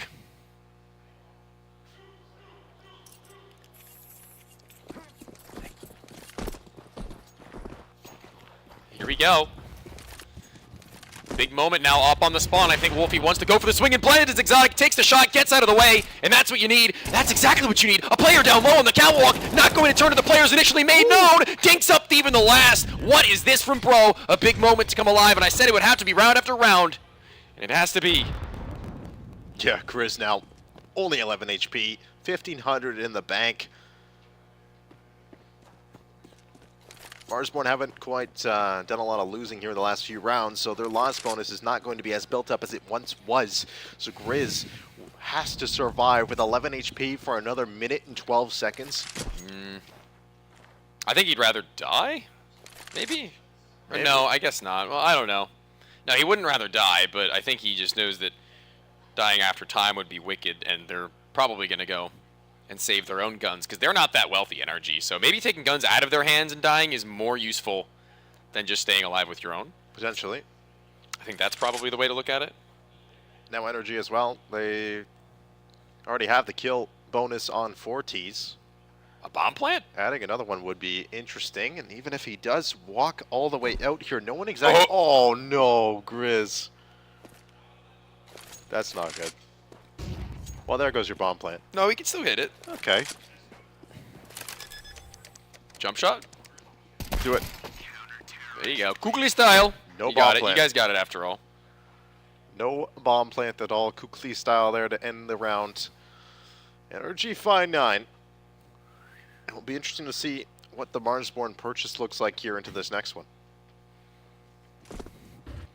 I mean, dude, after the cutback in the last map, I'm not at all putting it out of their wheelhouse.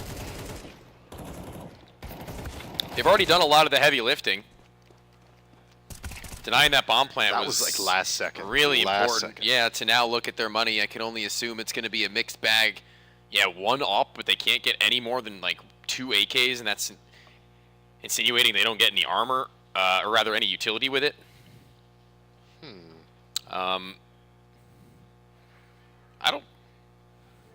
I don't know how much I like this from Wolfie. It really is this the call? Everybody else stays above about 2K, and he just full buys the op. I mean, all right. Is the whatever op doing floats. that enough for you? He's 20 and 10, but I just don't know if that's going to be that great of a difference maker if everybody else is off doing their own thing. Things are getting weird here at the end of this one. Push it into mid here, Bro. Tries to break the smoke, but already has a player close at them. And Wolfie, there's the op coming into fruition here a little bit. Clearing up Bro in his own smoke break. Nitro tries to jiggle in a little bit here towards short. The window play, though, will drop Modem.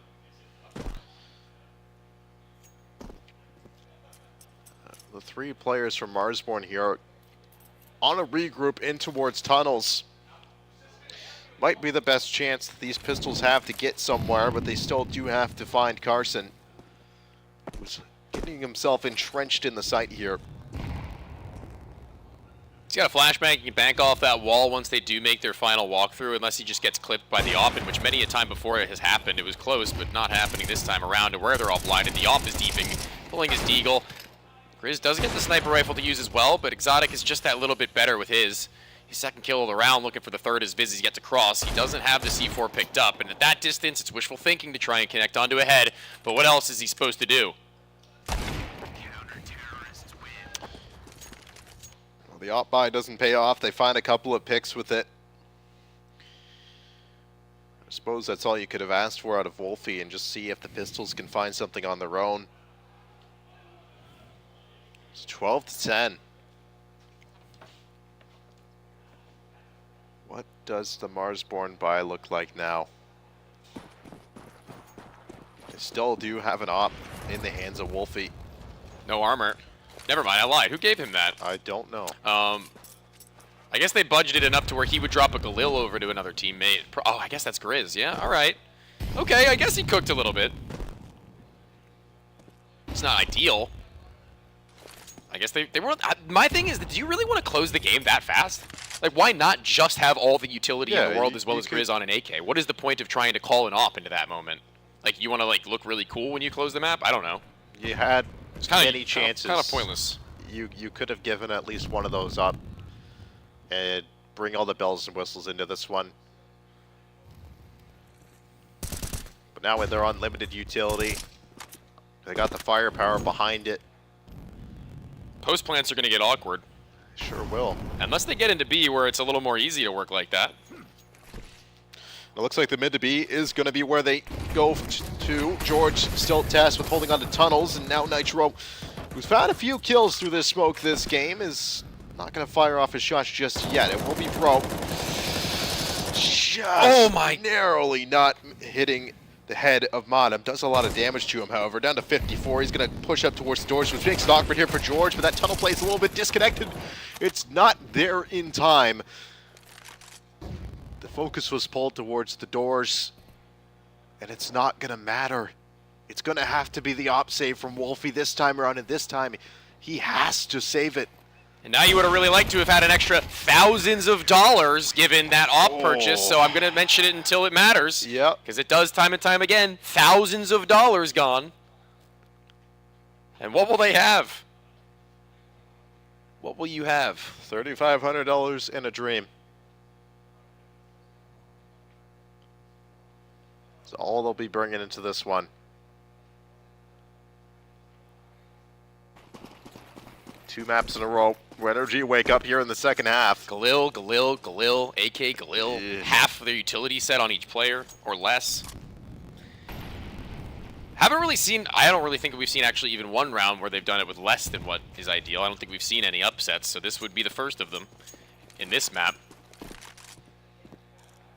That's what they're banking on here, is finding a crack somewhere in this Energy defense that's been laid out so damn well. It's netted them nearly 10 rounds in a row.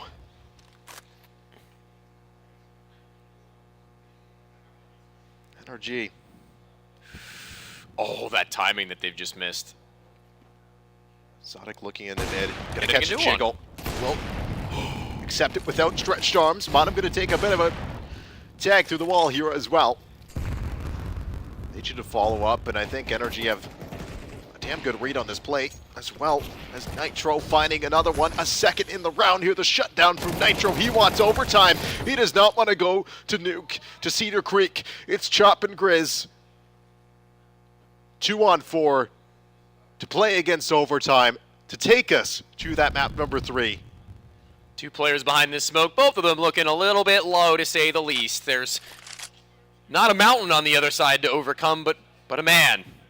Nitro, already having had those 2 kills aforementioned, needs just that little bit more to stop them on his own, but can call upon the rest of the troops instead and stay alive. A flash would be nice. Exotic's got his op, but it's yet to make its way over from Long. His position will be made known as teammate and compatriot, and he won't even need him. The Patriot himself will bring them to overtime with a quadra kill. It's 12-12, and we go again. They bring it all the way back. We need overtime, and for the sake of Energy, they're going to start this thing off on that CT side that they had so much success on. But Marsborn are going to now be back in equal territory with them in the economy. So Marsborn now need to be chatting. What is something that we have in our back pocket? What is something that we have yet to try? You need to do something special here in this OT, and Wolfie looking to start it off with an opening pick here in the first few moments of the round. Carson going to fall in an early 5-on-4 for Marsborn. Oh, Wolfie, after getting the first, changes his position and actually anticipates there to be a reactionary play. Bro will get it, Bro will win it, but Bro will be traded. Exotic, so too, will escape around the bend. No damage, but the re-peek. How could you have anticipated it? The new boy on the block makes himself known. An off shot ringing around the world, and now needing to do the same may too be these players in through middle doors. An op shot missed for every one that he makes. For every 2, he will maybe miss a 1, and Nitro so very laser focused in that last round, but it's George who gets the drop. This should be fine, and Dandy Chop, who had already gotten a kill, is entirely made known, and this is the conversion following the overtime push for NRG to take their lead. Are you feeling it? If Marsborn is going to find their way back into this series, that crowd that was once oh so loud when they were winning is going to have to be louder when they're down. Not that loud. Exotic just... he's everywhere. Up on cat, down in CT. Missed a shot on the CT player, but I love the Marsborn fans. Yeah, that was a fun, scream right there. They're awesome. But again, Bro, Same spot, same place. Will they anticipate it twice? Will they be ready for what is to come their way if this guy who's only just really gotten his foot in the door does the same to them? Molotov deeper. No way forward for Wolfie. That spread isn't going to kill him, but it'll certainly tag him down with the shots that had also been made and met. Wolfie, he was the most successful player in this tunnel's position to finding openers with his op. When he's not there, Chop can't really seem to get it through. And a readjustment up onto the catwalk here from Autumn. Jumps on the Xbox. Long being covered off here by 2. So no one here really looking at the catwalk just yet. Zodic only a few paces away. Gonna move over towards the car here. This is what you love to see, just an opera that can be so damn active across the map and will find the first opening pick. Goes for the second one. Zodic doubles up. Now Wolfie and Grizz shaking in their boots here as they try to cross where their teammates fell. Zodic a third in the round. Wolfie can't find a damn thing. Energy up to 14, 2-0 here through the first 2 in overtime. One after another, and the smiles and energy are giving you a feel. It's his first land, and he's given the support to continue trudging onwards. His hat may be backwards, but his head is screwed on straight. Every shot that comes from that sniper on the A site is felt from the Marsborn players, head and hands from Grizz, even after being the second to be clashed. Sayonara Modem. Excuse me, no, I think he was the third. Here comes the headshot, bang on! I mean, Marsborn, a team that were just playing with such damn confidence here in the opening tip of this game, seem to be scared now, and you should be going up against the op, who is continuing to fire off at all cylinders. George as well adds in one into the column. Nitro here, ready and waiting. Sonic doubles up here once again. Shop and Wolfie on the catwalk. Bomb is loose. Can anyone stop this man? This is the kind of talent that money can't buy in North America, but a free agent brought on board might. Exotic to top the charts, Exotic to see the leaderboard lit, and he's ready to go into overtime. Number 1, half 2, and potentially, maybe even likely given this role that they've built, close on the series. Wouldn't that be something? 2 maps back to back. I mean, hey, if you're practicing your comebacks, NRG have had some chances at it. Nitro, formerly of that Liquid Core, which was so notorious for choking, seemingly has turned the tables in new blood. He's turned a new leaf. And NRG actually going to chat this one up because they did have so many struggles on that T side. I think this is wise to just take a moment for Daps to really establish what they need to be doing here on these next 3 matches, next 3 rounds. Just take a second. Make sure you can close it out.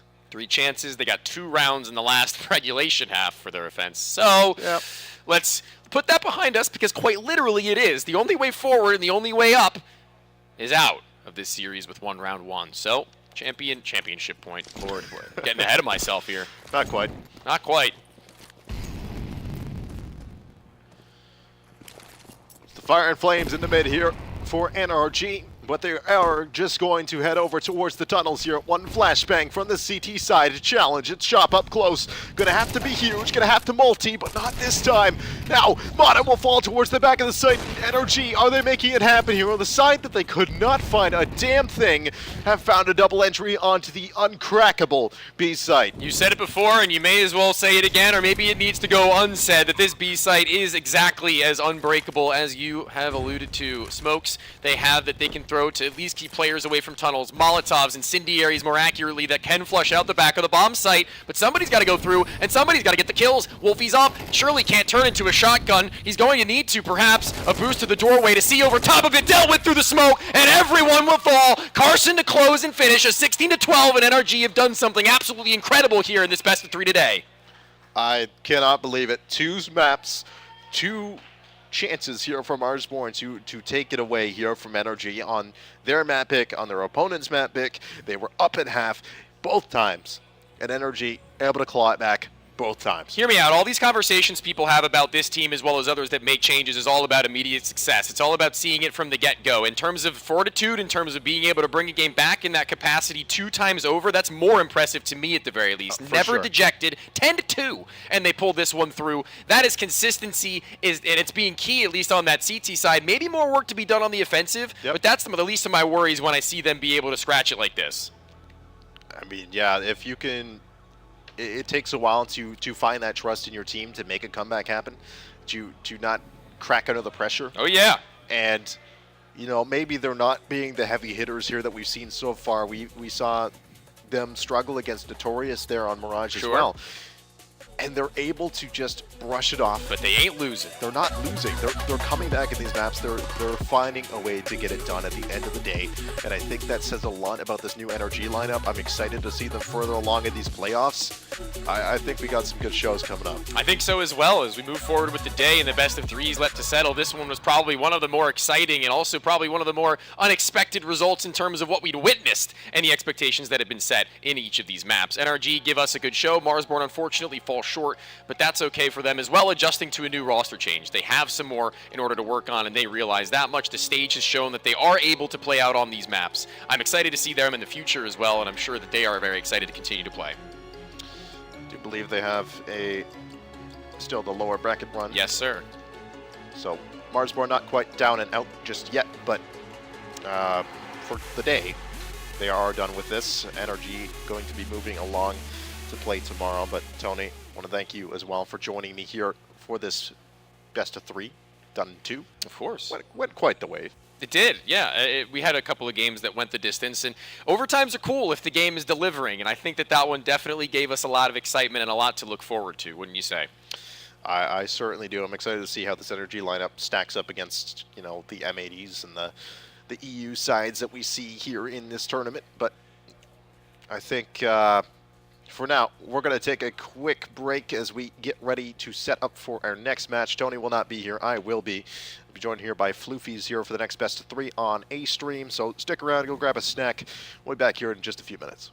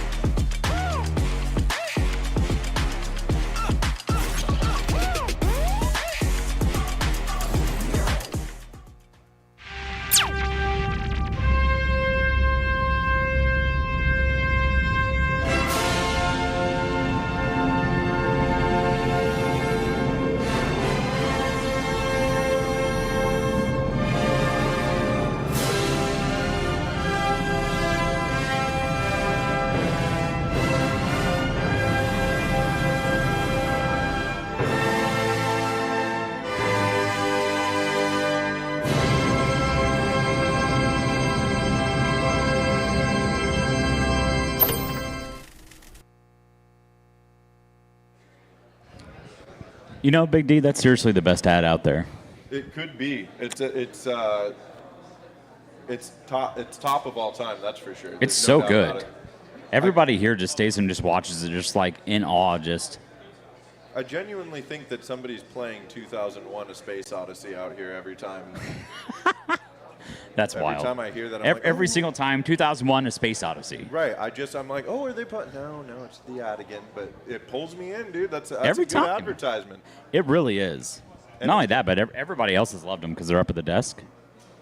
They're what? The pre-fire is up at the desk. The hand warmers. Yeah. They're very. As a matter of fact. You have one in your pocket? Hold on now. Oh, no, hey, not for free. I got one. Bam. Right here. Look at that. Not even free planned. You can get them for free up at the front Not desk. even planned. Chat can't get any. Oh, they could. They go to Pre-Fire's website. I'm sure they could buy some. You can have that. Right there. Not to be confused with the other Pre-Fire involved in my life. Ho-ho! Big D, be careful with the audio. Yeah, levels out dude, there. you just about shatter people's blew ears. out My everybody apologies. sitting here. But Notorious about fell out of their seats.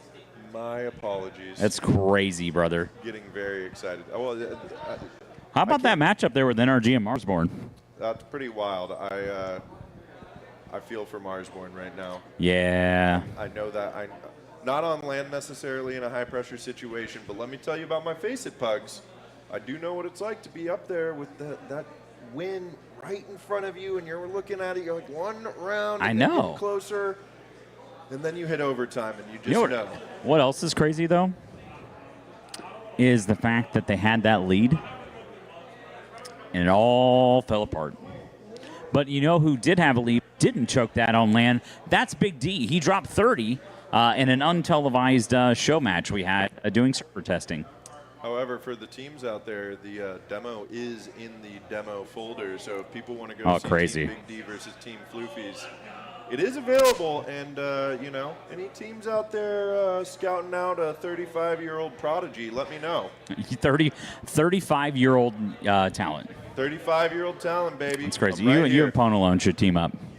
What are we doing up here, Bonneman? Because I know you didn't just have me here to I yap am with me here about how because great I am. I've got an itch.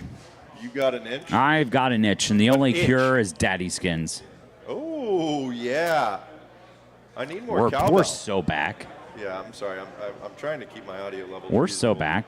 I wonder, do we go for like another Dragon Lore because we did that earlier? Did we get a Dragon Lore earlier? No, we did not get a Dragon Lore earlier. Well, then I think we better go until we get a Dragon Lore. No, that's crazy. But just as a reminder, you can use code FRAG. There's a little plus icon there up near your name. You can use code FRAG, an extra 5% deposit bonus. But what is a bonus to us is opening up some cases here for you. So, Big D, you want to do a case battle? You want to check out their new kind of beta, their gunfights? What are you thinking here? Let's go with the case battle. I'm a big Let's go with fan the case of battles. All right, we're going to do that. Skins. I love these. All right. This is actually me clicking around, so this is actually me in the actual site. So look at me go. Oh, man. Oh, we're doing this one. $340. Yeah, we're doing that. Go. Join it up. Oh, my God. This is it. Dragon Lore time. Okay. I don't think there's probably a Dragon Lore in this case, but there's probably something pretty decent. Now, is this is classic, so we're going to be going Classic. for the high So, score. yeah, whoever gets the most is going to take this one home. Starting off with some slower cases here. We're going to kind of, looks like we're going to kind of build as we move through. Okay. So far, though, we're dead last. We're getting crushed right now, but that's all.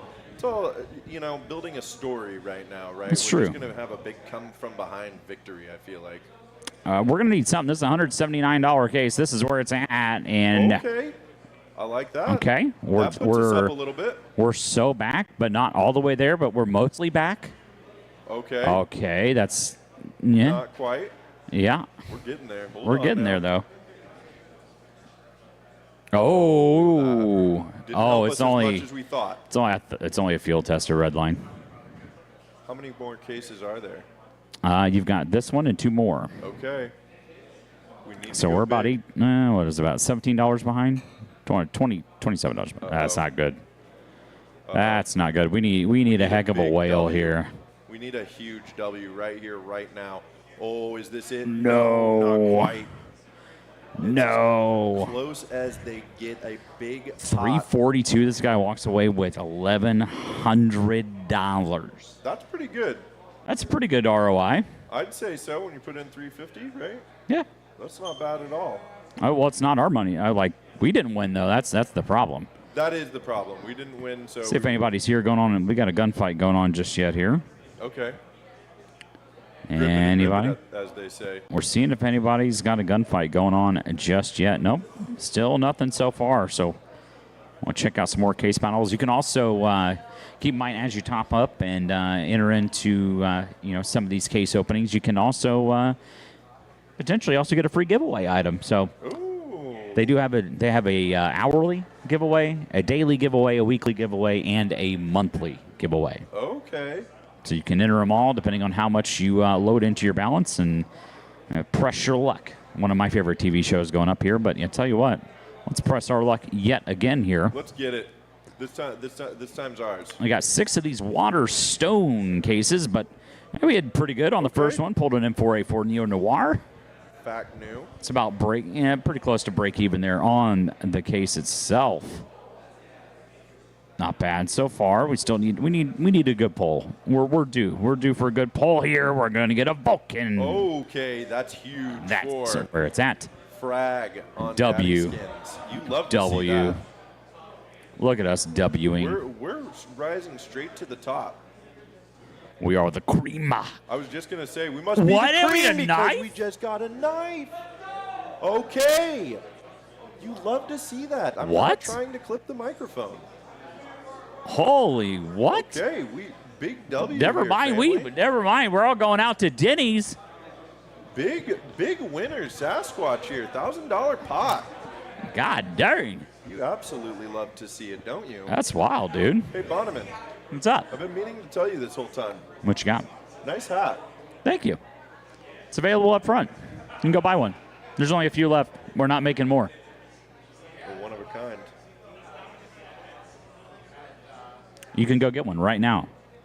Like right now. You can literally get off the arena floor, go up to the front, and buy a hat. You too. If you really wanted to. Frag gear. If you really want to. No one got up. Do you guys call it frag swag? No, but that's a great idea. It's frag swag, baby. But keep in mind, we also have our own case available here. Yes, can we open some frag cases? We can open some Frag cases if you want. And Casey, why is it $1.05? Because freedom costs $1.05. Freedom costs $1.05. There you go, baby. Nice. Nice. All right, let's grip it and we rip it. we didn't plan that. No. But here we go. I feel like if we're gonna go for it, we just open 5. We just send her on down. See exactly what we can get here. Not gonna get anything here on the first one. The bronze deco, high beam. Bunch of nothing on that one. You wanna roll it again? Yeah, I do. That was 5-0, meaning we've got to get 5 knives in this next one. 5 knives? That'd be wild, man. Oh, we almost had gloves on the bottom. It's close. It's close. It was close. One It's more close. time. One more. Third time's Do the one more? charm, as they say. All right, here we go. See what we can get going here. Nope. We got a Phobos, though. That's decent. We got a Phobos. That's fine. Something. That's was, okay. That was a charm. It was. We'll take it. We'll take it. W's. What else do we have? Do we got some upgrades we can do? Could potentially do some upgrades. See if anybody... Ooh, that's a good one running there. Oh, what an entrance here. 500. Ooh. We could take this. Let's do it. Oh, God. That's our spot right there. Did I see 18 cases? Oh, my God. There's so many. Oh, it's a $155 case. No. No. Oh, my. No. Everybody with an L. Oh, no. This is not good. Now an Og Arctic Wolf. This is not good. Nope. Bunch of ripperoonies on that one.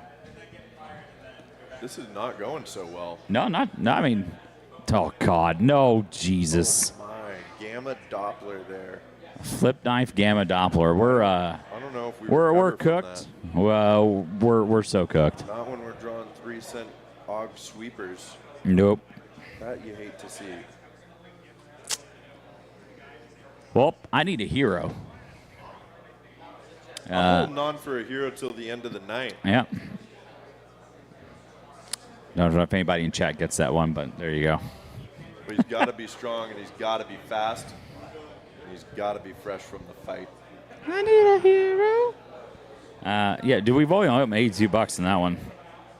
Oh, no, an Arctic Wolf, and that's about it for us. Okay, I don't think... unless we draw that Gamma Doppler knife. No, we're not going anywhere. Congrats to Og International Cocoa Day. $1,300 on a 548 entry, so a big W for you, sir. Well, all right. We got another case battle we want to join? I think we do. Let's join this one. Maybe next one we $61 opening, so. All right. Okay. Hit a Sunset Lily. That's good. Tied for first. Now we have the lead a little bit here. Give me a random weapon, and let's decide on a favorite skin of that weapon. My favorite, give a weapon. Yep, just pick a weapon. Let's go with the UMP. The UMP, huh? Well, and I'll tell you why, just a little precursor here, because I have a prediction that is going to be in meta once again here pretty soon. I would be in favor of that, very much so. I don't want the old UMP meta, for those of you that remember from like 9 years ago when you were one-tapping people from a mile away on overpass. Literally just deleting them from like pit on dust. Over to like a site, you're able to just blast somebody with the UMP. Yep. Not talking about that, but I do think that the UMP might make a fresh entrance to the meta since it's $50 cheaper and it's got that armor pen in it. Oh, no way. We got a copper boar. Oh. Oh, no. I like Well, that a lot. Okay. that's all she wrote. We got the W on that one as well. Got the W, okay. W's. We love to see it. Thank you to the 3 gentlemen in front. We love you. Thank you so very much. We really see you. Appreciate it. I'll give that man a ball of water later. Is it A ball of water. Do they put you on? Do they put you on the case openings because your name is Casey? Ha! No, but that's funny. That's pretty good. I like that one. Maybe that's why I gambit too much. Pardon? Maybe that's why I gambit too much. You never know. He could have been cursed from birth. Thanks, Dad. Yeah, parents did you no favors. Actually, thank you, Daddy Skins. Thank you, Daddy Skins. We do thank you. Look at us go. Yeah, something else you can do here. So they've actually just added some new features here to the case battles. Terminal? Terminal, okay. So we did this one earlier, but to explain what terminal is. So it doesn't matter what the heck you open the entire time with the case. Does not matter. What does matter is the very last thing that's open. Whoever opens the highest valuation of that item, that case, wins all of it. So if you pull a knife and then somebody beats you by a penny on the next one, and there was only 2 cases, you win the whole thing. So you're essentially watching the pot grow, and then it comes down to the final case. It literally all comes down to the final case. So you could that. front load this. So this is kind of what I've seen some people do. So if you think like, oh man, my luck's not been great recently, right? Not been a great time. So we'll do an Esports 2013 case. So we'll start with that one, right? So we'll add that. Then I don't know. Oop. Let's add a Philadelphia case, huh? Yeah, we need Low those. value case, so see what can happen here. And then we'll also set it up here for terminal. Let's go 1 out of 6. I like it. We'll create our little match here, and then we're just going to call the bots in right away. Oh, okay. So it does not matter what anybody gets on this one. Hopefully someone pulls a knife. No one did pull a knife, but someone got a zebra. And then whoever pulls the highest valuation of this one is going to take the whole pot. And that's going to be bronze, the same person that pulled the other one. So that's how it works. It's Darth Vader. Darth Vader won. Congratulations, Darth Vader. Come You know on what? down and get your prize. I'm doing it again. Do it again. I think we can win on this one. I think somebody will pull something nice, and then we just take it away from him. How about that? Grip it. There it is. There it is. Well, there it is. He pulled the knife. Darth knife. Vader pulled it. So now we just need a high value item here. We got a 19 center. Ooh, okay. Nope. Does not want to pull the Cirrus. We're done. It's going to Max Caddy. Max Caddy pulls the W out again. Katie? Yeah, Caddy. Caddy. If you've ever seen Mean Girls. I have. Because I one time wore pink on Wednesday for 37 consecutive weeks at my work. 37. And that's how long it took them to realize that on Wednesdays I was wearing pink. On Wednesdays, we wear pink. I only had 2 pink shirts. So I literally wore... I only had the same two pink shirts on Wednesday for 37 weeks in a row. That's pretty. That's an impressive commitment to the bit. Well, not only an impressive commitment to the bent, but also a very unaware coworker or coworkers. Yeah, I can't believe none of them had not seen Mean Girls. Right. Or were not paying attention. I don't know, man. I do not know. What do we got up next here on Daddy Skins? I don't know, man. I'm thinking it's time to do a little bit of an upgrade here. Yeah, let's grip it and rip it on an upgrade. We've got some lower skins here. Actually, we'll do this. We'll deselect all.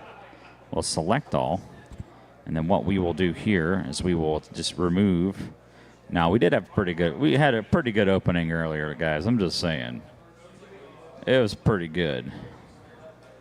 Chat, there's a fly flying around me in Bonneman's head, and it's driving me bonkers. Yeah, this fly is about to get it, guys. I'm about to show it. My moves! Okay, I missed it. Let's see what we got here. We've got $270 in skins in the pot. What are you feeling today? You want to go for like a higher value weapon? You want a knife? You want a pair of gloves? What are you looking for? I'm missing gloves. If you're shopping on daddyskins.com, code FRAG at checkout, 5% top-up bonus. What are you doing? I'm going for gloves. Going for gloves, okay. Any particular color we're looking for with gloves? Brown for my rust coat stiletto. It sounds like you should probably upgrade the knife.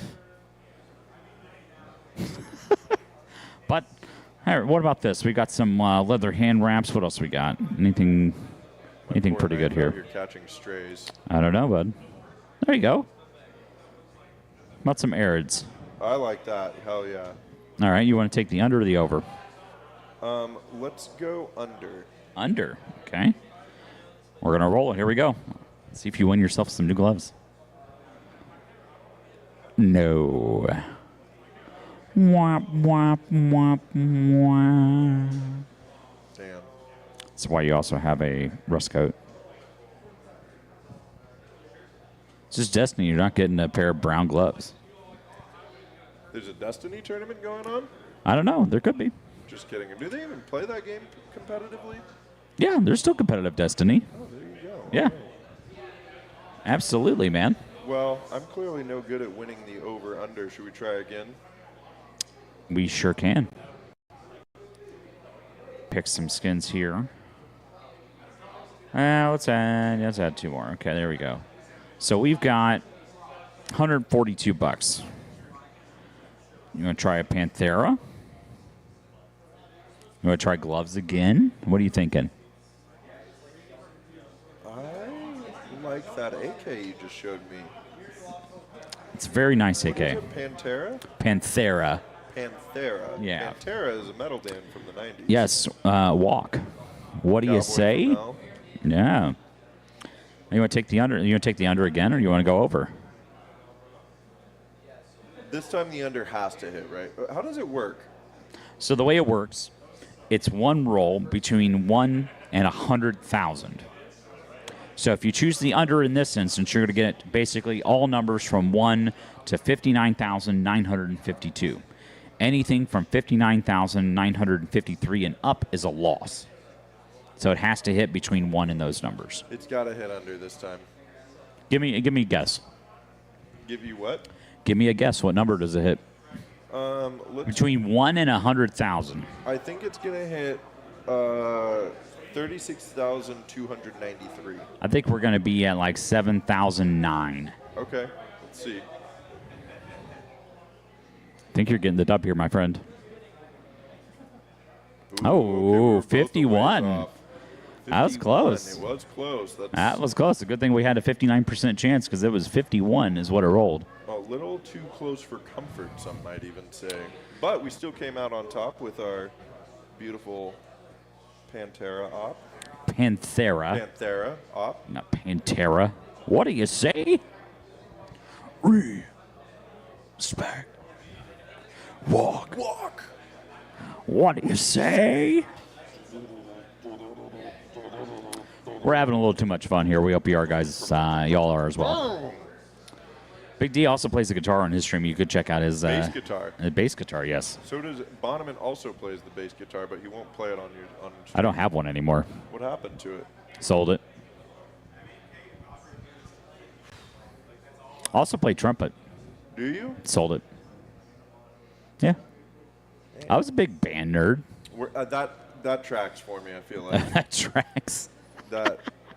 Okay, I got you. I've gotten to hang out with Bonneman enough that now that he tells me that, I'm like, okay, and a piece of the puzzle falls into place. Yes. I was not a band nerd, but I hung out with all the band nerds growing up. Like, Gotcha. Those were my people. There you go. I don't know. What kind of an item are we searching for here, Big D? I would love to see. Oh yeah, it's a Hawk Tua case. A Hawk Tua. A Hawk Tua case. Shout out once again to Glock Tua. Glock Tua. Glock Tua, my favorite Jersey team. What's the Glock Tua jersey?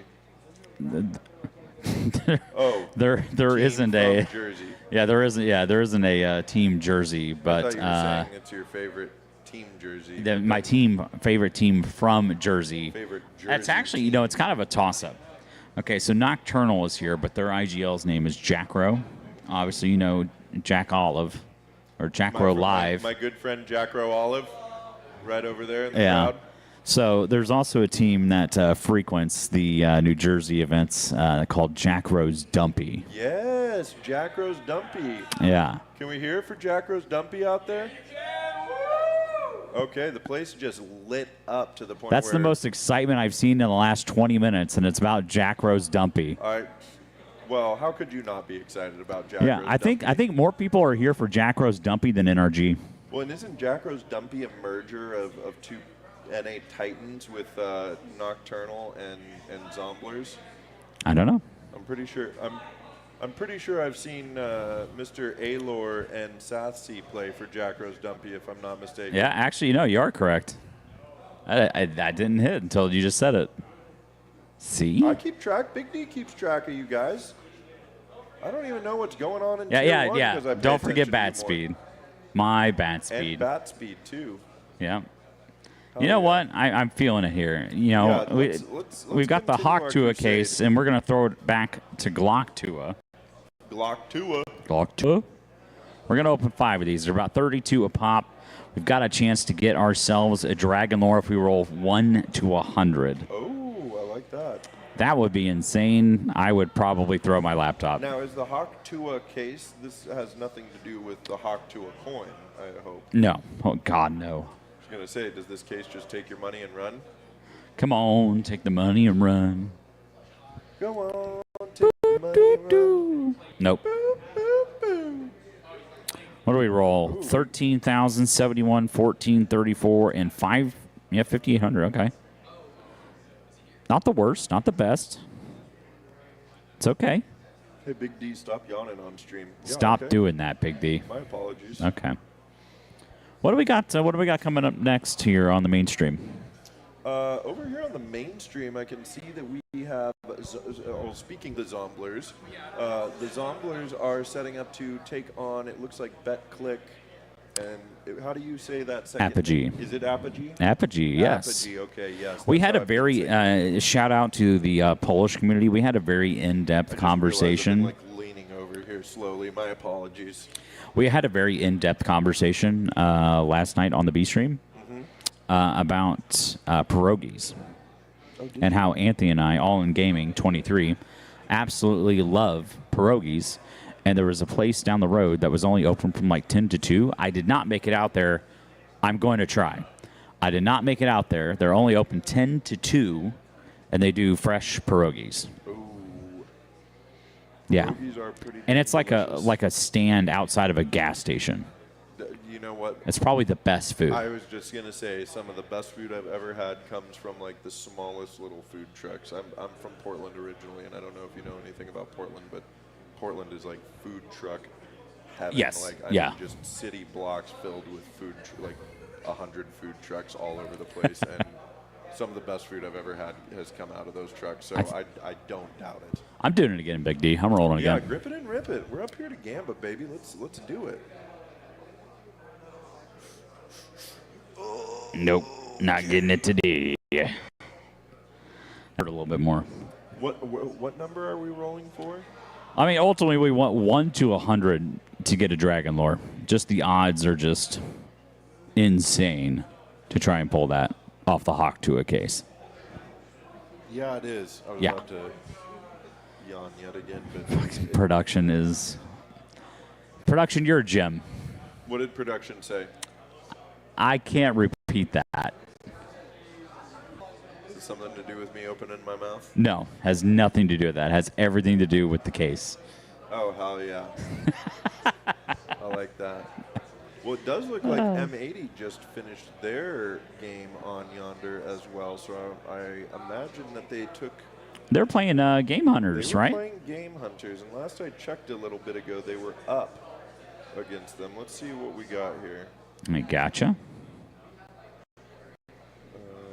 Any good case battles going on here? Anything else we can do? You know what, 97? Ooh, was that some shadow cases? It is some shadow cases. M80 won in overtime against Game Hunters to go 2-0. Ooh. Or 1-0 start. 1-0 Oh, yeah. The first one definitely went OT. Okay, so they still got another map to play. Never mind.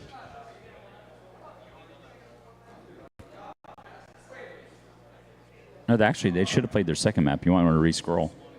Huh? They should have been on map 2. Oh.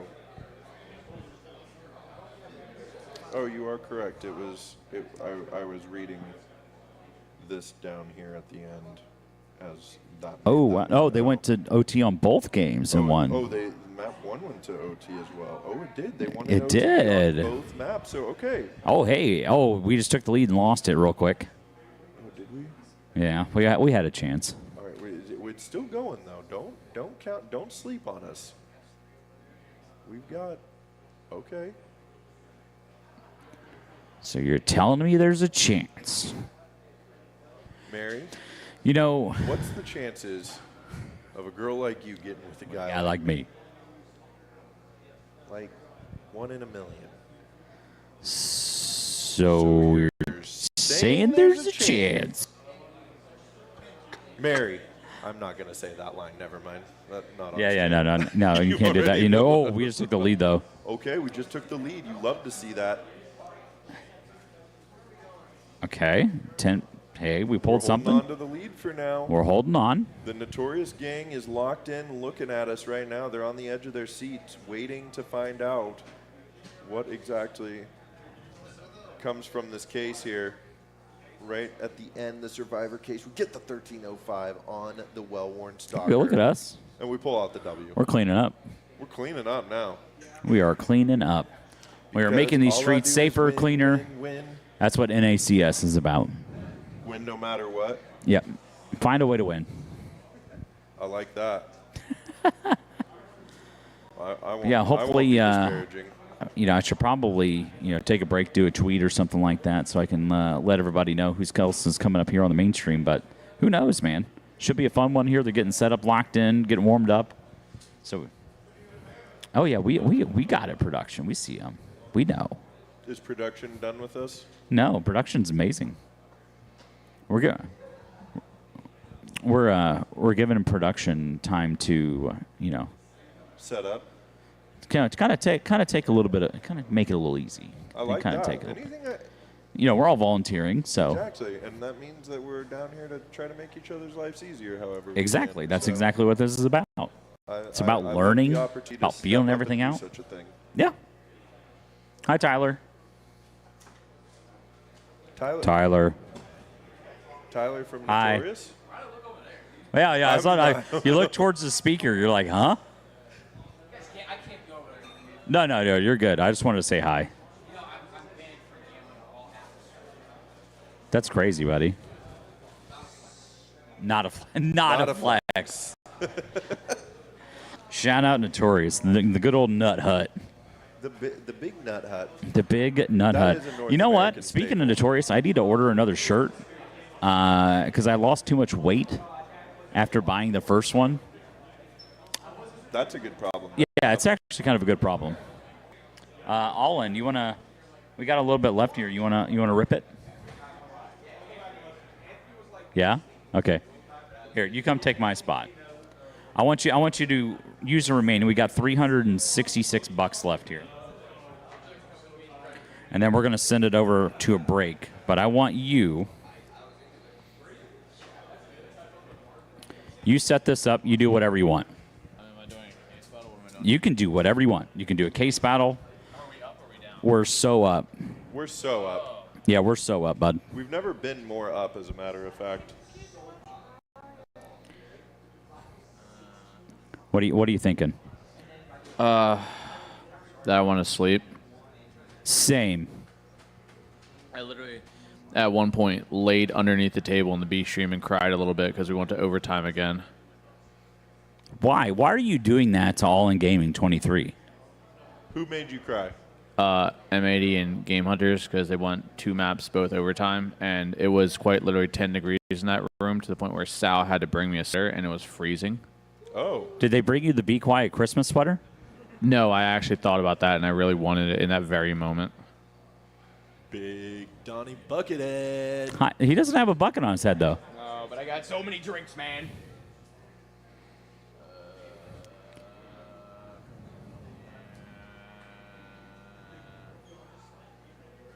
All right, are we winning?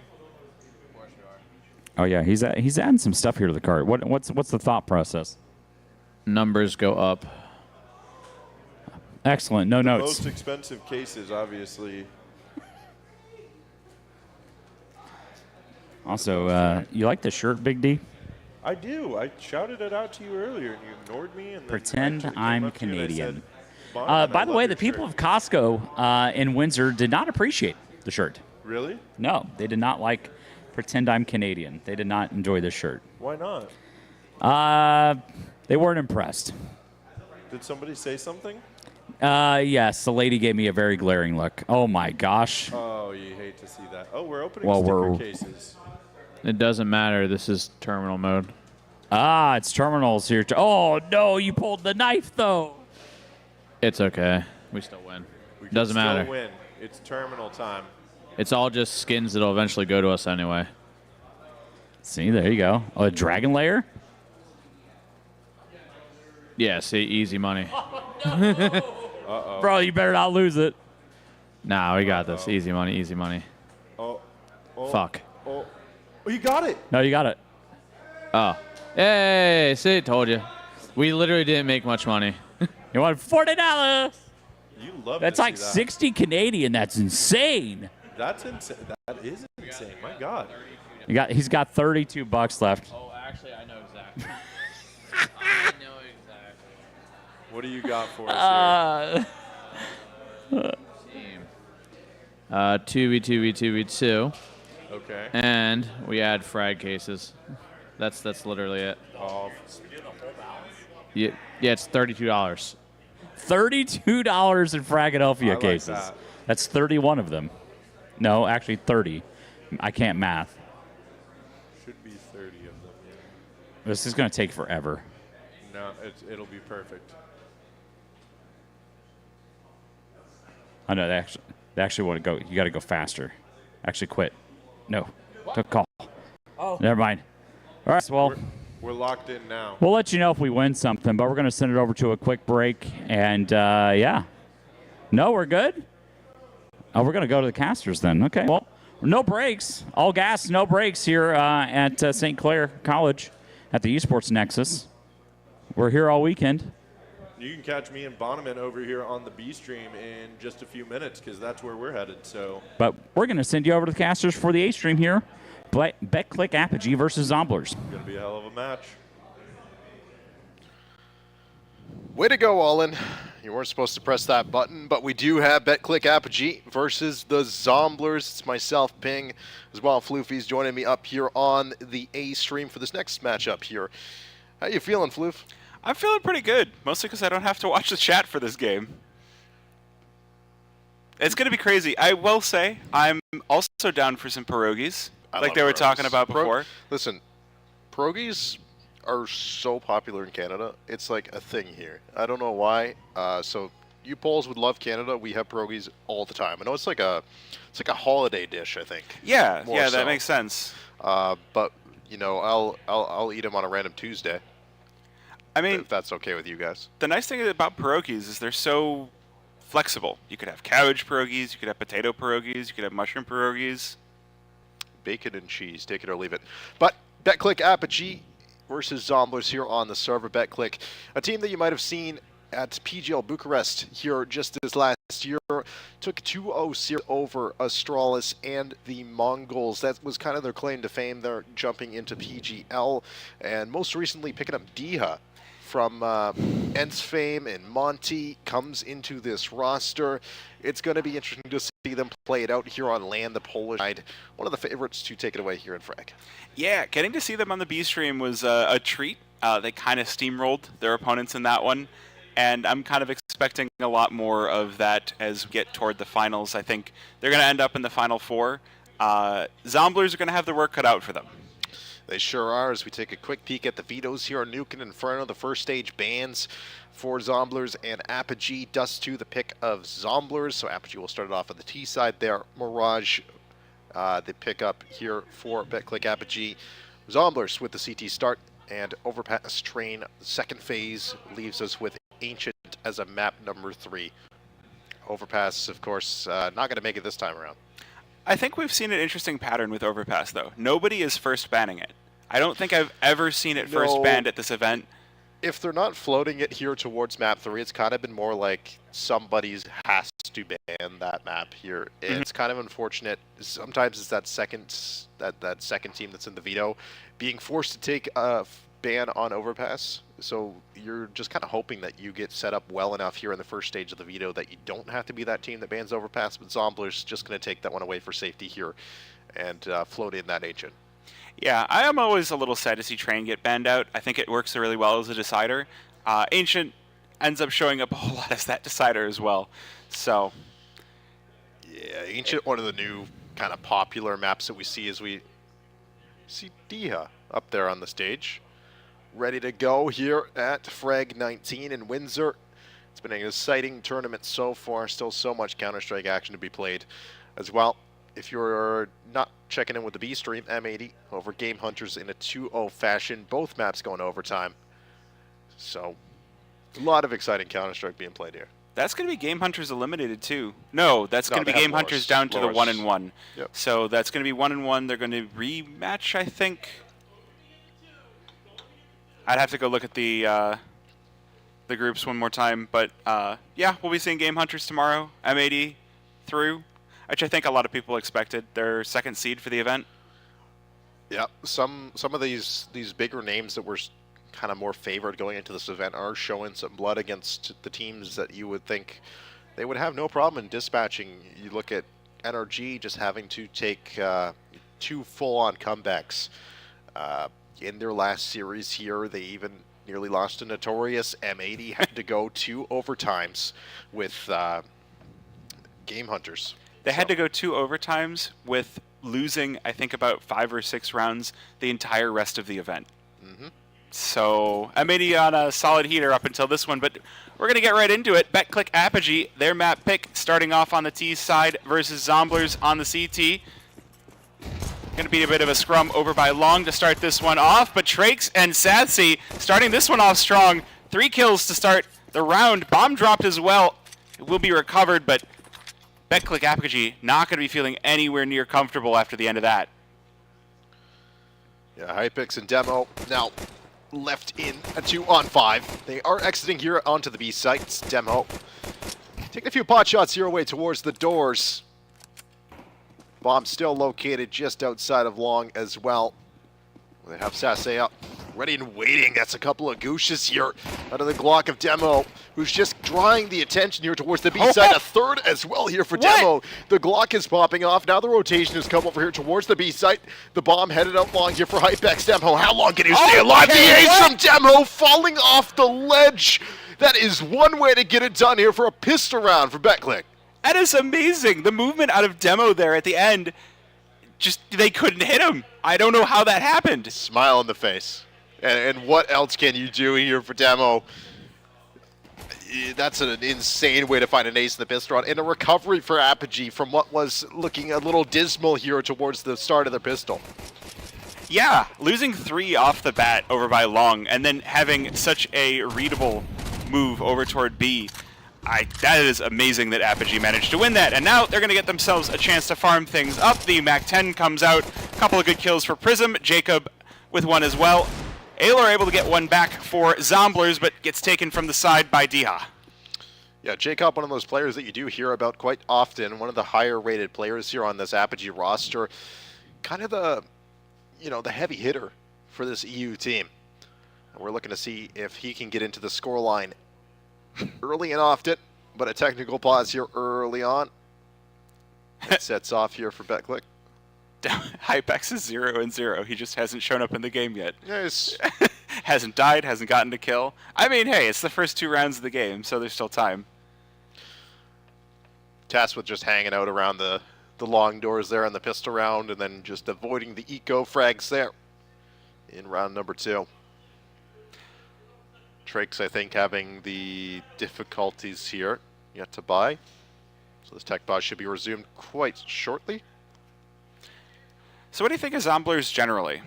Like, they've been an advanced team for quite a while now. I know the org itself has picked up a few different rosters. Yeah, we saw Zomblers, I believe, win their series yesterday. It was, maybe they won. I don't even remember. I was here for it. It was a 3-map series either way. And so Yeah. I've seen a lot of the Zomblers Counter-Strike. They are definitely a good team once they get rolling. It's just when they, get a slow start, like any team, it becomes a little bit more difficult to work their way back into this one. And BetClick might just have a little bit more experience over Zomblers here in that sense.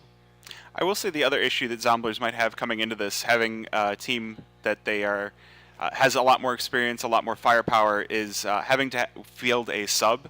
Sanzik, unfortunately, unable to join them for this event, but Seb is honestly a fantastic sub as far as players go. He's got ECL experience, he's got plenty of advanced. Yeah, you can't ask for much more than a sub with Seb.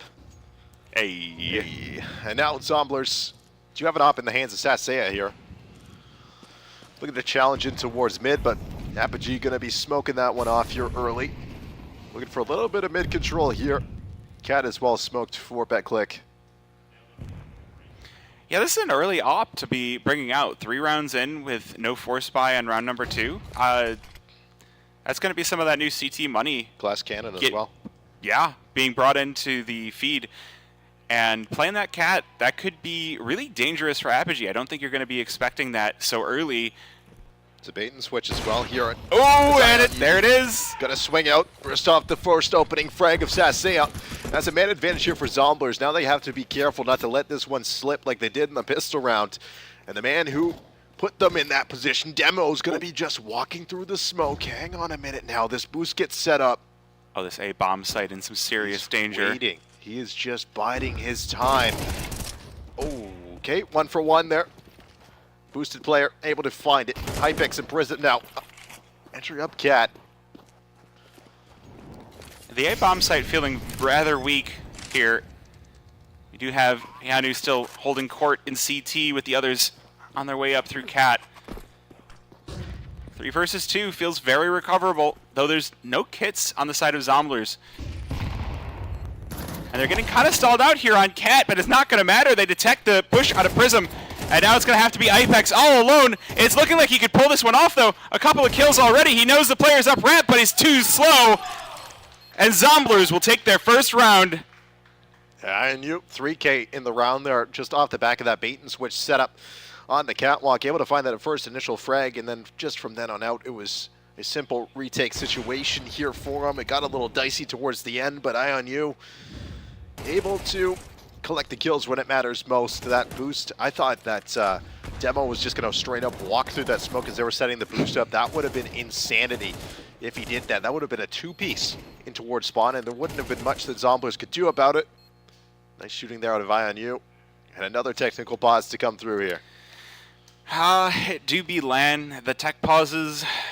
You never know what sort of thing can happen with some of these computers. So, I didn't get to see. Did they get to recover the op? Because I don't think so. So I think it this might is have a been a fresh little one. bit too far out of range. Yeah.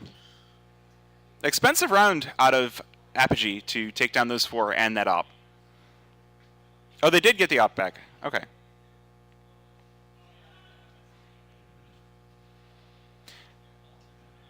A bit of an extended break here in between the rounds. Yeah, op back in the hands of IonU. With this, you kind of just have to hope that you're not cooling off,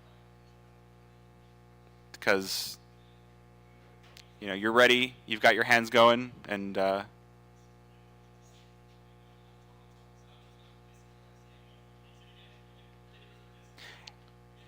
looks like the headset's back on here.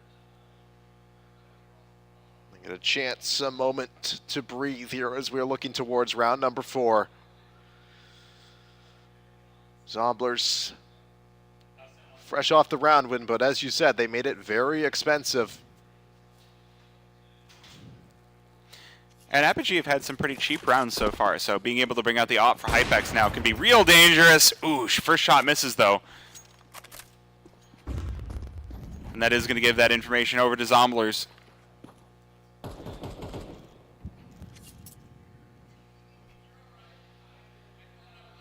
It's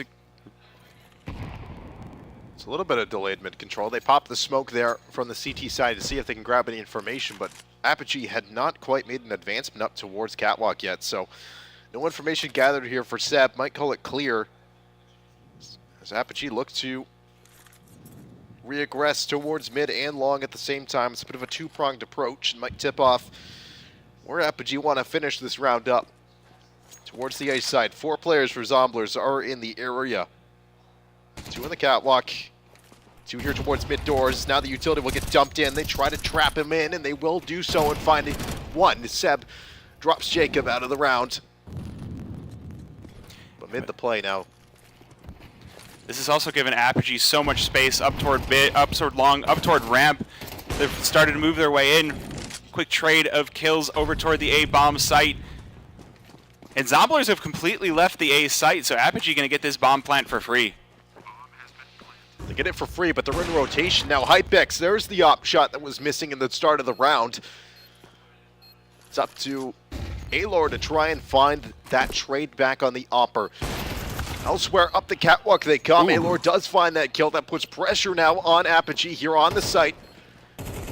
Prism has to make the kills happen himself as he goes wide up this cat smoke. Will find the first one here on Sasea, the only one to survive now, has to save this op in the next one. Apogee are going to go up to 3-1.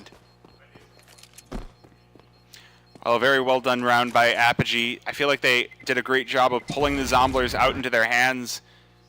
Normally you expect the zombies to be brainless. You can't really bait them. You just kind of have to knock the heads off. But Apogee playing with some real smarts here.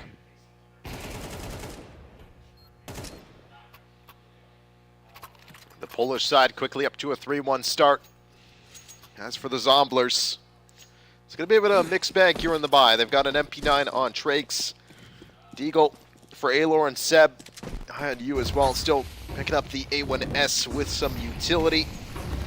Of course, that's with that AWP. It's fast out towards long here for Apogee. It's fights, it trades back and forth, but it will be Apogee that come on top of this engagement. Prism, the only player to fall here for the Poles. And it's out towards long with the bomb and the players. Zomblers have already started to rotate some over, though. They've got Satse ready and waiting while they've moved Ayanu over to Cat. But back like Apogee, they haven't taken the Q. They haven't taken the space that they might be able to do so. Get that smoke down for the cross as they start to move up long.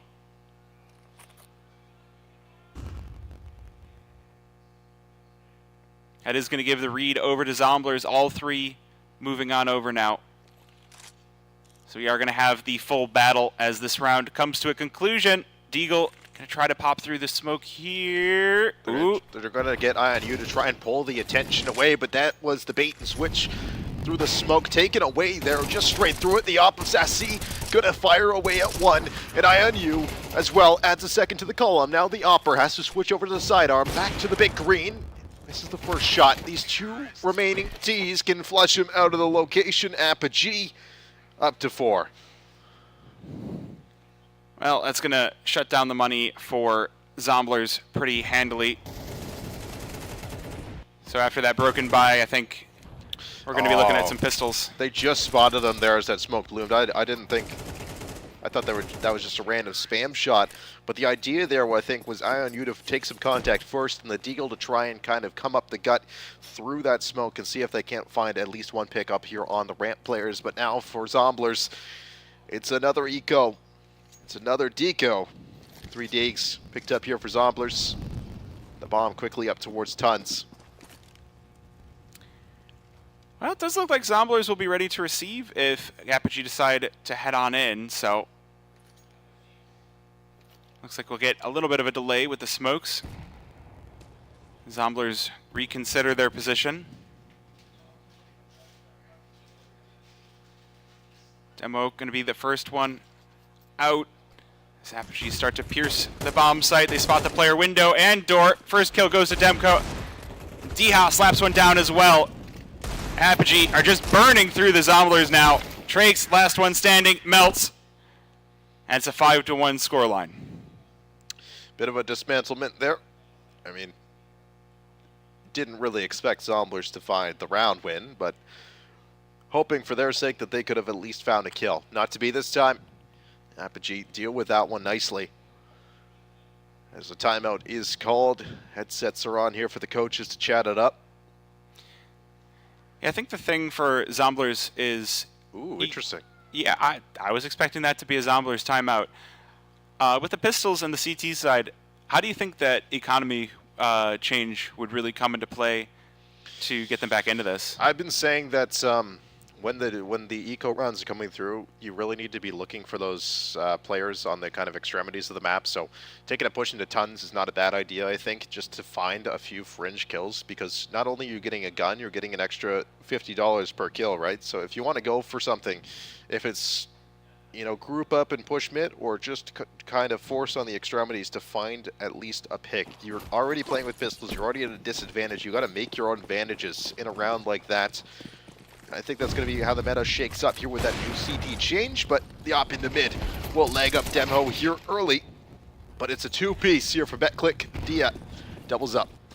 Yeah, they're just bulldozing their way down long. They're not even stopping. The smoke's not even down yet, so Seb able to go for the spam. He knows they're there, but can't quite connect.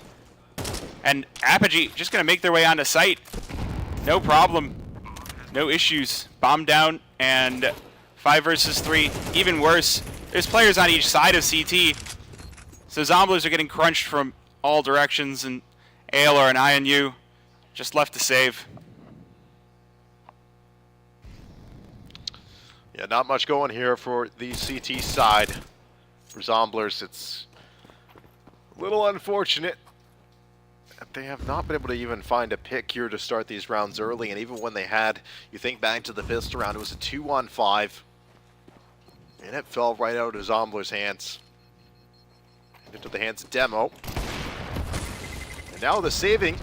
The CTs might not even get a chance. I knew a little bit of frustration there on the cameras as BetClick go up 6-1 on them. A 5-round advantage. Yeah, at this point it kind of feels like you're just starting to be styled on. You're just looking for the holes in the defense, and they're making it look easy. Holes in the holes in the offense, I guess. So, MP9, FAMAS, no AWP this time around for the Zomblers. They want to fight for this long space again early. And it's just a mouse one hold here for Demo. Trakes, they trade back and forth through the smoke. Everyone's blind and long. It's an equal fight. And it stays equal here as we go down with 3-on-3. Hypix, Prism, and Dia versus Alor, Trakes, and Seb. Though the CT is a little bit more disoriented than the Ts. Just a brutal battle. Multiple rounds in a row out long here. And this AWP setup doesn't quite connect. So that is an opportunity for Zomblers to maybe find their way back into this round. 15 HP on Trakes, though, does feel pretty uncomfortable if you're Zomblers. But they have managed to stop this push out long. Bomb is way far back now, but there's still a minute left in the round. Quite a bit of time to play around here for Apogee. And they will utilize this. They'll take the bomb back up towards top mid.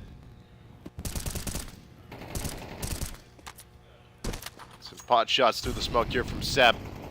But I think if Apogee move along to take B away, Zomblers might just consider saving this one, but it's a reroute back up catwalk. They've left Hypix here with the op and long. They're going to try and force Zomblers to the right, but instead it's a double entry from D-Hub once again. Somehow Seb did find that opper inside long, and they're just going to run to B. Seb's just going to have to watch another round go the way of Apogee here. He'll recover the op into the next one here for Sassy. But it's a bit of a consolation prize when you see your enemy team go up by 6.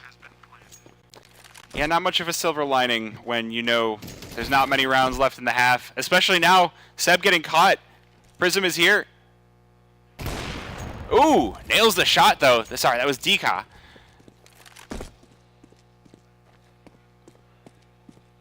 So Seb will at least get to hold on to that up and another $50 per teammate. Prism, though, presents his head, but Seb wants nothing to do with it. Let him hang on to the op, man. just chasing all over the map. Give him this at the very least, please. Just give him something. He's already dead. He's literally walking dead. 7-1 scoreline here for the map pick of Apogee. They're making it look easy. I mean, when you just win every single fight out long, your T-side gets pretty easy. Not quite sure what you do if you're Zomblers if you are having so much trouble with that fight. You could choose to play a little bit further back. You could choose to do a cat hit. I guess the other issue is they tried to do a full-on retake through long, and that even didn't work. So once again, Apogee out long, 3 strong. Yeah, Trake's not the player you'd want holding on to this one just with an MP9 here towards the Gatlock, but it will be the Opera of Sassy that takes the dink and will go down. Drake's now as well here. Very low on 7 HP. INU not going to make it out of this round either. Seb takes a lot of damage. They are definitely walking dead now as Alor down to 9 HP. They just can't find the kills immediately. But it will be Apogee once again in the win column, up to 8 rounds here as that bomb goes down. No way for Zombies to get back in here. They recover a couple of guns. They find a couple of kills. But that's all they're going to find in this one as well. I think Apogee have watched a zombie move here too. They got the 4x4 with the crusher, the grinder on the front. They're just... Yeah, they're not too tapping though. No, but if the zombies are in multiple pieces... Does make it a little difficult to get something done here for the Zomblers. They have been getting dismantled from the jump of this game. Only finding success in the 3rd round, and that was a one-on-one clutch here for INU. I think if you're Zomblers, you have to just take joy in the little things and realize that, hey, you did get 1 round versus Apogee. They are, ranked 50 in the world, so very solid team to be fighting against. It's unfortunate that it would have to come to their playoff lives. They still do have a lower run if they cannot put something together here for Zomblers, but Apogee definitely one of the favorites to be there at the end of this event, to be here on Sunday.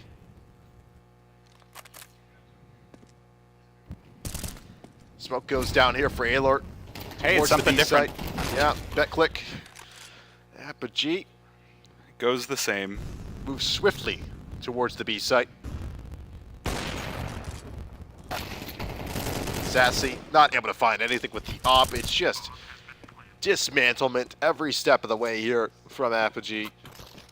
Frees him on a 3K. The player that I said to watch out for here, Jacob, he hasn't even had to do anything. He's 6-5. He's just along for the ride at this point. I did say something wrong at the beginning of the game. This is Zomblers' map pick. Apogee decided to start on T side, and they are just dismembering Zomblers at every turn. So, do you plan for map number 3? Do you plan for map number 2? Or do you look for the comeback on your T side? It's going to be a tough one here. Apogee have had your number each and every round. Is that going to really change much on your T side? Or is the confidence, the wind, going to be completely out of Zomblers' sails by the time they get there? Once again, they're going to go for the B hit, but the U-tool does hit this time around. It's a 1-for-1 here with the MP9. Trade was immediate.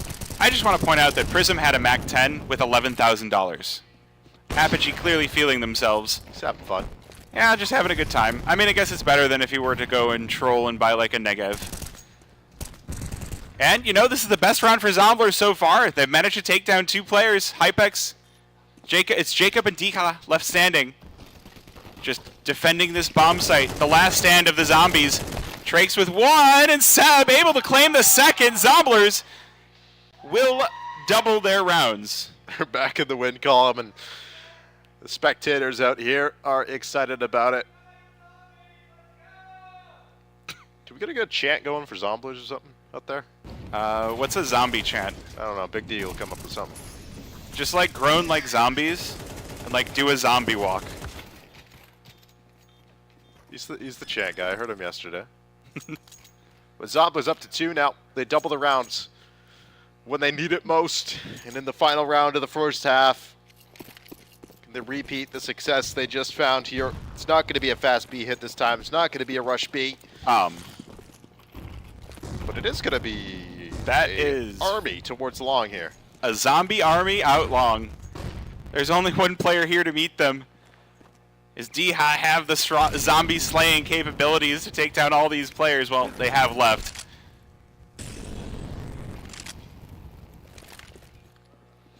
It's a rerun up towards Cat here for Prism. And Nuke gets HE'd out of his location there. Has to drop back in towards CT. It just feels like a read on the Apogee side. I think they probably heard a few too many footsteps out long. They sent the bomb. It's already on the B-bomb site.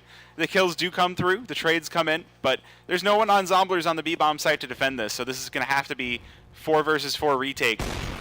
That up shot. Oh, okay. Through the doors. Headshot onto Jacob. That's something the Zomblers can hang a hat on. So this retake on B, not going to be easy. Yeah, the bomb planted on B. Not an easy site to get back into, but they don't have any more opportunities to save. This is the last round of the half, and they have to make a committal here. It'll be 2 and 2. 2 through tons, 2 by the doors here. Ryan wait. Right flare position towards the car here. Going to get burned out by the Molly. A second one as well here. It's Hypix that gets danced around the site with the AWP. Demo last alive, and not this time. No 1v5 for you. It will be a third for Zomblers there as the tail end of the half. All right, so that's something that they can feel pretty good about. You know, 9-3 half, definitely not a comfortable one on your CT side, but it is your map pick, so you could have some tricks up your sleeve going into that T side. They're going to have to be some pretty darn good tricks, though. Sassy, this is a good shot. Yeah. Really made the situation a lot easier, I think, there for Zomblers. But now as they are sitting at a 3-9 deficit at the half, they got to operate here on their T side.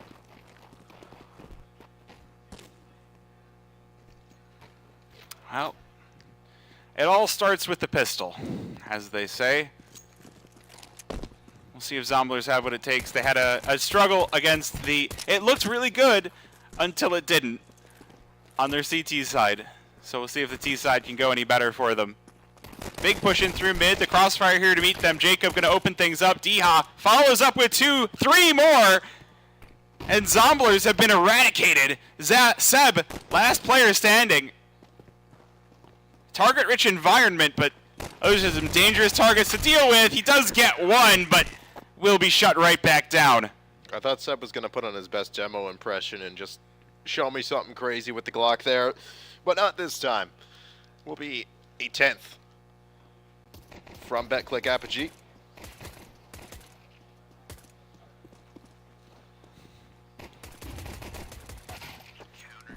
Yeah, unfortunate scenes there. Yep. For Seb. Well, you kind of have to force at this point. That's not going to feel like a good force whatsoever, this broken by, and a big push into tons does leave Hypex overwhelmed, but the M4 not going to be the same story. Does get 3, and Prism behind it with another. Ayanu, last player standing, scout in hand, 1 versus 3. Is it too much to ask for? I believe in the IRNU 1-on-3. Has the scout here and has a first target here towards the mid doors, jumping around. IRNU not going to take the scope just yet. Now will. Bomb down towards lower. Demo could be the challenge as well, but it's still 1 minute and 4 seconds, and a very long walk here for IRNU. Got his Fitbit on. Well, yeah, make sure you get your steps in. Taking a stroll. All right, got the scout. Going to take that long fight over towards CT. Does hit the tag, but it's not going to be enough. Prism just going to end him. 11-3, favor of Apogee. Move your mic back.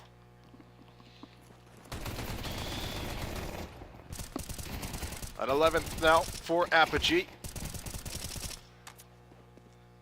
They are well on their way here to securing a 1-0 series lead and then moving along to Mirage, their own map pick here. Another kind of very easy to swing around map there in Mirage. Something that BetClick are definitely confident in. Oh dear. Zomblers, the A-hit does not work any better on the T side than it did on the CT side. Apogee more than happy to stonewall them off. Aelor dying through the smoke as well. This is the best buy the Zomblers have had on their T side, and it feels like it's going to get shut down just like all the others.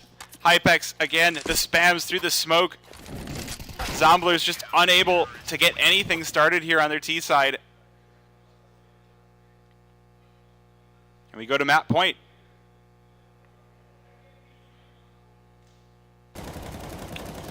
Map points. Apogee have just been stomping every step of the way. Zomblers showing a little bit of life there towards the end of the half, but not much more going on. I heard those overtime chants. Overtime. Do you believe, chat? Overtime.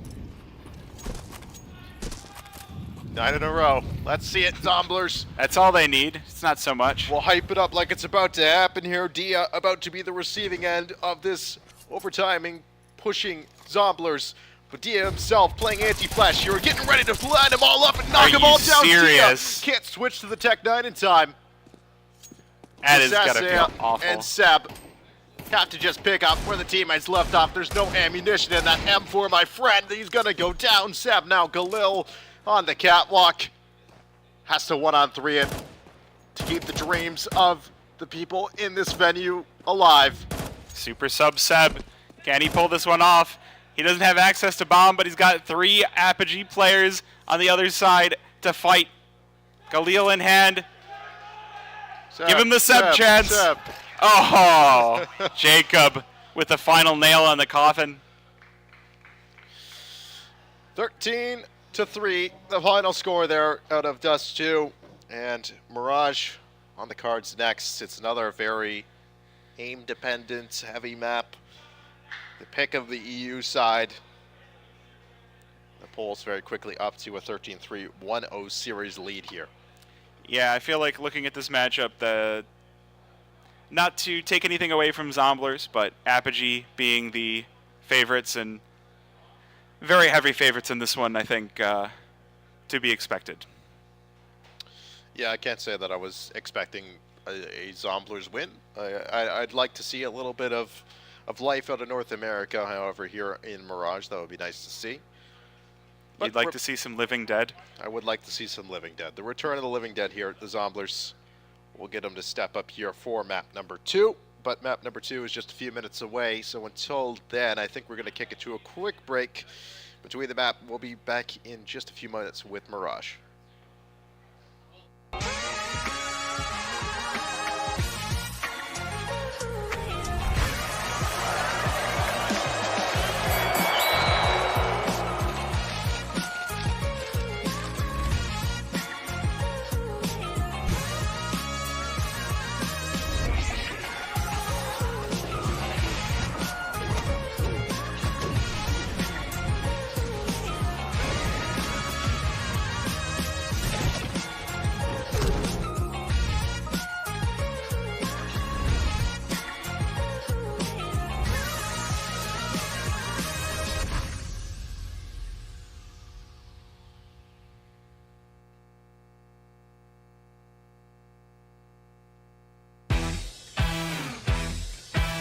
Introducing OBSBot Tail 2, a powerful new camera that enhances your live production with AI power.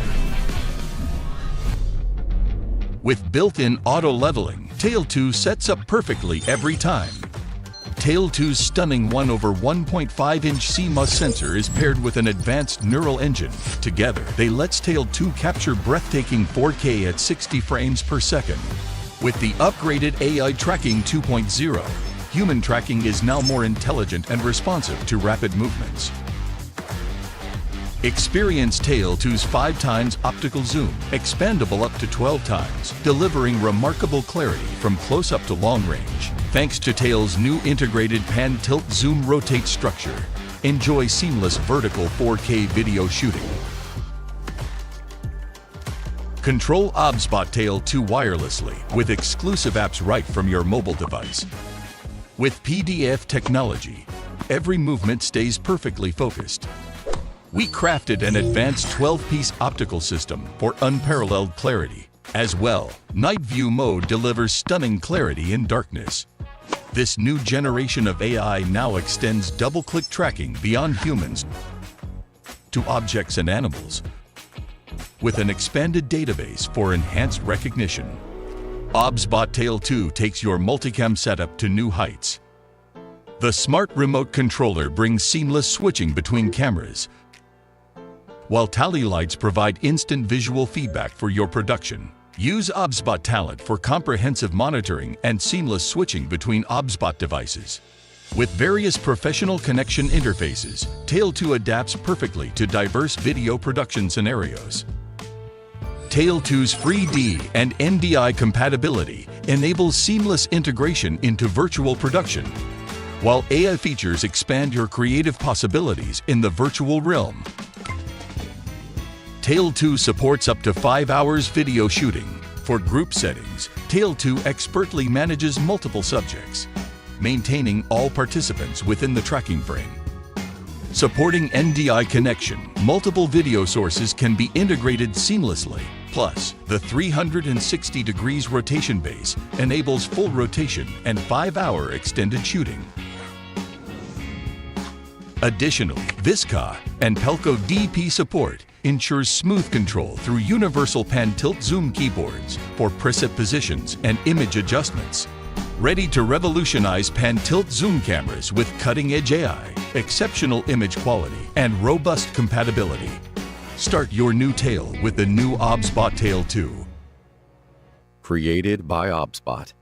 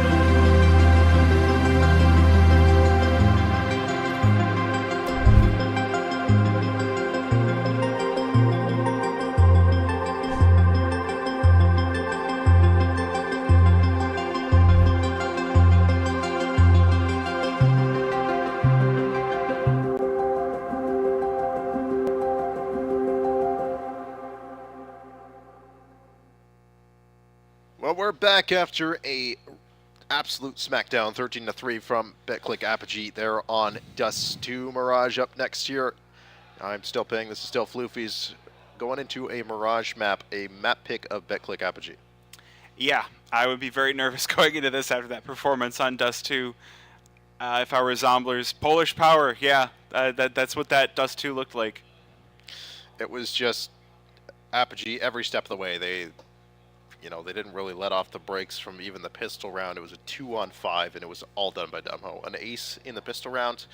I think that was confidence breaking from the start for Apogee. And now they move along onto their own map pick. This is their home ground, their comfort. This is where we're going to expect them maybe even to improve on last map's scoreline.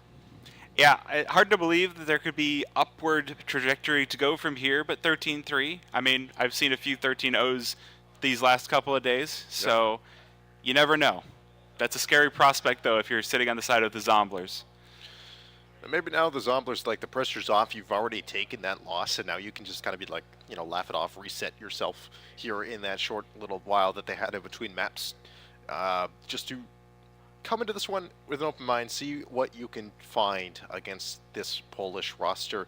See if there's anything you can get done here on Mirage. I'm gonna, you know, say that Apogee are gonna take this in 2, obviously.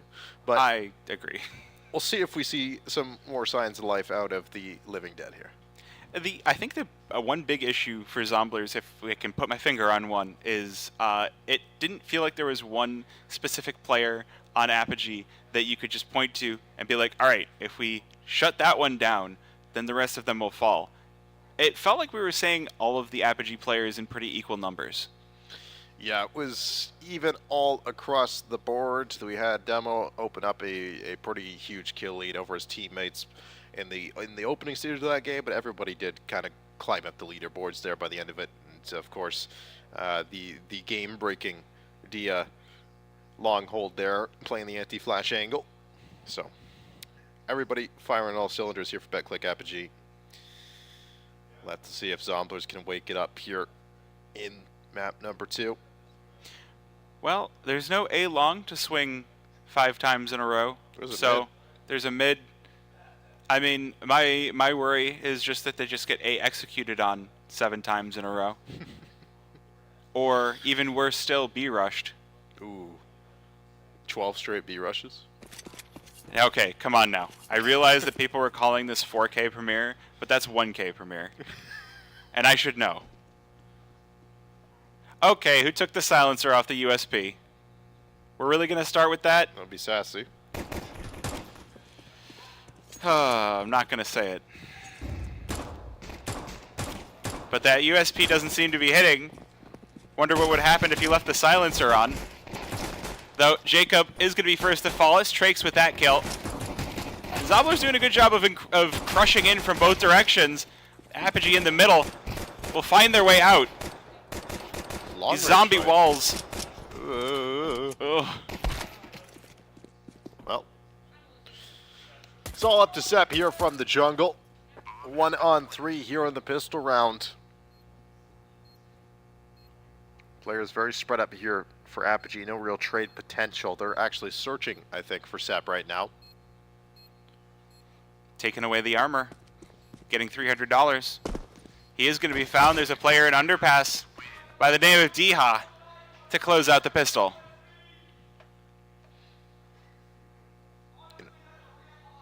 You know, if Monacy takes the silencer off, that must mean it's good, right? Sure. Sure. Sassy seems to think so. That would be a 1-0 start here at the pistol round victory for Apogee. Smiles on the faces of the Zomblers, so they're not too dejected just yet. Hey, as long as you're having fun. Yeah. It's just a game at the end of the day. I mean, the beginning of the day, you're here for the money, you're here for the VRS points, but at the end of the day, you're just a bunch of dudes playing a game. At the end of the day, and it's going to be the full save here from Zomblers. I got a couple kills, so there'll be some P250s upgraded. See what BetClick Apogee have on the cards here for this anti-eco. A lot of teams like to run cat splits here on these anti-eco rounds. And is that a missed window smoke? Someone call the nade police. Hang on, where's Austin? EU smoke. EU smoke. Oh, that HE finds purchase onto Trakes. 50 HP as looks like it's not even needed. The Galil's going to be more than enough to just swing out and blast everybody. I like that IONU died so fast, all he could do was laugh about it. Yeah. Like, he was playing bench, like, there's... What are you supposed to do there?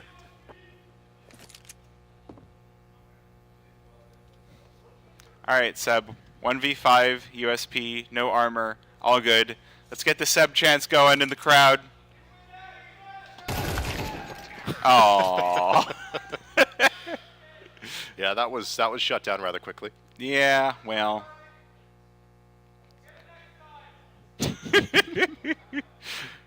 Get him next time, Seb. It's very quickly up to a 2-0 start, and here was the opening that's they were laughing about. Apogee up 2-0. Zomblers now onto some rifles. Limited utility though here for the defense. This time the window smoke is through, and Demo is out of the round. All right, the window smoke didn't even help. The kill out of Sassy to start things off. Tranks catches Jacob with a nade in his hand. NACS, let's go. Swing everything. And if that doesn't work, swing harder. Hypex gonna get the bomb down? That was another kill inside mid as well here from INU, so the bomb is down, but it's a 2-on-3. Hypex searching for a little bit of space here towards CT. Shadow spotted, but the A1S going to come out on top of that engagement. Dia now 1-on-3 with the Galil. Tucks into Under Palace.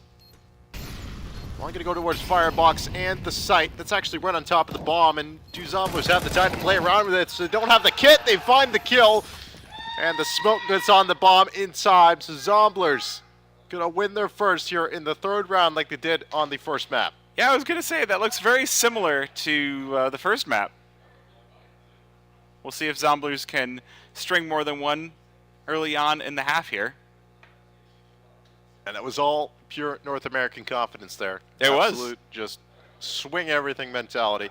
And I think that's maybe what Zomblers need to be doing until Apogee can adjust to that. Because whoever that was towards A main was not ready for the absolute menace that was Drake swinging stairs there. It's just what we do. Not what a happens jiggle, if not a little like in and out. He went all the way to the end of that thing. What's the worst that could happen? Either you die or you get the kill. It's a 50-50. Again, swinging out. Tranks and Seb. It's an absolute massacre here in mid. Well, there was a little bit of mid-control that I was talking about there pre-game, but it's, again, back to this A site, where Dia's going to punch the numbers in this time, and Jacob tasked with the defense of Connector. Going to duck in towards CT now, playing the missiles angle. Dia now. 2 versus 3 for Apogee. Zomblers all grouped up together. The Horde making their way on in toward the bomb. They hear the beeps. The witch is called.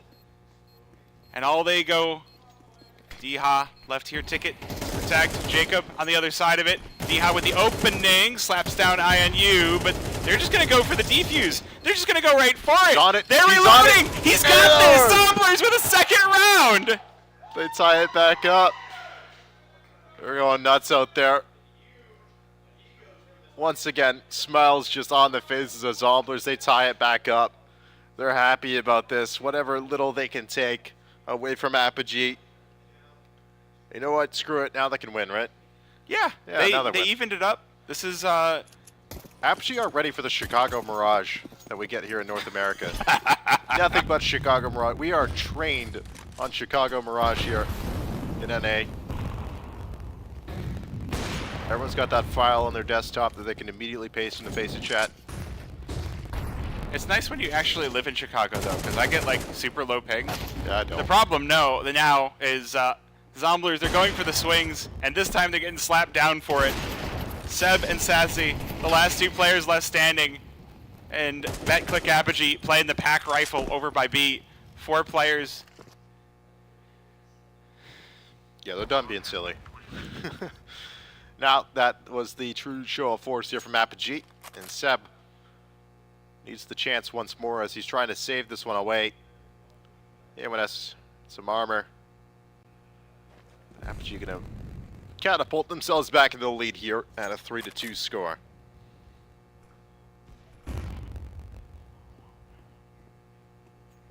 Seb just trying to survive here.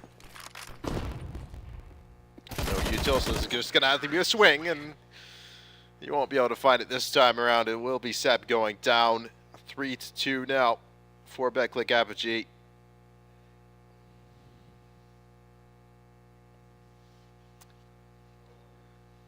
Well, it was good while it lasted.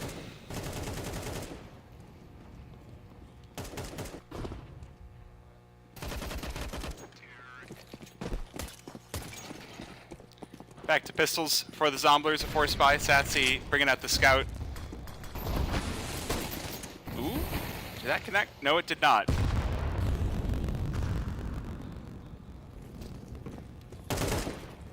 Out of the A ramp they go. Seb now close range, 5-7, able to find one, and a dink on a second one there as Jacob will double up there with just 2 HP to his name.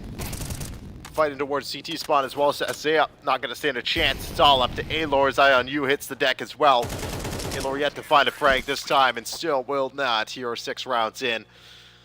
4-2 now for Apogee. It's more of the same, a little bit more than what the doctor ordered here for him. Yeah, nothing's going business as usual for Apogee. I don't think there's going to be any money for Zomblers now. It's just going to be USPs, not even a pistol armor setup. The loss bonus hasn't quite come in. So we get an A stack. This does remind me of Dust 2. Oh, D-Ha about to have a target-rich environment. Big flash goes in. He responds with a fire. Can he hit his shots? Yes, he can. Everybody falling. The zombie horde cut down. It really was the horde that was just entering a day main there, but only the 2 left alive, and they're not going to be long for this world either. It's very quick, up to a 3-round advantage here. Dia able to just pick off those 3 CTs. They got a little disjointed there by the Molotov he threw in behind that one, but the flash setup was not a bad idea here for Zomblers. Dia just a little bit better on it against the USPs. Yeah, AK versus USP. We all know who wins that fight. Ooh, we got the AUG picked up by Trakes. Seen it a couple times now. Yeah. I saw that a little earlier on. Oh! Early op attempt by Hypex. Fall a little bit short as now a triple stack onto the A side here for Zomblers. Giving up middle to Apogee here. Yeah, now player in window as well. IONU has to be aware of that. This A setup could be overrun. Or they might not even need to. Hypex and Apartments just putting that AWP to work. Aelor gonna be the first one to fall. Sassy responds in kind. And that is man advantage for the Zomblers, though. How long can they hold on to it? As Apogee start to creep their way, continue to creep their way over toward the B-bomb site. This one gonna be dangerous, but Prism left on the lurk, gonna slap down Trakes, and D-Ha here to clean things up. But he's only gonna get one. All right, and you're going to drop a smoke in as well just to keep himself alive as the bomb looking to exit the Apartments, or at least just hold and wait until Prism can jump up into window and take him out. Now Seb. All it stands here, 1-on-2. The Seb fans in the crowd need to get excited once more. He's got an HE here for this retake. Up against the 2 AKs here of Apogee. They get stuck in. Prism running all the way back up towards Catwalk. Hypex is on full util. Full util on the site. Ducks in towards the bench. Able to get across. Now Seb with the HE. Gonna drop it in, try and take a fight with that Cat player, but cannot find it this time. 6 now for BetClick. Man, anyone's surprise. It feels like almost mean to say, but it feels like Zomblers are not pressuring Apogee enough. If they're able to take the site and still have players with full util, that is really telling. And again, these shots are just... The shooters are shooting better on the Apogee side. That is for sure. Oh, smoke blooms. Aelor just ventilated. Zomblers, they're getting flattened. Yeah, there's not much to talk about here. It's just a cleanup from Apogee, but the crowd still has belief, at least for one chant. They didn't even repeat it a second time. Yeah, that's kind of a weak chant, but I'm over here casting. I'm busy, dude.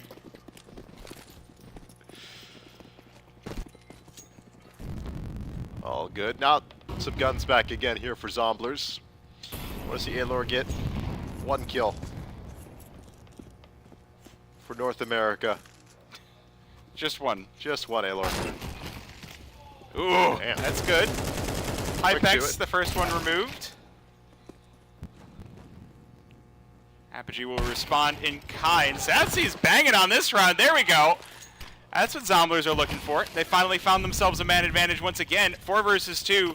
But look at this demo getting up close and personal. Barrel stuffs Eye on You. But he's all alone. 1 versus 3. And Seth There gonna it put him is. out of his misery.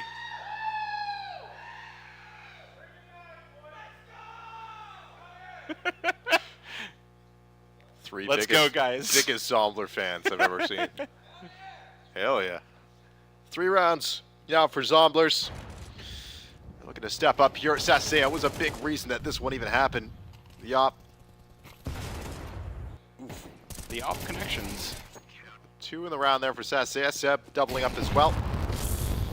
Now aggressive through the molly. It's Hypex that's going to drop Sasea out of the round, so not a chance for a repeat here. Seb ducked in under Palace. Steel looks to make his entry. Strake's holding on to Connector as well. This is a heavy A-site setup for the Zomblers. It might work out for them. That's a good couple of frags. Apogee slapped right back. Are we going to get the stairs peek again? Hypex set up for it. That would be funny. That would be hilarious. It's like, it didn't work last time, but it worked the time before. Unfortunately, Bench going to be removed once again. 3 versus 2. Jacob just looking to make more space over on B, but he on Eye on You. Not going to allow it. And now it's Hypex alone. 1 versus 2. He's managed to get himself 1 more. Would be on for the 4K if he can finish the job here. And the Zomblers are on low HP. Did he spot the barrel there on stairs? There's actually a Connector, which makes it a little harder to spot, and will be another round here as INU gonna close it away. Zomblers bring it up to 4. The believers are getting loud. You got to be feeling good. You've already got more rounds than last game. Yeah.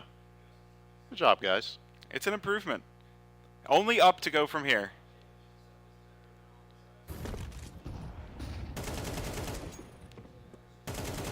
Quick kills from Seb. Jacob adding to the unfortunate scenes here for Aelor. You got to feel good if you're Seb right now. You're subbing in for a team. They, you know, you've got them all the way to the playoffs. You've still got more playoffs to play, but, you know, you're sitting there teamless. You're going, hey, I wonder if someone's going to pick me up after this. You got to be feeling pretty good. Trakes, 1-for-1 trade with Prism. Ooh. D-Ha just going to do typical entry things. It's a good addition to the resume there for Seb for sure. But now in this, make it a 2-on-4. Sailor's gonna fall there, blinded up. Sasea and Eye on You trying to crack back into this one, but it will be Sasea hitting the ground. Eye on You now with the M4, a flash as well in the pocket. It will be an 8-4 half here for BetClick on their own map pick here. Yeah, Bet just getting deleted one after another by the op of Hypex. That's just tough.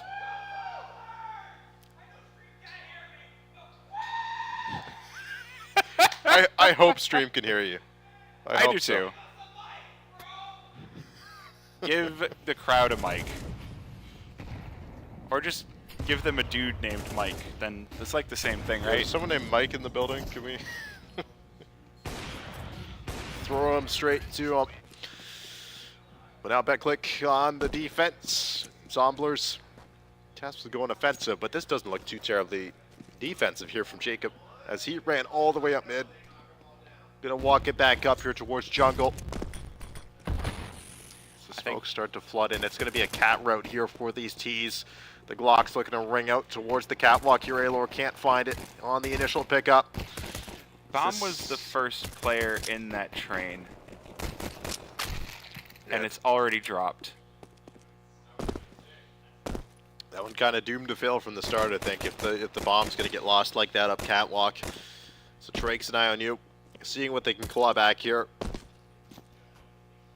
they can find more than one. Shots getting exchanged here towards the catwalk. Trakes as well looking to join, but just flanked out from window. Now eye on you. Goes for the swing and not going to be long for this world here. Pistol round victory for BetClick Apogee. They're happy. I mean, I think at this point, Apogee can be pretty clearly targeted as the 2-0 of this group to make it to the quarterfinals. Don't think they're going to have too much of a problem doing that. They'll have one more game after this tonight.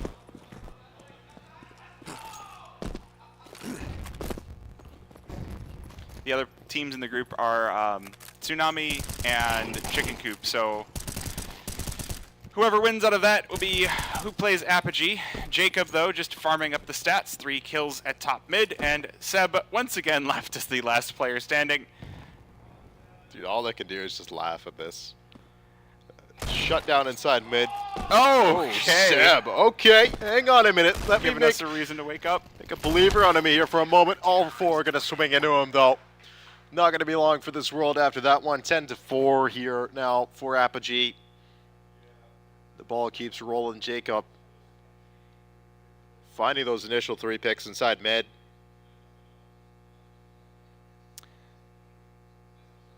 They were some good-looking eco frags, though. As far as just, you know, shooting unarmored players running out mid. By the end of this map, I want 1 Alor kill. Give it to me. Let me say his name. Well, he's got the AK in hand. So if it was going to happen, this seems like a good time for it. Hey, look.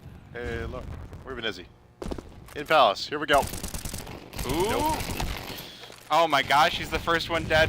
Jacob again farming up full HP, full armor, weaponized players.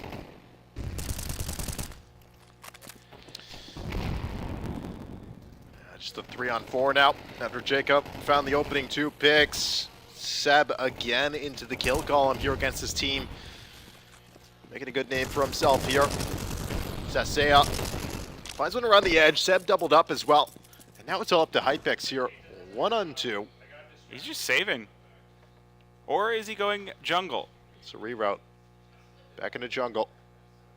Zombies have read this. Yeah, they're leaving.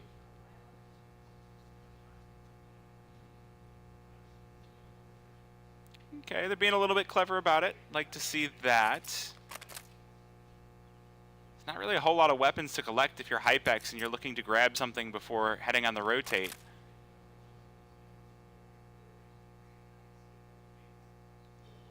Yeah, this is interesting. 25 seconds left in the round, and look what's about to happen.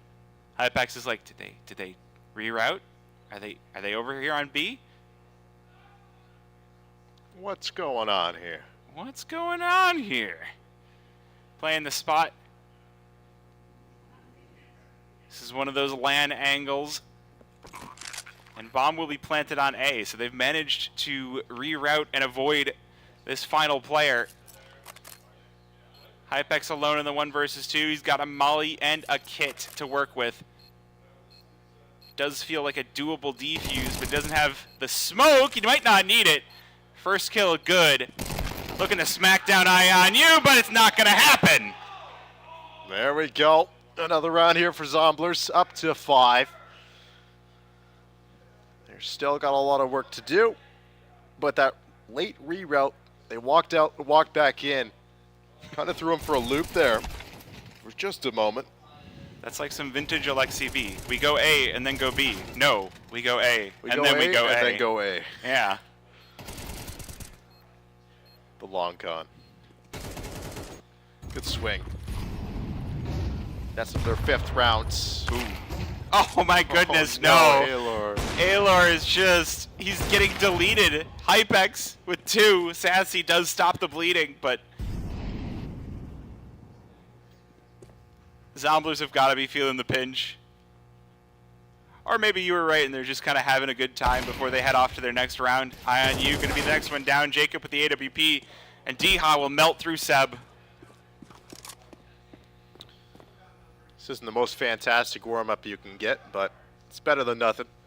Sassay out. 1 on 4 here with the Galil. Bomb on his back, a smoke grenade as well to utilize. You have Demho here jump spotting towards the B site.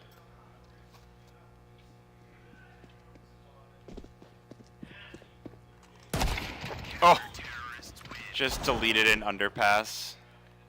Doesn't matter who's holding the op on Apogee, it's just magic. The old magic stick coming up to play here. Do you miss Kenny S? I miss Kenny S. I do. He changed the game. He did. And then got it nerfed and actually changed the game. I mean, Good job, that is Kenny. one way to change the game. Use a weapon so well that they have man. to make it weaker.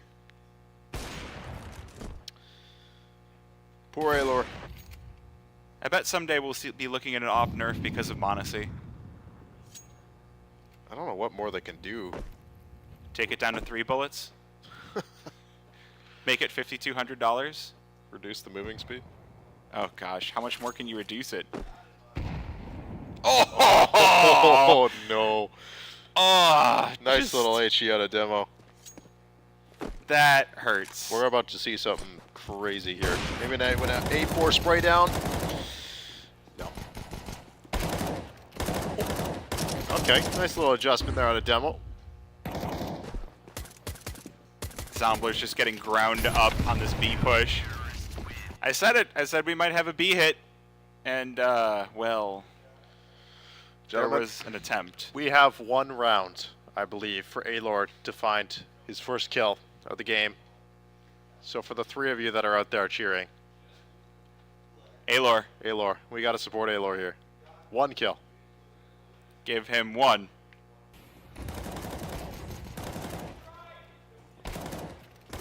I didn't hear what they said. Me neither. I believe in Alor. Someone bait for him. Yeah. Just give him a little opportunity.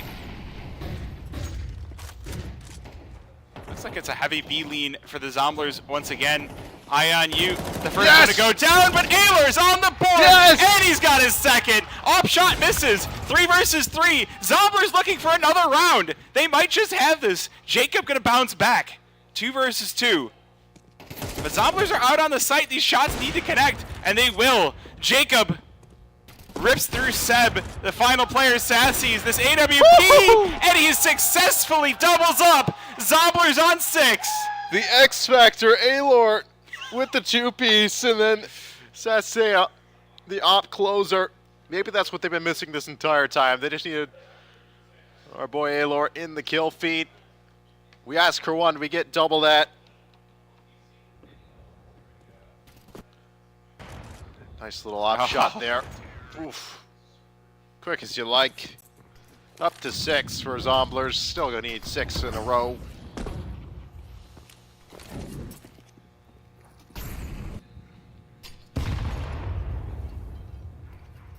Once again, starting off with a bit of nade damage on the Zomblers. Almost 100 taken. Oh, Sassy, he's melting. 23 and 44 HP. At least that's your opper, so you can kind of post and play an angle for now.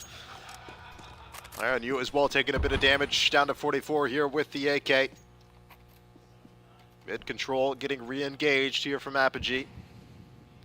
It's Bogdan's Law, and he's literally here coaching Apogee. He is coaching. So number 69 for Apogee.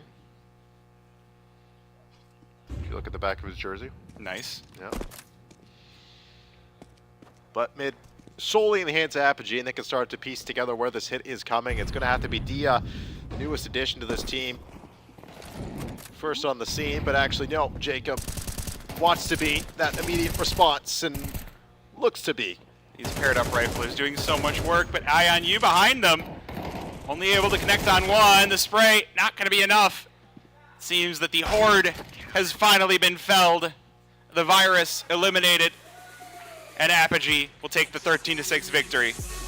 Yeah, quick little 2-ult for Apogee, I don't think we expected it to go any other way, but, you know, a few signs of life here and there for Zomblers, as they do still have some games to play here in the lowers. Yep. And on the B stream, it looks like the game has finished as well, so I don't know if the whole match is finished. I think it's just game 1. But, yeah, that game going about as expected. Good to see a little bit more signs of life out of Zomblers, though.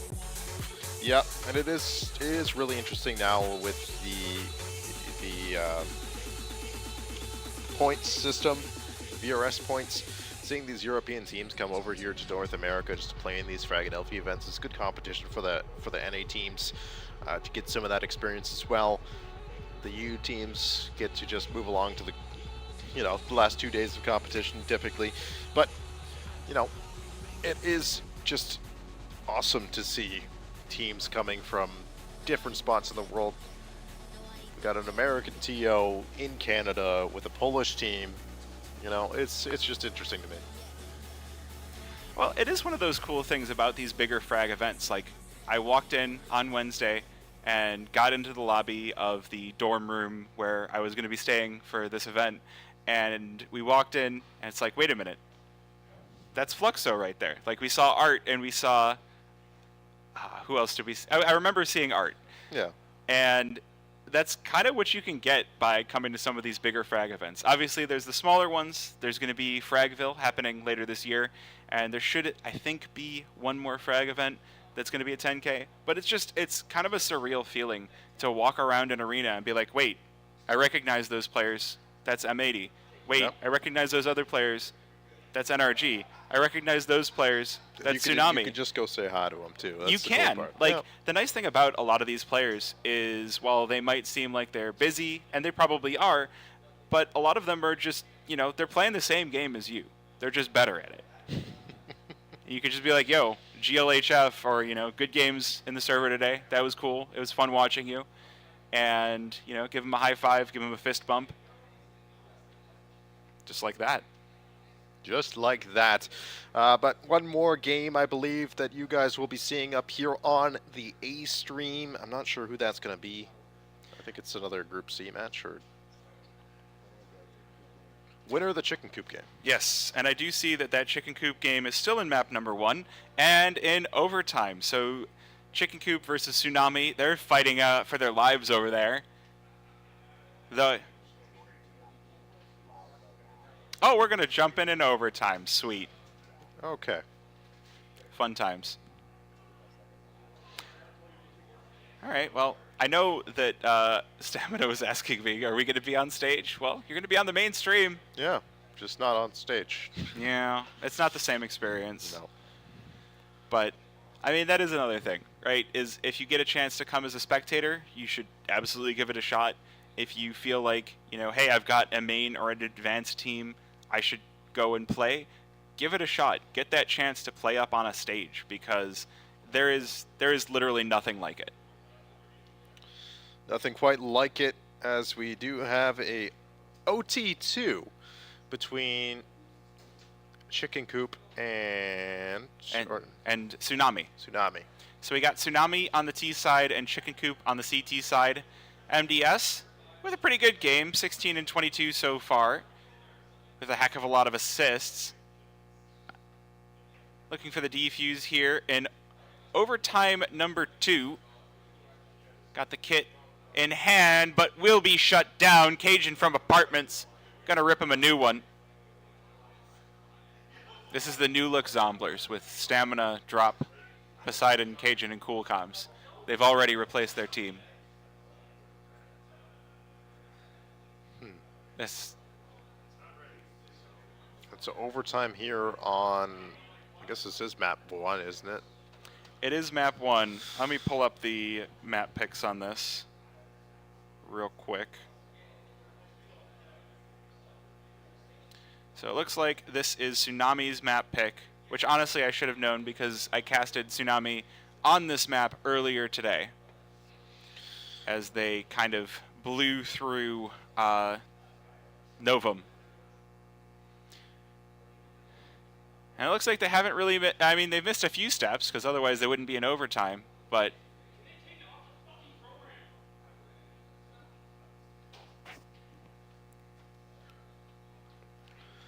Cajun, gonna get the bomb plant in here for Tsunami. or we're not doing that.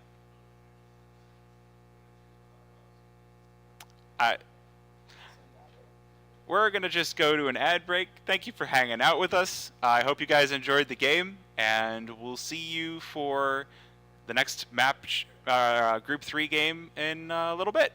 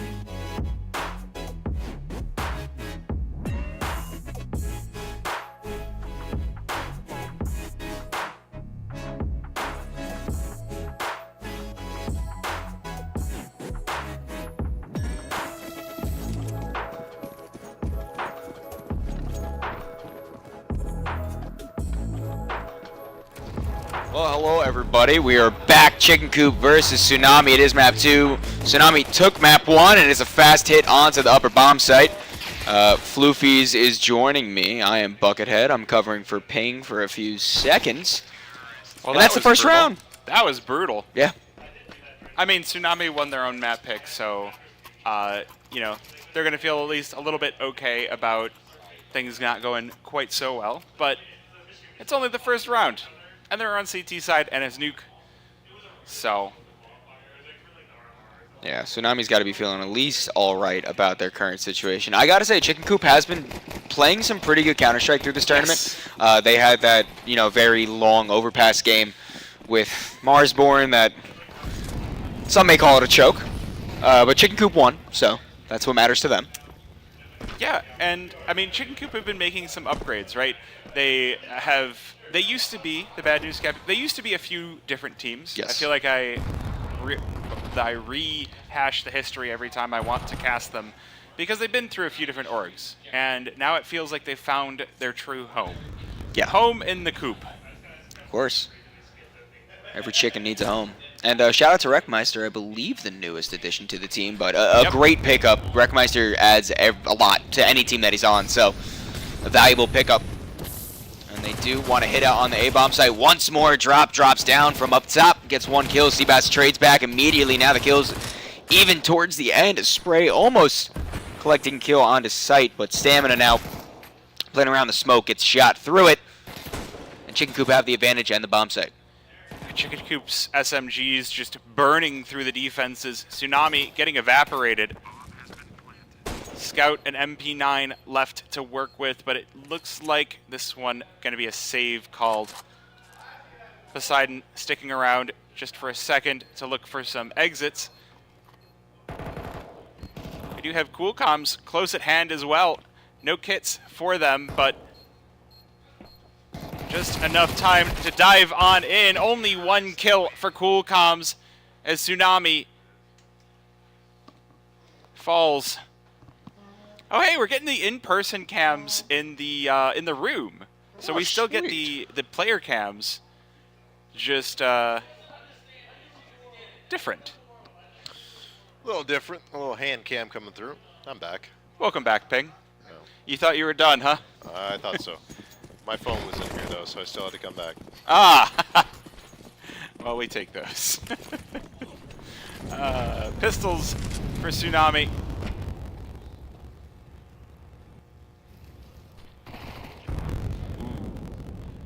Yeah, these Mac 10s, there's not going to be a whole lot to talk about here for Tsunami.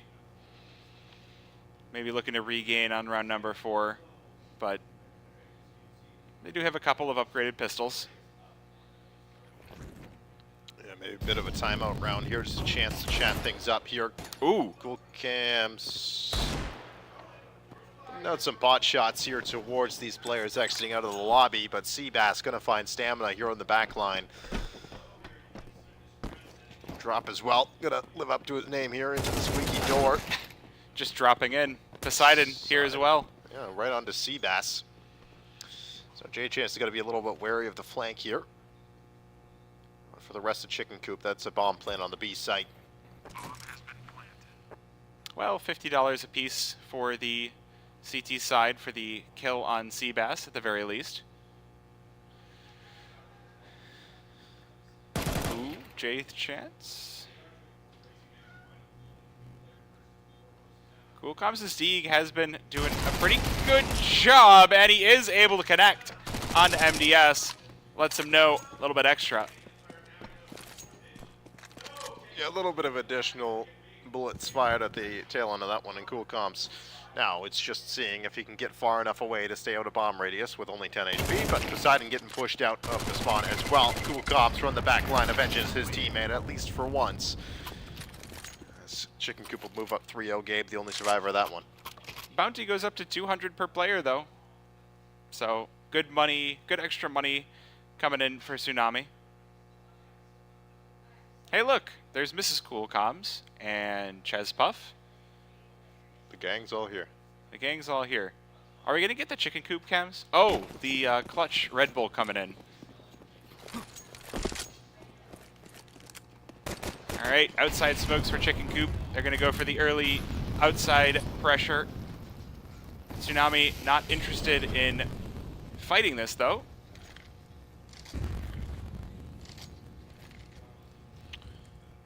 The old mini smoke caused a little bit of disruption. Cajun got ahead of the squeaky smoke as well from the T side. Not going to spot anything just yet. HE as well, just going to fall a little short here on Seabass.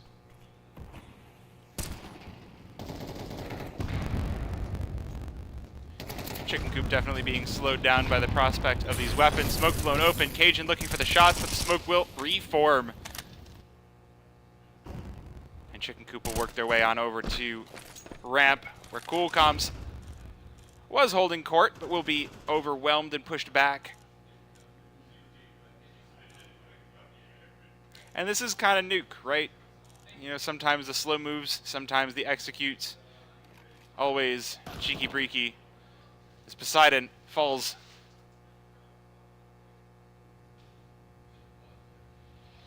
Ooh, drop has a read. Yeah, definitely does. Able to find MDS there on that heaven flank, and now the 4-on-4, they stand. And there's an op shot out of JChan as Wreckmeister was the second layer of that heaven flank, and now Stamina tasked with finding his first kills of this map. But might just get called off here as Cool Comms nowhere near the point of attack either. So Chicken Coop looking to go up 4-0, and they are pushing up the heavens as well. You're on T roof. Yeah, this is not a CT side you'd like to have on Nuke. Not as CT-sided as it used to be, but still gonna feel pretty bad to be going down 4-0 and losing all your guns. There's Chicken Coop. Wave hello. That's 40 air behind them, I think? No, that is Coach, whose name I do not remember. That's Coach right there. Coach.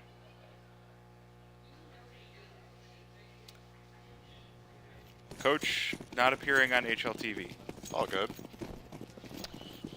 Chicken Coop up with a 4-0 lead, looking to extend that to 5 here with the eco out of Tsunami. It's a MP9 purchase for Cool Comms and Drop, and Stamina as well with the FAMAS, so it's a little bit more than an eco actually. It's a pretty heavy investment here from Stamina. Max loss bonus, so they're just looking to see if they can farm up some kill bounties here on the T side. Cool Comms is pressured here towards ramp. In just a moment, and Cajun gonna take a early drop. Shoulder spotted here from Cool Comms. He tried to fake some steps over by ramp to pull Chicken Coop in. Poseidon, though, unable to connect. So that does push Chicken Coop back out of control. Or radio. So Chicken Coop kind of getting corralled over in lobby. Feels like the plan of Tsunami. Push them all into the same spot. And they finish the job at the end of the day, though. The answer gonna be no. Wreckmeister and J Chance converting on those kills. It's 3 for the Coop. And the only things left standing for Tsunami are the upgraded pistols, though Poseidon gonna collect the MP9. Yeah, Chicken Coop understanding where the pressure points are going to come when that aggression happens. Now Poseidon tries to swing into 4 and not get a stand a chance against MDS and Cajun, who's been down here at the lower site since the beginning of this round. He's locked out and the key thrown away here. Let's see, Cajun still putting up a donut here 5 rounds in.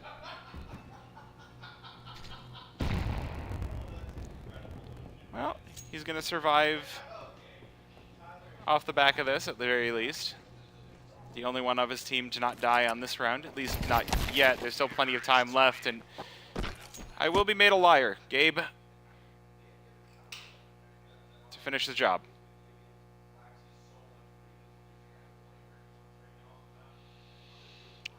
$5-0, the start from the T side. CTs just have not had a chance to get anything going here, and this might be the round that does it. Nuke, the map pick of Chicken Coop. And They're making it look like their home ground here. They've quickly just jumped out to this lead, and they might not be looking back if they can convert another one here against the gun round. Stamina and Cajun both looking for their first kills of this map. It's outside the take from Chicken Coop. Couple layers of smokes here on the wall. Poseidon trying to get stay trained on it. The smoke gets broken. Poseidon does not spot an angle on anyone here outside.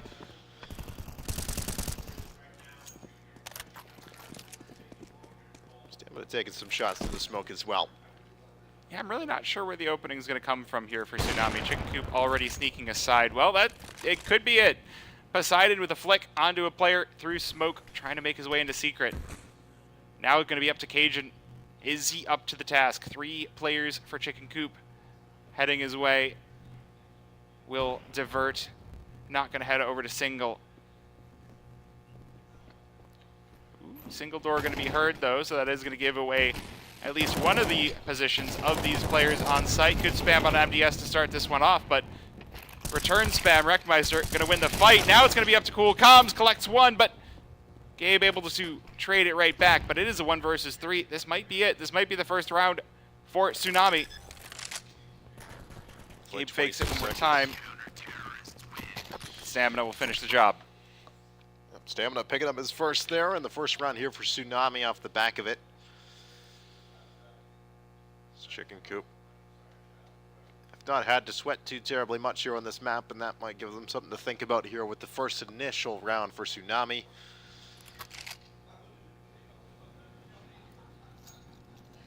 Still guns on the table for both sides. No one gonna be sweating too damn hard about that one.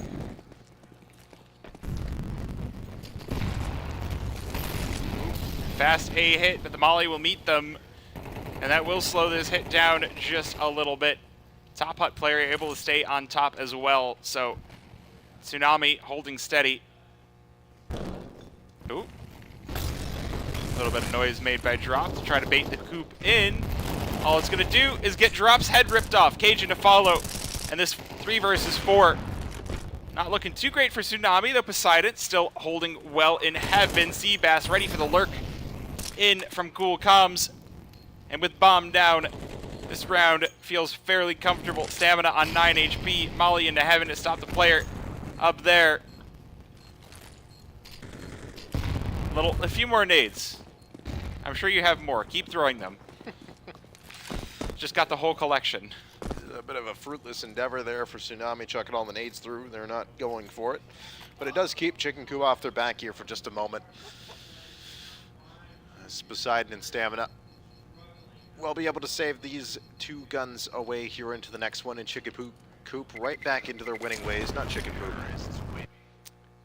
Well, they do lose 1 to the bomb. That's not so great, but maybe that's Chicken Poop. Maybe. Shot of Poseidon there. His namesake of the AWP. Why hasn't he named his AWP the Trident? Should bring that up to him. I will.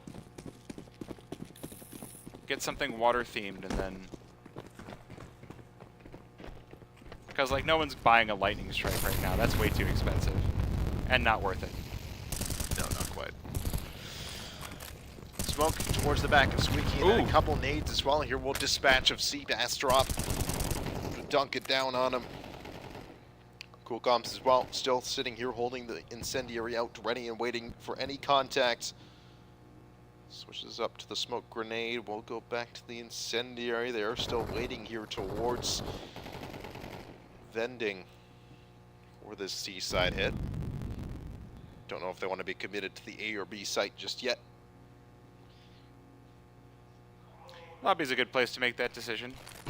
Go for a fast vent hit or look for something over towards ramp.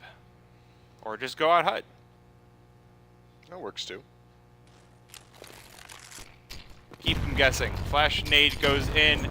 Smoke clears. Nothing on the other side of it, but there is actually Cool Comms holding and staying tucked in.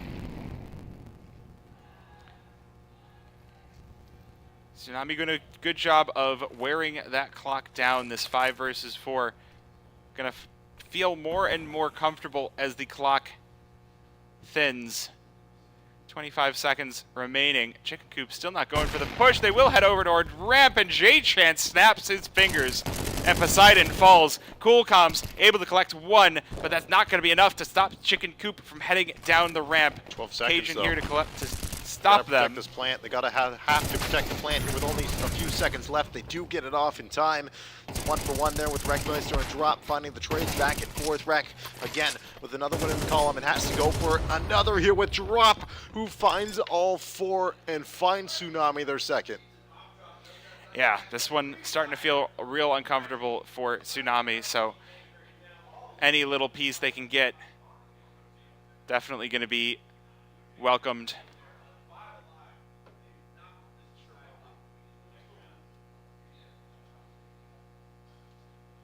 You can see the relief coming in. He's like, oh, thank goodness we got 2.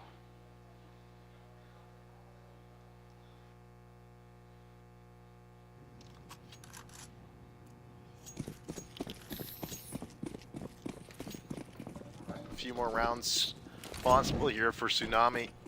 Best they can do is tie the half at this point. Top mini smoke comes through here for Chicken Coop. Oh! J-Chance with an opening frag here on Poseidon, and a second one as well here on Stamina on the boosted blue box. So for Chicken Coop, it's full outside control. And for Tsunami, it's a bit of a head scratcher of what happened outside. Cajun now still yet to find a frag. Will now, but get immediately traded by Wreck. It's up to Drop. 1v4. Position now known, and an op trained on the angle here of J-Chance, who's already hot, but misses that one when it mattered the most. But Wreck is still there to save the day. Chicken Coop up to 7 rounds. We walked outside and then we died. I think the admin used Slay. Maybe. So Tsunami up to 2. They call a timeout as Chicken Coop have already claimed the half lead. No matter what Tsunami do, they're always going to be behind at the half now. Now it's just all about maximizing how much you can get here within this half for Tsunami. That is not a good feeling to have on your CT side of Nuke. That is, especially with the extra money lining your pockets. And from here, it can only get worse. Chicken Coop looking at a possible 10 on their T side if they keep this rolling.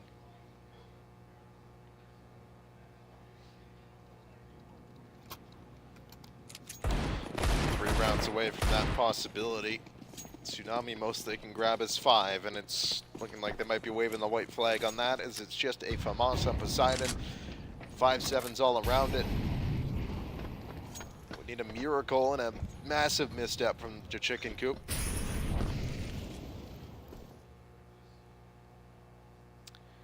Yeah, they need to start thinking about their T side as well, because they're going to need a big one.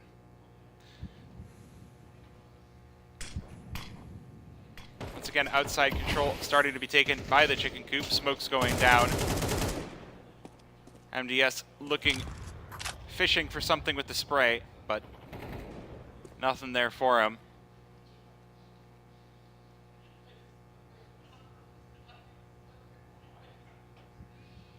It's pretty damn quiet for a round where Tsunami don't have much invested into this one. Chicken Coop might be thinking about that fact and don't want to overstep their bounds. They're checking all the boxes they need to. They've been playing a pretty damn slow T side as well. A lot of these rounds have been coming down to the wire on the plants here. Actually just past Stamina here. So 1-for-1 inside mini. This game claims the headshot. Drop as well, still ducked in the HUD as the kills go all the way to Chicken Coop. Poseidon still boosted inside ramp. The bomb is loose. Drop has picked up an AK-47 and has the bomb, but has a flank coming his way from Wreck. Now Poseidon up into the heavens. 20 seconds left. It's a tall ask, and Chicken Coop pick up 8. And for a second, that actually looked like it was possible. The 5-7 kill in lobby, dropping the bomb, picking up the AK. That one felt like it was on the verge of going the other way. But without armor, or with low armor, you're not going to be having too great of a possibility at that kill, and Chicken Coop do convert. No AWP on the side of Tsunami. That's going to be a bit of a contentious point on the CT side here.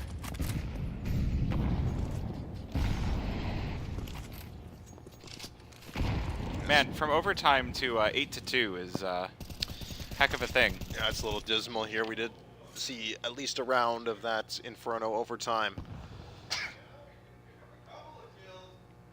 As these rifles for Tsunami get ready for yet another Chicken Coop hit.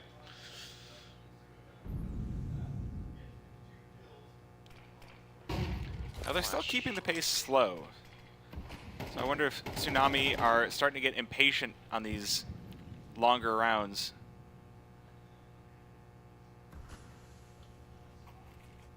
Perhaps a little bit, but Tsunami as well haven't really been overstepping their bounds either. So it's really been down to the gunfights here at the tail ends of these rounds. The Chicken Coop are just outright winning. Stamina this time finds J-Chance. Cajun, a little bit of a spam through the smoke. Wreckmeister one back for himself. Drop as well as go on the other side of the smoke. They're just going to stuff him at the A side here. All the momentum was going to Chicken Coop. And it's all suddenly slipped back unless Wreckmeister has a 1-on-4 in his pocket. Has a close player here in Cool Comps with an MP9, the SMG. Spams are heard as well here for Rex, who's going to molly him out of the corner. They're just going to oblige, swing into him. Oof. Still coming out on top with only 2 HP. Well, if you can bring it to an 8-4 at the very least for Tsunami, that's at least something here. I don't know how much they're into the nuke play.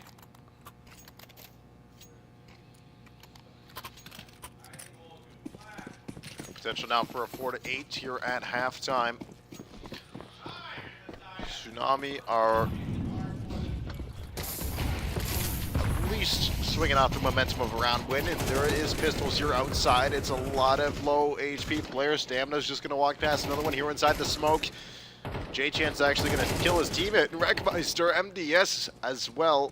It's low HP, will just fall beside it. It's up to J-Chance here, 1-4. That's the AK.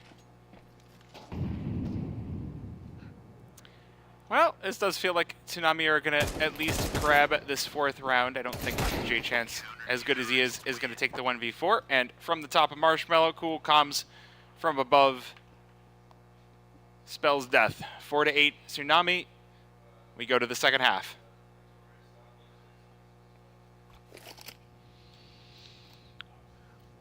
Get the second half popping here with Chicken Coops up at the half, going into the CT side of Nuke on their own map pick. They got to be happy with how their T side went. Now Tsunami, they know the work that needs to be done here going into the second half. Pistol round win, crucial for Tsunami. We'll see what they got cooking up here. Top mini smoke been quite meta here on Nuke, and it's going to be no exception here at Fragadelphia. But MDS just going to dispatch Cool Comps towards outside. It will be a 1 pick here into ramp here for drop onto Seabass. Poseidon going to stick around and try and swing into hell onto J-Chance, who comes out on top of at least one of these engagements. The trade back here from drop on the headshot. Wreckmeister, though, will fall as well with the dual Berettas. So hang on a minute. Man advantage for Tsunami. They get onto the site.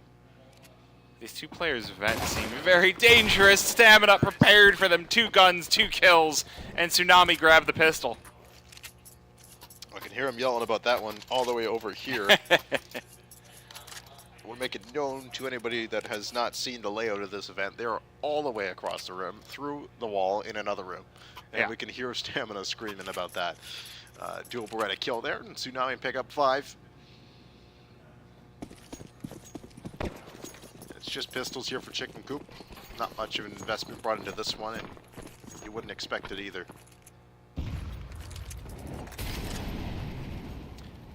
Well, this is a good little bit of knowledge coming into play. Tsunami mollying off radio to stop the push in from Chicken Coop, and they've done it perfectly. All 5 players for CT still going to try to crunch on in. MDS leading the charge.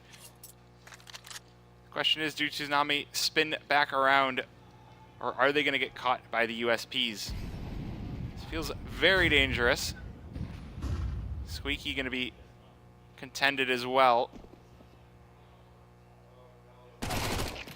Okay, so Coolcom's waiting for the push out on T-Roof, and it's going to be a target-rich environment. Cajun is literally poking them with his knife in the smoke. Gets the kill. Galil out as well for another. This is a nice farm round for the Tsunami side. They make lots of money. What on earth? Occasionally, that's one way to find your fourth, I suppose.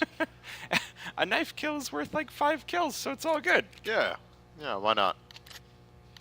I guess it depends what you're getting with. A knife kill is worth 15 op kills. So sticking on to the Galil there for... Actually, no, he drops the Galil over to Stamina. We'll take a Mac 10 here, potentially something fast here for Cajun and Coolcoms as Tsunami continue their campaign to tie up against Chicken Coop here.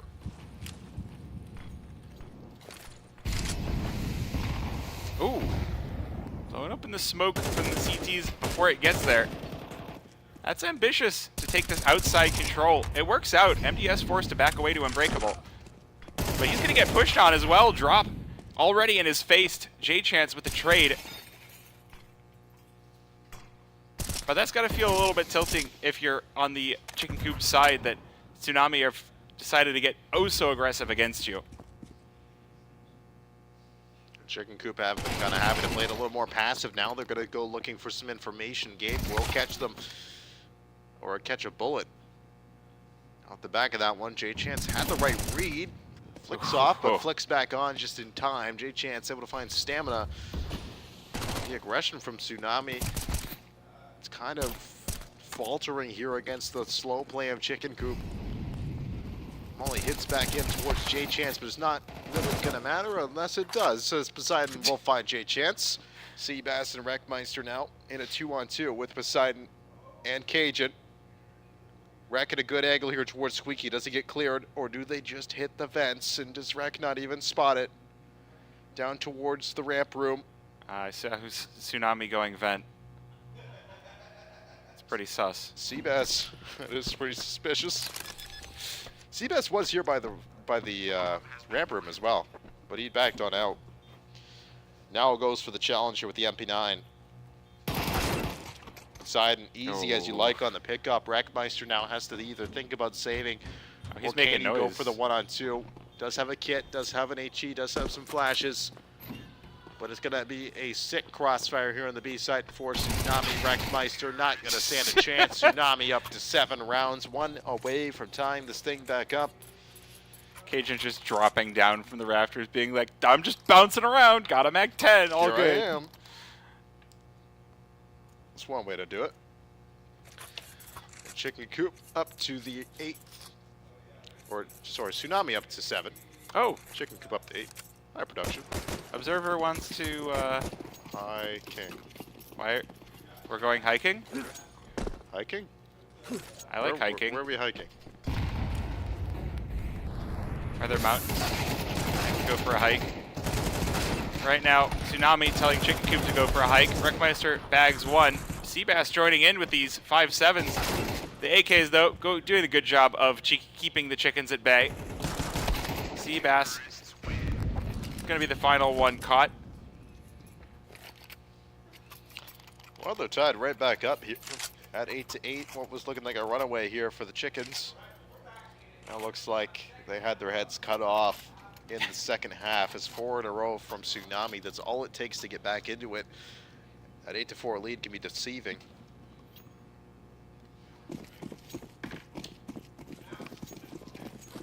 It sure can.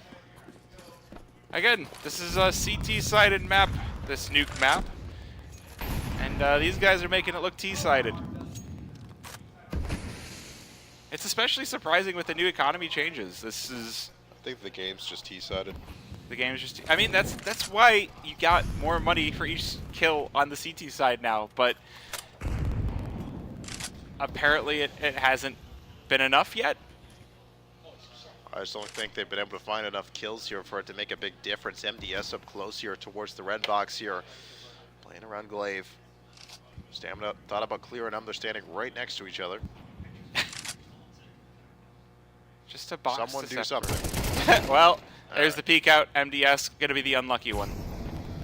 It was one or the other there. It was kind of a 50-50 situation unless one of them went around the other side of the box. And unfortunately for MDS, that's going to be another death in the column. For Tsunami, they set their sights here on the upper site. Game goes 1 for 1 with Poseidon. Wreckmeister forced to back on out of the Heaven engagement. J Chance still stuck in towards the ramp room. Bomb gets planted on the A site. Chicken Coop now have to consider the save round. Here, as they're well met in an 8-8. It looks like they're just going to full on retreat.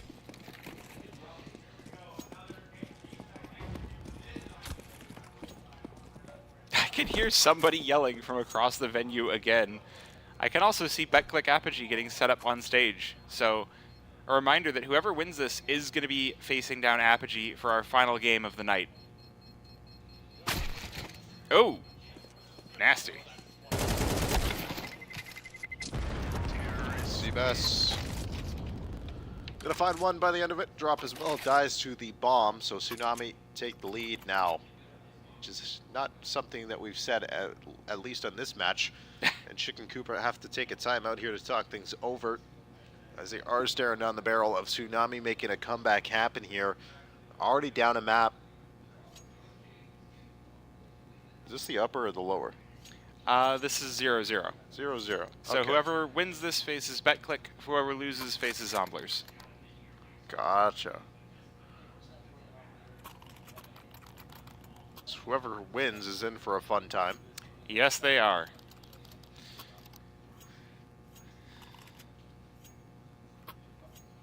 Honestly, the Zomblers game might end up being a little bit more competitive. But I think we have enough Polish fans that want to ask us about pierogies and vodka and watch BetClick play. There's another Polish team too. It's Kolsi, isn't it, or something like that? Yeah, Kolisi. Kolisi. Because like there's an E in there. I don't know if you're supposed to say it. J Chance once again. Just gonna delete stamina from the server to open up round number 18. The coach of Chicken Coop had something to say to his team as now they've found themselves 2 kills here in this round. Seabass being the only player to trade back. Molly will buy them some space up ramp though. Looking to maybe get involved in hell as well. Stop Chicken Coop from pushing them from ramp, but they're getting aggressed on from the other direction as well. They have to watch out here. Radio could be dangerous. They do manage to slip the net as they head down ramp. MDS going to be holding court on site though as they arrive. So the site definitely not going to be for free. Double smoked off. That has been red. He's going to come on through as he hears the plant, but not going to be able to connect with those shots. Poseidon on 30 HP.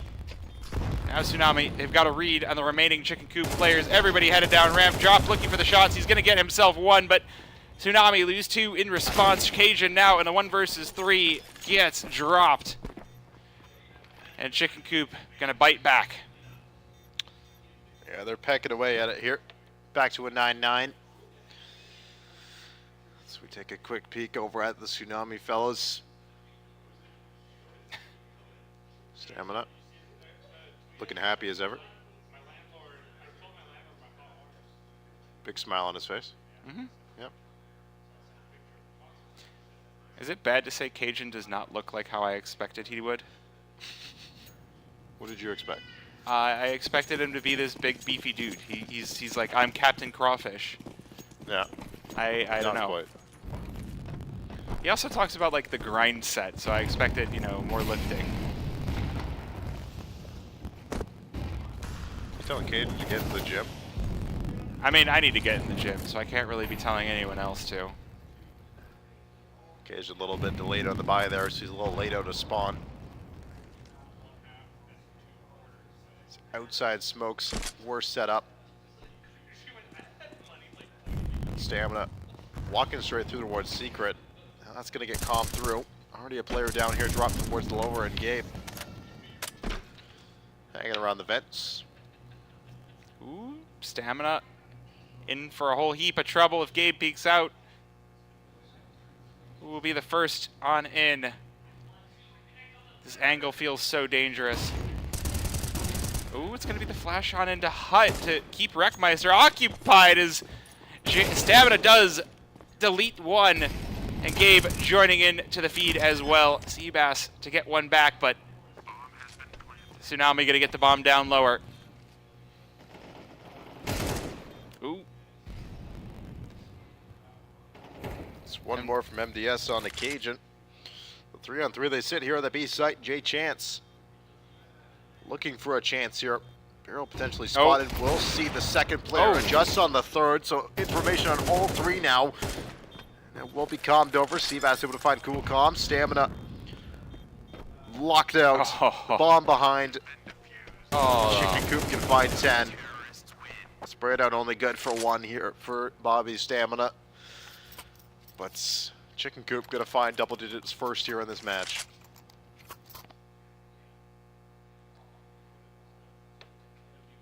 Well, that could mean a third in our future. Apogee still waiting for their opponent. Gonna have to wait a little bit longer.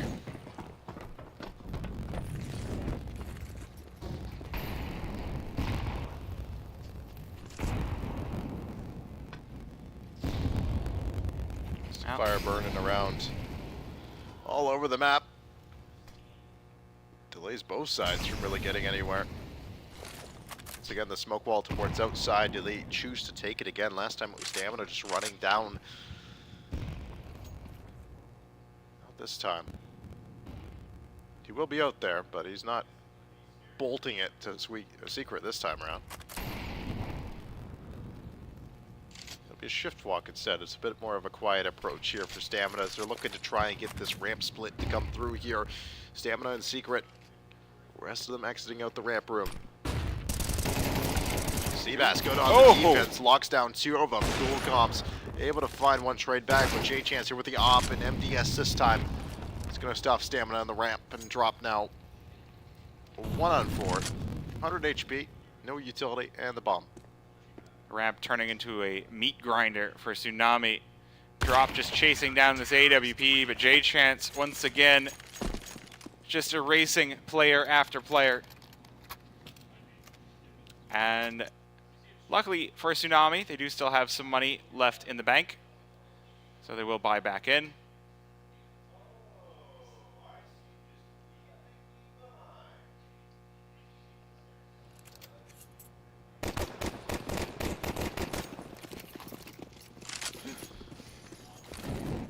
Tsunami now do have a purchase back into this one, but it's a little bit light on utility. Stamina has nothing. Drop has one flash in the pockets. At least they have some firepower behind it. Tsunami need to hit a little bit of an uppercut here if they want to stay alive here on Nuke, because Chicken Coop are looking to get the match point over them and push us to a map number 3. Wreckmeister going to line in 2 and knock it both down. Poseidon now he's found a trade back. Cajun as well on a 1 Stamina. That's one of the column and Wreckmeister, but Gabe is going huge from this Tetris position. Stamina now. Oh, he's making so much noise. Trying to figure out where that second CT is coming from. Not going to be expecting this double up towards Hut. Still firing the shots away at Gabe, who smartly is just dancing around the angle here. Stamina still has no idea where the second CT was, and he was actually right next to him the entire time. So 12-9, Chicken Coop. 3 stabs at it here, 4 match point to prevent another overtime here. Yeah, I think they just bought themselves a map number 3. There is a buy coming in from Tsunami, but it's a bit of a broken buy. Galil pistol out for cool comms. And a serious lack of utility. So if this is going to be anything, I would have to imagine that it is going to be fast. That nade did not look like it went where it was supposed to. Nope. AWP out for J-Chance on ramp. Whiffs off the first shot. More attention going to be put down, and there's the collateral. Cool comes with the trade, but it's cold comfort. Tsunami do find plenty of space on ramp, and they will chase down that AWP. Looking for maybe some space up toward the upper site this time around. Lower hasn't been working too terribly well. Yeah, it's heaven. That's the play. Gabe onto the one task with defending this site. So now the util will get expended. That smoke did not go as far down as I think they wanted it to. Not sure what that was for. Maybe that's where they wanted it. Oh, stamina. He's melting. Oof. And dunked to close him out. Wreckmeister with 2. Poseidon the last one standing. And it's Gabe to deliver the final blow. Chicken Coop proceed to map number 3. Oh, that is Coach Keat. All right, Keat. Mr. Keat, nice to meet you. Yeah. Hey, they've got the camera, and Wreckmeister gave us a little heart. Let's give Wreckmeister a little heart back, chat.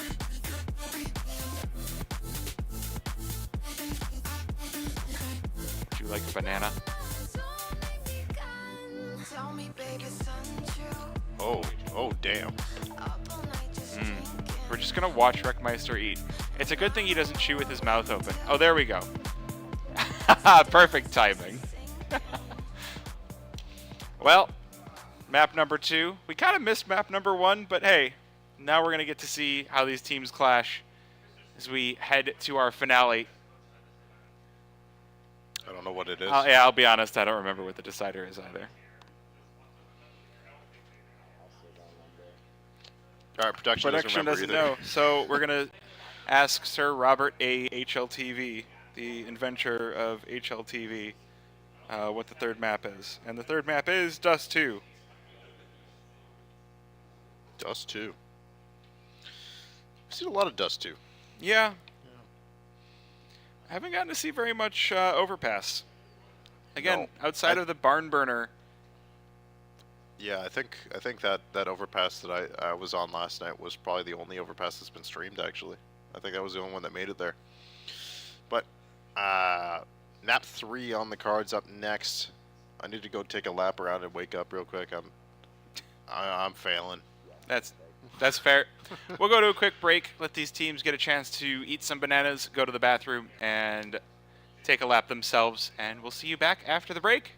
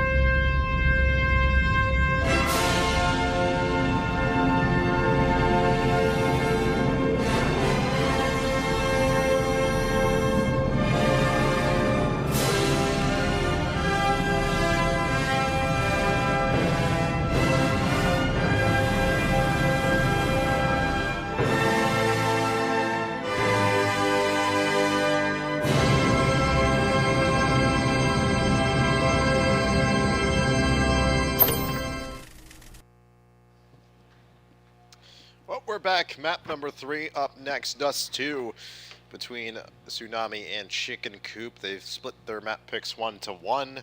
There's overtime for Tsunami. The win on Inferno. Nuke was a little bit more one-sided in favor of Chicken Coop. Yeah, I think based on just the scorelines alone, and based on the fact that Chicken Coop had been on a real upswing just this tournament alone, I feel like I have to give it to Chicken Coop, but the experience coming out of Tsunami can't really be understated. Yep.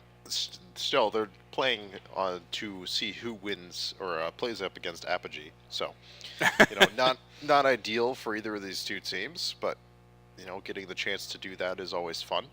So, Dust 2 to settle it here on a map 3, where I think I agree with you that Chicken Coop, they've looked so damn good that I think that they could get this one done in 3.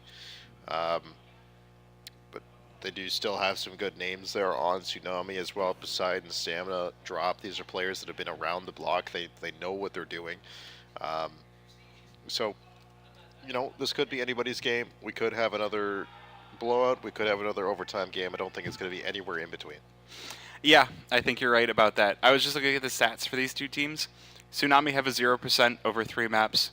Chicken Coop have a 50% over 6. So, at least statistically, Chicken Coop more likely to win on Dust 2. I will say, there feels like there is a little bit of X factor on Tsunami coming into this that could lead to something interesting happening. At least I would like to see it. I don't want to see more blowouts, although at the same time I don't know if I want more overtime. But we've got a knife round. Let's go. Ooh, knife round cast. Guys, you're supposed to go mid. Chicken Coop, why aren't you mid? Some people go long, actually. I know, we were playing against a Brazilian team one time in IM. Mm-hmm. They were confused why we were not long. I'm pretty sure they're wrong. That's like driving on the left side of the road. Although I've done that before, it feels really weird. But once you get used to it, it's not bad. Well, who's going to budge first? Who's going to agree? I hear so many messages coming through the chat. Are we just going to build a tower? All right, here we go. Tsunami going to be the ones to meet.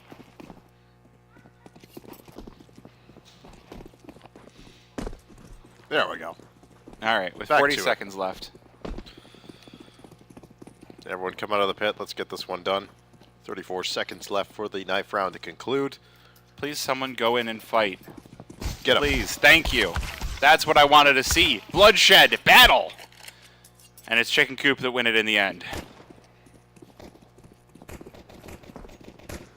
Just get their side selection. Oh. Oh. Oh. Leaked. What are they saying in the chat? Hackermans. Whoops. We forgive you. Oh. Guys. This has to take as long as possible, so we're starting with the timeout. So, what did you say, production? Execute the observer? No. I'm dying over here. I did not say that. Not in the slightest. Yes, he did. We could if you wanted us to. I can't. I'm a lover, not a fighter. I'm not killing anybody. You can do it if you want. I'm not going to stop you. Okay. That's the main event right there. Ping versus the observing crew.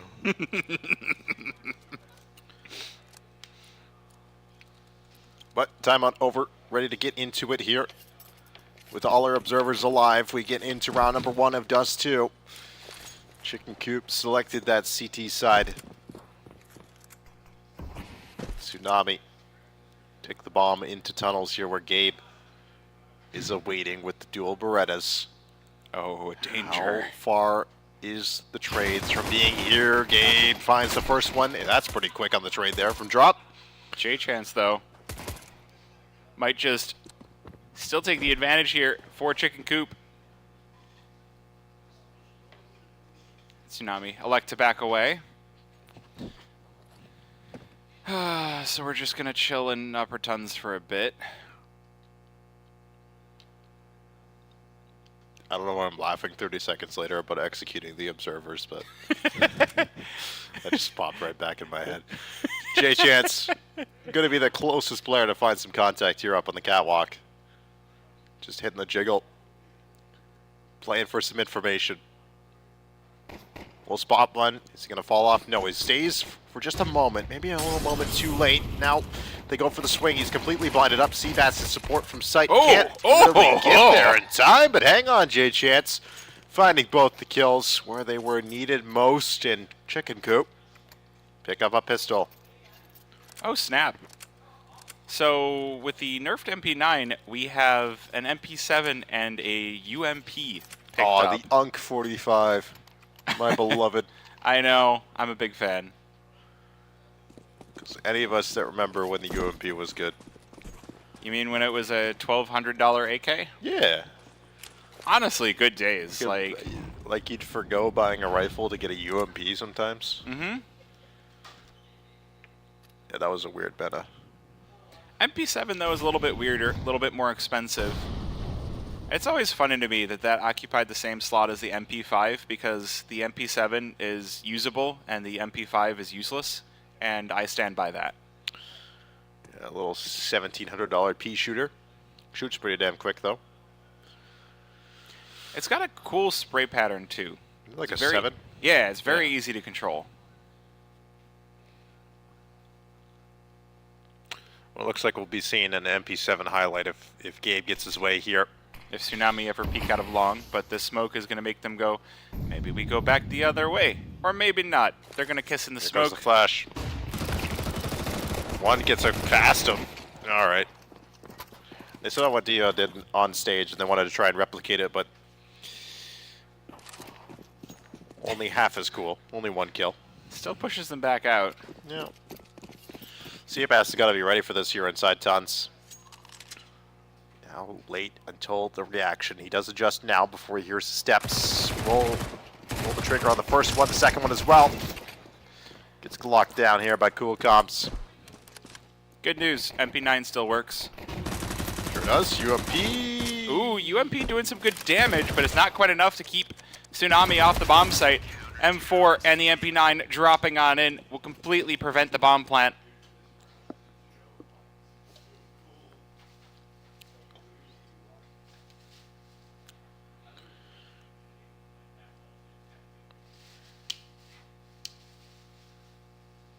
It's interesting to get to see the screens of the players too, just to see, you know, there's a tab hold, someone was in the buy menu.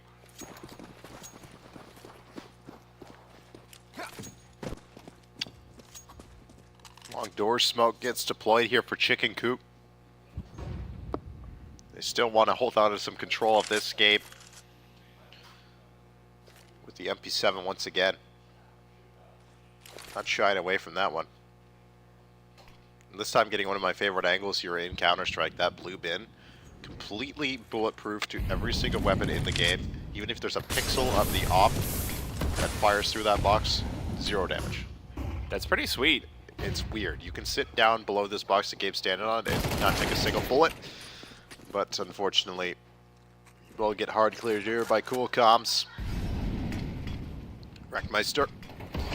Next up to bat here inside long as they hit the cross. They've thrown the smoke here as well. Cajun. Gonna find anything this time around. J-Chance gonna find 2 here from the Gandalf positioning. Wreckmeister.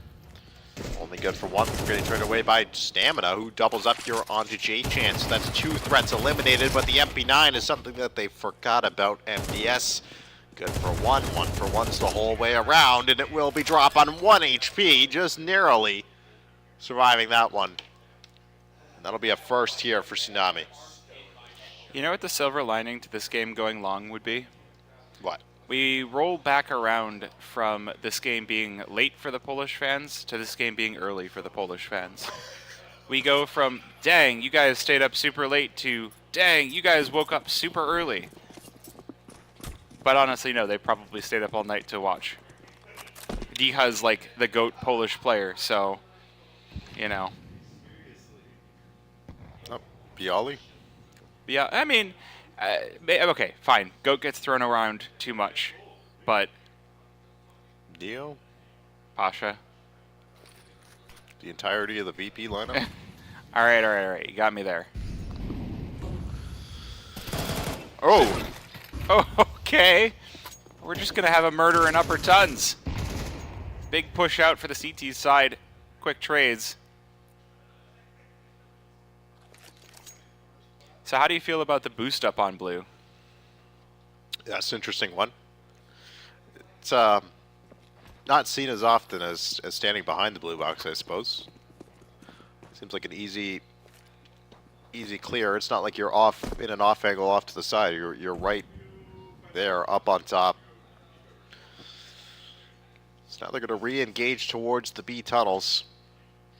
Cage dead, just kind of lazy peek those tons. Gabe, though, with the Tech 9 will fire away, and the M4A4 out of MDS, not able to find the kills, but does find a little bit more damage. Strop will add one into the column as well. Oh, Seabass going to get hard cleared. MDS as well, doubles up. Got real quiet, real fast. Yep, Chicken Coop silencing the push for a 3-1 scoreline. Production, we have lost game set.